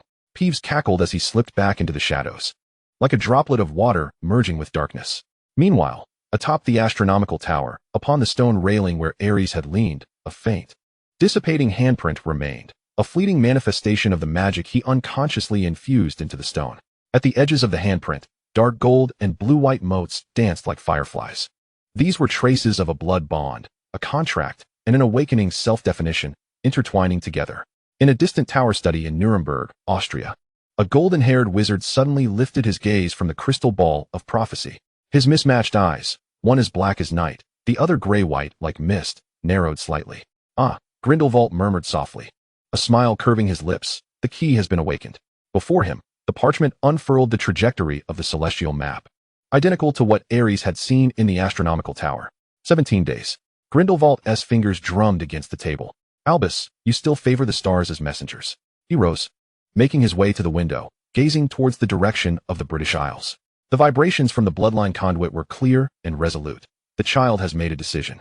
Then, child, Grindelwald whispered to the night sky, his voice laced with anticipation and a nearly paternal scrutiny. Let me see whether you inherit wisdom or courage from our love. Or perhaps both. The wind tousled his golden locks, and his heterochromatic eyes sparkled in the moonlight. A silent chess game, transcending the English Channel, had just witnessed its first piece fall.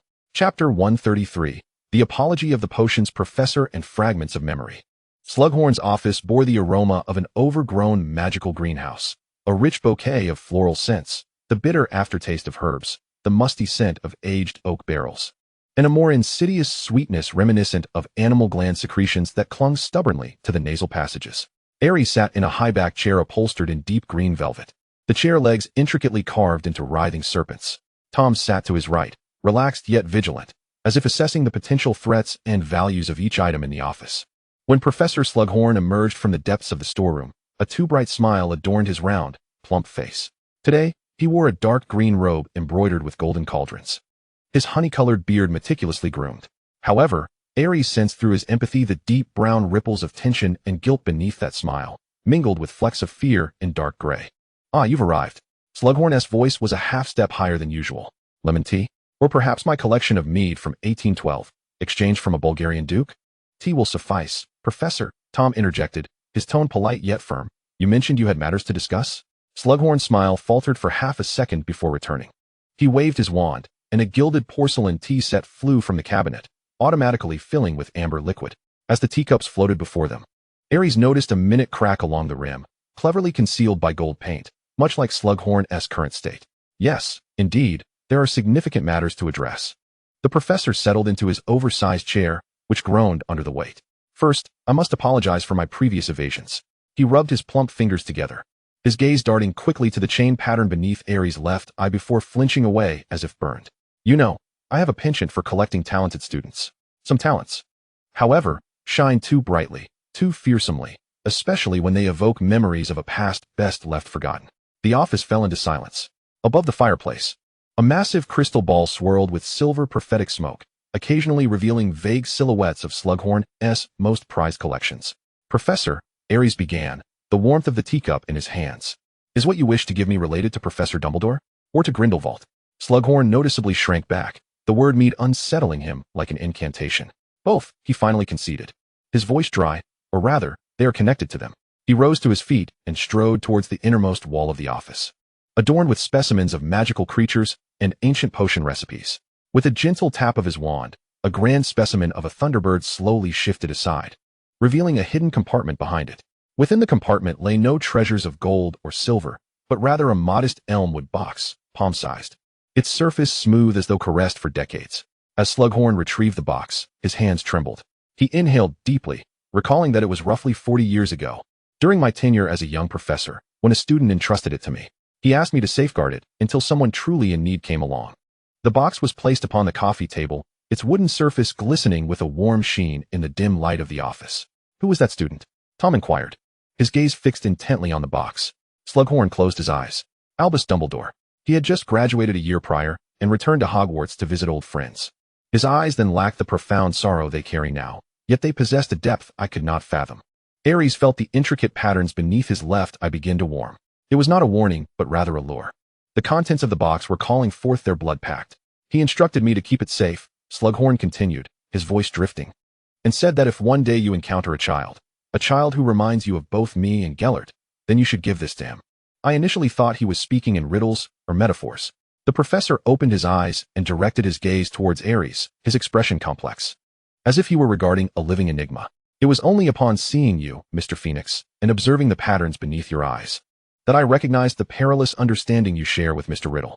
That was when I grasped that Albus was not speaking in metaphor." Tom reached out and held Aries' wrist, the contract conveying a clear message. "Wait, check first." However, Aries had already lifted his hand, his fingertips brushing against the surface of the wooden box. With a soft click, the box sprang open. There were no dazzling lights or magical phenomena. Inside lay 3 items, so mundane they were almost disappointing. 1. A tarnished copper canute, its edge worn down to nearly obscured royal visage. 2. A desiccated sprig of mistletoe, exhibiting an odd blue-gold hue. 3. A tightly rolled, translucent parchment, bound with a single strand of golden hair. Upon seeing these items, Slughorn's expression morphed into one of peculiarity, an amalgamation of relief and deeper confusion. "Is this it?"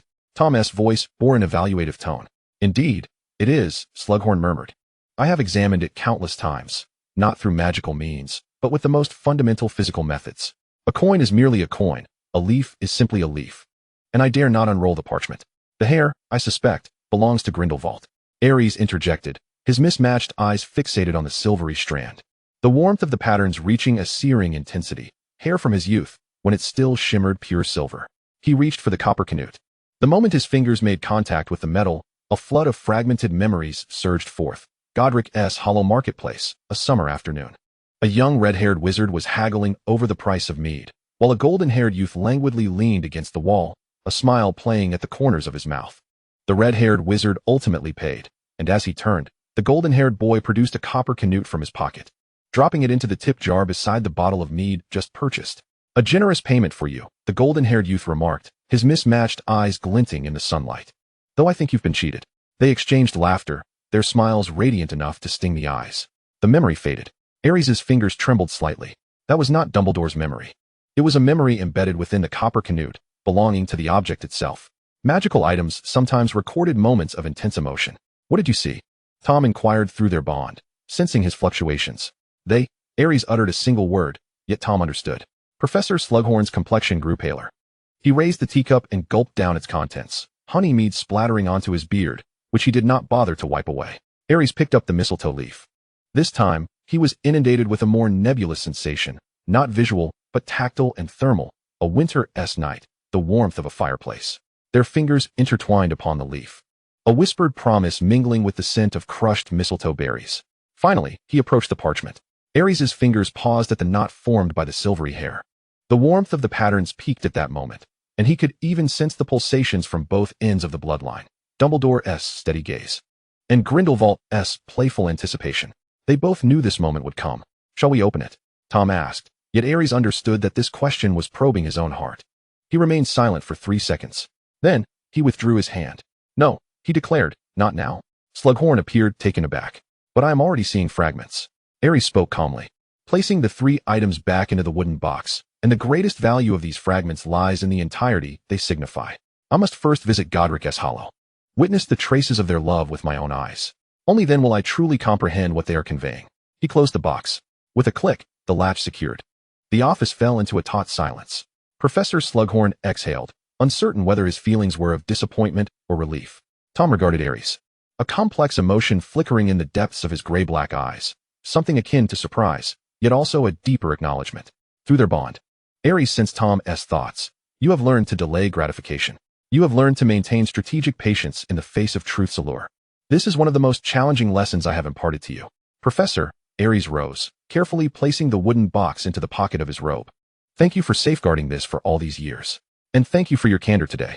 Slughorn waved his hand, exhaustion suddenly washing over his round, jolly face. "Off you go, children. Remember, some pasts remain in the past precisely because they are too burdensome for the present to bear. But if you insist on shouldering it—" He paused, his voice dropping to a whisper, "at least find someone who can help you share the load." As they departed the office, the setting sun bathed the corridor in an amber hue. Ares's hand rested over his chest, where the wooden box lay, feeling its small yet tangible weight. Tom walked alongside him, and as they reached the stairwell's corner, he suddenly spoke. "At the moment you made your decision." A clear pulse emanated from Grindelwald on the other end of the bloodline. "What pulse?" "Admiration." Tom's lips curved into a barely perceptible smile. "He admires your restraint." "It is rather intriguing. This is a man known for his fervor, yet he appreciates restraint." Ares halted, gazing out the window. At the edge of the forbidden forest, the herd of thestrals began to awaken, unfurling their pearlescent wings. "Because restraint requires greater strength than fervor," he murmured, "and he has always held strength in the highest regard." 17 days remained. The countdown persisted. The wooden box remained silent against his chest. The secrets within the parchment awaited. And for the first time, Ares felt that he was no longer passively moving towards the past. He was actively, amidst the ruins of the past, constructing his own understanding. As night descended, the sound of flapping wings echoed from the Olary. A strange owl, its feathers as dark as the night sky, swept through the window, delivering an unsigned letter that landed upon Ares's bedside. The envelope bore but a single line, the ink shimmering in the darkness. "Restraint is worthy of reward. Enclosed is the sequence to breach the protective enchantments of Godric's Hollow. You will need it." At the letter's conclusion, a simple sketch depicted a burning golden phoenix and a chained yet smiling thestral. Chapter 134, the Tsundere tutorial and the piercing of bloodlines. The parchment unfurls beneath the moonlight. Not an ordinary vellum, but one as delicate as gossamer, yet remarkably resilient. The ink is not black, but a profound indigo, shimmering with a metallic luster under the starlight. It is squid ink refined through magic, mingled with the blood of some prophetic being. Ares's fingers hovered just above the surface of the parchment, refraining from contact. The chain-like pattern beneath his left eye pulsates at a steady rhythm. The fluctuations from Dumbledore's end remain calm and consistent, while those from Grindelwald's side resonate with an almost expectant intensity. Tom stands opposite him, his slate-gray eyes fixated on the ancient runic sequence inscribed upon the parchment. These runes are not mere arrangements of spells. They are intricate magical formulas, layered like alchemical equations. This is not a matter of deciphering. Tom's voice is soft against the night breeze. This is a lesson. Ares nods, recognizing the truth in his words. The parchment not only provides the sequence to breach the defenses of Godric's Hollow, but also annotates each critical juncture with fine, silver script, explaining the rationale behind the placement of each rune, the necessity of rotating that gesture counterclockwise by 3 degrees, and the potential triggering of secondary traps if the magical output deviates by 5%. Grindelwald is not providing keys, he is imparting knowledge. And it is the most perilous, exquisite form of magic, teaching how to safely unravel the defenses of another legendary wizard's heart. On the 7th line, Tom suddenly points out that the energy flow prediction indicates that if they were to cast spells strictly according to the sequence, a temporary magical resonance point would form in the basement of the old house, lasting approximately 13 seconds. Sufficient time for him to perceive the conditions in the basement through the bloodline conduit. Ares interjects, or to assess the efficacy of their learning. The wind intensifies.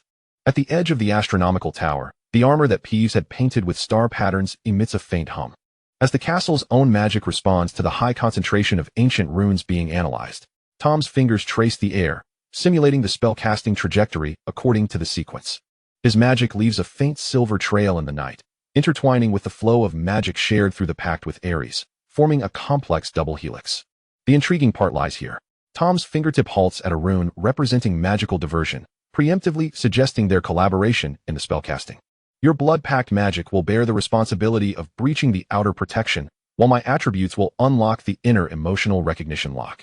Emotional recognition lock, an ancient protective spell.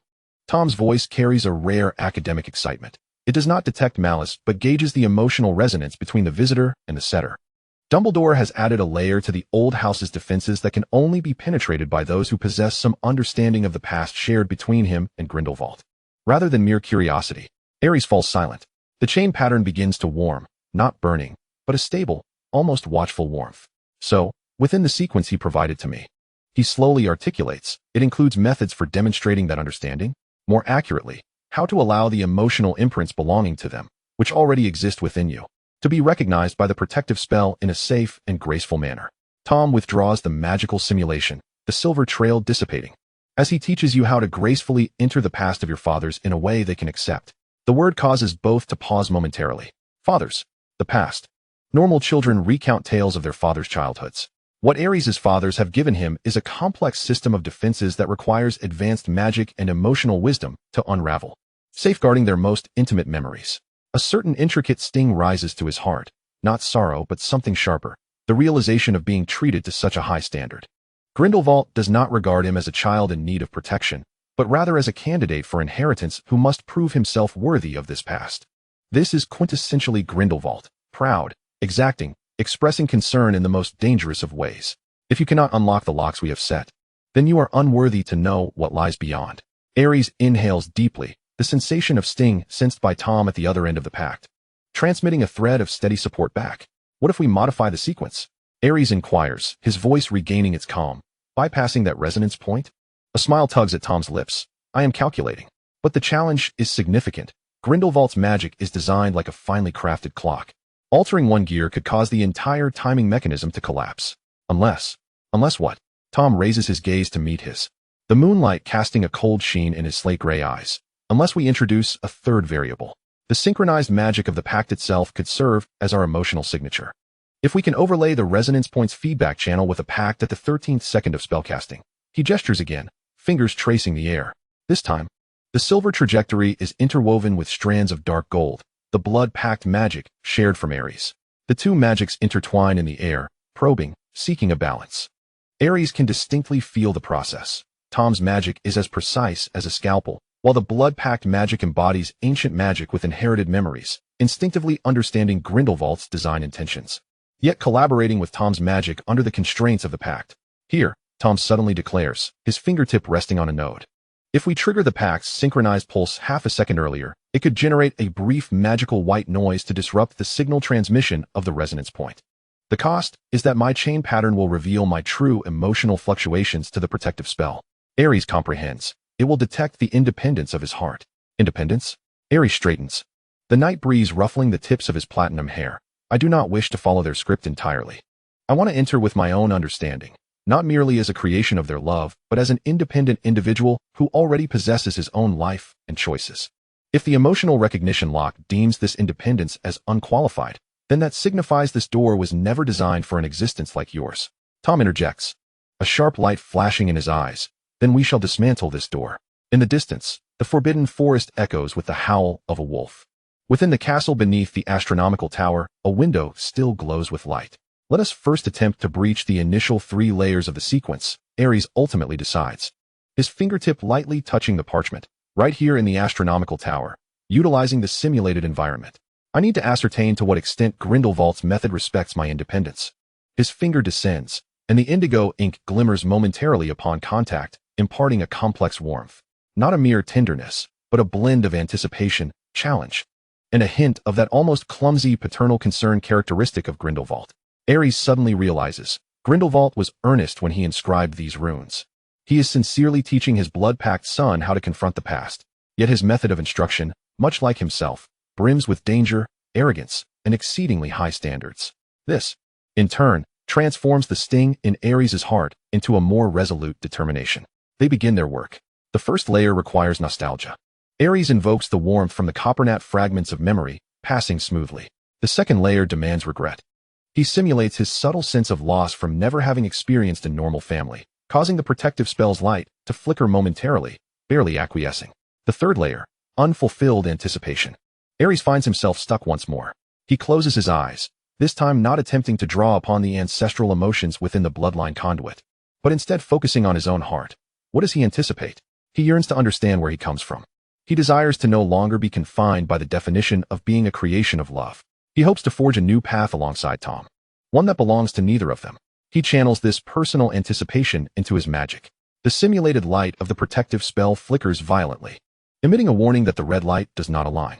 Halt. Tom severs the flow of magic. Aries opened his eyes, the chain pattern beneath them radiating a subtle warmth. Not from an overload of magic, but from a sense of defeat. At that moment, the indigo ink upon the parchment began to shift. New runes emerged, forming a succinct phrase. The direction is correct, yet the force is insufficient. Your essence is not sharp enough to unlock the locks we have left behind. Continue to hone your skills. We shall meet again in 16 days. The script then faded away. Aries stared at those words for an extended period. Suddenly, a bitter smile, laced with pain and realization, broke upon his lips. He murmured softly to Tom, I am still not strong enough. Not strong enough to use my own will to open the door they have set together.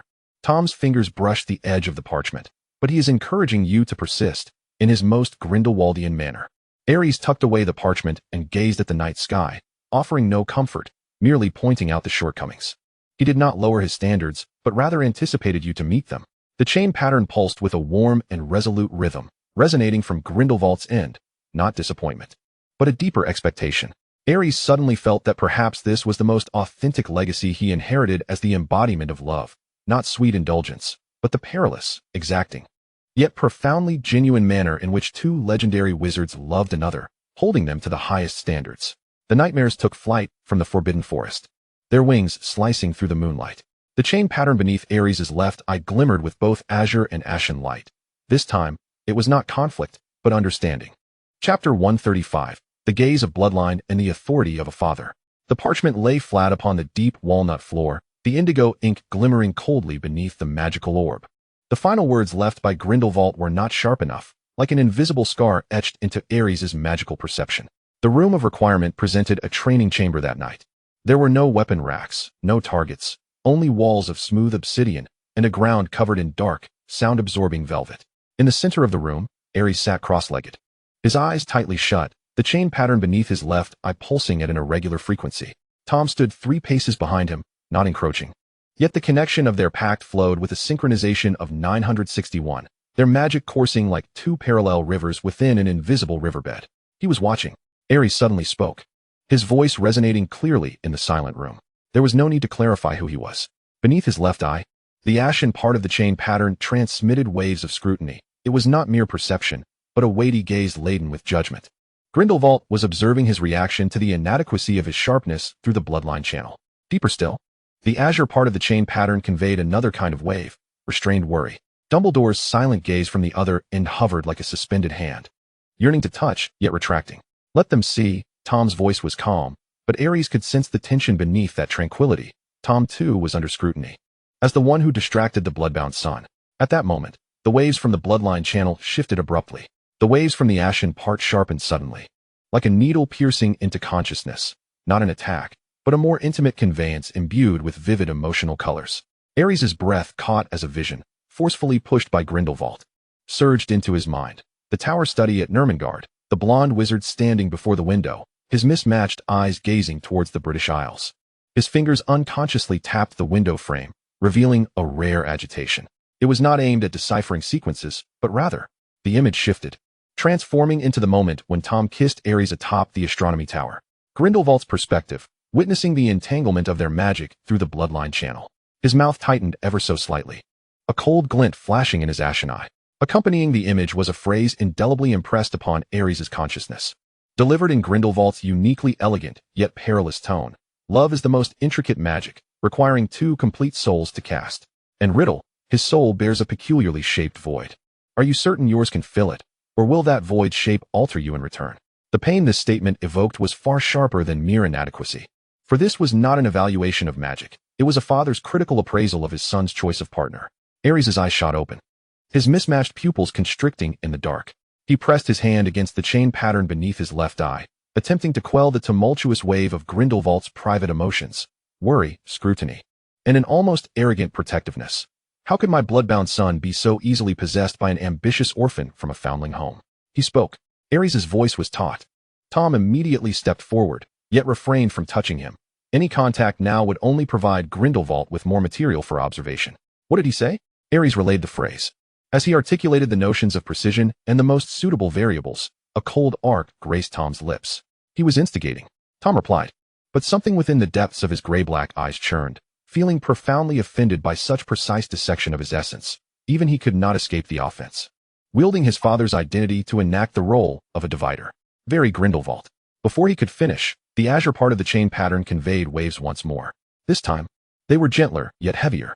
Dumbledore's voice did not resonate directly, but a complex amalgamation of emotions flowed through the channel. Deep-seated worry, the silence of guilt, and a kind of weary understanding. Ares shut his eyes, focusing on the interpretation. Dumbledore did not critique Tom. He was imparting something else, a resonant echo of a magically encrypted emotional memory. Many years ago, on a summer night in Godric's Hollow, the young Dumbledore himself had once been questioned by family.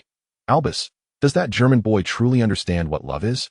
Or does he merely love your talents? Love the ambitions you can help him realize in the future? At that time, he had no answer. Now, he silently passed that question to Ares. This was not incitement. It was a warning, from one who had erred gravely because of such matters. Ares felt a wave of suffocation. Two bloodline channels, two fathers, intervening in his emotions in their own ways. Grindelwald with sharp skepticism, Dumbledore with the scars of silence. They both felt entitled, for he was the creation of love. Their love had brought him into being. Suddenly, Tom knelt on one knee, meeting Ares's gaze. Through the connection of their pact, Ares could see Tom making a perilous decision. Answer him, Tom said, his voice low and resolute, directly addressing Grindelwald through the bloodline channel. What?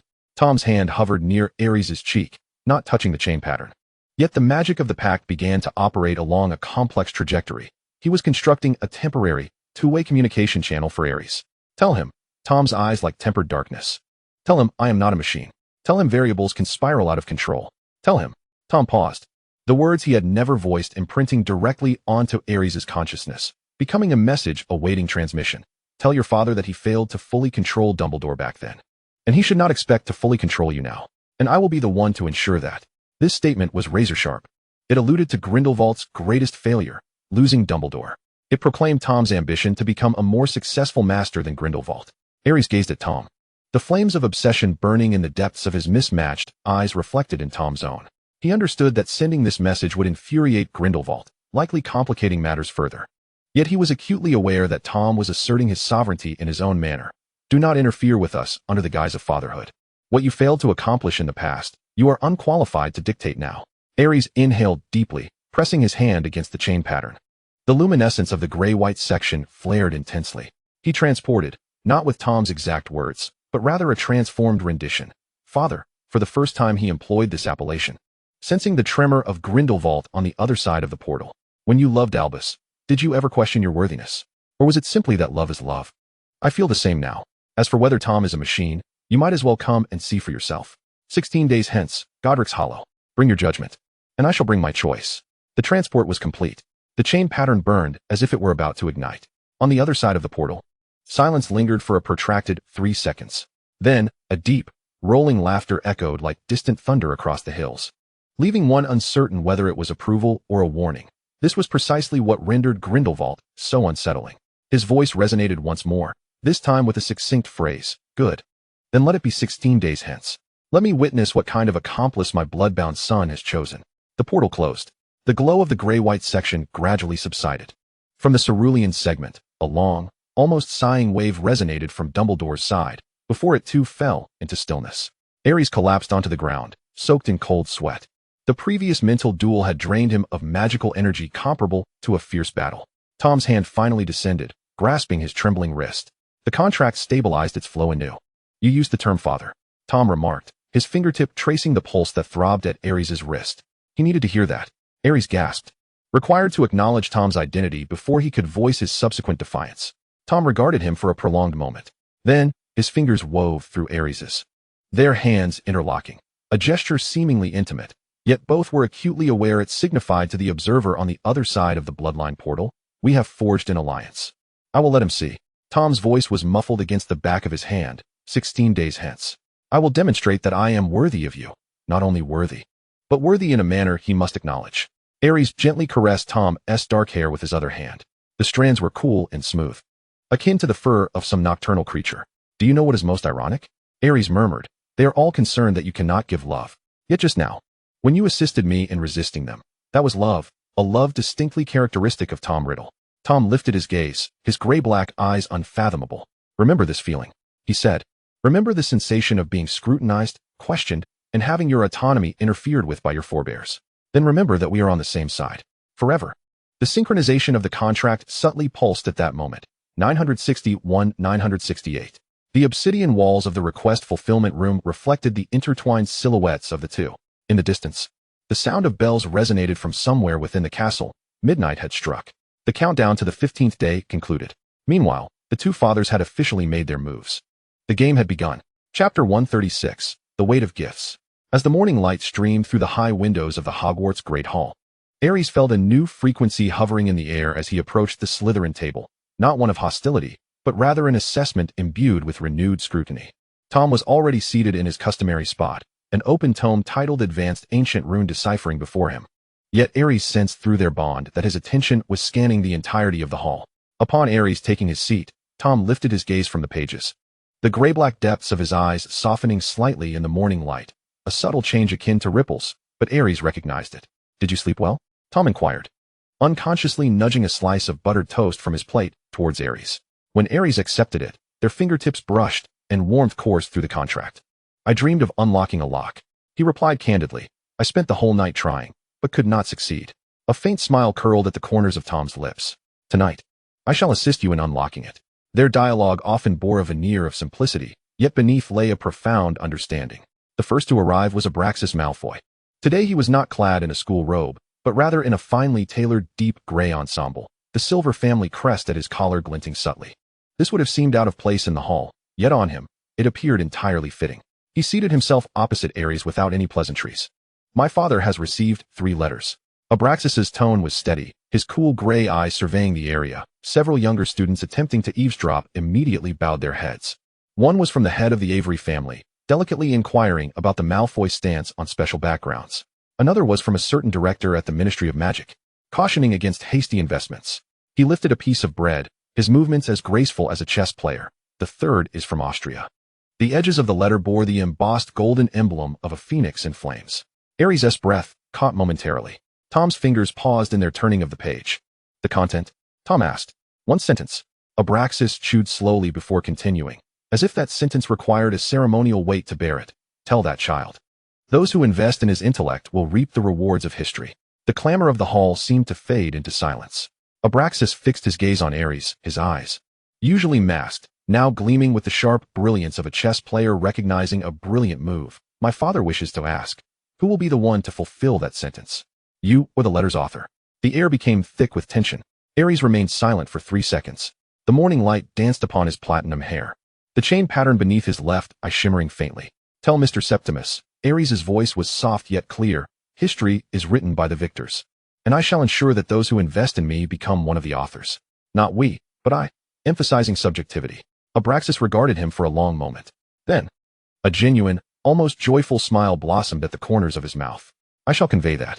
He rose, adjusting his cuffs, and added, Professor Slughorn requests that you arrive 10 minutes early to potions class this afternoon. There are special materials. As he departed, the hem of his robes traced an elegant arc. Tom watched him fade into the distance before murmuring, Malfoy has officially placed his bet. It is on you as a person.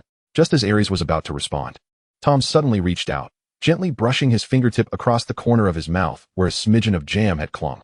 Take your time, Tom remarked, a trace of mild, almost affectionate exasperation flickering in his eyes. Ares felt his ears warm, as the contract conveyed Tom's warm teasing waves. In the afternoon potions class, Slughorn awaited.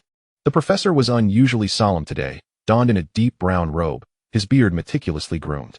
He held up a crystal jar containing not ingredients, but a swirling mass of silver mist, from which golden sparks occasionally erupted. Memory extract, Slughorn explained, his eyes fixed on Ares, from a moment of pure joy. It requires immense magical control to be infused into a potion. He approached Ares's cauldron, lowering his voice. Many years ago, when Albus was still a young professor, he brewed this.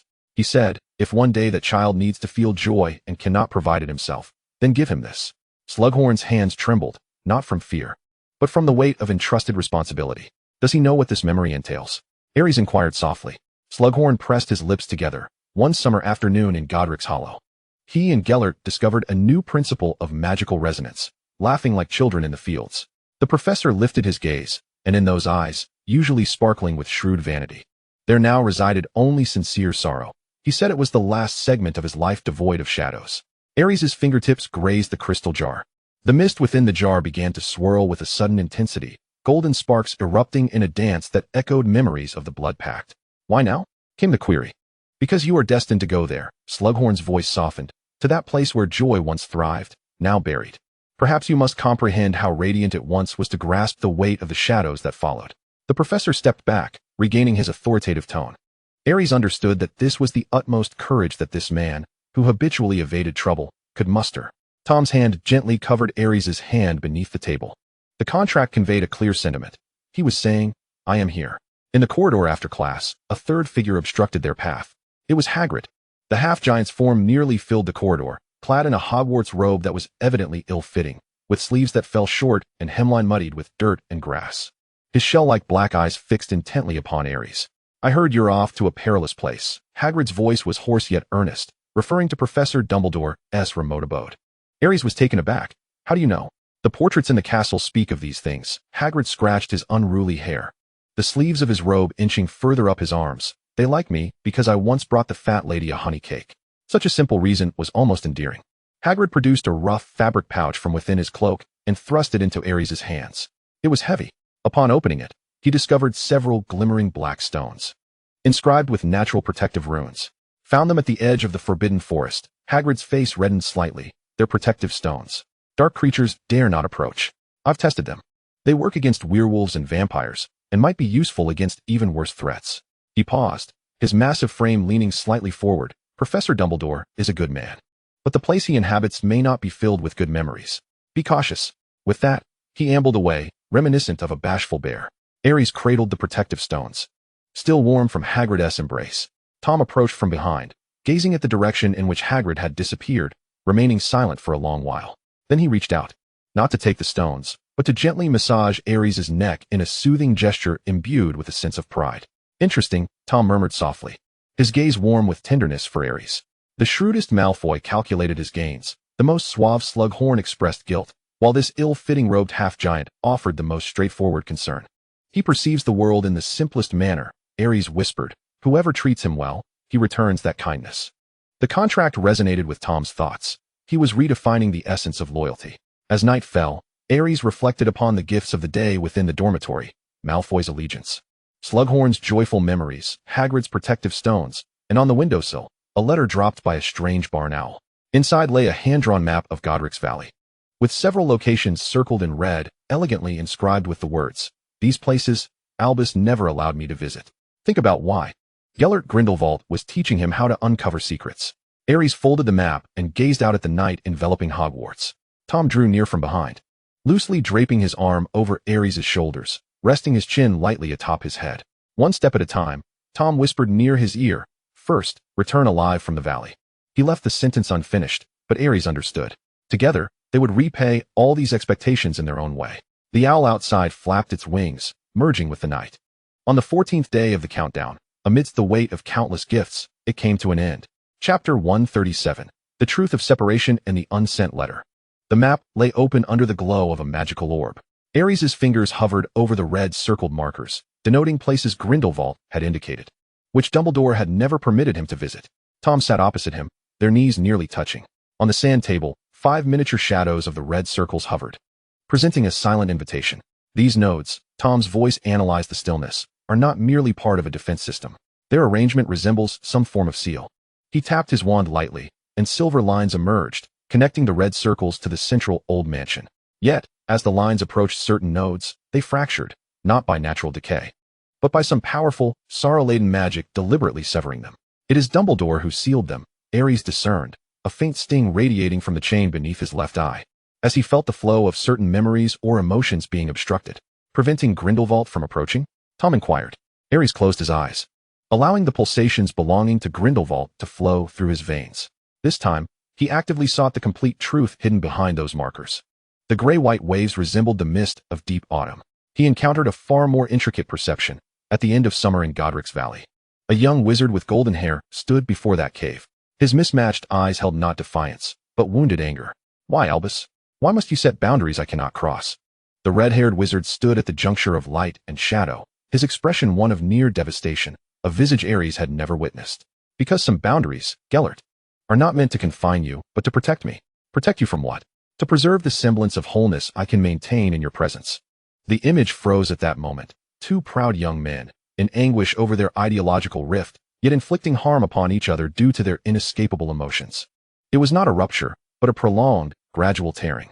Ares opened his eyes, breathing a little more rapidly. Tom's hand immediately covered his, the contract providing steady support. At that moment, the red circles on the map began to glow. The light from the 5 circles coalesced into a beam, casting a magical projection of Grindelwald. Yet this time, the figure appeared different. He was no longer the composed master of all things, but slightly turned, as if gazing into an invisible distance. "You see it, don't you?" The projection spoke, a rare undertone of fatigue lacing his voice. That summer, we had yet to learn how to love someone while avoiding the burns of unrequited affection. Ares nodded, aware this was merely a pre-recorded message. The projection's mismatched eyes turned toward him, an intricate gaze. "Albus seals those places not out of hatred, but because he loves me too much. Loves me to the point of fearing that if I were to witness all of his vulnerabilities, I would exploit them. He fears that if he faced those vulnerabilities himself, it might sway the path he has chosen." These words bore a heavy weight, revealing Dumbledore's deepest conflict between love and responsibility. "And you allow me to go?" Ares addressed the projection as if the other could hear him. "Because you believe I would not exploit those vulnerabilities?" The projection smiled, not with a menacing grin, but a kind of bitter self-deprecation. "No, my child. I permit you to go because you have already been exploiting everything, in your own way. You anchor yourself in Tom's darkness. Leverage my attention as a bargaining chip, and utilize Albus's guilt as a shield. You are a natural master of balance." Tom's brow arched slightly. Despite such candid dissection, he surprisingly felt no displeasure, for it was the truth. "But what I wish to teach you," Grindelwald's projection continued, his tone shifting to genuine seriousness, "is how to harness everything without losing yourself. How to discover a third path, more enlightened than the one we once walked." The projection stepped closer. This time, he did not feign caressing Ares' cheek, but pointed toward the central red circle on the map, located at the site of the old rose garden behind the mansion. "When you go here, pay close attention to the 3rd stone slab in the southeast corner," Grindelwald instructed, his voice suddenly light. "Beneath it lies a tin box." He paused for an extended moment, the length of which transcended mere preordained messages. resembling instead a personal struggle with a difficult decision. It was the letter I had pinned to him on the night I departed from England, a letter that remained forever unmailed. Ares's breath seemed to halt. Tom's fingers tightened slightly. At that moment, Grindelwald's voice revealed a clear anguish for the first time. We had believed it to be merely a temporary separation. I thought that once I proved the greater good to be correct, he would come to my side. I believed we had time aplenty. The projected light began to waver, the emotions spilling forth, rendering the magical structure unstable. Yet, that letter, I ultimately refrained from sending. For in the midst of writing, I suddenly grasped that certain words, once uttered, could not be taken back, and I was not yet ready to reach that juncture. He turned to Ares, the emotions in his heterochromatic gaze nearly materializing. Now, I wish for you to read it, not as a means of prying, but as a means of understanding. Understanding why two individuals in love would ultimately find themselves on opposing sides. Understanding why sometimes, the deeper the love, the greater the hurt. Then, I hope you. The projection suddenly faltered. The preordained magic appeared to encounter a logical conflict at this point. Grindelwald wished to convey something, yet in recording this message, he was unable to decide what to say. Ultimately, the projection merely stated, "Then, you shall decide how to handle that letter. Burn it, bury it. Or if you deem it necessary, deliver it to those who ought to see it." The unspoken implications of those words were deafening. "Do you wish for Professor Dumbledore to see it?" Ares could not help but inquire, fully aware he would not receive a response. However, before the projection completely dissipated, it left behind an almost imperceptible nod. Then, a breathy whisper wafted through the air. "Perhaps we should all confront the words left unsaid from years ago." The light and shadow dissipated entirely. The room was left with only the map, the sand table, and two silent youths.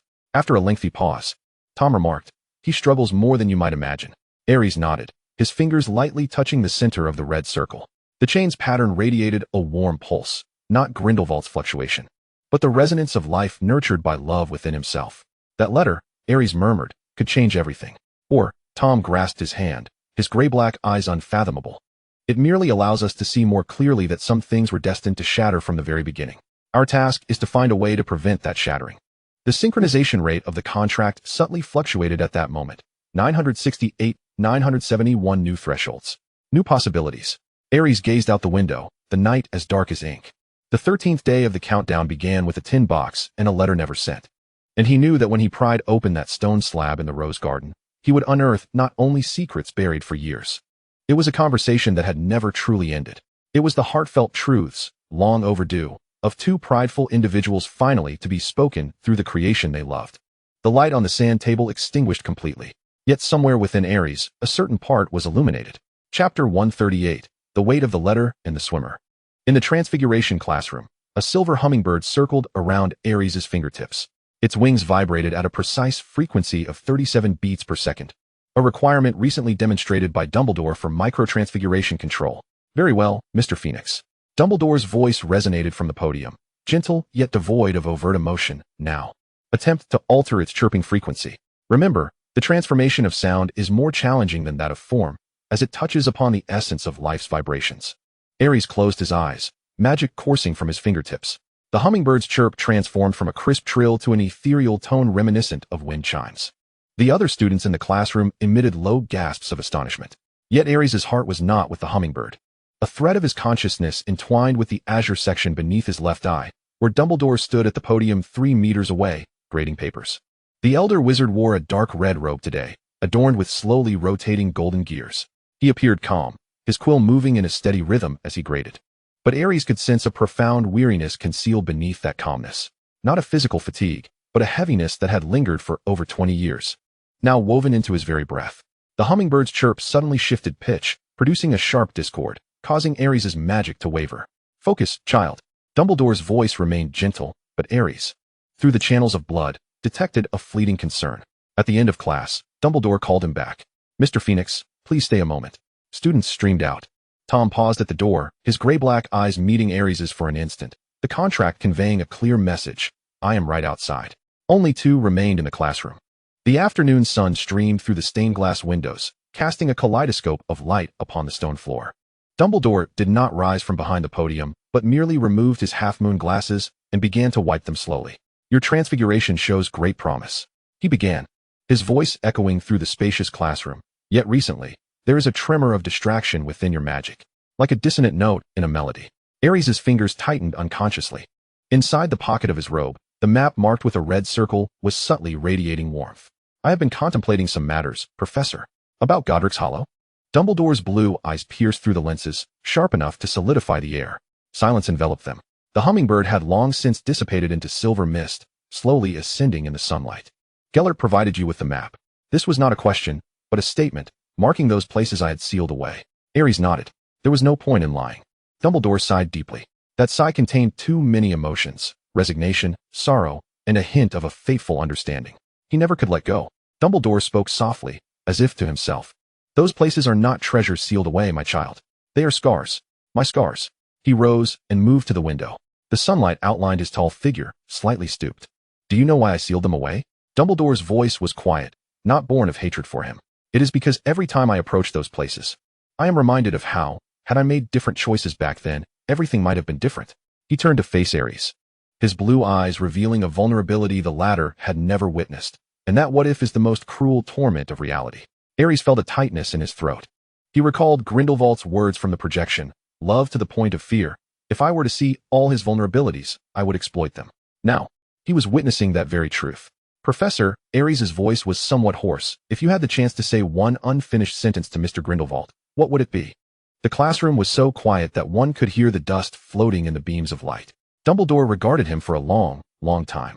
Long enough for Ares to think he would not respond. Then, the elder wizard softly replied, I would say I have forgiven you. And I ask you to forgive me as well. That phrase was as light as a feather falling to the ground. Yet it bore a weight that nearly caused Ares to falter.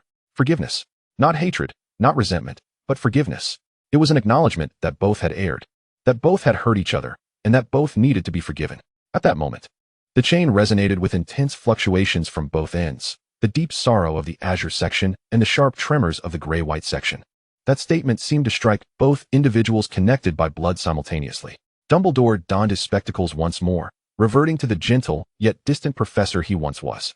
Go now, my child, he wearily gestured, and remember, some truths remain buried not because they are unworthy, but because they bear a weight too heavy for the young to bear.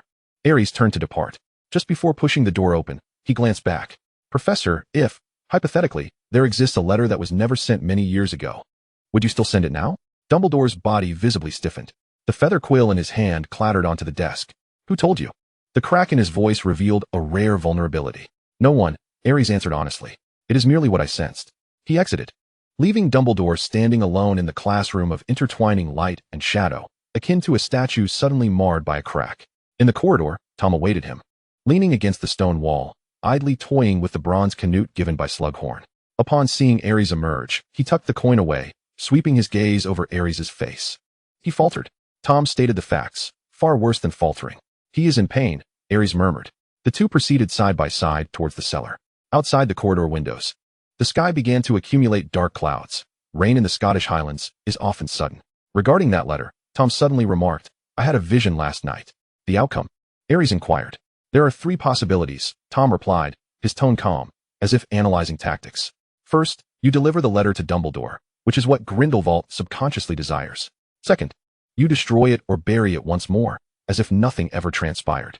Third, he paused, his dark eyes locking onto Ares's, you open it, read it, and then compose a response, not on Dumbledore's behalf, but for you, their child. Inform them that the conversation left unfinished years ago shall now be concluded by you. The idea was audacious. Ares halted. Will they accept it? Grindelwald will, Tom assessed, for he yearns for dialogue. Dumbledore may rage, yet he could also feel relief. The rain began to fall. Raindrops tapped against the stained glass, creating a delicate symphony. On the spiral staircase leading to the cellar, they unexpectedly encountered someone. It was neither the professor nor the head boy, but Madame Pants, the librarian, balancing a stack of ancient tomes higher than her own stature. Upon seeing them, a rare flicker of hesitation crossed her usually stern face. Mr. Phoenix, she began, her voice as hoarse yet clear as aged parchment. There have been some peculiar occurrences in the restricted section recently. Ares and Tom halted. Madame Pants never proactively discussed the restricted section with students. Peculiar? Tom queried. She placed the books on the steps, extracting a slender, unmarked notebook from her robes. This book floated off the shelf 3 days ago and landed on my desk. She flipped to a page revealing a hand-drawn map of Godric's Hollow, astonishingly similar to the one provided by Grindelwald, yet annotated entirely differently.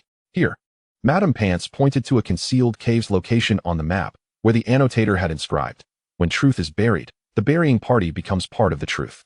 She raised her gaze, her eyes, typically narrowed in scrutiny of rule-breaking students, now gleaming with scholarly sharpness. "I know not what schemes you are concocting, but as a librarian, I have witnessed too many students attempting to unearth pasts they cannot endure. This book serves as a warning." Ares accepted the notebook. The yellowed pages bore ink that was a deep brown, resembling not ink, but dried blood. "Who authored this?" he inquired. Madame Pants shook her head. "It bears no signature. However, analysis of the handwriting and the paper's age suggests it was written 4 or 5 decades ago by someone engulfed in profound agony." She gathered her stack of books once more and, before descending, imparted one final remark. "Remember, every book in the library possesses its own life. Some choose the moment to be read because they sense the reader is prepared, or perhaps because the reader is on the verge of no longer needing preparation." Her words resonated like a prophecy. Her heavy footsteps faded down the staircase. Tom picked up the notebook, scrutinizing the blood-stained map. "This is not Grindelwald style. It is far too sentimental. Could it be from Professor Dumbledore's youth?" Ares speculated. If so, Tom turned to the last page where, in minuscule script, a line of Latin was inscribed, its meaning becoming abundantly clear. Ares leaned closer to read. "Amor et dolor gemelli sunt." The rain intensified. The corridor darkened. Upon their return to the great hall, they found the table occupied by Bullies, the golden-haired Gryffindor, obsessed with divination.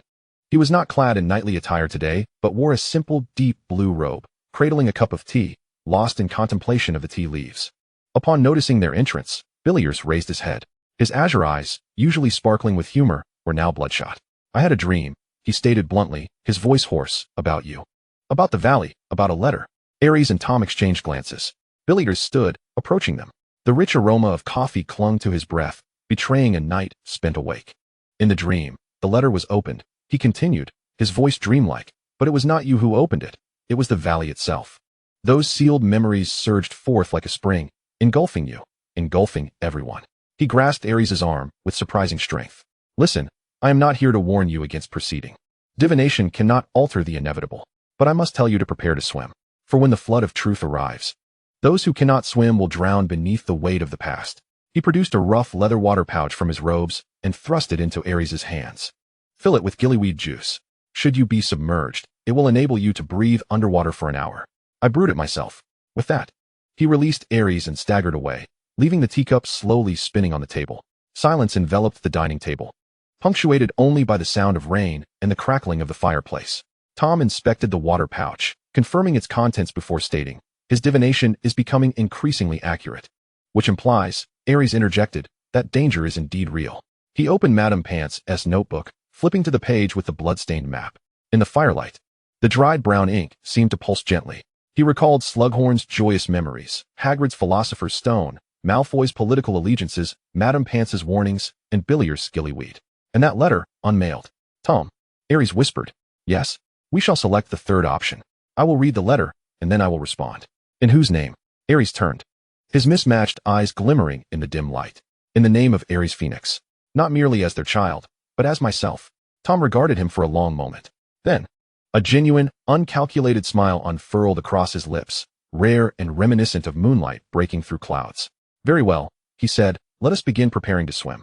He drew his wand, inscribing a sequence of glowing letters in the air, the revised sequence to breach the valley's defenses. But this time, he added a new rune at the end, breathe. "If the flood is to come," Tom declared, "then we shall learn to breathe amidst it." Outside, the rain intensified. The countdown reached 12 days, amidst prophecies, warnings, and a letter poised to be opened, edging toward its conclusion. Beneath Ares' left eye, the chain pattern pulsated with 2 distinct frequencies, one end resonating with a profound cerulean sadness, the other with a pale gray expectation. It was akin to the heartbeat of a drowning man, reminiscent of a swimmer's pulse. Chapter 139, Between Breaths. The copper canute revolved slowly above the candle's flame. Ares sat cross-legged at the center of the carpet, his eyes firmly shut. The worn coin hovered 3 inches above his brow, its surface glimmering with remnants of memory extraction. Below his left eye, the chain pattern surged like 2 converging streams, a blend of azure and gray, as his father's gaze surged from both ends of his bloodline. Tom stood behind him, his palm hovering gently between his shoulder blades, not a touch, but a maintenance of a stable magical field, akin to providing continuous oxygen for a diver. Stabilizing the frequency. Tom's voice resonated low, echoing in the quiet room like a stone dropped into a deep pool. A synchronization rate of 96.7 formed the foundation of their barrier, yet shielding their perceptions required a different rhythm, one's own rhythm. Ares adjusted his breathing. He ceased to dwell on Dumbledore's profound sorrow, as deep as the abyss, nor did he seek to grasp Grindelwald's sharp anticipation. His consciousness collapsed inward, sinking into the deepest point of the covenant, where light and darkness ceased to exist, leaving only the third hue birth from the intertwining of his and Tom's magic, a flowing dark gold, akin to waves of wheat in twilight. The rotation of the copper canute began to quicken. Memories surged like tides attempting to flood back to that afternoon in Godric's Hollow Market, the bright laughter of young wizards, the golden hues of honeymead swirling in glass bottles. Joy, pure joy. Ares did not resist this joy. Instead, he wove his present feelings into it, not a reproduction, but a resonance. He infused the tranquility of sitting alongside Tom, Hagrid's clumsy concern when delivering the protective stone, and the sharpness in Madame Pomfrey's eyes as she handed over a notebook, all the weight of the present intricately woven into the fabric of that past memory. A wondrous transformation ensued. The fluctuations at the end of the bloodline began to blur. It was not a severing, rather. It felt as though they were observing Dumbledore's sorrow through a layer of frosted glass, rendering it distant, while Grindelwald's expectation echoed back. And Ares' own existence, behind this barrier, became as clear as a heartbeat. It was complete. There was a rare tautness and release in Tom's voice. The barrier could hold for 11 minutes. Ares opened his eyes. The copper canute landed with a soft clink in his palm, warm to the touch. Was it sufficient to open the letter? Enough to decide whether to open it. Tom circled around him, sitting opposite. The candlelight cast shifting shadows across his face, adding a touch of humanity to his flawless features. The letter, which had never been sent, now lay on the carpet between them. The tin box was retrieved by Ares earlier that evening from the astronomy tower, following Grindelwald's map's instructions. He had used the levitation charm to displace the third stone slab in the center. The box was not buried deeply, but the protective spell on its surface was complex enough to quicken one's heartbeat. It was not to deter theft, but to guard against time. The incantation ensured the box would be opened at the right moment by the right person. As Ares lifted the box, the chain pattern beneath his left eye burned fiercely, nearly scorching his skin. The silence emanating from the gray end was not a fluctuation, but a stillness. Grindelwald had actively severed perception, granting complete privacy. Meanwhile, from the azure end, Dumbledore's presence sent forth a long, almost resigned sigh. Now, the box was open. Inside, there was nothing extraneous, only a single letter. The envelope was made of thick parchment, the edges yellowed, the wax seal intact, not a family crest, but a simple letter G, the wax having overflowed slightly upon sealing, solidifying into the shape of a teardrop. There was no address on the envelope, no recipient's name, just a line of faded yet still legible ink inscribed in the center of the front, "To my forever undelivered Albus." Ares's fingers hovered over the wax seal. The candle crackled. Once opened, Tom whispered, "There is no turning back. Their past will become your past. Their unfinished words will become your responsibility. I understand. You could choose to burn it now.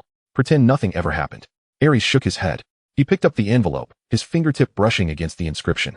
The indentation of the ink resonated through the paper, akin to the sensation of touching an ancient scar. Bilius had mentioned that the valley itself would open the letter.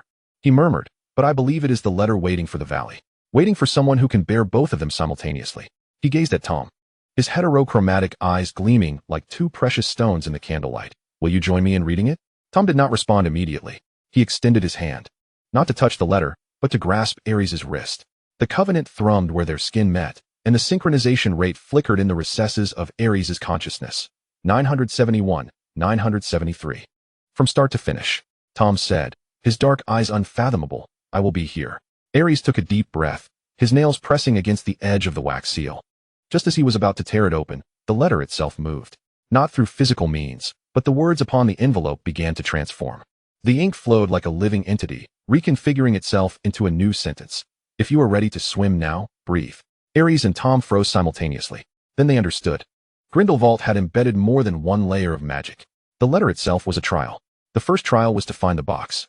The second was the decision to open it. The third, the paper slid out of the envelope on its own, unfolding in midair. There were no dense lines of text. Only 3 short lines, written in 2 distinctly different inks. The first line, in deep blue ink, the script neat as a textbook model. "Gellert, I dreamt of us growing old." The second line, in silver gray ink, the writing bold and defiant. "Albus, we shall not grow old. We shall become legends."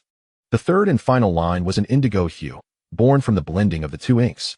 the writing trembling as if scribed in a storm, and legends are always solitary. The letter abruptly ceased here. There was no signature, no date, no follow-up. Ares stared blankly at those 3 lines. Too light, so light it felt like a feather. Too heavy, heavy enough to nearly suffocate him. This was not a letter. It was a fragment of a conversation. A piece left unwritten by 2 young wizards at either end of the parchment. Tom's fingers brushed the edge of the 3rd line. The overlapping ink indicated they had written simultaneously. One spoke of solitude, the other of legend. Then, it stopped there. For to continue writing, Ares' voice faltered, would touch upon things they dared not confront. The candlelight flickered. At that moment, the letter began to burn. Not consumed by flames, but self-immolating. The paper began to dissolve from the edges into silver-blue ash, the ash swirling in the air, forming a new image, a simple room. 2 desks facing each other, an oil lamp flickering between them. At the left desk, a young red-haired wizard set down his quill, rubbing his brow, his profile half-lit by the lamp.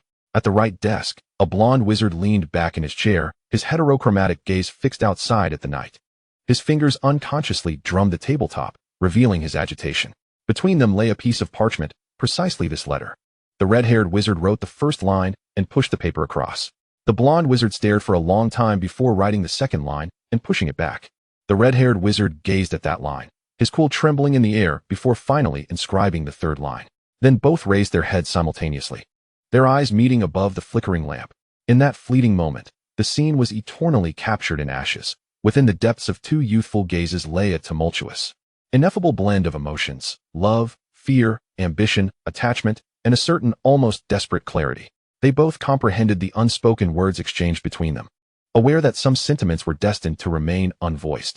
As the ashen tableau began to dissolve, the red-haired wizard suddenly moved his lips, soundlessly, yet Ares, through lip reading and the resonance of their blood bond, discerned his message: let us become legends of solitude. At the very least, we share the solitude. The vision extinguished. Ashes fell like snow, dissipating into nothingness before reaching the ground. The letter vanished, along with the box, as if they had never existed. The room was left with only the flickering candlelight, 2 young souls, and a deafening silence. After a prolonged pause, Tom was the first to stir. He reached out to catch the last fragment of vanishing ash, which lingered for a heartbeat in his palm, imprinting a faint, intertwined double G pattern before completely fading away. We didn't fail to send the letter, Tom whispered. We sent it to time itself, waiting for someone in the future who could comprehend it. Ares felt a warm pulse emanating from beneath the chain marking under his left eye, not from the bloodline's conduit, but from the depths of his own being. The rhythm of that pulse synchronized with his heartbeat, and the cadence of Tom's breath conveyed through their bond. He suddenly grasped the profound meaning behind Grindelwald's words about being ready to swim. The truth was not a flood, it was the deep sea. And Dumbledore and Grindelwald had long ago descended into its depths together. What they left behind for the world were merely the bubbles of legend that floated upon the surface. Now his task was not to salvage, but to dive. To swim to their side and see if those 2 solitary souls in the abyss were still waiting for a glimmer of light. Tom, Ares spoke, his voice surprisingly calm. Yes, we must go to Godric's Hollow, but not to unearth the past. Rising to his feet, the chain marking shimmered faintly in the dim light. We are to complete a conversation that has been delayed for 20 years. Tom stood as well, not questioning how it would be accomplished. For the bond had already conveyed to Ares the entirety of his thoughts, those joyful memories, the Patronus stone, the gillyweed, Mrs. Pance's warnings, Bill's prophecies, Malfoy's allegiances, Slughorn's guilt. And this self-immolating letter, all gifts, all clues, all burdens, would become the oxygen for their plunge into the deep sea. The tolling of the bells outside signaled that midnight had passed. The countdown had begun on the 11th day. Ares knew that when he finally stood before the stone slab in the rose garden, what he would bury there would not be a secret. It would be a reply, addressed to the 2 souls who had waited too long in the depths, telling them, the lonely legend now has a 3rd witness. Chapter 140, The Weight of Oxygen. The morning light pierced the surface of the black lake, casting the glass of the Slytherin common room into a shimmering dark green. When Ares awoke, he found Tom already seated at the window desk, parchment strewn across the surface and ink bottles open in 3 colors. The plan needs refinement.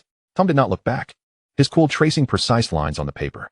The magical defenses of Godric's Hollow shift over time. We must calculate the optimal moments for each breakthrough. Ares approached, peering at the schematics. They were not mere maps, but a dynamic 3-dimensional model of magical energy flows. Tom had marked Dumbledore's protective layers, deep blue, Grindelwald's hidden entrance, gray-white, and the valley's natural magical veins, pale gold, with different colors. You've been drawing all night? For hours and 17 minutes. Tom's quill paused over a swirling rune array. Here in the southeast corner of the rose garden, where a 3-minute magical tide low point occurred each day at sunrise. He suddenly stopped, turning to Ares. The morning light slanted into the room, illuminating Ares's tousled platinum hair with a soft glow. Tom's fingers instinctively lifted, hovering in midair for a second before gently brushing aside a lock that had fallen across his face. If we what? Ares asked, his voice still laced with sleep. Tom withdrew his hand, the quill resuming its dance upon the paper. If we can cut in during the magical low point, using your blood bond resonance as the key. Theoretically, we could silently unlock the stone slab of the rose garden. His tone regained its professional edge, yet Ares sensed through their bond a fleeting softness in that moment, akin to the mist on morning glass, an existence that was there, then dissipated. What about the theoretical risks? 3 layers. Tom raised 3 fingers. First, the valley possesses its own consciousness. Mrs. Pance's notebook hinted, the buried will become part of the truth. We are not merely excavating memories. We may be awakening living magical entities. Second, the Avery family. Abraxas sent word this morning. His father has learned that a special oversight team from the ministry is monitoring the apparition routes leading to Godric's Hollow from Hogwarts. Third, Tom traced a symbol in the air with his finger, which flickered and shattered, time itself. Bill's prophecy indicates the valley will open the letter. We cannot control when it will be triggered. Ares stepped to the desk, his fingers gliding over the contours of the valley on the parchment. The texture of the vellum was coarse, the ink still wet, leaving a pale blue trace on his fingertips. Then let us make time our ally, he murmured. Tom raised an eyebrow. Ares pulled out a fresh sheet of parchment, beginning to list not the steps of the plan, but the resources they already possessed. 1. Slughorn's joyful memory crystal, emotional anchor. 2. Hagrid's Patronus stone, physical protection. 3. Mrs. Pance's bloodstained notebook, historical clue. 4. Bill's gillyweed extract, survival assurance. 5. Malfoy's political asylum, external barrier. 6. Tom's magical analysis ability, technical core. 7. The bond's synchronous barrier, perceptual shielding. 8. The essence resonance of the blood bond, the key. Each item, he wrote, made his eyes shine brighter. We have been preoccupied with what we lack. Ares set down the quill, his heterochromatic eyes clear in the morning light, but Grindelwald was right. Breathing is not preparation. Breathing is the action itself. The oxygen we need is already here. Tom regarded the list, remaining silent for a lengthy moment. Then he suddenly smiled, not the sort of calculating smile, but a genuine one. Full of youthful spirit, the curve of his lips natural, faint lines of mirth appearing at the corners of his eyes. You remind me of myself in our first year, Tom said, lightly tapping the desk with his fingers. Back then, I always felt I had to prepare everything before taking action. Eventually, I realized there would never be a moment of complete readiness. He rose, the hem of his black robe tracing an arc in the morning light. Then let us begin to consolidate our resources today. First stop, Slughorn's office, 10 o'clock in the morning. The potions professor was unusually quiet that day. He exhibited no new collections, no boasts of connections, simply brewing a pot of tea in silence. The tea leaves unfurled in the silver kettle, releasing a refreshing aroma of mint and lemon. I've discovered the usage of the joyful memory crystal. Slughorn's voice was soft, as if afraid to awaken something. It is not merely a vessel for memories, but also an emotional coordinate. If you find yourself lost in the valley, not in a geographic sense, but emotionally, crush the crystal, and it will return you to that moment of joy. He pushed a small silver locket towards Ares, encasing a swirling silver mist within, golden specks drifting slowly. But it can only be used once. Slughorn lifted his gaze, his round, plump face adorned with eyes that, at this moment, appeared profoundly introspective. An incongruity, given that joy is the most fragile of magics. Once wielded as a tool, its purity is inevitably compromised. Ares accepted the pendant. The silver chain was frigid, while the crystal felt warm, a paradoxical temperature merging within his palm. Why have you helped me so much? He ventured, articulating a question that had lingered in his thoughts for far too long. The soft clink of Slughorn's teaspoon against the cup punctuated the silence. 3 taps, a pause, followed by another. Because Albus is the colleague I respect most, the professor finally replied, his tone imbued with an unusual gravity, and also because many years ago, I made a choice.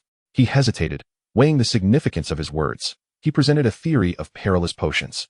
The other wizards present felt a sense of unease. Yet I found myself entranced by his talent. I sought him out privately, sharing notes on the cultivation of ancient magical plants, notes that should not have been entrusted to outsiders. The office fell silent, save for the faint hiss of steam rising from the teapot. You know what transpired afterward? Slughorn's voice sank lower.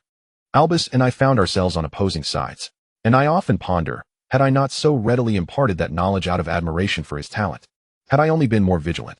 He left the thought unfinished, yet Ares comprehended. This was not the guilt of a teacher towards a student, but rather the burden of a colleague, a bystander, who, through inadvertent complicity, bore the weight of a tragedy that lingered decades later. It is not your fault, Professor, Ares murmured softly. But it is my responsibility, Slughorn countered, rising to retrieve a sealed glass vial from the cupboard. Within it swirled a peculiar, iridescent potion. An improved version of Felix Felicis, of my own creation. It does not bring luck. Rather, it enables one to discern the true costs of choices at critical junctures. He pressed the vial into Ares' hand, his fingers whitening from the effort. It took me 30 years to develop this, with the hope that should anyone again stand at a crossroads, they might see more clearly than I did back then. As they departed the office, Tom remarked in the corridor, he is attempting to remedy his past misjudgment with potions, most characteristically Slughorn, to resolve moral dilemmas with material solutions. Yet this time, he offers something genuine. Ares clutched the glass vial, the potion swirling like a nebula within, and acknowledged the truth of Tom's words.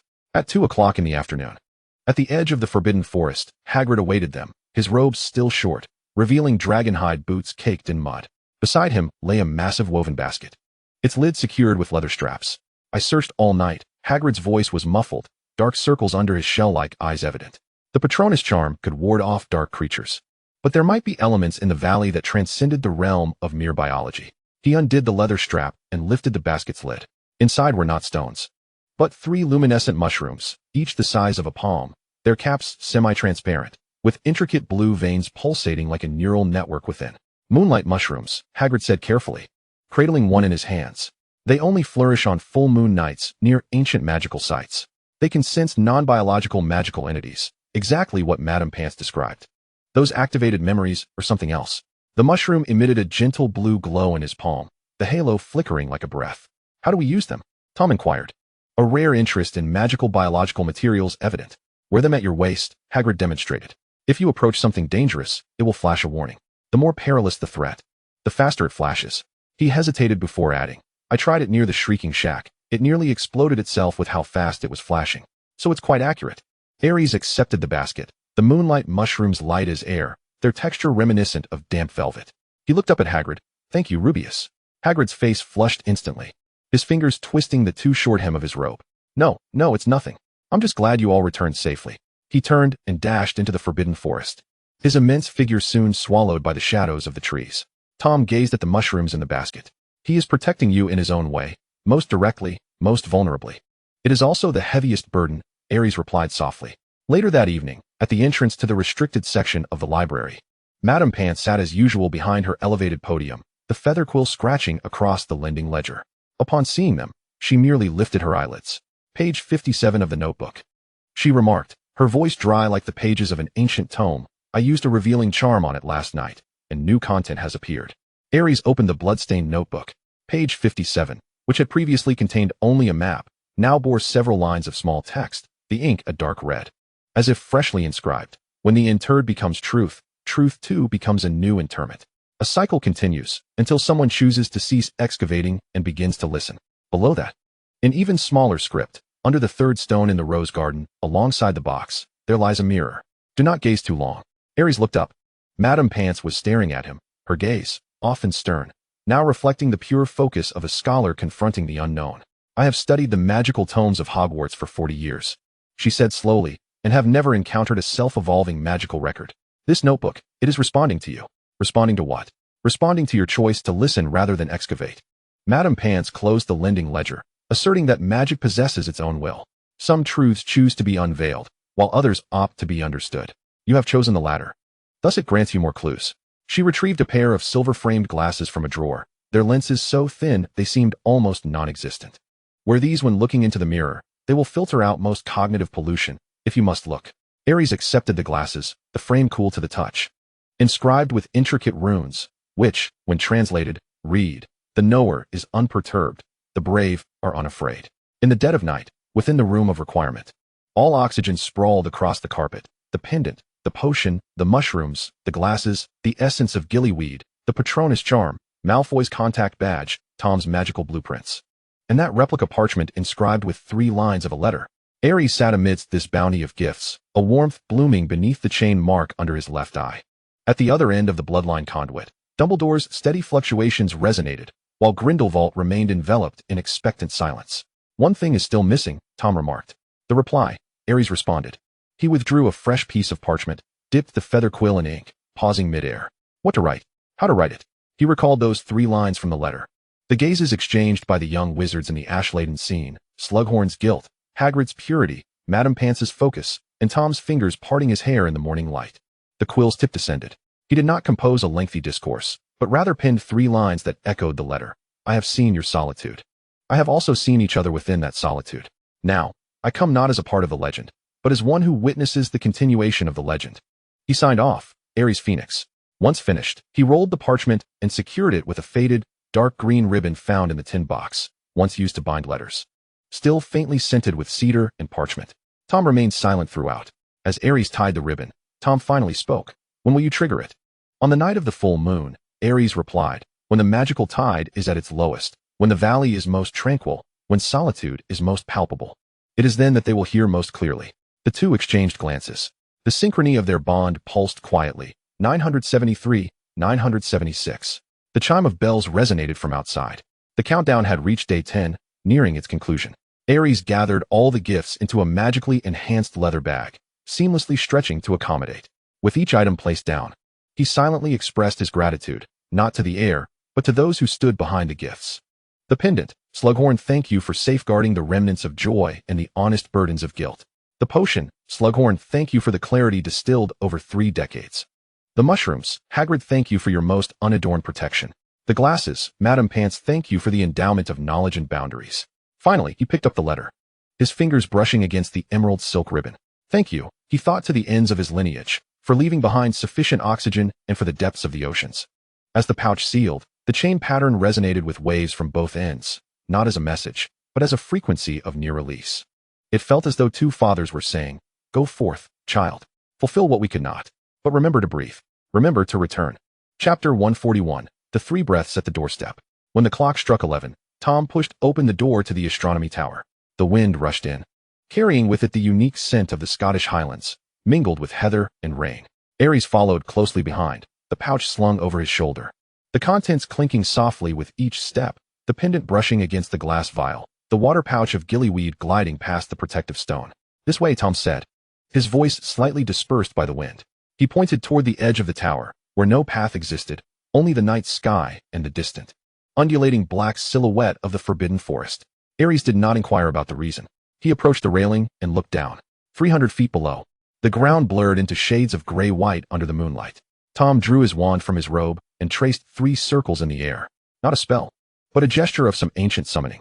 The tip of his wand left a silvery trail that lingered in the night sky for 3 seconds before beginning to flow downward like melting silver, cascading down the outer wall of the tower, solidifying mid-air into steps, a spiral staircase, narrow enough for only one. "Dumbledore does not know this," Tom declared, the first to step upon it. The staircase emitted a glass-like chime beneath his feet, yet did not bend. "I discovered this in my 2nd year. Some passages in the castle are only open to certain individuals." Ares followed suit. The staircase was icy, a clear chill seeping through the soles of his boots. Upon counting the 47th step, Tom suddenly halted. "Look to the left." Ares turned his head. The stone walls of the castle revealed patterns invisible in the daylight, not the natural veins of stone, but inscriptions and runes, densely covering the entire surface. The oldest protective spells, layered like the rings of a tree. "Hogwarts remembers everything." Tom's fingers brushed over the text, not touching, "Including who walked what path when." "Including us tonight?" "Yes." Tom continued downward, the hem of his cloak billowing at the edge of the staircase, but the castle had its own criteria. "The fact that it allowed us this path indicates it believes we ought to go." At the foot of the staircase, they stood before a small door on the west wing of the castle that appeared non-existent from the outside. The door was made of oak, its edges decayed. The copper handle rusted green. There was no keyhole, only an indentation shaped like a palm. Tom looked at Ares. Ares raised his hand, pressing his palm into the recess. The chain pattern beneath his left eye instantly warmed, not as pain, but as a profound resonance. The wood emitted a low groan, as if something that had slumbered for years was awakened. The door slid inward, revealing not a room, but a starry expanse. A genuine night sky. The Milky Way stretching across the horizon, constellations shining brightly, unlike any night sky found in England. "The path lies beyond this door," Tom stated, stepping inside first. As Ares followed, he glanced back. The castle remained behind, but the door was vanishing, like ink dissolving into the night. They found themselves in a wilderness. Beneath their feet, an ancient stone pathway overgrown with moss. Tiny, softly glowing blue flowers sprouting from the cracks. Moonshadow flowers. Tom knelt, his fingers lightly grazing a petal, which only grew along the route connecting two powerful magical locations. We are on the right path. The way was serene, filled only with the sound of the wind and the calls of unknown night birds in the distance. Ares walked for 10 minutes before realizing how overly quiet it was.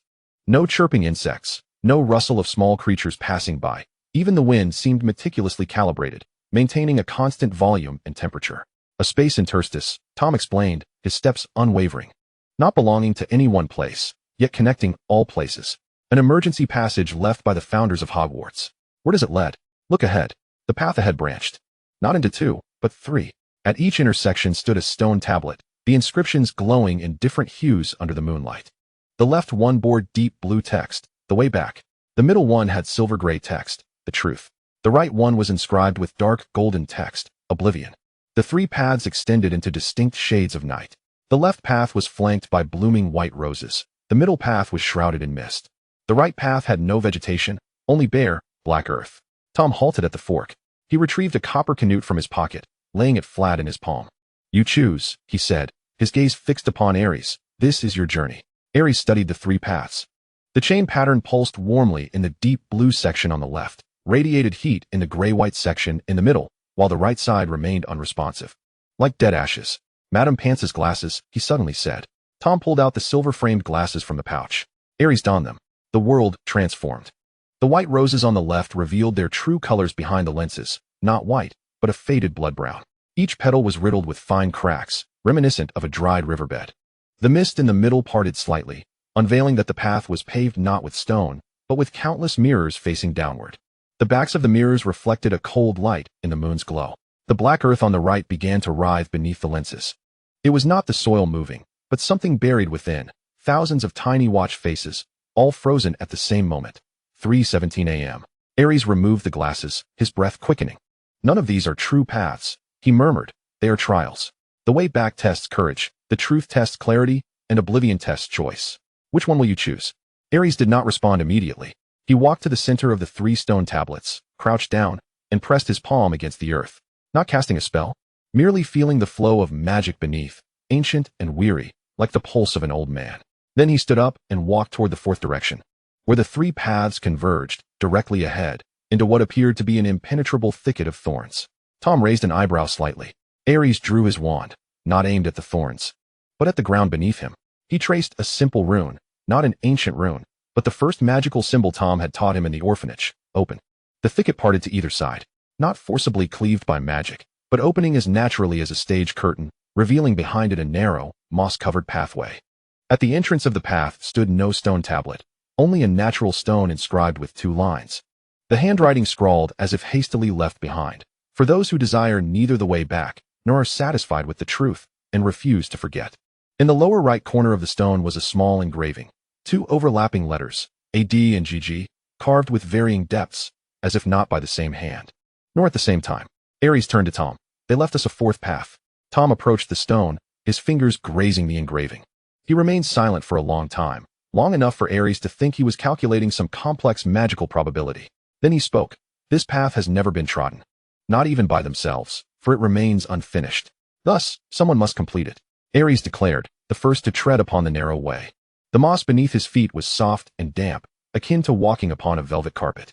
The thorns on either side closed behind them, isolating the trio of stone markers from the world beyond. Suddenly, the atmosphere became profoundly serene. Even the whisper of the wind ceased. They walked for approximately half an hour before the path began to ascend.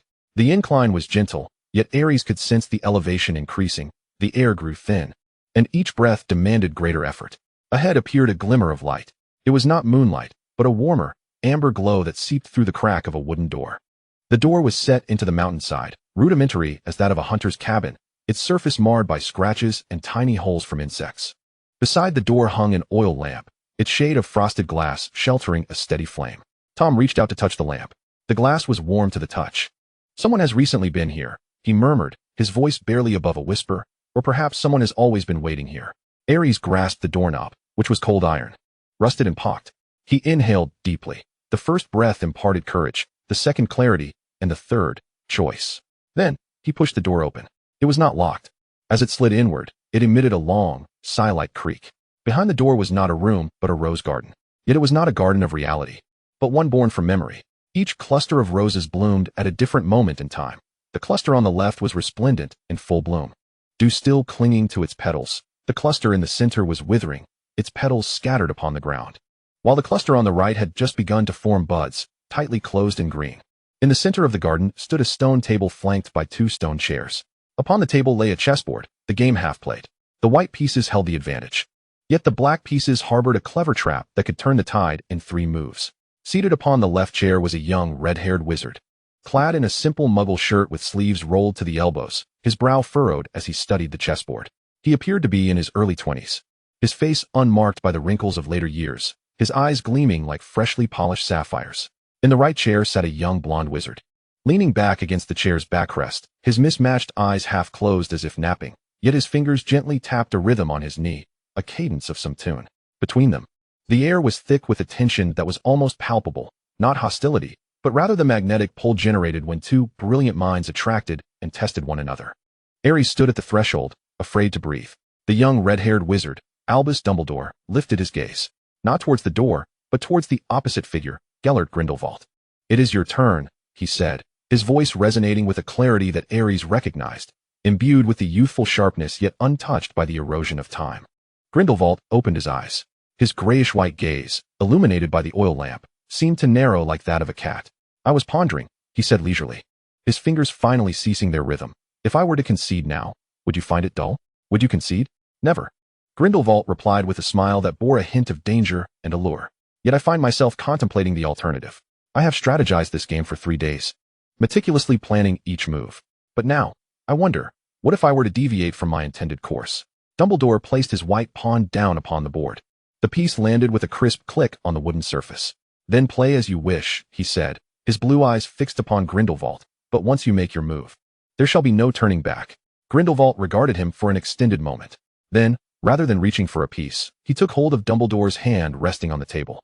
"Albus," he said, his voice suddenly soft, "if we were to leave now, and not consider greater ambitions or the burdens of responsibility, just to depart wherever it may lead us, what do you think?" He did not finish his thought, but Dumbledore's fingers curled slightly in his palm. A minuscule gesture, akin to a startled bird. "Gellert," Dumbledore's voice too had softened. "Some games, once commenced, must be played to completion, even if the outcome is known. Especially when the outcome is known." Silence enveloped the two. The flame of the oil lamp flickered. Then, Grindelwald released his grip, seized the Black Knight, and made the move that could shift the balance of the game. As the piece settled into place, the memories of the rose garden began to ripple, like pebbles cast into water, expanding outward. The young wizards grew indistinct, transparent, and began to fade away. Just before they vanished entirely, Grindelwald suddenly looked up, casting his gaze towards the door and the position where Ares stood. He could not see Ares. This was a memory, not reality. Yet he smiled, a faint, almost sorrowful smile. His lips moved silently, yet Ares understood. "It is your turn." The memory dissolved completely. The rose garden returned to an ordinary, neglected garden. The stone table remained, the chessboard intact, yet the pieces lay cloaked in dust.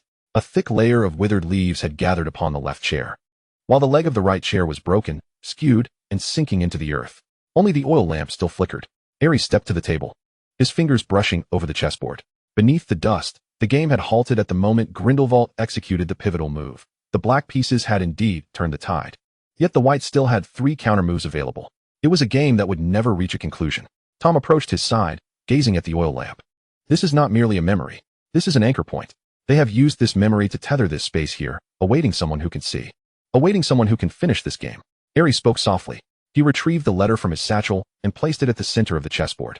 The parchment, unlike the dust surrounding it, appeared strikingly pristine, the emerald ribbon a vivid splash of life.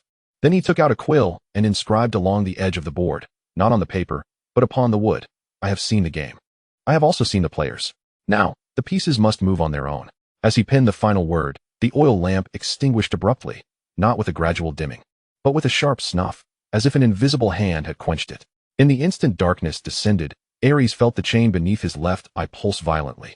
The fluctuations at both ends synchronized for the first time. Not identical, but synchronized, as if 2 heartbeats had finally found a shared rhythm. Then, A voice emerged from the darkness, not from the channels of blood, but from the depths of the rose garden, from the earth, from those half-blooming rose bushes. Then let us go. Let us see how far the pieces can travel. The voice was an amalgamation of Dumbledore's steadiness and Grindelwald's sharpness, blending into a timbre both unfamiliar and familiar. As the words faded, a true door materialized ahead.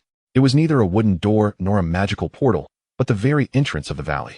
Moonlight illuminated a path leading downward, where the rooftops of Godric's Hollow could be glimpsed, along with the authentic 1939 starry sky above. Ares turned to look at Tom. Tom was also gazing back, his gray-black eyes shining in the moonlight like knives tempered in fire. "It is time to swim," Tom said. Ares nodded, tightening his grip on the satchel strap. Together, they moved towards that true door. Behind them, in the rose garden, the chess game that had halted at a critical moment saw a black knight topple on its own, like conceding, yet also like finally being liberated. Chapter 142, The Valley in the Mirror. Moonlight cast a pallid glow upon the stone path. As Ares stepped into the rose garden, the half-withered roses swayed in the night breeze, as if nodding or counting the steps remaining to the mirror's edge. As the third stone slab shifted aside, the musty scent of aged parchment and damp earth wafted forth.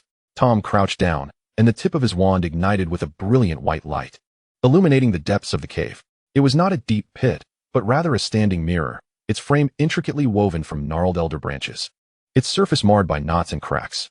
The mirror was not glass, but a still, dark liquid. Ares leaned closer to observe. There was no reflection of himself. Only a canyon, the summer valley of Godric, bathed in fierce sunlight, with glimmering streams. Two young men sat upon a large stone by the creek, their feet submerged in the water. The red-haired youth, a vision of such alarming youthfulness that it tightened Ares's heart, was none other than Dumbledore, tossing pebbles into the water. The stones danced thrice upon the surface before sinking. The golden-haired Grindelwald reclined on the stone, a straw hat shading his face, yet Ares could discern his laughter, for his chest rose and fell gently. Sweltering, Grindelwald's voice drifted through the mirror, muffled as if it were separated by thick glass. Dumbledore tossed another pebble. "What about going back?" "No." Silence enveloped them, broken only by the sounds of the creek and the calls of distant, unknown birds. Then Grindelwald sat up, his hat slipping off. His golden hair appeared almost translucent in the sunlight, and with his grayish-white eyes squinting towards Dumbledore, he said, "I've been pondering something. Speak. What if we were to build a house right here? Ignoring greater interests, disregarding whether wizards should govern muggles, just settling down. What do you think would happen?" Dumbledore did not turn around. He gazed at the water, the light dancing on its surface reflecting upon his face. "Gerald," he spoke softly, "you cannot build a house for just two people." "Why?" "Because a house requires a foundation." Dumbledore finally turned to face him, his blue eyes pale as ice in the bright light. "And our foundation is built upon two different stones. Sooner or later, it will crack." The mirror rippled, the image blurring and reshaping. It was still the canyon, but time had shifted. It was dusk. The two stood in the stream, the water reaching their knees. They were arguing, though their words were inaudible. Only their body language was discernible. Grindelwald gestured animatedly, while Dumbledore's hands hung at his sides, clenched into fists. Suddenly, Grindelwald turned to leave, splashing water in his wake. Dumbledore reached out, grasping his wrist. This motion was a grasp that would not be relinquished. Grindelwald halted, his back to Dumbledore, his golden hair billowing in the evening breeze. Dumbledore uttered something. Grindelwald's shoulders tensed, then gradually relaxed. He did not turn back. Yet he clasped Dumbledore's hand in return. Their hands held tightly beneath the water, the current flowing between their fingers. The mirror surged violently. The image fractured and reassembled into three stones. Three flat stones emerged by the creek. Two were closely positioned, while the third was slightly farther back, situated between the two like an observation point. Inscription appeared on each stone. The left stone, Dumbledore's position stay. The right stone, Grindelwald's position leave. The middle stone, the vacant spot. The third label was blank, awaiting inscription. Tom's fingers landed on Ares' shoulder. "Do not touch the mirror." But it was too late. Ares had already reached out, his fingertips brushing against the mirror's surface. The liquid mirror was icy, reminiscent of the creek in the deep of night. The moment he made contact, the scene within the mirror shifted once more. Two hands emerged from the mirror. One bore a callus from holding a quill, Dumbledore, while the other showed a faint, old burn mark at the knuckle, Grindelwald. The hands hovered just beyond the mirror, palms facing upward, as if awaiting something to be placed within them. Ares felt a burning sensation beneath his left eye. The pulse at both ends of his bloodstream surged violently, not emotion, but pure, unadulterated magic, coursing through the bloodline connection from the two legendary wizards. He saw his reflection within the mirror, not the present him, but a possible future, older. His gaze burdened with the weight of experience, yet the corners of his mouth still retained a hint of youthful curvature. He stood amidst the 3 stones, not seated upon any, but instead stacking a 4th stone. Pebbles gathered from the creek were meticulously piled, not high, but sturdy, forming the center of the triangle created by the other 3 stones. The future version of him raised his head, looking towards the present him beyond the mirror. His lips moved. No sound emerged, but Ares understood. The stones alone will not form a path. Someone must carry them. The moonlight mushroom in his pouch began to flicker wildly. The blue light burst forth like a blinding explosion, its frequency rapid as the heartbeat of a dying man. Tom yanked Ares away from the mirror. With his wand, he pointed towards the depths of the rose garden where the densest shadows writhed, not stirred by the wind, but the shadows themselves expanding, contorting, extending tendrils of darkness. Memories had materialized. Tom's voice was taut, the emotions sealed within the valley too dense, crystallizing into words he could not finish, because the 2 hands within the mirror had moved. They did not retract, but instead shifted from a posture of waiting to one of invitation. Palms facing each other. A space was opened wide enough for a person to pass through. Like a door, the mirror began to absorb the moonlight, not reflecting it, but absorbing it. As the elder branches of the frame writhed, the knots splitting open to reveal a luminescent, bone-like core within. A voice emerged from the depths of the mirror, not Dumbledore, nor Grindelwald, but a blend of their voices, both ancient and youthful, imbued with sorrow and expectation. To read the story, one must turn the page. Ares looked toward Tom. Tom was watching him, his gray-black eyes devoid of fear, only filled with a sharp calculation of risks, probabilities, and escape routes. Then Tom nodded, a slight motion. Yet Ares understood. He turned, facing the mirror, facing those 2 waiting hands, confronting the monster forming within the shadows, crystallized from the anguish of his forebears. He stepped forward, not to sit, but to pass through. Chapter 143, The Hand That Turns the Page. The mirror resembled water, yet also ice. The moment Ares traversed through, the world fell silent. He plunged into a realm of white, not pure white, but the kind of off-white that old parchment fades into over the years, a yellowed cream. Dust floated in the air, each speck glowing, slowly spinning like microscopic galaxies. When he steadied himself, he found beneath his feet not solid ground, but an enormous page of paper, soft as velvet, with ink flowing beneath him, forming ancient runes he could not comprehend. Ahead, the valley re-emerged. But this time, it was not a memory. It was a 3-dimensional, tangible valley, scaled in the center of this white space, like a meticulously crafted sand model. The young Dumbledore and Grindelwald still sat upon the stone by the creek, yet they were frozen, like insects trapped in amber. Ares approached, his footsteps whispering on the page like the sound of turning leaves. This is their story, a voice intoned, not from a specific direction, but emanating from the page itself, resonating from every glowing particle of dust, written down, preserved, waiting to be read. Ares turned. Beside the valley model, the indistinct outline of a 3rd figure emerged, sketched as if in pencil, ready to be erased at any moment. The outline gradually sharpened into the visage of an older Ares, his present self. The future version of him sat on the 3rd stone, a book sprawled open on his knees. The pages were blank. Who are you? Ares inquired. I am the version of you that you could become, the future Ares replied, lifting his head, his gaze imbued with a weariness that was foreign to the present Ares. If you choose to read the story rather than alter it. He closed the book, the cover revealing those 3 lines of script, the ink fresh as if just penned. Outside, Ares looked back to where he had come from. There was no mirror, only a shimmering curtain of light, akin to a waterfall, where Tom awaited him. Tom was fighting. In the future, he spoke, his fingers gently tapping the pages of the book. The pages unveiled an image, in a garden of roses. Shadows coalesced into a faceless figure, characterized only by its ever-shifting outline, at times resembling Dumbledore, at others Grindelwald. Tom leaned against the frame of the mirror, his wand tracing a silvery barrier, which splintered into a web-like pattern upon impact from the shadows. Moonlight mushrooms flickered madly at his feet, their blue luminescence piercing. A tightness gripped Ares' heart. You must choose swiftly. The future version of himself rose and approached the model of the valley. He reached out to touch the shoulder of the red-haired youth, young Dumbledore, whose likeness suddenly turned to face Ares, blue eyes locking onto him. He was truly looking. This was not a mere memory replay, but a gaze transcending time and space. Albus awaited. The model of Grindelwald stirred as well. He did not rise but tilted his head back, his mismatched eyes fixed on Ares, seeking an answer that none of us had provided back then. What answer? How should the house be built? Young Grindelwald queried, the voice emanating directly from the model, clear as if whispered in his ear. With whose stones? How deep should the foundation be? In which direction should the windows face? Young Dumbledore added. And how many people will reside within? The two turned their gazes to Ares. Silence expanded in the white space. Dust spiraled and quickened, emitting a faint hum. Ares approached the valley model. He did not touch the two large stones, but instead knelt, his fingers dipping into the miniature stream, its water icy and all too real to be an illusion. From the stream bed, he retrieved a small pebble, grayish-white and smooth to the touch. A stone, he said, placing the pebble in the space between the two large stones, a third stone. Young Grindelwald raised an eyebrow, and then? Then Ares pulled from his pocket the letter of reply. This was not a replica, but the original, the dark green ribbon glaring in the white space. He placed the letter atop the pebble. The moment the paper made contact with the stone, it ignited, not in flames, but combusting into silver ash. The ashes did not disperse but hovered and ascended, reconstituting in the air into new phrases. Not the 3 lines Ares had penned, but rather a more extensive, complete passage he had never written. The foundation shall be constructed with 2 types of stones, and the fissures shall be filled with a 3rd type.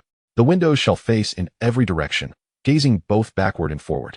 3 individuals shall reside within, 2 who build the house, and 1 who ensures it is more than merely a house.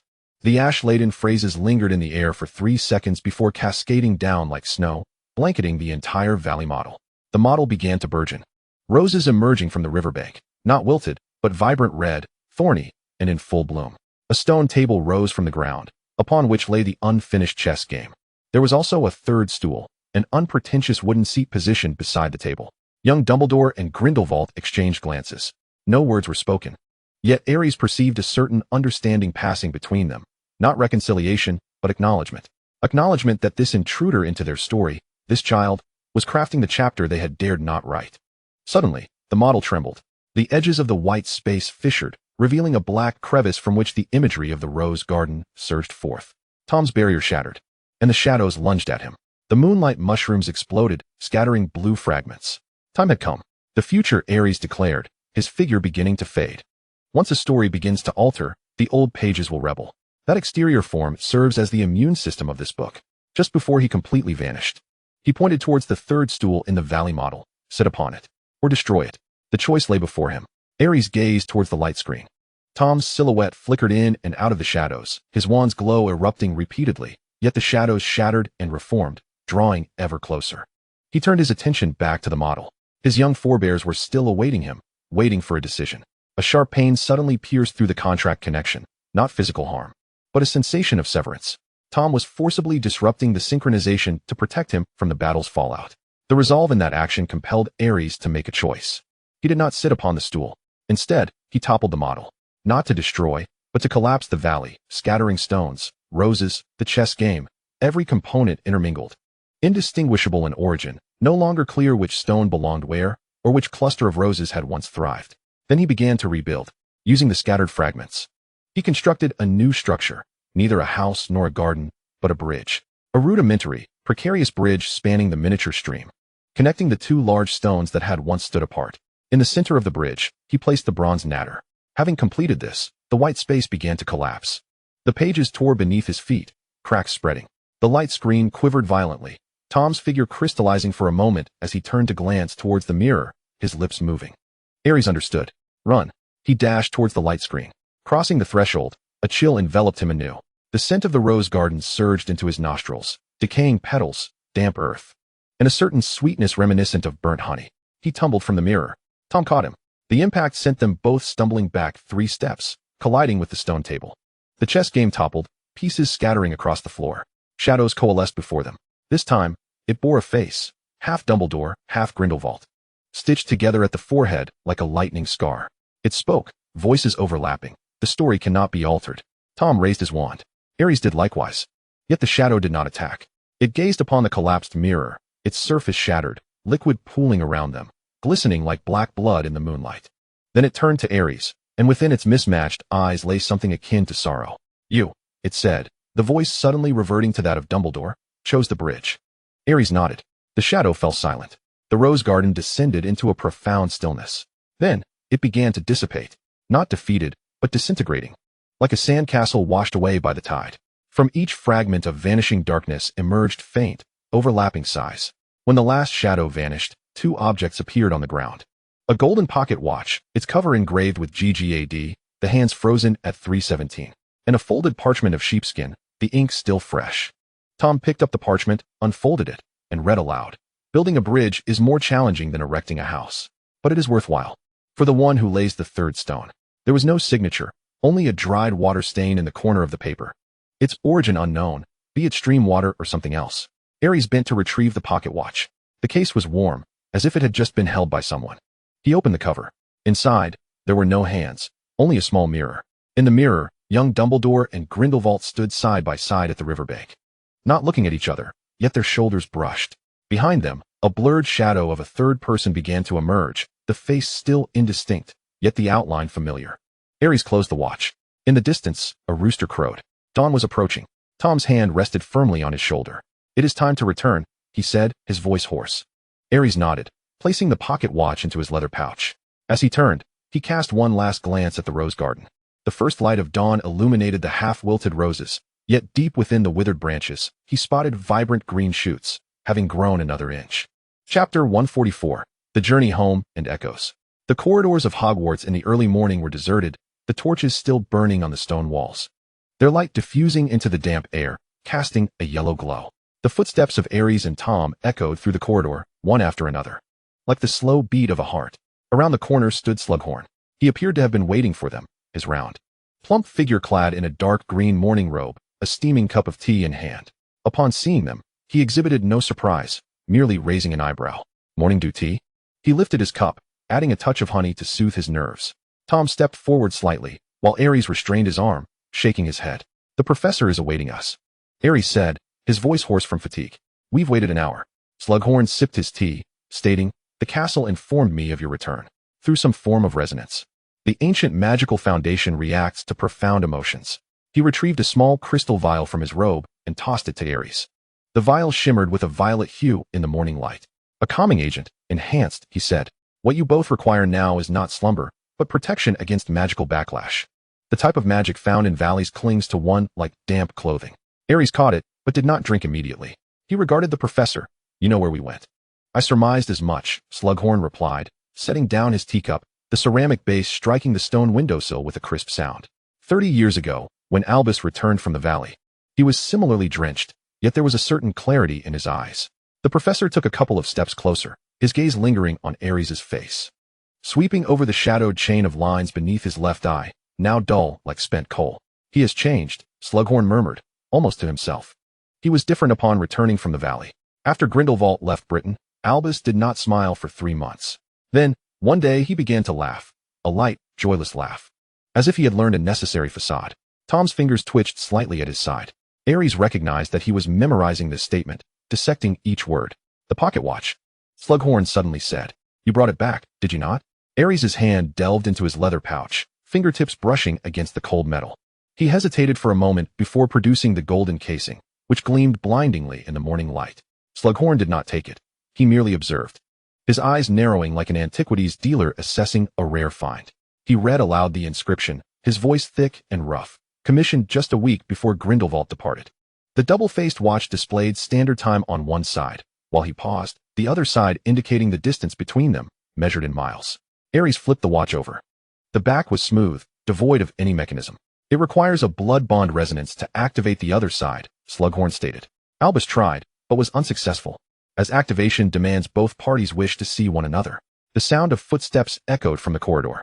Madame Pants appeared, cradling a stack of books, her glasses sliding down to the tip of her nose. Upon seeing them, she halted, the books teetering precariously. "A book fell by itself in the library at 5 this morning," she said, her voice dry, "The ethical boundaries of temporal magic." Turning to Chapter 7, titled The Dangers and Gifts of Shared Time, she extracted a thin booklet, and, with a flick of her wand, sent it floating to Aries. The pages turned autonomously, stopping at an illustration of 2 wizards standing on either side of a stream, with a rudimentary wooden bridge in the middle. A pocket watch floated at the center of the bridge. The caption read, "When time becomes a bridge, distance becomes a choice." Madame Pants adjusted her glasses, stating, "The book chooses the time it is read. That is the rule." She departed, her footsteps fading. Slughorn exhaled deeply.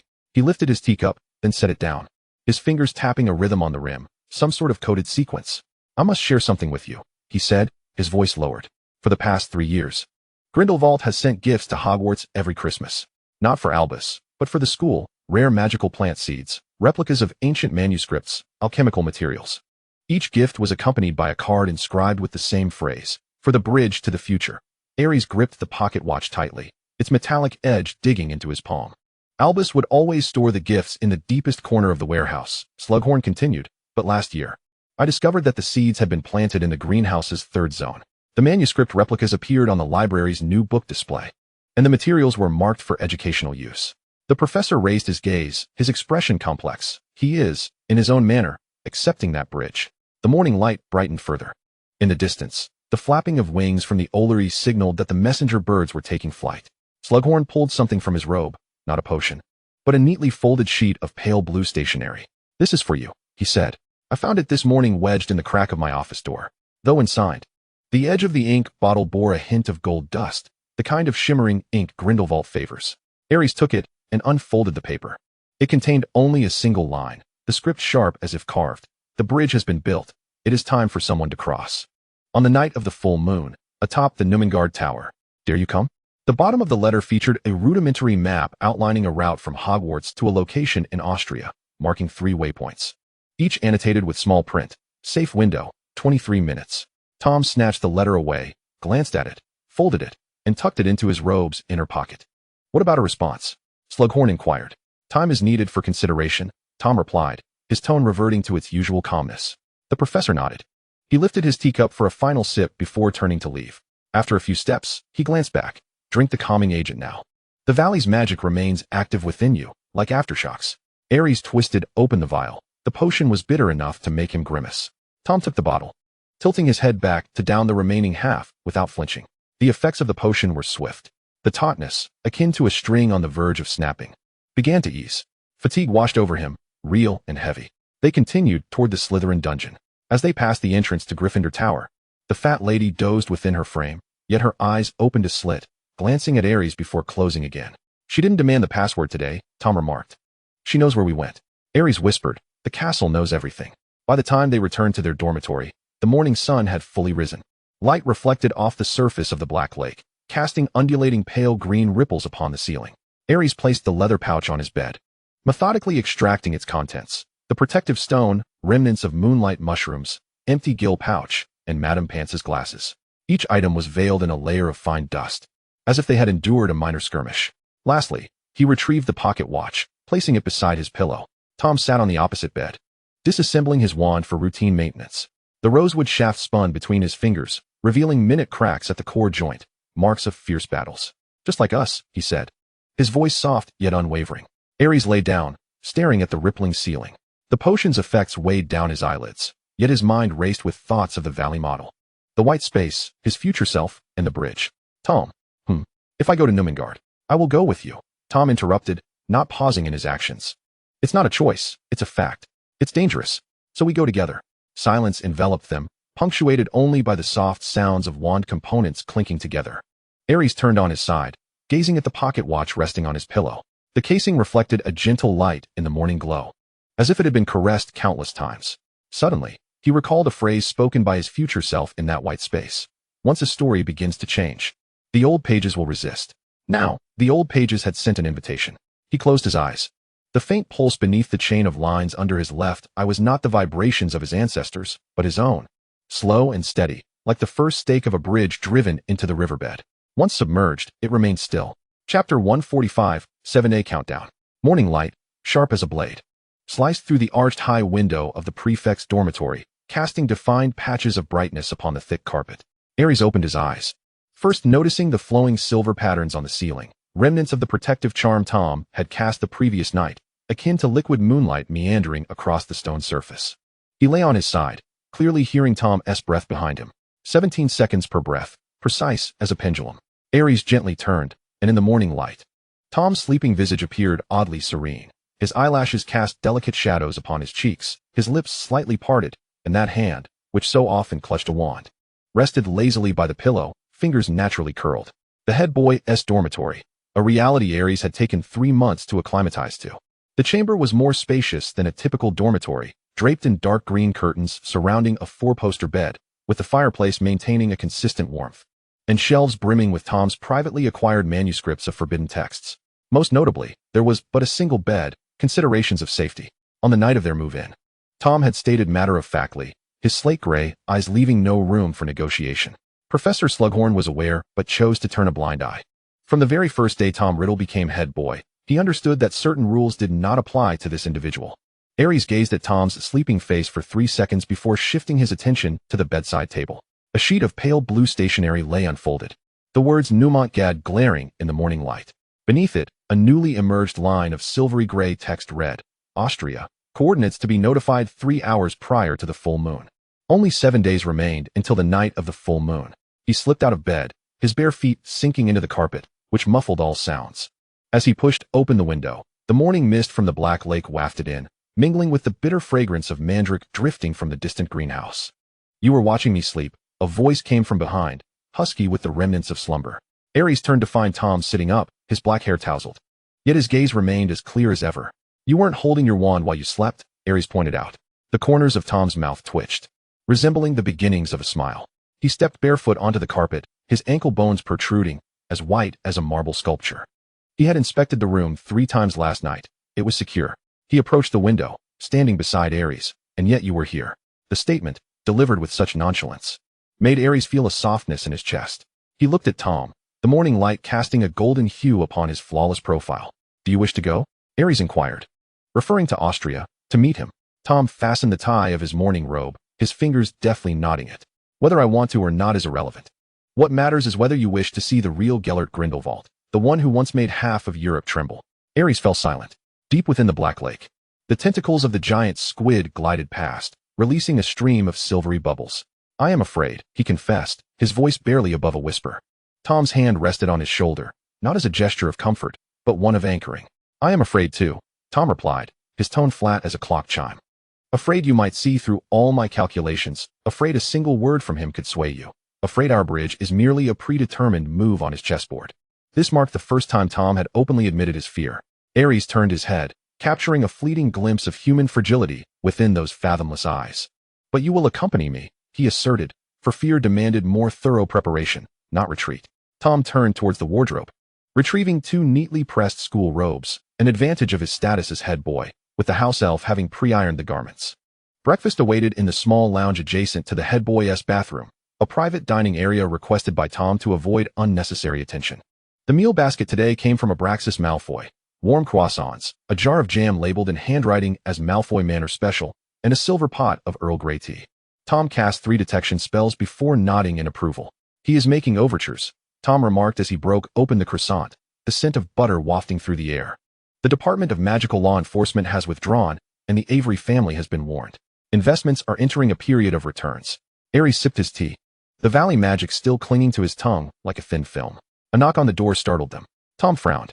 The head boy's lounge was typically free from disturbances. Upon opening the door, Professor Slughorn appeared, his round, jovial face adorned with a bright smile, holding a plate of lemon cake. I heard you returned, he boomed. I brought a little something sweet to replenish your energy. Tom accepted the plate, scanning it within the range of his detection spells. Slughorn feigned ignorance. Albus seemed quite the professor this morning, deliberating his words, looking relaxed. He laughed twice at the staff table, twice. So, Tom inquired, his voice flat. It means he knows, Slughorn lowered his voice. He knows you went to the valley. And he may know other things as well. Yet he did not intervene. This suggests he is observing. Tom responded, to see how we handle Grindelwald's invitation. The professor nodded, beads of sweat forming on his brow. I just wanted to remind you. Decisions must be made cautiously. Very cautiously. As he hurried away, it was as though he feared that lingering for another moment would draw him into something perilous. Tom closed the door, casting a glance at Aries. The pressure has begun. During the morning charms class, Professor Flitwick taught the silencing charm, and the classroom was filled with erratically flying orbs of light. Aries succeeded on his 3rd attempt to make a quill levitate, inscribing the 3 lines of a reply automatically. Tom achieved success on his first try. His quill danced through the air, inscribing complex magical formulas, each symbol precise as if printed. Flitwick was so excited he nearly toppled from his stack of books. When class ended, Ernie Macmillan from Ravenclaw blocked the corridor. His chubby face was flushed, his notebook crumpled in his grip.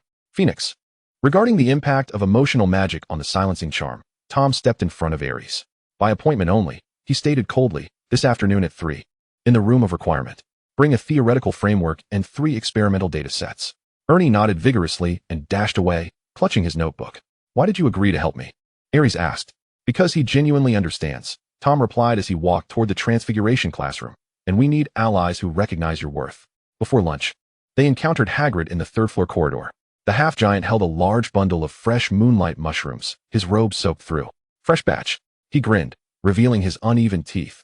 Picked from the northern slope of the Forbidden Forest. Brighter than last time. He pressed a small bunch of mushrooms into Ares' hands. The caps shimmered with a pearlescent glow in the sunlight, their insides pulsating with a blue light like a heartbeat. Thank you, Rubius. Hagrid blushed, waved his hand, and lumbered away. During lunch, Bilius appeared. Instead of sitting at the Gryffindor table, he walked straight to the Slytherin side, sitting across from Ares and grabbing grapes to eat.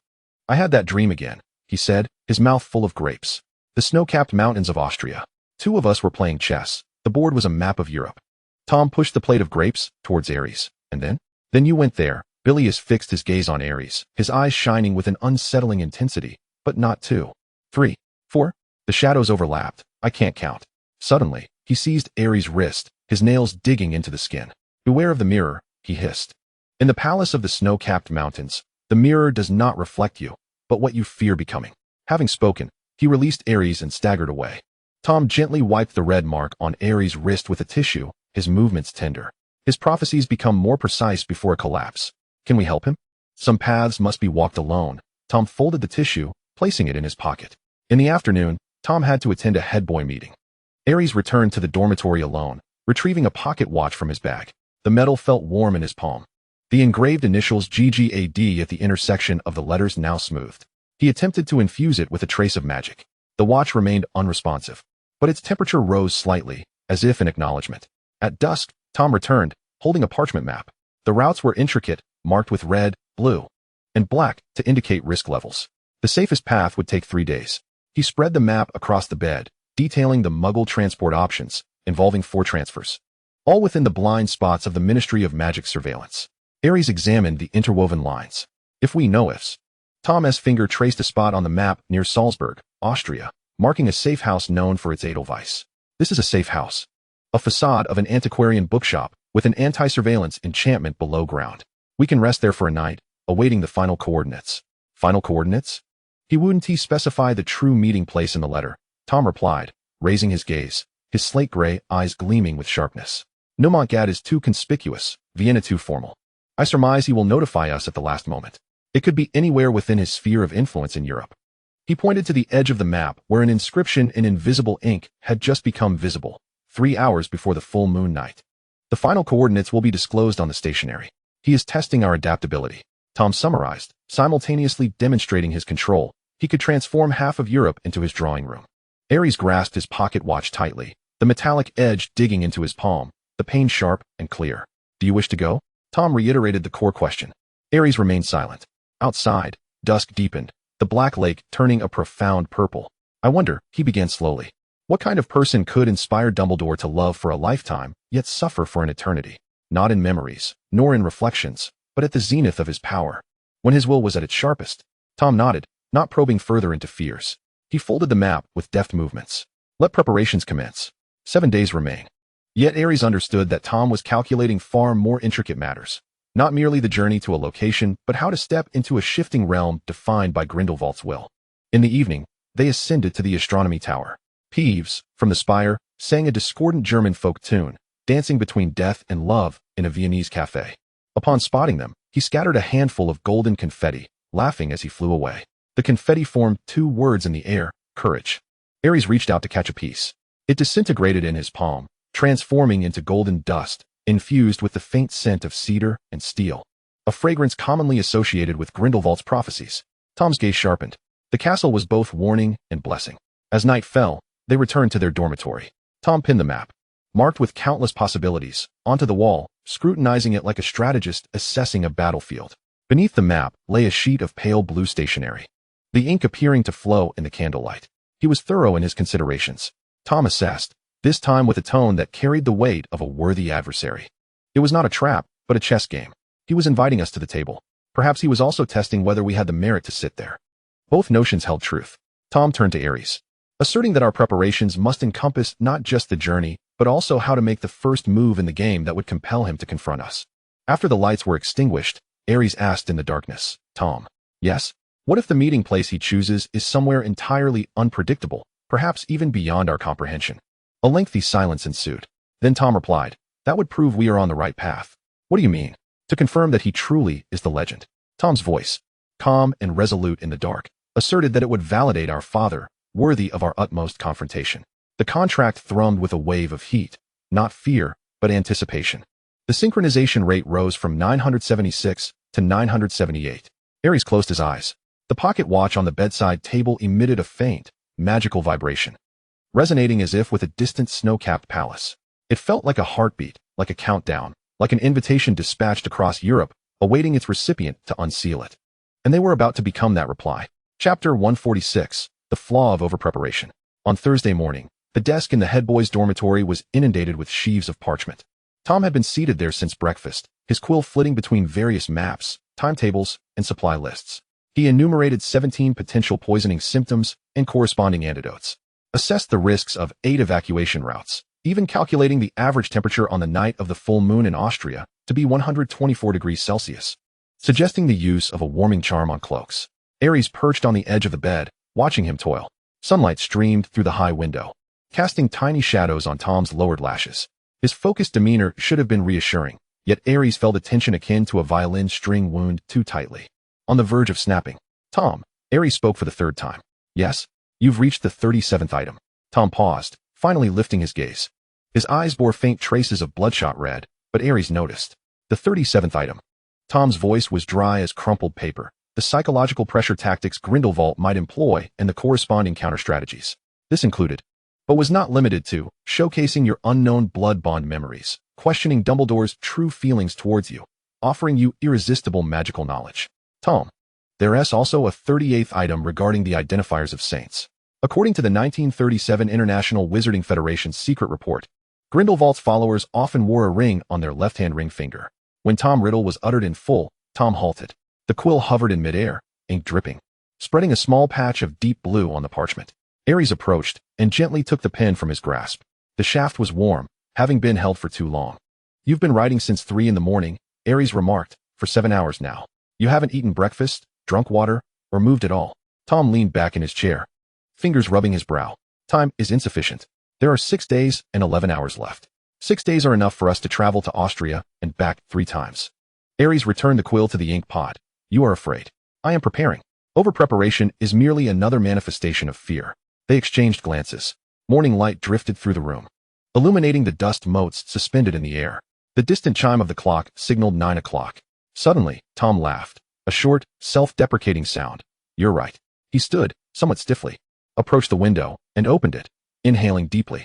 The crisp, cool morning air from the Black Lake rushed in. I'm not afraid of Grindelwald, Tom said, his back turned, his voice slightly scattered by the wind. I fear that after meeting him, you will come to understand certain truths. Aries stepped beside him, such as? That he is your true counterpart. Tom turned his head, his gray-black eyes deep as a well, the child of the blood pact, a symbiosis of light and shadow, destined to stand at the pinnacle of the world. And he left the thought unfinished, yet Aries comprehended. And you are a half-blood wizard raised in an orphanage, who has clawed your way to this point through intellect and ambition, Aries continued. Do you believe he will use that to remind me? Tom did not deny it. His fingers absent-mindedly tapped against the window frame, the rhythm betraying his anxiety. Aries reached out, grasping his wrist. This was not a connection through the pact, merely the touch of skin. Tom's wrist was slender, the bones prominent, and Aries could distinctly feel the pulse racing beneath. Listen, Aries whispered, if Grindelwald were to perish tomorrow, my blood bond would not vanish. If Dumbledore were to disown me, my past would remain unchanged. But if he paused, seeking the precise words, but if I were to release your hand now, I would not know how to breathe. Tom's fingers stilled. He looked down at their intertwined wrists and then back at Aries. In the morning light, Aries's mismatched eyes were crystalline, the left blue like Dumbledore's sky, the right gray-black like Grindelwald's night, yet the gaze was entirely his own. You say such things, Tom finally spoke, his voice a bit hoarse. They make me want to abandon all plans and directly apparate to Austria to duel him. Then go, Aries encouraged. What? Aries laughed, a genuine smile brightening his features. If you dare take me to duel right now, I shall concede that you are not afraid. Tom stared at him for 3 seconds. Then he too laughed. Not with derision, but with the kind of youthful exuberance that arises when provoked, a smile sharp with determination. Provocation is a lowly tactic, but it works on you. At that moment, a knock resounded at the door. It was not the hesitant rap of Slughorn, but a crisp, decisive trio of taps. Tom instantly reverted to alertness. His wand slipped into his palm, a silent spell already prepared. Ares stepped back half a pace, his hand resting on the pocket watch, which had begun to emit a slight warmth that morning, as if issuing a warning. The door swung open. It was neither a professor nor a student. It was an owl, pure white with rare amber eyes, its beak clutching a small, pale gold cylinder. It swooped in, landing precisely at the center of the stack of parchment on the desk, its talons resting upon the 37th psychological pressure tactic. Tom did not lower his wand. The detection spell revealed no malevolent curses. Yet, there was a potent residue of tracking magic. The owl tilted its head at him, as if to imply, "Of course there is." It released a small tube, which rolled away and struck the parchment with a crisp sound. Then, it unfurled its wings, not taking flight, but transforming into a swirling cloud of silver mist that circled thrice in the air, coalescing into a simple rune, read and burn, before completely dissipating. Ares picked up the small tube. It was light, its surface smooth as eggshell. He twisted it open to find only a sheet of paper, as thin as a cicada's wing, inscribed with luminous ink that revealed itself in the morning light. Overpreparation is a manifestation of insecurity. My son's shadow should not be this way. There was no date, no location. However, the edges of the paper bore a faint scent of cedar, old books, and a metallic tang reminiscent of Grindelwald's magic that Ares had encountered in the bloodline pathways. Tom leaned in for a closer look, frowning. How did he know the castle was aiding him? Ares remarked, his fingers brushing over the phrase "my son." The ink was slightly warm, as if freshly inscribed. Or perhaps he was utilizing the castle to convey a message, akin to the scraps of parchment left by Peeves. Tom seized the paper and scrutinized it against the light. Then he did something Ares had not anticipated. He tore the paper directly in half, not in a fit of anger, but with precise intent, folding it over before tearing it again. The fragments fell onto the desk like a miniature snowfall. He is observing us. Tom's voice turned cold. Through some means unknown to us. Perhaps it was the castle's magical network, perhaps the resonance of the blood pact, or perhaps it was the way he glanced at the chain pattern beneath Ares's left eye. Ares raised a hand to touch it. The lines pulsed slightly with warmth, but not the warning heat of alarm. Rather, it was a warmth of being watched, as if someone far away was gently patting his shoulder. He is teaching me. Ares suddenly comprehended, in his own way. Insecurity, he was speaking of me, but also of you. Tom fell silent, gazing at the excessively detailed plans sprawled across the desk. Those parchments attempting to control every conceivable possibility. Then he reached out, not to retrieve them, but to push them all aside. The parchment slid to the floor, unfurling to reveal the desk's rough wooden grain beneath, marked with scratches. Authentic. Good, Tom said, his voice regaining its usual calm, but infused with something else. Then we shall prepare differently. He retrieved wand maintenance tools from the drawer, not to continue drafting plans, but to begin disassembling his wand.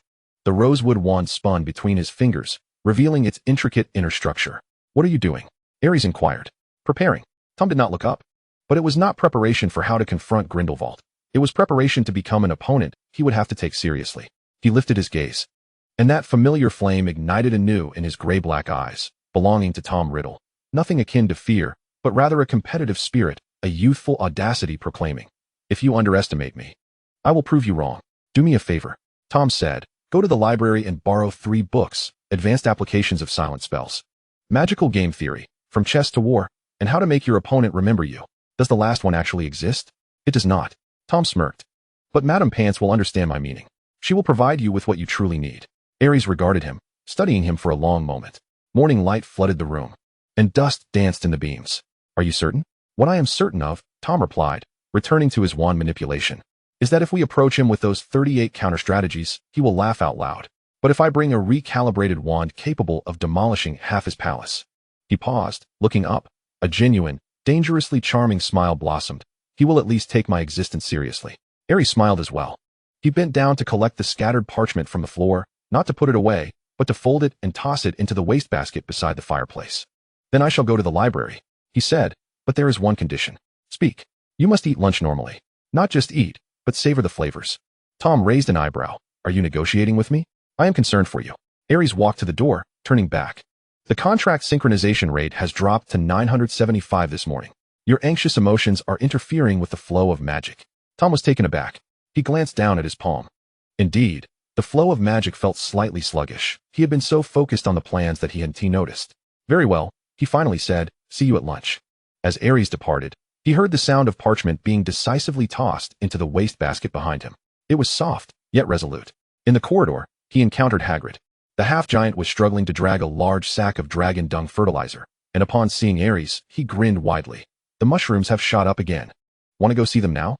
Later, Aries replied. I'm off to the library to borrow a few interesting books. Hagrid blinked. Madame Pants is in a good mood today. I just saw her humming a tune. Aries nodded, making his way toward the library. The chain pattern beneath his left eye pulsed gently, not the watchful gaze of his ancestors, but his own, feeling a bit more at ease. He thought, perhaps Grindelwald was right. Perhaps confidence is not about having all the answers prepared. It is the courage to step forward with questions in hand, and then say, come, let us see what happens. Chapter 147, Answers and Unanswered Questions in the Library. The morning in the library possessed a unique tranquility. It was not silent, rather. It was filled with the rustling of parchment, the delicate scratch of quills, and the distant sound of Madame Pants' skirts brushing against the bookshelves, all absorbed by the thick walls of books, transforming into a warm background hum. Aries paused before the shelf of advanced applications of silent spells. Madame Pants' claim of being in good spirits seemed to hold true, as that row of books was organized by frequency of use rather than alphabetical order, with the most practical volumes within easy reach. He withdrew 3 books, nearly colliding with someone as he turned. Apologies, Aries stepped back. It was Ernie Macmillan, the plump Ravenclaw. He was cradling 5 hefty tomes, his glasses sliding down to the tip of his nose, yet his eyes sparkled with excitement. Phoenix, Ernie whispered, though his enthusiasm could not be contained. I've figured it out. The magical resonance model you asked about last time. If we introduce nonlinear variables, the amplification on a full moon night is not 37, but 428. And there's a possibility of phase inversion. Aries blinked in surprise, recalling.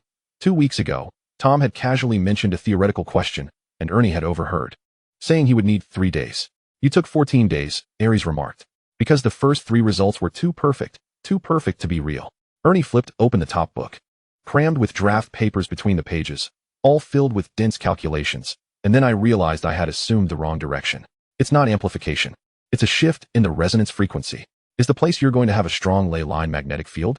Aries remained silent, but Ernie read the understanding in his halted gaze. That's it.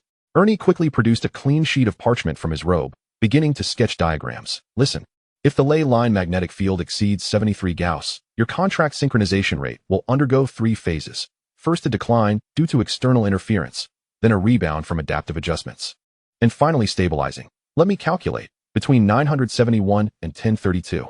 But be wary, exceeding 100 means magical overload. Aries interjected. Exactly, and it could trigger a chain reaction. Ernie shoved the parchment into his hands. Keep this safe. Don't tell anyone I calculated it. My mother says to stay out of Slytherin's affairs. He waddled away, clutching his books like a penguin laden with knowledge. Aries gazed at the haphazard calculations in his hand. Ernie had at least discerned the correct direction. The theoretical limit of a contract synchronization rate exceeding 100 was one of the perilous possibilities he had discussed with Tom the previous night. Yet, Ernie should not have been aware of the contract's existence. Unless, Aries raised his eyes to the library's lofty dome. The magical lamps appeared soft in the morning light, but upon closer inspection, the light revealed minuscule golden particles suspended within it, not dust, but remnants of the ancient castle's magical network, typically invisible, surfacing only under specific conditions. For instance, when a certain wizard far away in Austria was observing. Madame Pants's voice echoed from behind him. Have you found what you were looking for? Aries turned around. The librarian wore a deep green robe today, which accentuated her gray-white hair, reminiscent of the pages of old tomes. In her hands were 2 books, precisely the last 2 from Tom's list. Yet their covers were not what Aries had anticipated. One was titled Magical Game Theory, but the subtitle read, How to Alter the Rules in a Losing Game. The other was thinner, its deep blue cover devoid of words, merely embossed with a simple symbol, 2 crossed keys. How to make your opponent remember you. Madame Pants extended the books towards him, a faint smile gracing her lips. This was the closest version that could be found. The author remained anonymous, published in 1899, with only 12 copies printed. Hogwarts housed the 3rd copy. Aries took the book, feeling its lightweight nature, almost as if it were an empty shell. Why the keys? He inquired. Because real doors never hang please enter signs, Madame Pants replied, turning towards the lending desk, gesturing for him to follow. What you need to know? The book will reveal to you. What you need to feel. She paused, looking at him over her glasses. How is that boy doing lately? Aries understood she referred to Tom. He is recalibrating his wand. Good, Madame Pants said, lowering her gaze to the registry. Better than writing plans. Plans are for the timid. True wizards prepare for one thing, to be ready for the unexpected. She inscribed the date in the lending card, her handwriting neat as print. You seem unperturbed about what we are to do, Aries stated. I worry for all students. Madame Pants closed the ledger and raised her eyes. But some students are simply not meant to graduate safely. You and he are. She retrieved a small fabric pouch from beneath the counter and pushed it towards him. What is this? Villiers handed it to me this morning. Said it's for the full moon night. Madame Pants lowered her voice. I checked it. There are no malicious curses. It's an improved version of Gilwort, effective for 3 hours, with the side effect of temporarily turning the skin a pale blue. He said it might be needed for swimming. Aries picked up the pouch, finding 2 small crystal vials inside, their liquids shimmering with an iridescent sheen. What else did he say? He remarked that the mirror reflects more than just one's face. Madame Pants shook her head. That boy is becoming more like a true seer. This is not a good sign. The fate of seers often leads to madness induced by what they witness. She paused again, then added, but he was right about one thing. You should check the tapestry in the eastern corridor on the 3rd floor. It depicts the 3 founders discussing what to teach their students. Upon closer examination, the pages of the book in Slytherin's hand are blank. Why is that? Because the best textbooks are those written by the students themselves. Madame Pants rose. Now, take your books and go. A group of second years will arrive after lunch. And their noise could lift the roof. Aries departed with the books and the pouch. As he reached the door, he glanced back. Madame Pants stood behind the high lending desk, polishing a brass lamp. Morning light streamed through the stained glass windows, bathing her and the surrounding bookshelves in a warm golden hue. In that moment, she resembled not a stern librarian, but a guardian of ancient knowledge, silent, yet aware of all. In the corridor, he opened the unmarked book. The first page bore only a single handwritten line. The ink faded to a light brown. The best way to make your opponent remember you is to become someone he cannot categorize. Flipping further, he found it blank. The entire book was filled with empty pages, save for that one sentence. Aries closed the book and smiled. Tom would appreciate this answer. Unclassifiable, unpredictable, unmanageable by 38 strategies. This was precisely what they needed to prepare for. He made his way towards Gryffindor Tower, intending to see Villiers. However, upon reaching the corner of the 2nd floor, his pocket watch suddenly grew intensely warm. He pulled it out. The cover sprang open automatically, and the small mirror no longer reflected just the youthful visages of his predecessors. Now, new images emerged from the depths of the glass, a dark corridor with a door at the end, adorned with a relief of 2 crossed keys. The image lasted merely 3 seconds before dissipating. Yet, Aries remembered the details of the door, made of oak, with iron hinges. The shape of the keyhole identical to the embossed symbol on the book in his hand. The watch returned to a normal temperature, its hands pointing to 11:17. Lunchtime was approaching. Tom should already be in the Great Hall, or still in the dormitory tinkering with his wand. Aries quickened his pace. A gentle pulse radiated from the chain mark beneath his left eye, reminiscent of a heartbeat, as if it were a countdown. 6 days, 9 hours. And 43 minutes remained until the full moon night. And they had just discovered that what they needed to prepare for might not be how to confront Grindelwald, but how to become a variable even Grindelwald could not predict. Chapter 148, Calibration and Fractures. The steam in the prefect's bathroom slithered across the tiles as if it were alive. Upon pushing open the door, Aries saw Tom standing by the enormous shell-shaped bathtub, not bathing, but levitating his wand delicately above the steam. The wooden wand, reminiscent of being embraced by the humid air, glimmered subtly with moisture, while droplets of silvery liquid occasionally dripped from its tip, as if it were silently communicating something. With a soft plop, a drop fell into the tub, sending up a few splashes that produced a crisp hiss. What are you doing? Aries shut the door. The prefect's bathroom was one of the few places on campus where magical experiments could be conducted legally, possessing basic protective charms. Resonance calibration, Tom replied without turning, his voice muffled in the steam. I'm not dismantling myself. I'm not mad enough to disassemble my own wand. But after the cave, my magical fluctuations have changed, requiring resynchronization. He extended his hand, and the wand floated into his palm. As he grasped it, a fine mist of water droplets erupted from the wand, swiftly evaporating into vapor. The vapor coalesced into several runes, ancient magical symbols. Aries recognized one, flow. Ollivander had mentioned last year that Tom's wand would awaken as he grew. Yet, when growth was too abrupt, it could become disoriented. The runes began to distort, one of them splitting in two. Tom frowned and waved his wand. The mist dissipated. Failed. Aries approached. Not quite, Tom replied. Retrieving an open, thick book from the edge of the tub, Advanced Wand Lore, Resonance, and Evolution. The edges of the pages were lined with sticky notes, and the book stated that recalibration after significant changes required 3 days. This was only the 4th hour. He closed the book, revealing the lending label on its cover. Restricted section, professor's signature required. Slughorn's signature was in the corner, the ink still fresh. So, you're here, Aries understood. The prefect's bathroom had a stable magical field, suitable for delicate operations, and it was undisturbed. Tom nodded, sliding the wand back into its sheath at his waist, a new one. Black leather with an embossed pattern. At least now it no longer resists me. Just earlier in the dormitory, it nearly transformed my quill into a fire lizard. The two exited the bathroom. The cold air in the corridor struck them sharply, a stark contrast to the steam. Aries handed over the 3 books he had brought back from the library. Tom accepted Magical Game Theory, flipping to the dog-eared page. Upon reading the title regarding the absence of a chessboard, a subtle smile graced his lips. Mrs. Pants indeed possesses a profound understanding. He then grasped the blank tome, pausing as his fingers brushed over the key impression. This was no ordinary parchment. Tom brought the pages closer to the corridor's wall lamp, observing how the fibers were woven with strands of an invisible creature's hair, which would only manifest under specific spells or conditions. For instance, Tom pondered, perhaps under the light of a full moon, a particular magical stimulus, or when the holder reaches a certain state. He returned the book to Aries, instructing him to keep it safe, as it might be far more precious than they assumed. They proceeded towards the Great Hall. As they passed the armory corridor on the 2nd floor, a figure suddenly darted out from behind a knight statue. It was Beeler's. His tousled blonde hair and misaligned robe buttons hinting at his disheveled state, shadows lurking beneath his eyes. Don't stop. Keep walking. Just listen to me. Beeler spoke at a rapid pace, keeping parallel to them, but never approaching. The 3rd hand of the pocket watch will begin moving when the full moon rises. Don't look for too long. Time will literally flow out of your eyes. Moreover, the raven at the West Tower will caw 3 times tonight. If you hear it a 4th time, do not turn back. That's merely a mimicry. With that, he veered into another corridor and vanished. Tom and Aries walked a few more steps before stopping at the next window alcove. He could not enter the Slytherin dormitory, so he would wait here. Tom analyzed, his fingers unconsciously tapping on the windowsill. But how did he know we would pass this way? Aries pulled out his pocket watch. The dial still bore only 2 hands.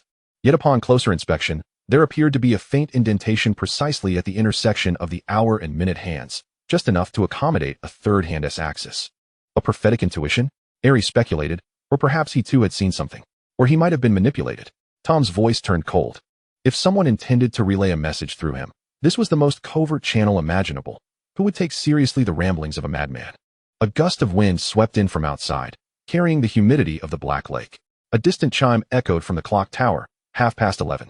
We need more information, Tom stated, about the pocket watch, about that door, about Grindelwald's methods of observation.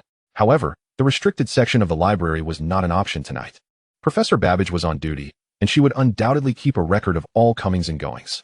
We require a more personal source of information, such as? Tom produced a folded piece of parchment from within his robes. Unfolding it revealed a map of certain areas of Hogwarts. The ink faded and yellowed with age.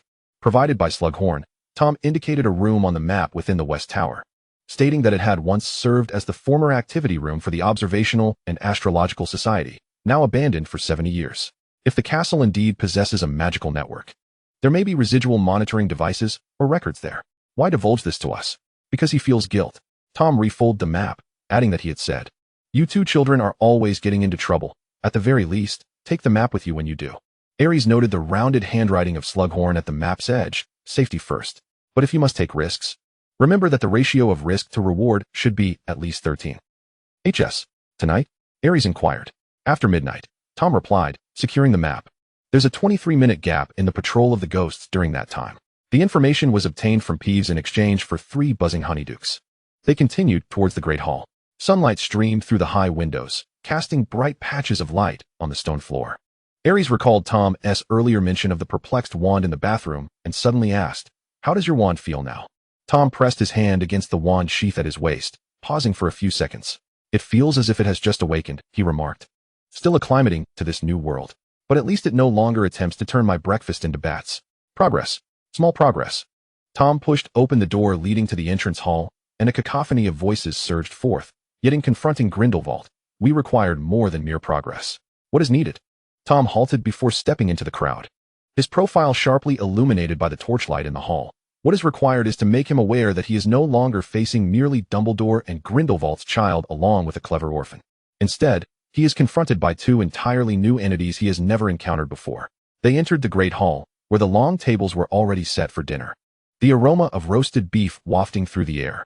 A gentle pulse emanated from the chain pattern beneath Ares' left eye, this time not from his predecessors, but from Tom. A firm and almost exhilarating emotional wave. The synchronization rate, 977, having risen by 0.2 since the morning. Minor, yet indeed an increase. Ares thought. Perhaps the third hand Beelers mentioned was not a threat. Perhaps it signified the commencement of some countdown. And they needed to learn how to make time stand in their favor before the hand began to move.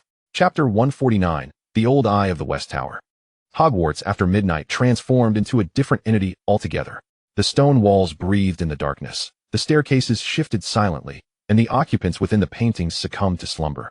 With only a few nocturnal creatures' eyes flickering in the corners of the frames, Ares and Tom glided through the West Wing corridor. Taking advantage of the 23-minute gap spoken of by Peeves, like two shadows, they refrained from lighting any lamps. The faint glow emanating from the tip of Tom's wand was sufficient to illuminate only the 3 steps ahead, a cool white light that absorbed rather than radiated. A silent variant of luminescent fluorescence, he explained, visible only to those bound by a covenant. The synchronization rate transformed into a palpable pulse in the darkness. 977 resembling a shared heartbeat, resonating from the chain beneath Ares' left eye. Echoing with the newly emerged silver markings on the inner side of Tom's wrist, visible marks of an absolute synchronization contract, normally invisible but surfacing during heightened magical resonance. We have arrived. Tom halted before a peeling oak door. The plaque bore indistinct lettering, yet it was discernible. Observational and Astrological Society, 1870 to 1922. A thick layer of dust coated the doorknob, but the area surrounding the keyhole was unusually clean, as if it had been recently wiped. Tom did not touch the doorknob. He crouched down, producing a copper wire from his sleeve, not a muggle tool, but an alchemical detection probe, its tip adorned with a small moonstone. He inserted the probe into the keyhole. The moonstone immediately glowed blue.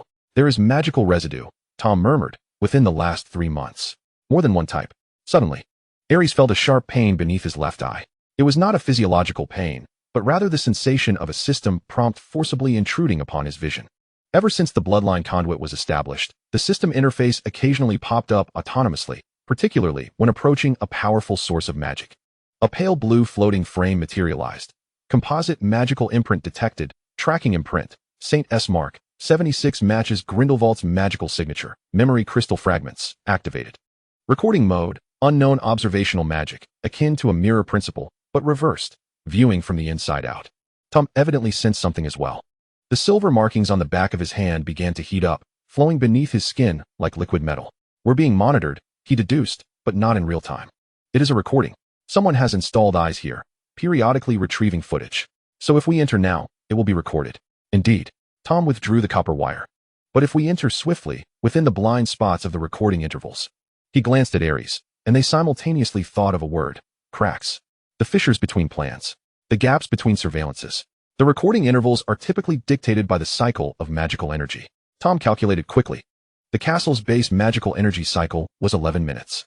If this device relies on the castle's network, there would be approximately 30 seconds of breathing space during the transition of old and new magical energy. How do we know when the gap is? Tom pulled out his pocket watch. The case was currently warm to the point of nearly burning. He lifted the cover of the watch, and instead of a reflection, a series of pulsating ancient magical numerals materialized within the small mirror, a countdown. 000317. It is aiding us. Ares fixated on the numbers, pondering why. Perhaps because it, too, functions as an observational device. Tom closed the watch cover, yet it seemed more sophisticated, advanced enough to identify and exploit the loopholes in lesser devices. They awaited. In the darkness, the sound of their breath was palpable. Ares' system interface continuously analyzed environmental data, visualizing the flow of magical energy in the air. He perceived golden streams seeping from the walls, merging into the corridor, akin to the castle's vascular system. Before them stood a door, from which a sickly purple light oozed, a sign of foreign magic parasitizing the castle's network. At the moment the countdown reached 0, Tom pushed open the door. It slid open soundlessly. The interior of the room was unexpectedly tidy. A circular space, approximately 20 feet in diameter, with circular walls lined from floor to ceiling with dark wooden shelves. Yet, there were no books, no instruments, only eyes. Hundreds of glass eyeballs, varying in size, were meticulously arranged upon velvet padding. Some resembled human eyes, others animalistic, and some even belonged to magical creatures, the slit pupils of fire lizards. The milky orbs of night steeds, the golden irises of phoenixes. All the eyeballs were directed towards a stone table at the center of the room. The table was bare, save for a fine layer of dust. Tom approached, his wand illuminating the array of eyeballs. The glass surfaces reflected a cold light, as if they were poised to shift at any moment. They were not real eyes. Ares touched the nearest one, feeling its icy coldness. Within it flowed an almost imperceptible stream of magic, a medium for observational magic. It resembled a cheap version of a memory crystal, but there were so many. Tom scanned the room, questioning the necessity of so many eyes observing the same space. Suddenly, the system interface refreshed, temporal layering magic detected. Notification: this space has been enchanted with a memory stacking spell, recording images from different time periods in the same physical location. Each eyeball corresponds to a time slice. Ares relayed this discovery. Tom immediately grasped the implication. They were not witnessing the present, they were observing the past. This room itself served as a temporal observation station. He hastened to the stone table, brushing away the dust. The surface was etched with concentric circular patterns, with a small indentation at the center perfectly sized for a glass eyeball. A triggering object was required. Tom stated, a memory vessel from a specific moment in time. Ares recalled the blood-stained notebook Mrs. Pants had given him.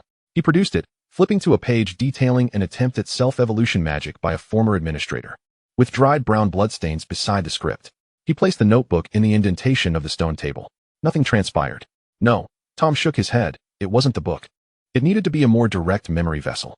He contemplated, then retrieved a small cloth pouch containing a shard of the joyful memory crystal given to him by Slughorn. Since it had been used in the battle in the cavern, the crystal had fractured, yet he had kept the shard. He placed the fragment into the indentation. Still, there was no reaction. The countdown was nearing its end. System alert. 47 seconds until the next recording. The chain pattern beneath Ares' left eye suddenly pulsed violently. It was not a warning, it was a guide. Compelled by an unseen force, he reached out, not to take something, but to press the palm of his left hand against the edge of the stone table, where a nearly worn inscription read, "Only the true experiencer may glimpse the genuine." The golden light of the chain pattern flowed along his arm, infusing the stone table. The pattern illuminated like veins, spreading from the table's edge to its center. The array of glass eyeballs simultaneously rotated. All the hundreds of eyeballs turned in unison towards Ares. Then, the room vanished. It was not darkness, but a scene overlay. They remained in place, yet the surroundings transformed into another temporal iteration of the same room. The shelves brimmed with astronomical instruments, star charts, and ledgers. 3 robed figures congregated around the stone table, engaged in fervent discussion, their voices muffled as if heard through water. The imagery flickered. Time sped forward. Ares witnessed individuals from different eras inhabiting this space. Students from the early 20th century adjusting brass telescopes. During World War I, several professors gravely monitoring celestial phenomena. Then, it leaped to 1922, where a remarkably youthful Dumbledore, his red hair untinged with gray, pushed open this very door, followed by a golden-haired youth, Grindelwald. Not the middle-aged Dark Lord, but a 16 or 17-year-old Gellert, his features sharp as a blade, with a burning, insatiable light in his heterochromatic eyes. They exchanged no words, merely standing side by side before the window, gazing out into the night sky. Dumbledore's fingers unconsciously twirled his wand, while Grindelwald's hand rested lightly on his shoulder, causing Ares to observe that Dumbledore's ears had flushed red. The imagery trembled, akin to an unstable signal. Suddenly, Grindelwald turned his head, not towards the young Dumbledore, but directly in the direction of Ares and Tom. He should not have been able to see them. It was theoretically impossible. This was a tableau of the past. Yet, he smiled. His lips moved, uttering a single word. Ares deciphered the lip movement, bridge. The imagery shattered. They returned to the reality of the room. The glass eyeballs were all shrouded in a layer of white mist, as if they had suddenly gone blind. The luminous chain patterns on the stone table receded. The countdown reached 0. Outside the door, the sound of accelerated magical flow signaled the recording device was about to reboot. Go. Tom seized Ares' wrist. They bolted out the door, closing it just before the surge of magic poured through the gap. Leaning against the cold stone wall, both were breathless. He saw it, Tom said, his voice hushed. Not in the sense of truly seeing, but he perceived, in that fleeting moment of the past, that he would be observed by future individuals. Thus, he left a message. Ares touched the chain pattern beneath his left eye, which still radiated warmth. Bridge. In the distance, the cawing of crows echoed. 1 call, 2 calls, 3 calls. They waited in the darkness for 10 seconds. No 4th call. The prophecy had come half to fruition. Tom gazed towards the west tower. Let us go. The patrolling specters would soon arrive. On their return journey, the system interface displayed one final analysis. Temporal layering magic analysis complete 43. Key discovery. This magic requires a blood relative memory as a triggering medium. You successfully activated it because you are the bloodline continuation of the two individuals in the imagery. Aries shut off the interface. His hand clenched tightly around the watch case in his pocket. The temperature had returned to normal, yet upon opening the cover, beside the youthful figures of his ancestors, the outline of a third person had become slightly clearer, a youthful silhouette with hair colored between gold and red, much like his own. Upon returning to the Slytherin common room, the embers in the fireplace still glowed faintly. Tom sat by the hearth, extending his hand towards the flames. Grindelwald knew we would come, he said. He might have even deliberately left clues to lead us there. The monitoring device in that room could be bidirectional. We observed the past, and he could somehow know we were watching. Thus, our actions in the rift might have been planned from the very beginning? Not necessarily. Tom stared into the flames, but if he could foresee even this, he left the thought unfinished. Yet Aries comprehended the unspoken conclusion. All their plans might merely unfold according to the script he had written, unless they undertook an action so unexpected that even the scriptwriter could not anticipate. Outside, clouds obscured the moon. The common room sank deeper into darkness. The silver patterns on the back of Tom's hand glimmered faintly in the shadows, resembling the trails of stars in the night sky. The synchronization rate quietly ascended, 979. 6 days and 7 hours remained until the full moon, and they had just discovered that they faced not only the present Grindelwald. Once there existed a younger prophet, whose clues were buried within the annals of time. Chapter 150, A Prelude Before the Full Moon. On the following dawn, Aries received a moving photograph. It was nestled within the international edition of the Prophet Daily, where one typically finds the latest speeches by Grindelwald or news of saintly assaults. Yet today, occupying half the page was not mere text, but a black and white dynamic image, the spires of the numinous castle, shrouded in a tempest of snow and wind. The photograph was not static. Every 30 seconds, the focus would shift slightly, as if someone were adjusting the lens of a telescope. Upon the 7th zoom, Aries discerned a figure behind the tower's window. Golden hair, a profile, mismatched eyes that appeared as varying shades of gray within the photograph. Grindelwald was not gazing at the camera. He was engrossed in a book, his fingers unconsciously twirling a silver quill. The edge of the photograph bore a line of printed text. Today's focus, escalating tensions in Europe. Yet Aries sensed that this was no mere coincidence. He held up the newspaper to the morning light, the spines of books on the shelf behind reflecting a constellation of light, viewed from a specific angle. These reflections formed an ancient magical script, prelude. Tom snatched the newspaper from his hands, comprehending its significance at a glance. He is teaching you, Tom remarked, his finger tracing the line of esoteric script. Teaching what? Etiquette for encounters? Or the subjects of examinations? Perhaps both. Aries recalled the instructional annotations on that map. Indeed, Grindelwald had a penchant for transforming everything into a lesson. During breakfast, the atmosphere in the hall was subtly tense. The Prophet Daily was passed along the long table, with each individual scrutinizing the photograph. At the faculty table, Dumbledore was calmly spreading honey on his toast. Yet Aries perceived a sharp pang of concern coursing through the bloodline connection, like a needle gently pricking him. The connection was now partially open. Ever since the bloodline link had been established, Aries could selectively sense the emotional fluctuations of his forebears, particularly when their emotions were intense or directly relevant to him. Dumbledore's anxiety was cool, accompanied by a mint-like clarity of pain. In contrast, Grindelwald's presence radiated a fervent anticipation, akin to a fire awaiting kindling. The morning potion class turned into a public trial of sorts. Slughorn instructed the class to brew a calming draught, an advanced potion requiring extreme precision and emotional stability. He paced the classroom, his honey-colored mustache quivering slightly with tension. "Remember, children," he said, his voice a half-step higher than usual, "the calming draught can quell anxiety. But only if the brewer first achieves inner tranquility. Any intense emotion will taint the potion, resulting in failure at best, or amusingly adverse effects at worst." He wiped his forehead when he said amusingly. Aries and Tom were assigned to the same copper cauldron. As they measured the moonstone powder, Tom suddenly whispered, "He.S. watching." "Who?" "Everyone." Tom meticulously sliced valerian root with a silver knife, while Slughorn observed who among them would become distracted by the photograph. Headmaster Dippet had not made an appearance in the hall that morning, likely engaged in conversation with the Ministry of Magic.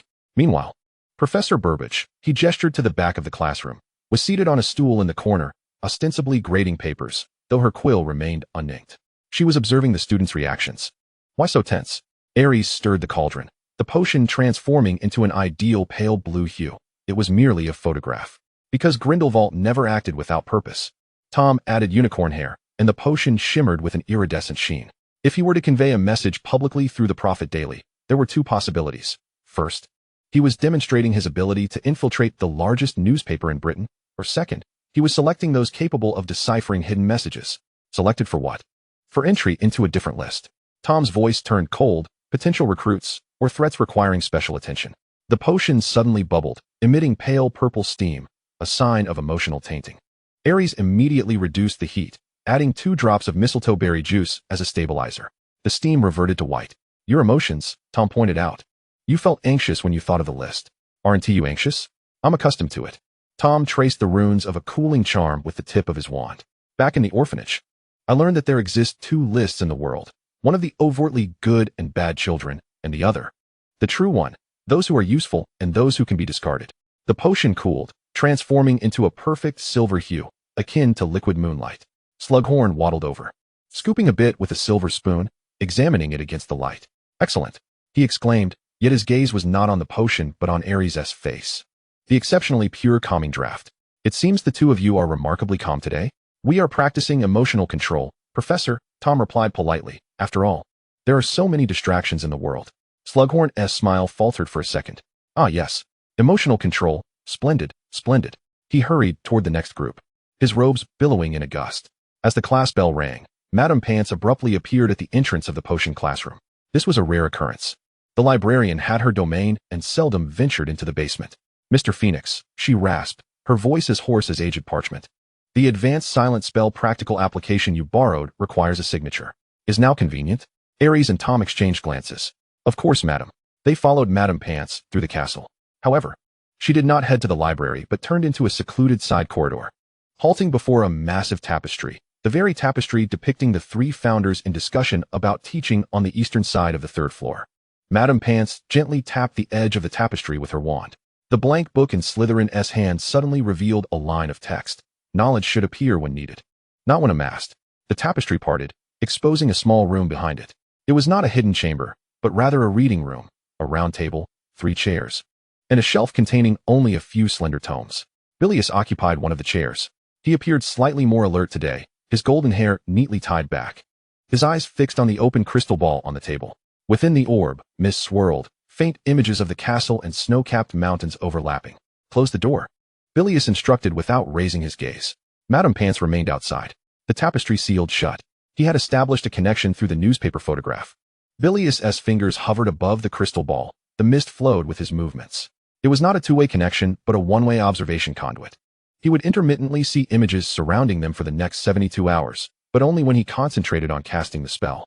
Each viewing would not exceed 3 minutes. Tom immediately inquired, triggering conditions? He requires a medium, Bilius indicated toward the crystal ball, where the mist coalesced into several outlines of objects. A pocket watch. The chain marked beneath Ares' left eye, and Tom's wand. My wand. Tom frowned. Your calibration from last night. Bilius finally looked up, his azure eyes bloodshot. Resonating with the newly opened magical channels and the castle's network. He regarded that resonance frequency as a beacon. Clever, nearly undetectable, unless a prophet is watching, Ares interjected. Bilius forced a weary smile. The greatest utility of a prophet is to behold that which ought not to be seen. The cost. Let us not discuss the cost. He pushed 2 sheets of parchment toward them. The first depicted a complex magical array, with a simplified drawing of the pocket watch at its center. Interference plan. Each time he attempts to observe, use this counter curse to fabricate false imagery. Make him see you studying in the library, strolling by the lake, arguing, anything. As long as it is not the actual action. The second sheet bore but a single word, mirror. What is this? Ares inquired. Information for him. Bilius reclined back in his chair, appearing utterly drained. When he observes next, let him see you gazing into a mirror. Not an ordinary mirror, but one endowed with special capabilities, akin to the magical phenomenon of phase inversion described by Ernie. Tom comprehended. It would lead him to believe that we were investigating methods to counteract observation, when in truth, the mirror itself was the genuine observational tool. Bilius closed his eyes. He perceived you, while the mirror recorded his observational patterns. After 3 iterations, I would be able to analyze his observational habits, intervals, and focal points of interest, an abundance of intelligence. This is perilous, Ares remarked. If he discovers. He won't discover, Bilius interjected. For this is a variant of the counter-observation spell designed by Professor Dumbledore 20 years ago. Grindelwald, being well versed in Albus's magical style, would mistakenly assume it was Albus safeguarding you when he sensed the familiar magical fingerprint within the deceptive imagery. He would not probe further, for he paused. Lowering his voice, when confronted with Albus's magic, he instinctively avoids the deepest inquiries. That is an old scar between them. The room fell silent. The mist within the crystal ball gradually dissipated, revealing a clear image, the Tower of Nurmengard, where Grindelwald stood by the window, holding the Daily Prophet. He was gazing at a photograph of himself. Suddenly, he turned his head, looking out the window, his gaze penetrating the crystal ball. As if he were directly observing this room. Bilius abruptly pressed down on the crystal ball, shattering the image. Time was up, he gasped, for he might have sensed the reverse observation. For the next 24 hours, we shall cease all plans. Act like the most ordinary of students. What about you? Eris inquired. I need to take a nap, Bilius replied with a wry smile. Too much observation can fry the brain, quite literally. As they departed, Madame Pants awaited them in the corridor, holding the book that required a signature. She asked nothing, merely murmuring to Eris as he took the book. The castle is protecting you. But the castle also has memories. Do not let it remember too many things it ought not to. On the way back to the Slytherin dungeon, Tom remained silent. It was only upon entering the common room that he spoke. Bilius's condition is dire. Prophets are often like this, Eris asserted. Not just prophets, Tom replied. Seating himself by the fireplace, the flames dancing across his face, as all those attempting to find their place between Grindelwald and Dumbledore were drawn into this. Slughorn, Dippet, even Madame Pants, they have all been ensnared because our existence compels them to choose sides.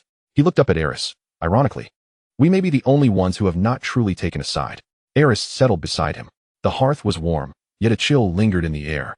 Emanating from the other end of the bloodline conduit, a cold thrill from Grindelwald's side. He was anticipating the meeting, the teachings, and how this blood bond creation would choose. The pocket watch in his pocket vibrated slightly. Eris took it out, opening the case. In the small mirror, alongside the youthful figures of their forebears, the outline of a third individual had become clear enough to discern his brow and eyes. Though the expression was not that of his current self, but of a younger version, with an innocence in his gaze untainted by worldly experiences. New script emerged at the bottom of the mirror. This time, it was not ancient runes, but English. Review complete. First lesson, how to remain unseen. The countdown reappeared. 5 days, 14 hours, 22 minutes. On the night of the full moon, Eris closed the pocket watch, his palm reddened by the heat of the case. He mused that perhaps Grindelwald's instruction had already commenced, and they were amidst the lesson, oblivious to its title. Chapter 151, Fractures in the Calm Period. The 24-hour period of tranquility was like a thin layer of ice, coating the surface of Hogwarts. Eris and Tom adhered strictly to Bilius's warning, attending classes, meals, the library, and dormitory. They behaved like the most ordinary exemplary students, even altering the topics of their discussions while walking to the dull subject of magical history, specifically analyzing the economic factors of the 17th century fairy rebellions. Yet beneath the ice, currents stirred. During the afternoon astronomy class on the second day, Professor Sinistra instructed everyone to observe the trajectory of Venus. As Eris adjusted the telescope's focus, a flash of silver suddenly darted through the telescope, not a planet, but a rapidly moving magical sigil, sweeping across the castle's sky, as if an invisible hand were writing in the heavens. Only for a second, but he saw it clearly, the weighting of ancient runes. At the same moment, Tom looked up. He did not gaze through the telescope, but focused on the silver contractual markings on the back of his hand, which were beginning to warm, forming a simplified identical rune. He was adjusting the frequency. Tom whispered, covering the markings with his fingers to make the observation more discreet. After class, they encountered Ernie Macmillan in the corridor. The Ravenclaw, clutching a pile of star maps, had his glasses askew, yet his eyes shone with unusual brightness. Phoenix, Riddle. He intercepted them, his voice dropped to a near whisper. Last night, I conducted an experiment. Using the phase inversion model you mentioned before, I reverse-engineered that if the observer continuously adjusts the frequency, the observed's magical field will exhibit periodic depressions, like pressing a finger against a taut drumskin. He extracted a draft paper from beneath the star maps, which illustrated waveform diagrams. 3 curves overlapped, one of which displayed a recurrent depression every 23 minutes. This is the foundational magical field data of the castle that I recorded since 1 o'clock this morning. Ernie pointed to the depressions, each lasting 3 seconds, with precise intervals. This is not a natural phenomenon. Something is periodically pressing upon the castle's magical network, as if checking its tension. Tom took the paper. Can you locate the source of the pressure? Roughly in the southeast direction, Ernie licked his cracked lips, but the distance exceeds 500 miles, Austrian Alps. With a margin of 30 miles. The region of Nurmengard. Have you informed anyone? Eris asked. Informed whom? Ernie chuckled ruefully. If I tell Professor Sinistra that I discovered the Dark Lord is remotely surveilling the castle, she would only advise me to reduce my intake of stimulants. He glanced around. Lowering his voice further, this morning at breakfast, Headmaster Dippet questioned me. Very gently, just inquiring about my research interests, whether I needed additional resources from the school. But he ended with a strange remark. Some observations will alter the observed, Mr. Macmillan. Be cautious in your selections of what to observe. Ernie adjusted his glasses. I don't think he was concerned about my academic integrity. He hurriedly departed with the star maps. As though he had revealed too much. At dinner, the anomalies became even more pronounced. Two individuals were absent from the staff table, Dumbledore and Slughorn. It was said they had gone to the Ministry of Magic for an emergency meeting. Yet, through the bloodline conduit, Eris sensed Dumbledore's emotions were not of anxiety, but rather a cold, sharp focus, like a hunter discerning tracks. Meanwhile, from Grindelwald's side emanated patience, an unfathomable patience. As if awaiting a kettle to boil. Hagrid, taking advantage of a moment while delivering meals, he had recently been helping in the kitchen, slipped a small package to Eris. Moonlit mushrooms, dried, the half-giant murmured, worry etched in his shell-like black eyes. Carry it with you. If you get close to powerful dark magic, it will turn ice blue. Bilius instructed me to give it to you. The bluer it gets, the closer you are. Inside the package were several slices of dried mushrooms, pale as the moon. Their texture cold to the touch. Later that evening in the common room, Eris opened the blank book given to him by Madame Pants. Following the method Bilius had discreetly imparted during the day, he dipped the tip of his wand into a small amount of moonlit mushroom powder and inscribed a simple revealing rune upon the pages. The powder seeped into the paper. The blank space gradually revealed elegant cursive handwriting rather than printed text. Course outline, draft, student, Ares Phoenix instructor, GG Unit 1, Fundamentals 1. The essence of the Blood Alliance and your existence 2. The balance and control of light and dark magic 3. How to remain unbound by prophecy and undisturbed by oracles, Unit 2. Applications 4. Advanced utilization of the castle's magical network 5. The ethics and practice of temporal observation 6. Social etiquette when you have two legendary fathers Unit 3, Graduation Project 7. Constructing a bridge, Theory 8. Constructing a bridge, Practice 9. Demonstration. Let your ancestors sit at either end of the bridge and sip tea. The writing concluded here. The final line was evidently added later, the ink fresher. The script more casual, evoking an image of the writer with a smile playing at the corner of their mouth. Tom, glancing over Ares' shoulder, let out a soft scoff. Social etiquette. Is he truly intending to teach you that? More like a jest. Ares' fingers grazed the line regarding the graduation project. But he was earnest about the bridge. He had always been earnest. Tom settled into the sofa opposite, the firelight dancing across his face. Within every jest of Grindelwald lay a kernel of truth, and within every truth lurked a trap. This outline might simultaneously instruct you while also gauging your interests. At that moment, a system interface popped up. Residual traces of teaching contract magic detected. Note: this book has been imbued with a responsive teaching spell. The duration of the reader's attention, fluctuations in magical energy, and emotional responses will all be recorded and relayed to the caster. Selective reading is advised. Ares promptly closed the book, but it was too late. During his reading, he had indeed lingered longest on the bridge section, his emotional fluctuations the greatest. It's been recorded, he stated. Tom was not surprised, as expected. But looking at it another way, we at least now know what piques his interest. He picked up the packet of moonlight mushrooms, extracting a slice to rest in his palm. The mushrooms soon shimmered with a faint blue hue, like a delicate frost. Is he nearby? Ares inquired, alert. No, merely residual, Tom analyzed. There are traces of his magical imprint on the pages. The mushroom is sensing that. But the color is faint, indicating either a weak imprint or that he is deliberately controlling its intensity to avoid triggering the castle's defenses. He clenched his fist, reducing the mushroom to powder, the blue vanishing instantly. We need to counteract this, Tom declared, not by evading observation, but by utilizing it. Let him see the progress we wish him to observe. For instance, Tom said, retrieving the parchment Slughorn had provided, a layout of the castle, and encircling a location on it. We have fortuitously discovered a site that may intrigue him. Make him believe we are acting according to his syllabus while we are actually digging our own tunnel. The circle he indicated was near an abandoned classroom in the corridor of the 4th floor restricted area. The edge of the map bore Slughorn's annotations, previously utilized for ancient runic studies, closed in 1903 due to an experiment that rendered the space unstable. Unstable space, Ares echoed. Indeed, Tom's eyes brightened. An unstable space would disrupt observation magic. If he attempts to observe us through the castle network, that area would serve as a blind spot. And if we could accomplish something there, such as practicing the content outlined in his syllabus, or perhaps practicing content he has not included in his outline. They plotted until the late hours. The moon outside emerged from behind the clouds, now a waning crescent, diminished yet still luminous. The full moon night was but 5 days away. The pocket watch began to warm at midnight. Ares opened it. The reflections of his youthful forebears appeared vividly in the moonlight, standing on the grassy expanse of Godric's Hollow, gazing skyward, fingers nearly touching. A third silhouette, the present Ares, stood 3 paces behind them, as if observing, yet also waiting to be seen. New script materialized at the bottom of the mirror, preparation commendable. Commencing the first lesson tomorrow, the essence of the Blood Alliance. Prepare questions. Countdown updated. 5 days, 2 hours, 11 minutes. Ares closed the pocket watch. The warmth of the casing lingered for a long while, akin to residual heat, or perhaps a form of anticipation. He glanced at Tom, who had already succumbed to slumber on the opposite sofa, wand still clasped in hand, brow furrowed, as if calculating something even in dreams. Moonlight poured through the high window, dividing the room. Ares's half was illuminated, while Tom's half remained shrouded in shadow. Light and dark were cleaved by a clear boundary. Yet Ares knew that boundary was an illusion. Light would shift, and darkness would fade. Much like the intertwining colors flowing within the Blood Alliance chain, they were never separate. They were entwined.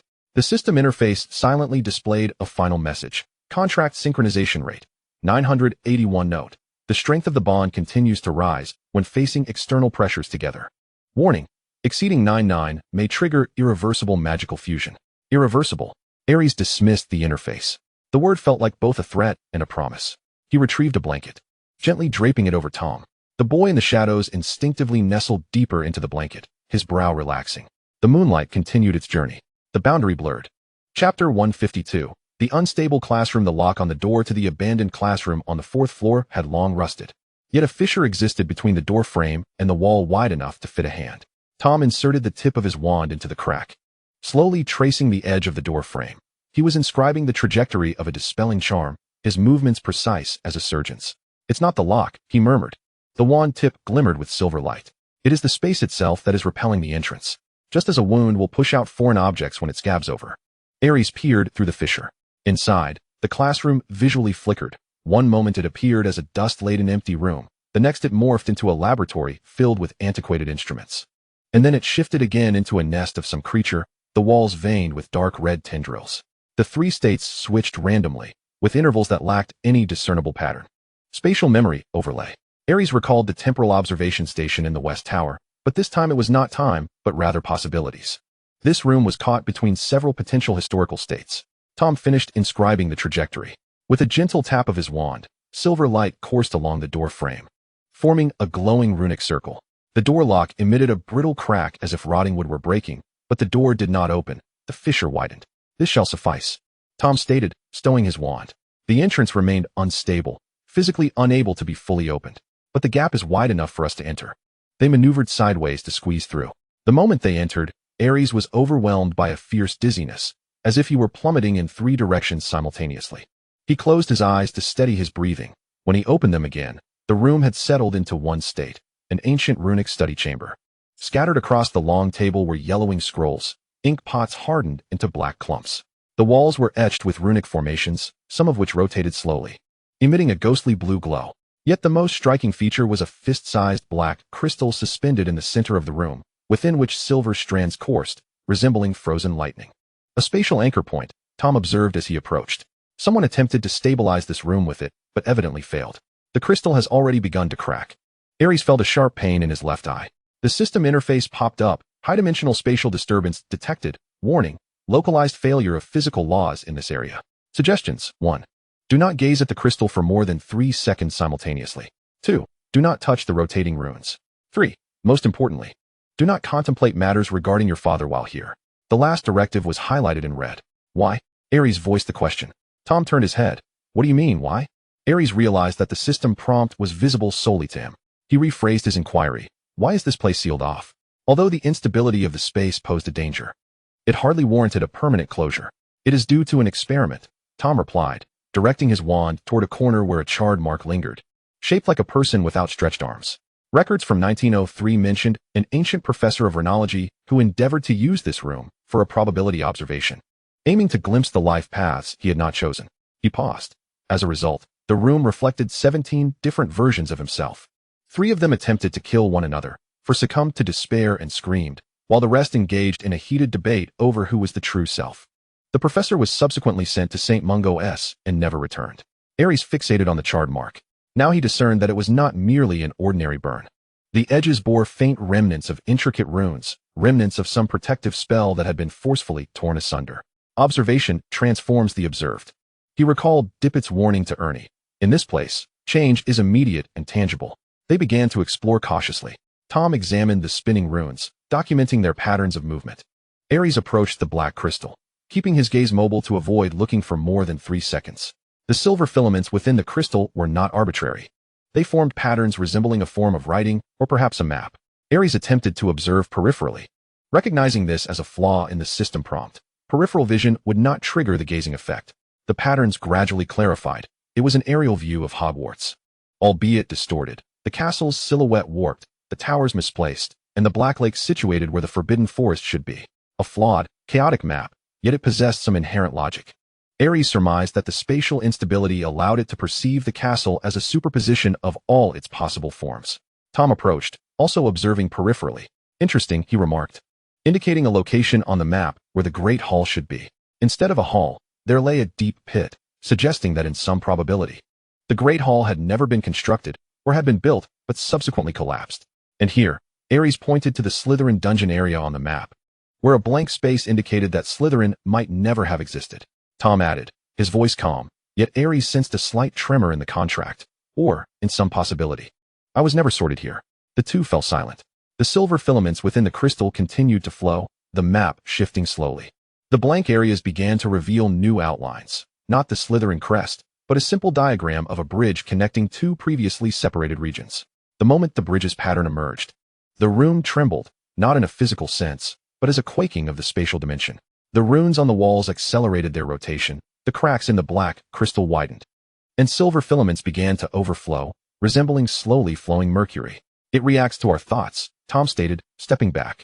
Just now, we contemplated possibilities, and it showcased them. Now, envisioning the bridge.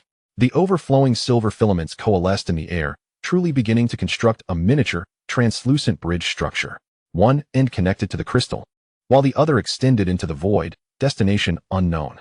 The system interface frantically refreshed with red warnings. Spatial anchor overload. Possibility materialization process. 12. Immediate evacuation recommended. Yet Ares remained unmoved. He fixated on the gradually forming bridge. Its style strikingly familiar. An archway, stone-like, with intricately carved railings reminiscent of the bridge he had chosen to construct during the Mirror of Ares trial. This is our idea, he murmured. The room has materialized our thoughts. Tom recognized the danger as well. Stop thinking. Clear your mind. Think of the most mundane things, history of magic papers, potion recipes, anything. But it was too late. The bridge continued to take shape, and it began to extend. The surface formed textures resembling genuine stone. Floral carvings appeared on the railings. One side depicted a blend of the phoenix and lion, the other, the nightmare and serpent, light and darkness, Gryffindor and Slytherin, Dumbledore and Grindelwald. All the runes in the room suddenly froze simultaneously, then all turned toward the bridge. The runes detached from the walls, suspended in the air like pilgrims surrounding a relic. The cracks in the black crystal spewed forth more silver filaments. They coalesced at the opposite end of the bridge, beginning to construct a pier, but this time not an emptiness. It was a blurred scene. Snow-capped mountains, a castle, towers. Nurmengard. It was connecting. This connects this place to Grindelwald's domain, Tom said, his voice taut. Through our concept of the bridge, Ares sought to sever the connection. Yet the more he attempted to avoid envisioning the bridge, the clearer its image became. This was a paradox of thought. In trying not to think of something, one inherently thinks of it. At that moment, the pocket watch grew intensely hot. Ares withdrew it. The lid sprang open automatically, revealing the image of a young ancestor gazing up, not at each other, but looking out of the mirror, toward the forming silver bridge. Grindelwald's image raised a hand, signaling for silence. Time within the room abruptly decelerated. The flow of silver filaments slowed. The rotation of the runes hesitated. Even the air grew viscous. Only thought continued to function normally. New script emerged at the bottom of the mirror, scrawled in a hurried hand. The first lesson begins early. Question: how do you control reality when your thoughts begin to create it? Time-limited reflection. Answer before the bridge is complete. A countdown appeared at the edge of the mirror. 0:01:23. 1 minute. The bridge's completion had reached 40, the scene of Nurmengard becoming increasingly distinct. with even the silhouettes of figures visible in the tower windows. Tom grasped Ares' wrist. The contract's markings glowed simultaneously, the synchronization rate skyrocketing to 987. Magic circulating between them like a tide. The answer is not control, Tom quickly stated, but guidance. You cannot prevent thoughts, but you can steer them toward harmless directions. Such as? Ares inquired. For instance, Tom glanced at the forming bridge. Do not let it connect to Nurmengard. Connect it to another place. Anywhere. Ares understood. He closed his eyes, focusing not on avoiding thoughts of the bridge, but on envisioning its other end altering its destination. Not to the snow-capped mountains, not to Nurmengard. To a safe place, a neutral place, a location acceptable to both their ancestors. An image materialized, the Hogshead Inn. Greasy wooden tables, dim lighting, the froth of butterbeer. Dumbledore favored that place. Grindelwald had once discussed matters with him there, as Albus had mentioned in a fragment of memory. The bridge's trajectory began to shift. The silver filaments trembled, as if resisting, but Ares concentrated deeply, Tom's magic joining in the guidance. Their two wills merged through the contract, forming a powerful directive force. The scene of Nurmengard blurred. The outline of the bar counter at the Hogshead Inn emerged, with 5 seconds remaining on the countdown. The other end of the bridge firmly connected beside the inn's fireplace. Time resumed its flow, the silver bridge fully formed. Yet now it was an illusory passage linking the abandoned classroom and the Hogshead Inn. On the other end of the passage, the innkeeper, a much younger Aberforth, was wiping a glass, entirely unaware of the unusual spatial fluctuations beside the fireplace. The black crystal ceased to emit silver filaments. The cracks began to self-repair. The room stabilized. The image of Grindelwald in the mirror nodded, not in approval, but more as a judgment of passing. The script updated, response satisfactory. Points deducted for delayed reaction. Prepare for tonight's lesson on the essence of blood oaths. Bring the following questions. Why do you exist? The mirror returned to normal. Ares and Tom stood before the gradually dissipating silver bridge, both catching their breath. The synchronization rate gradually receded to 983. Yet the momentary surge had left its aftermath. Ares' azure left eye temporarily infused with a hint of ashen black, while Tom's pupils fleetingly shimmered with gold. He had been observing intently. Look towards the crystal, Tom instructed, peering through the spatial disturbances. The instability of this chamber was not a flaw, but rather a window for observation. Ares brushed the chain pattern beneath his left eye. It radiated warmth, not as a warning, but akin to the lingering heat after a class concludes. The first lesson had come to an end. It dawned upon them that Grindelwald's classroom lacked a fixed location or time. Anywhere he wished to impart knowledge could metamorphose into a classroom, including the observation blind spots they believed to be safe. As they departed, the fissure automatically constricted, and the runes upon the doorframe dimmed. In one final glance, Ares beheld the map within the black crystal. The pattern of the bridge had not vanished, but was instead eternally imprinted between Hogwarts and Hogsmeade. A new possibility birthed from their thoughts, now woven into the fabric of reality.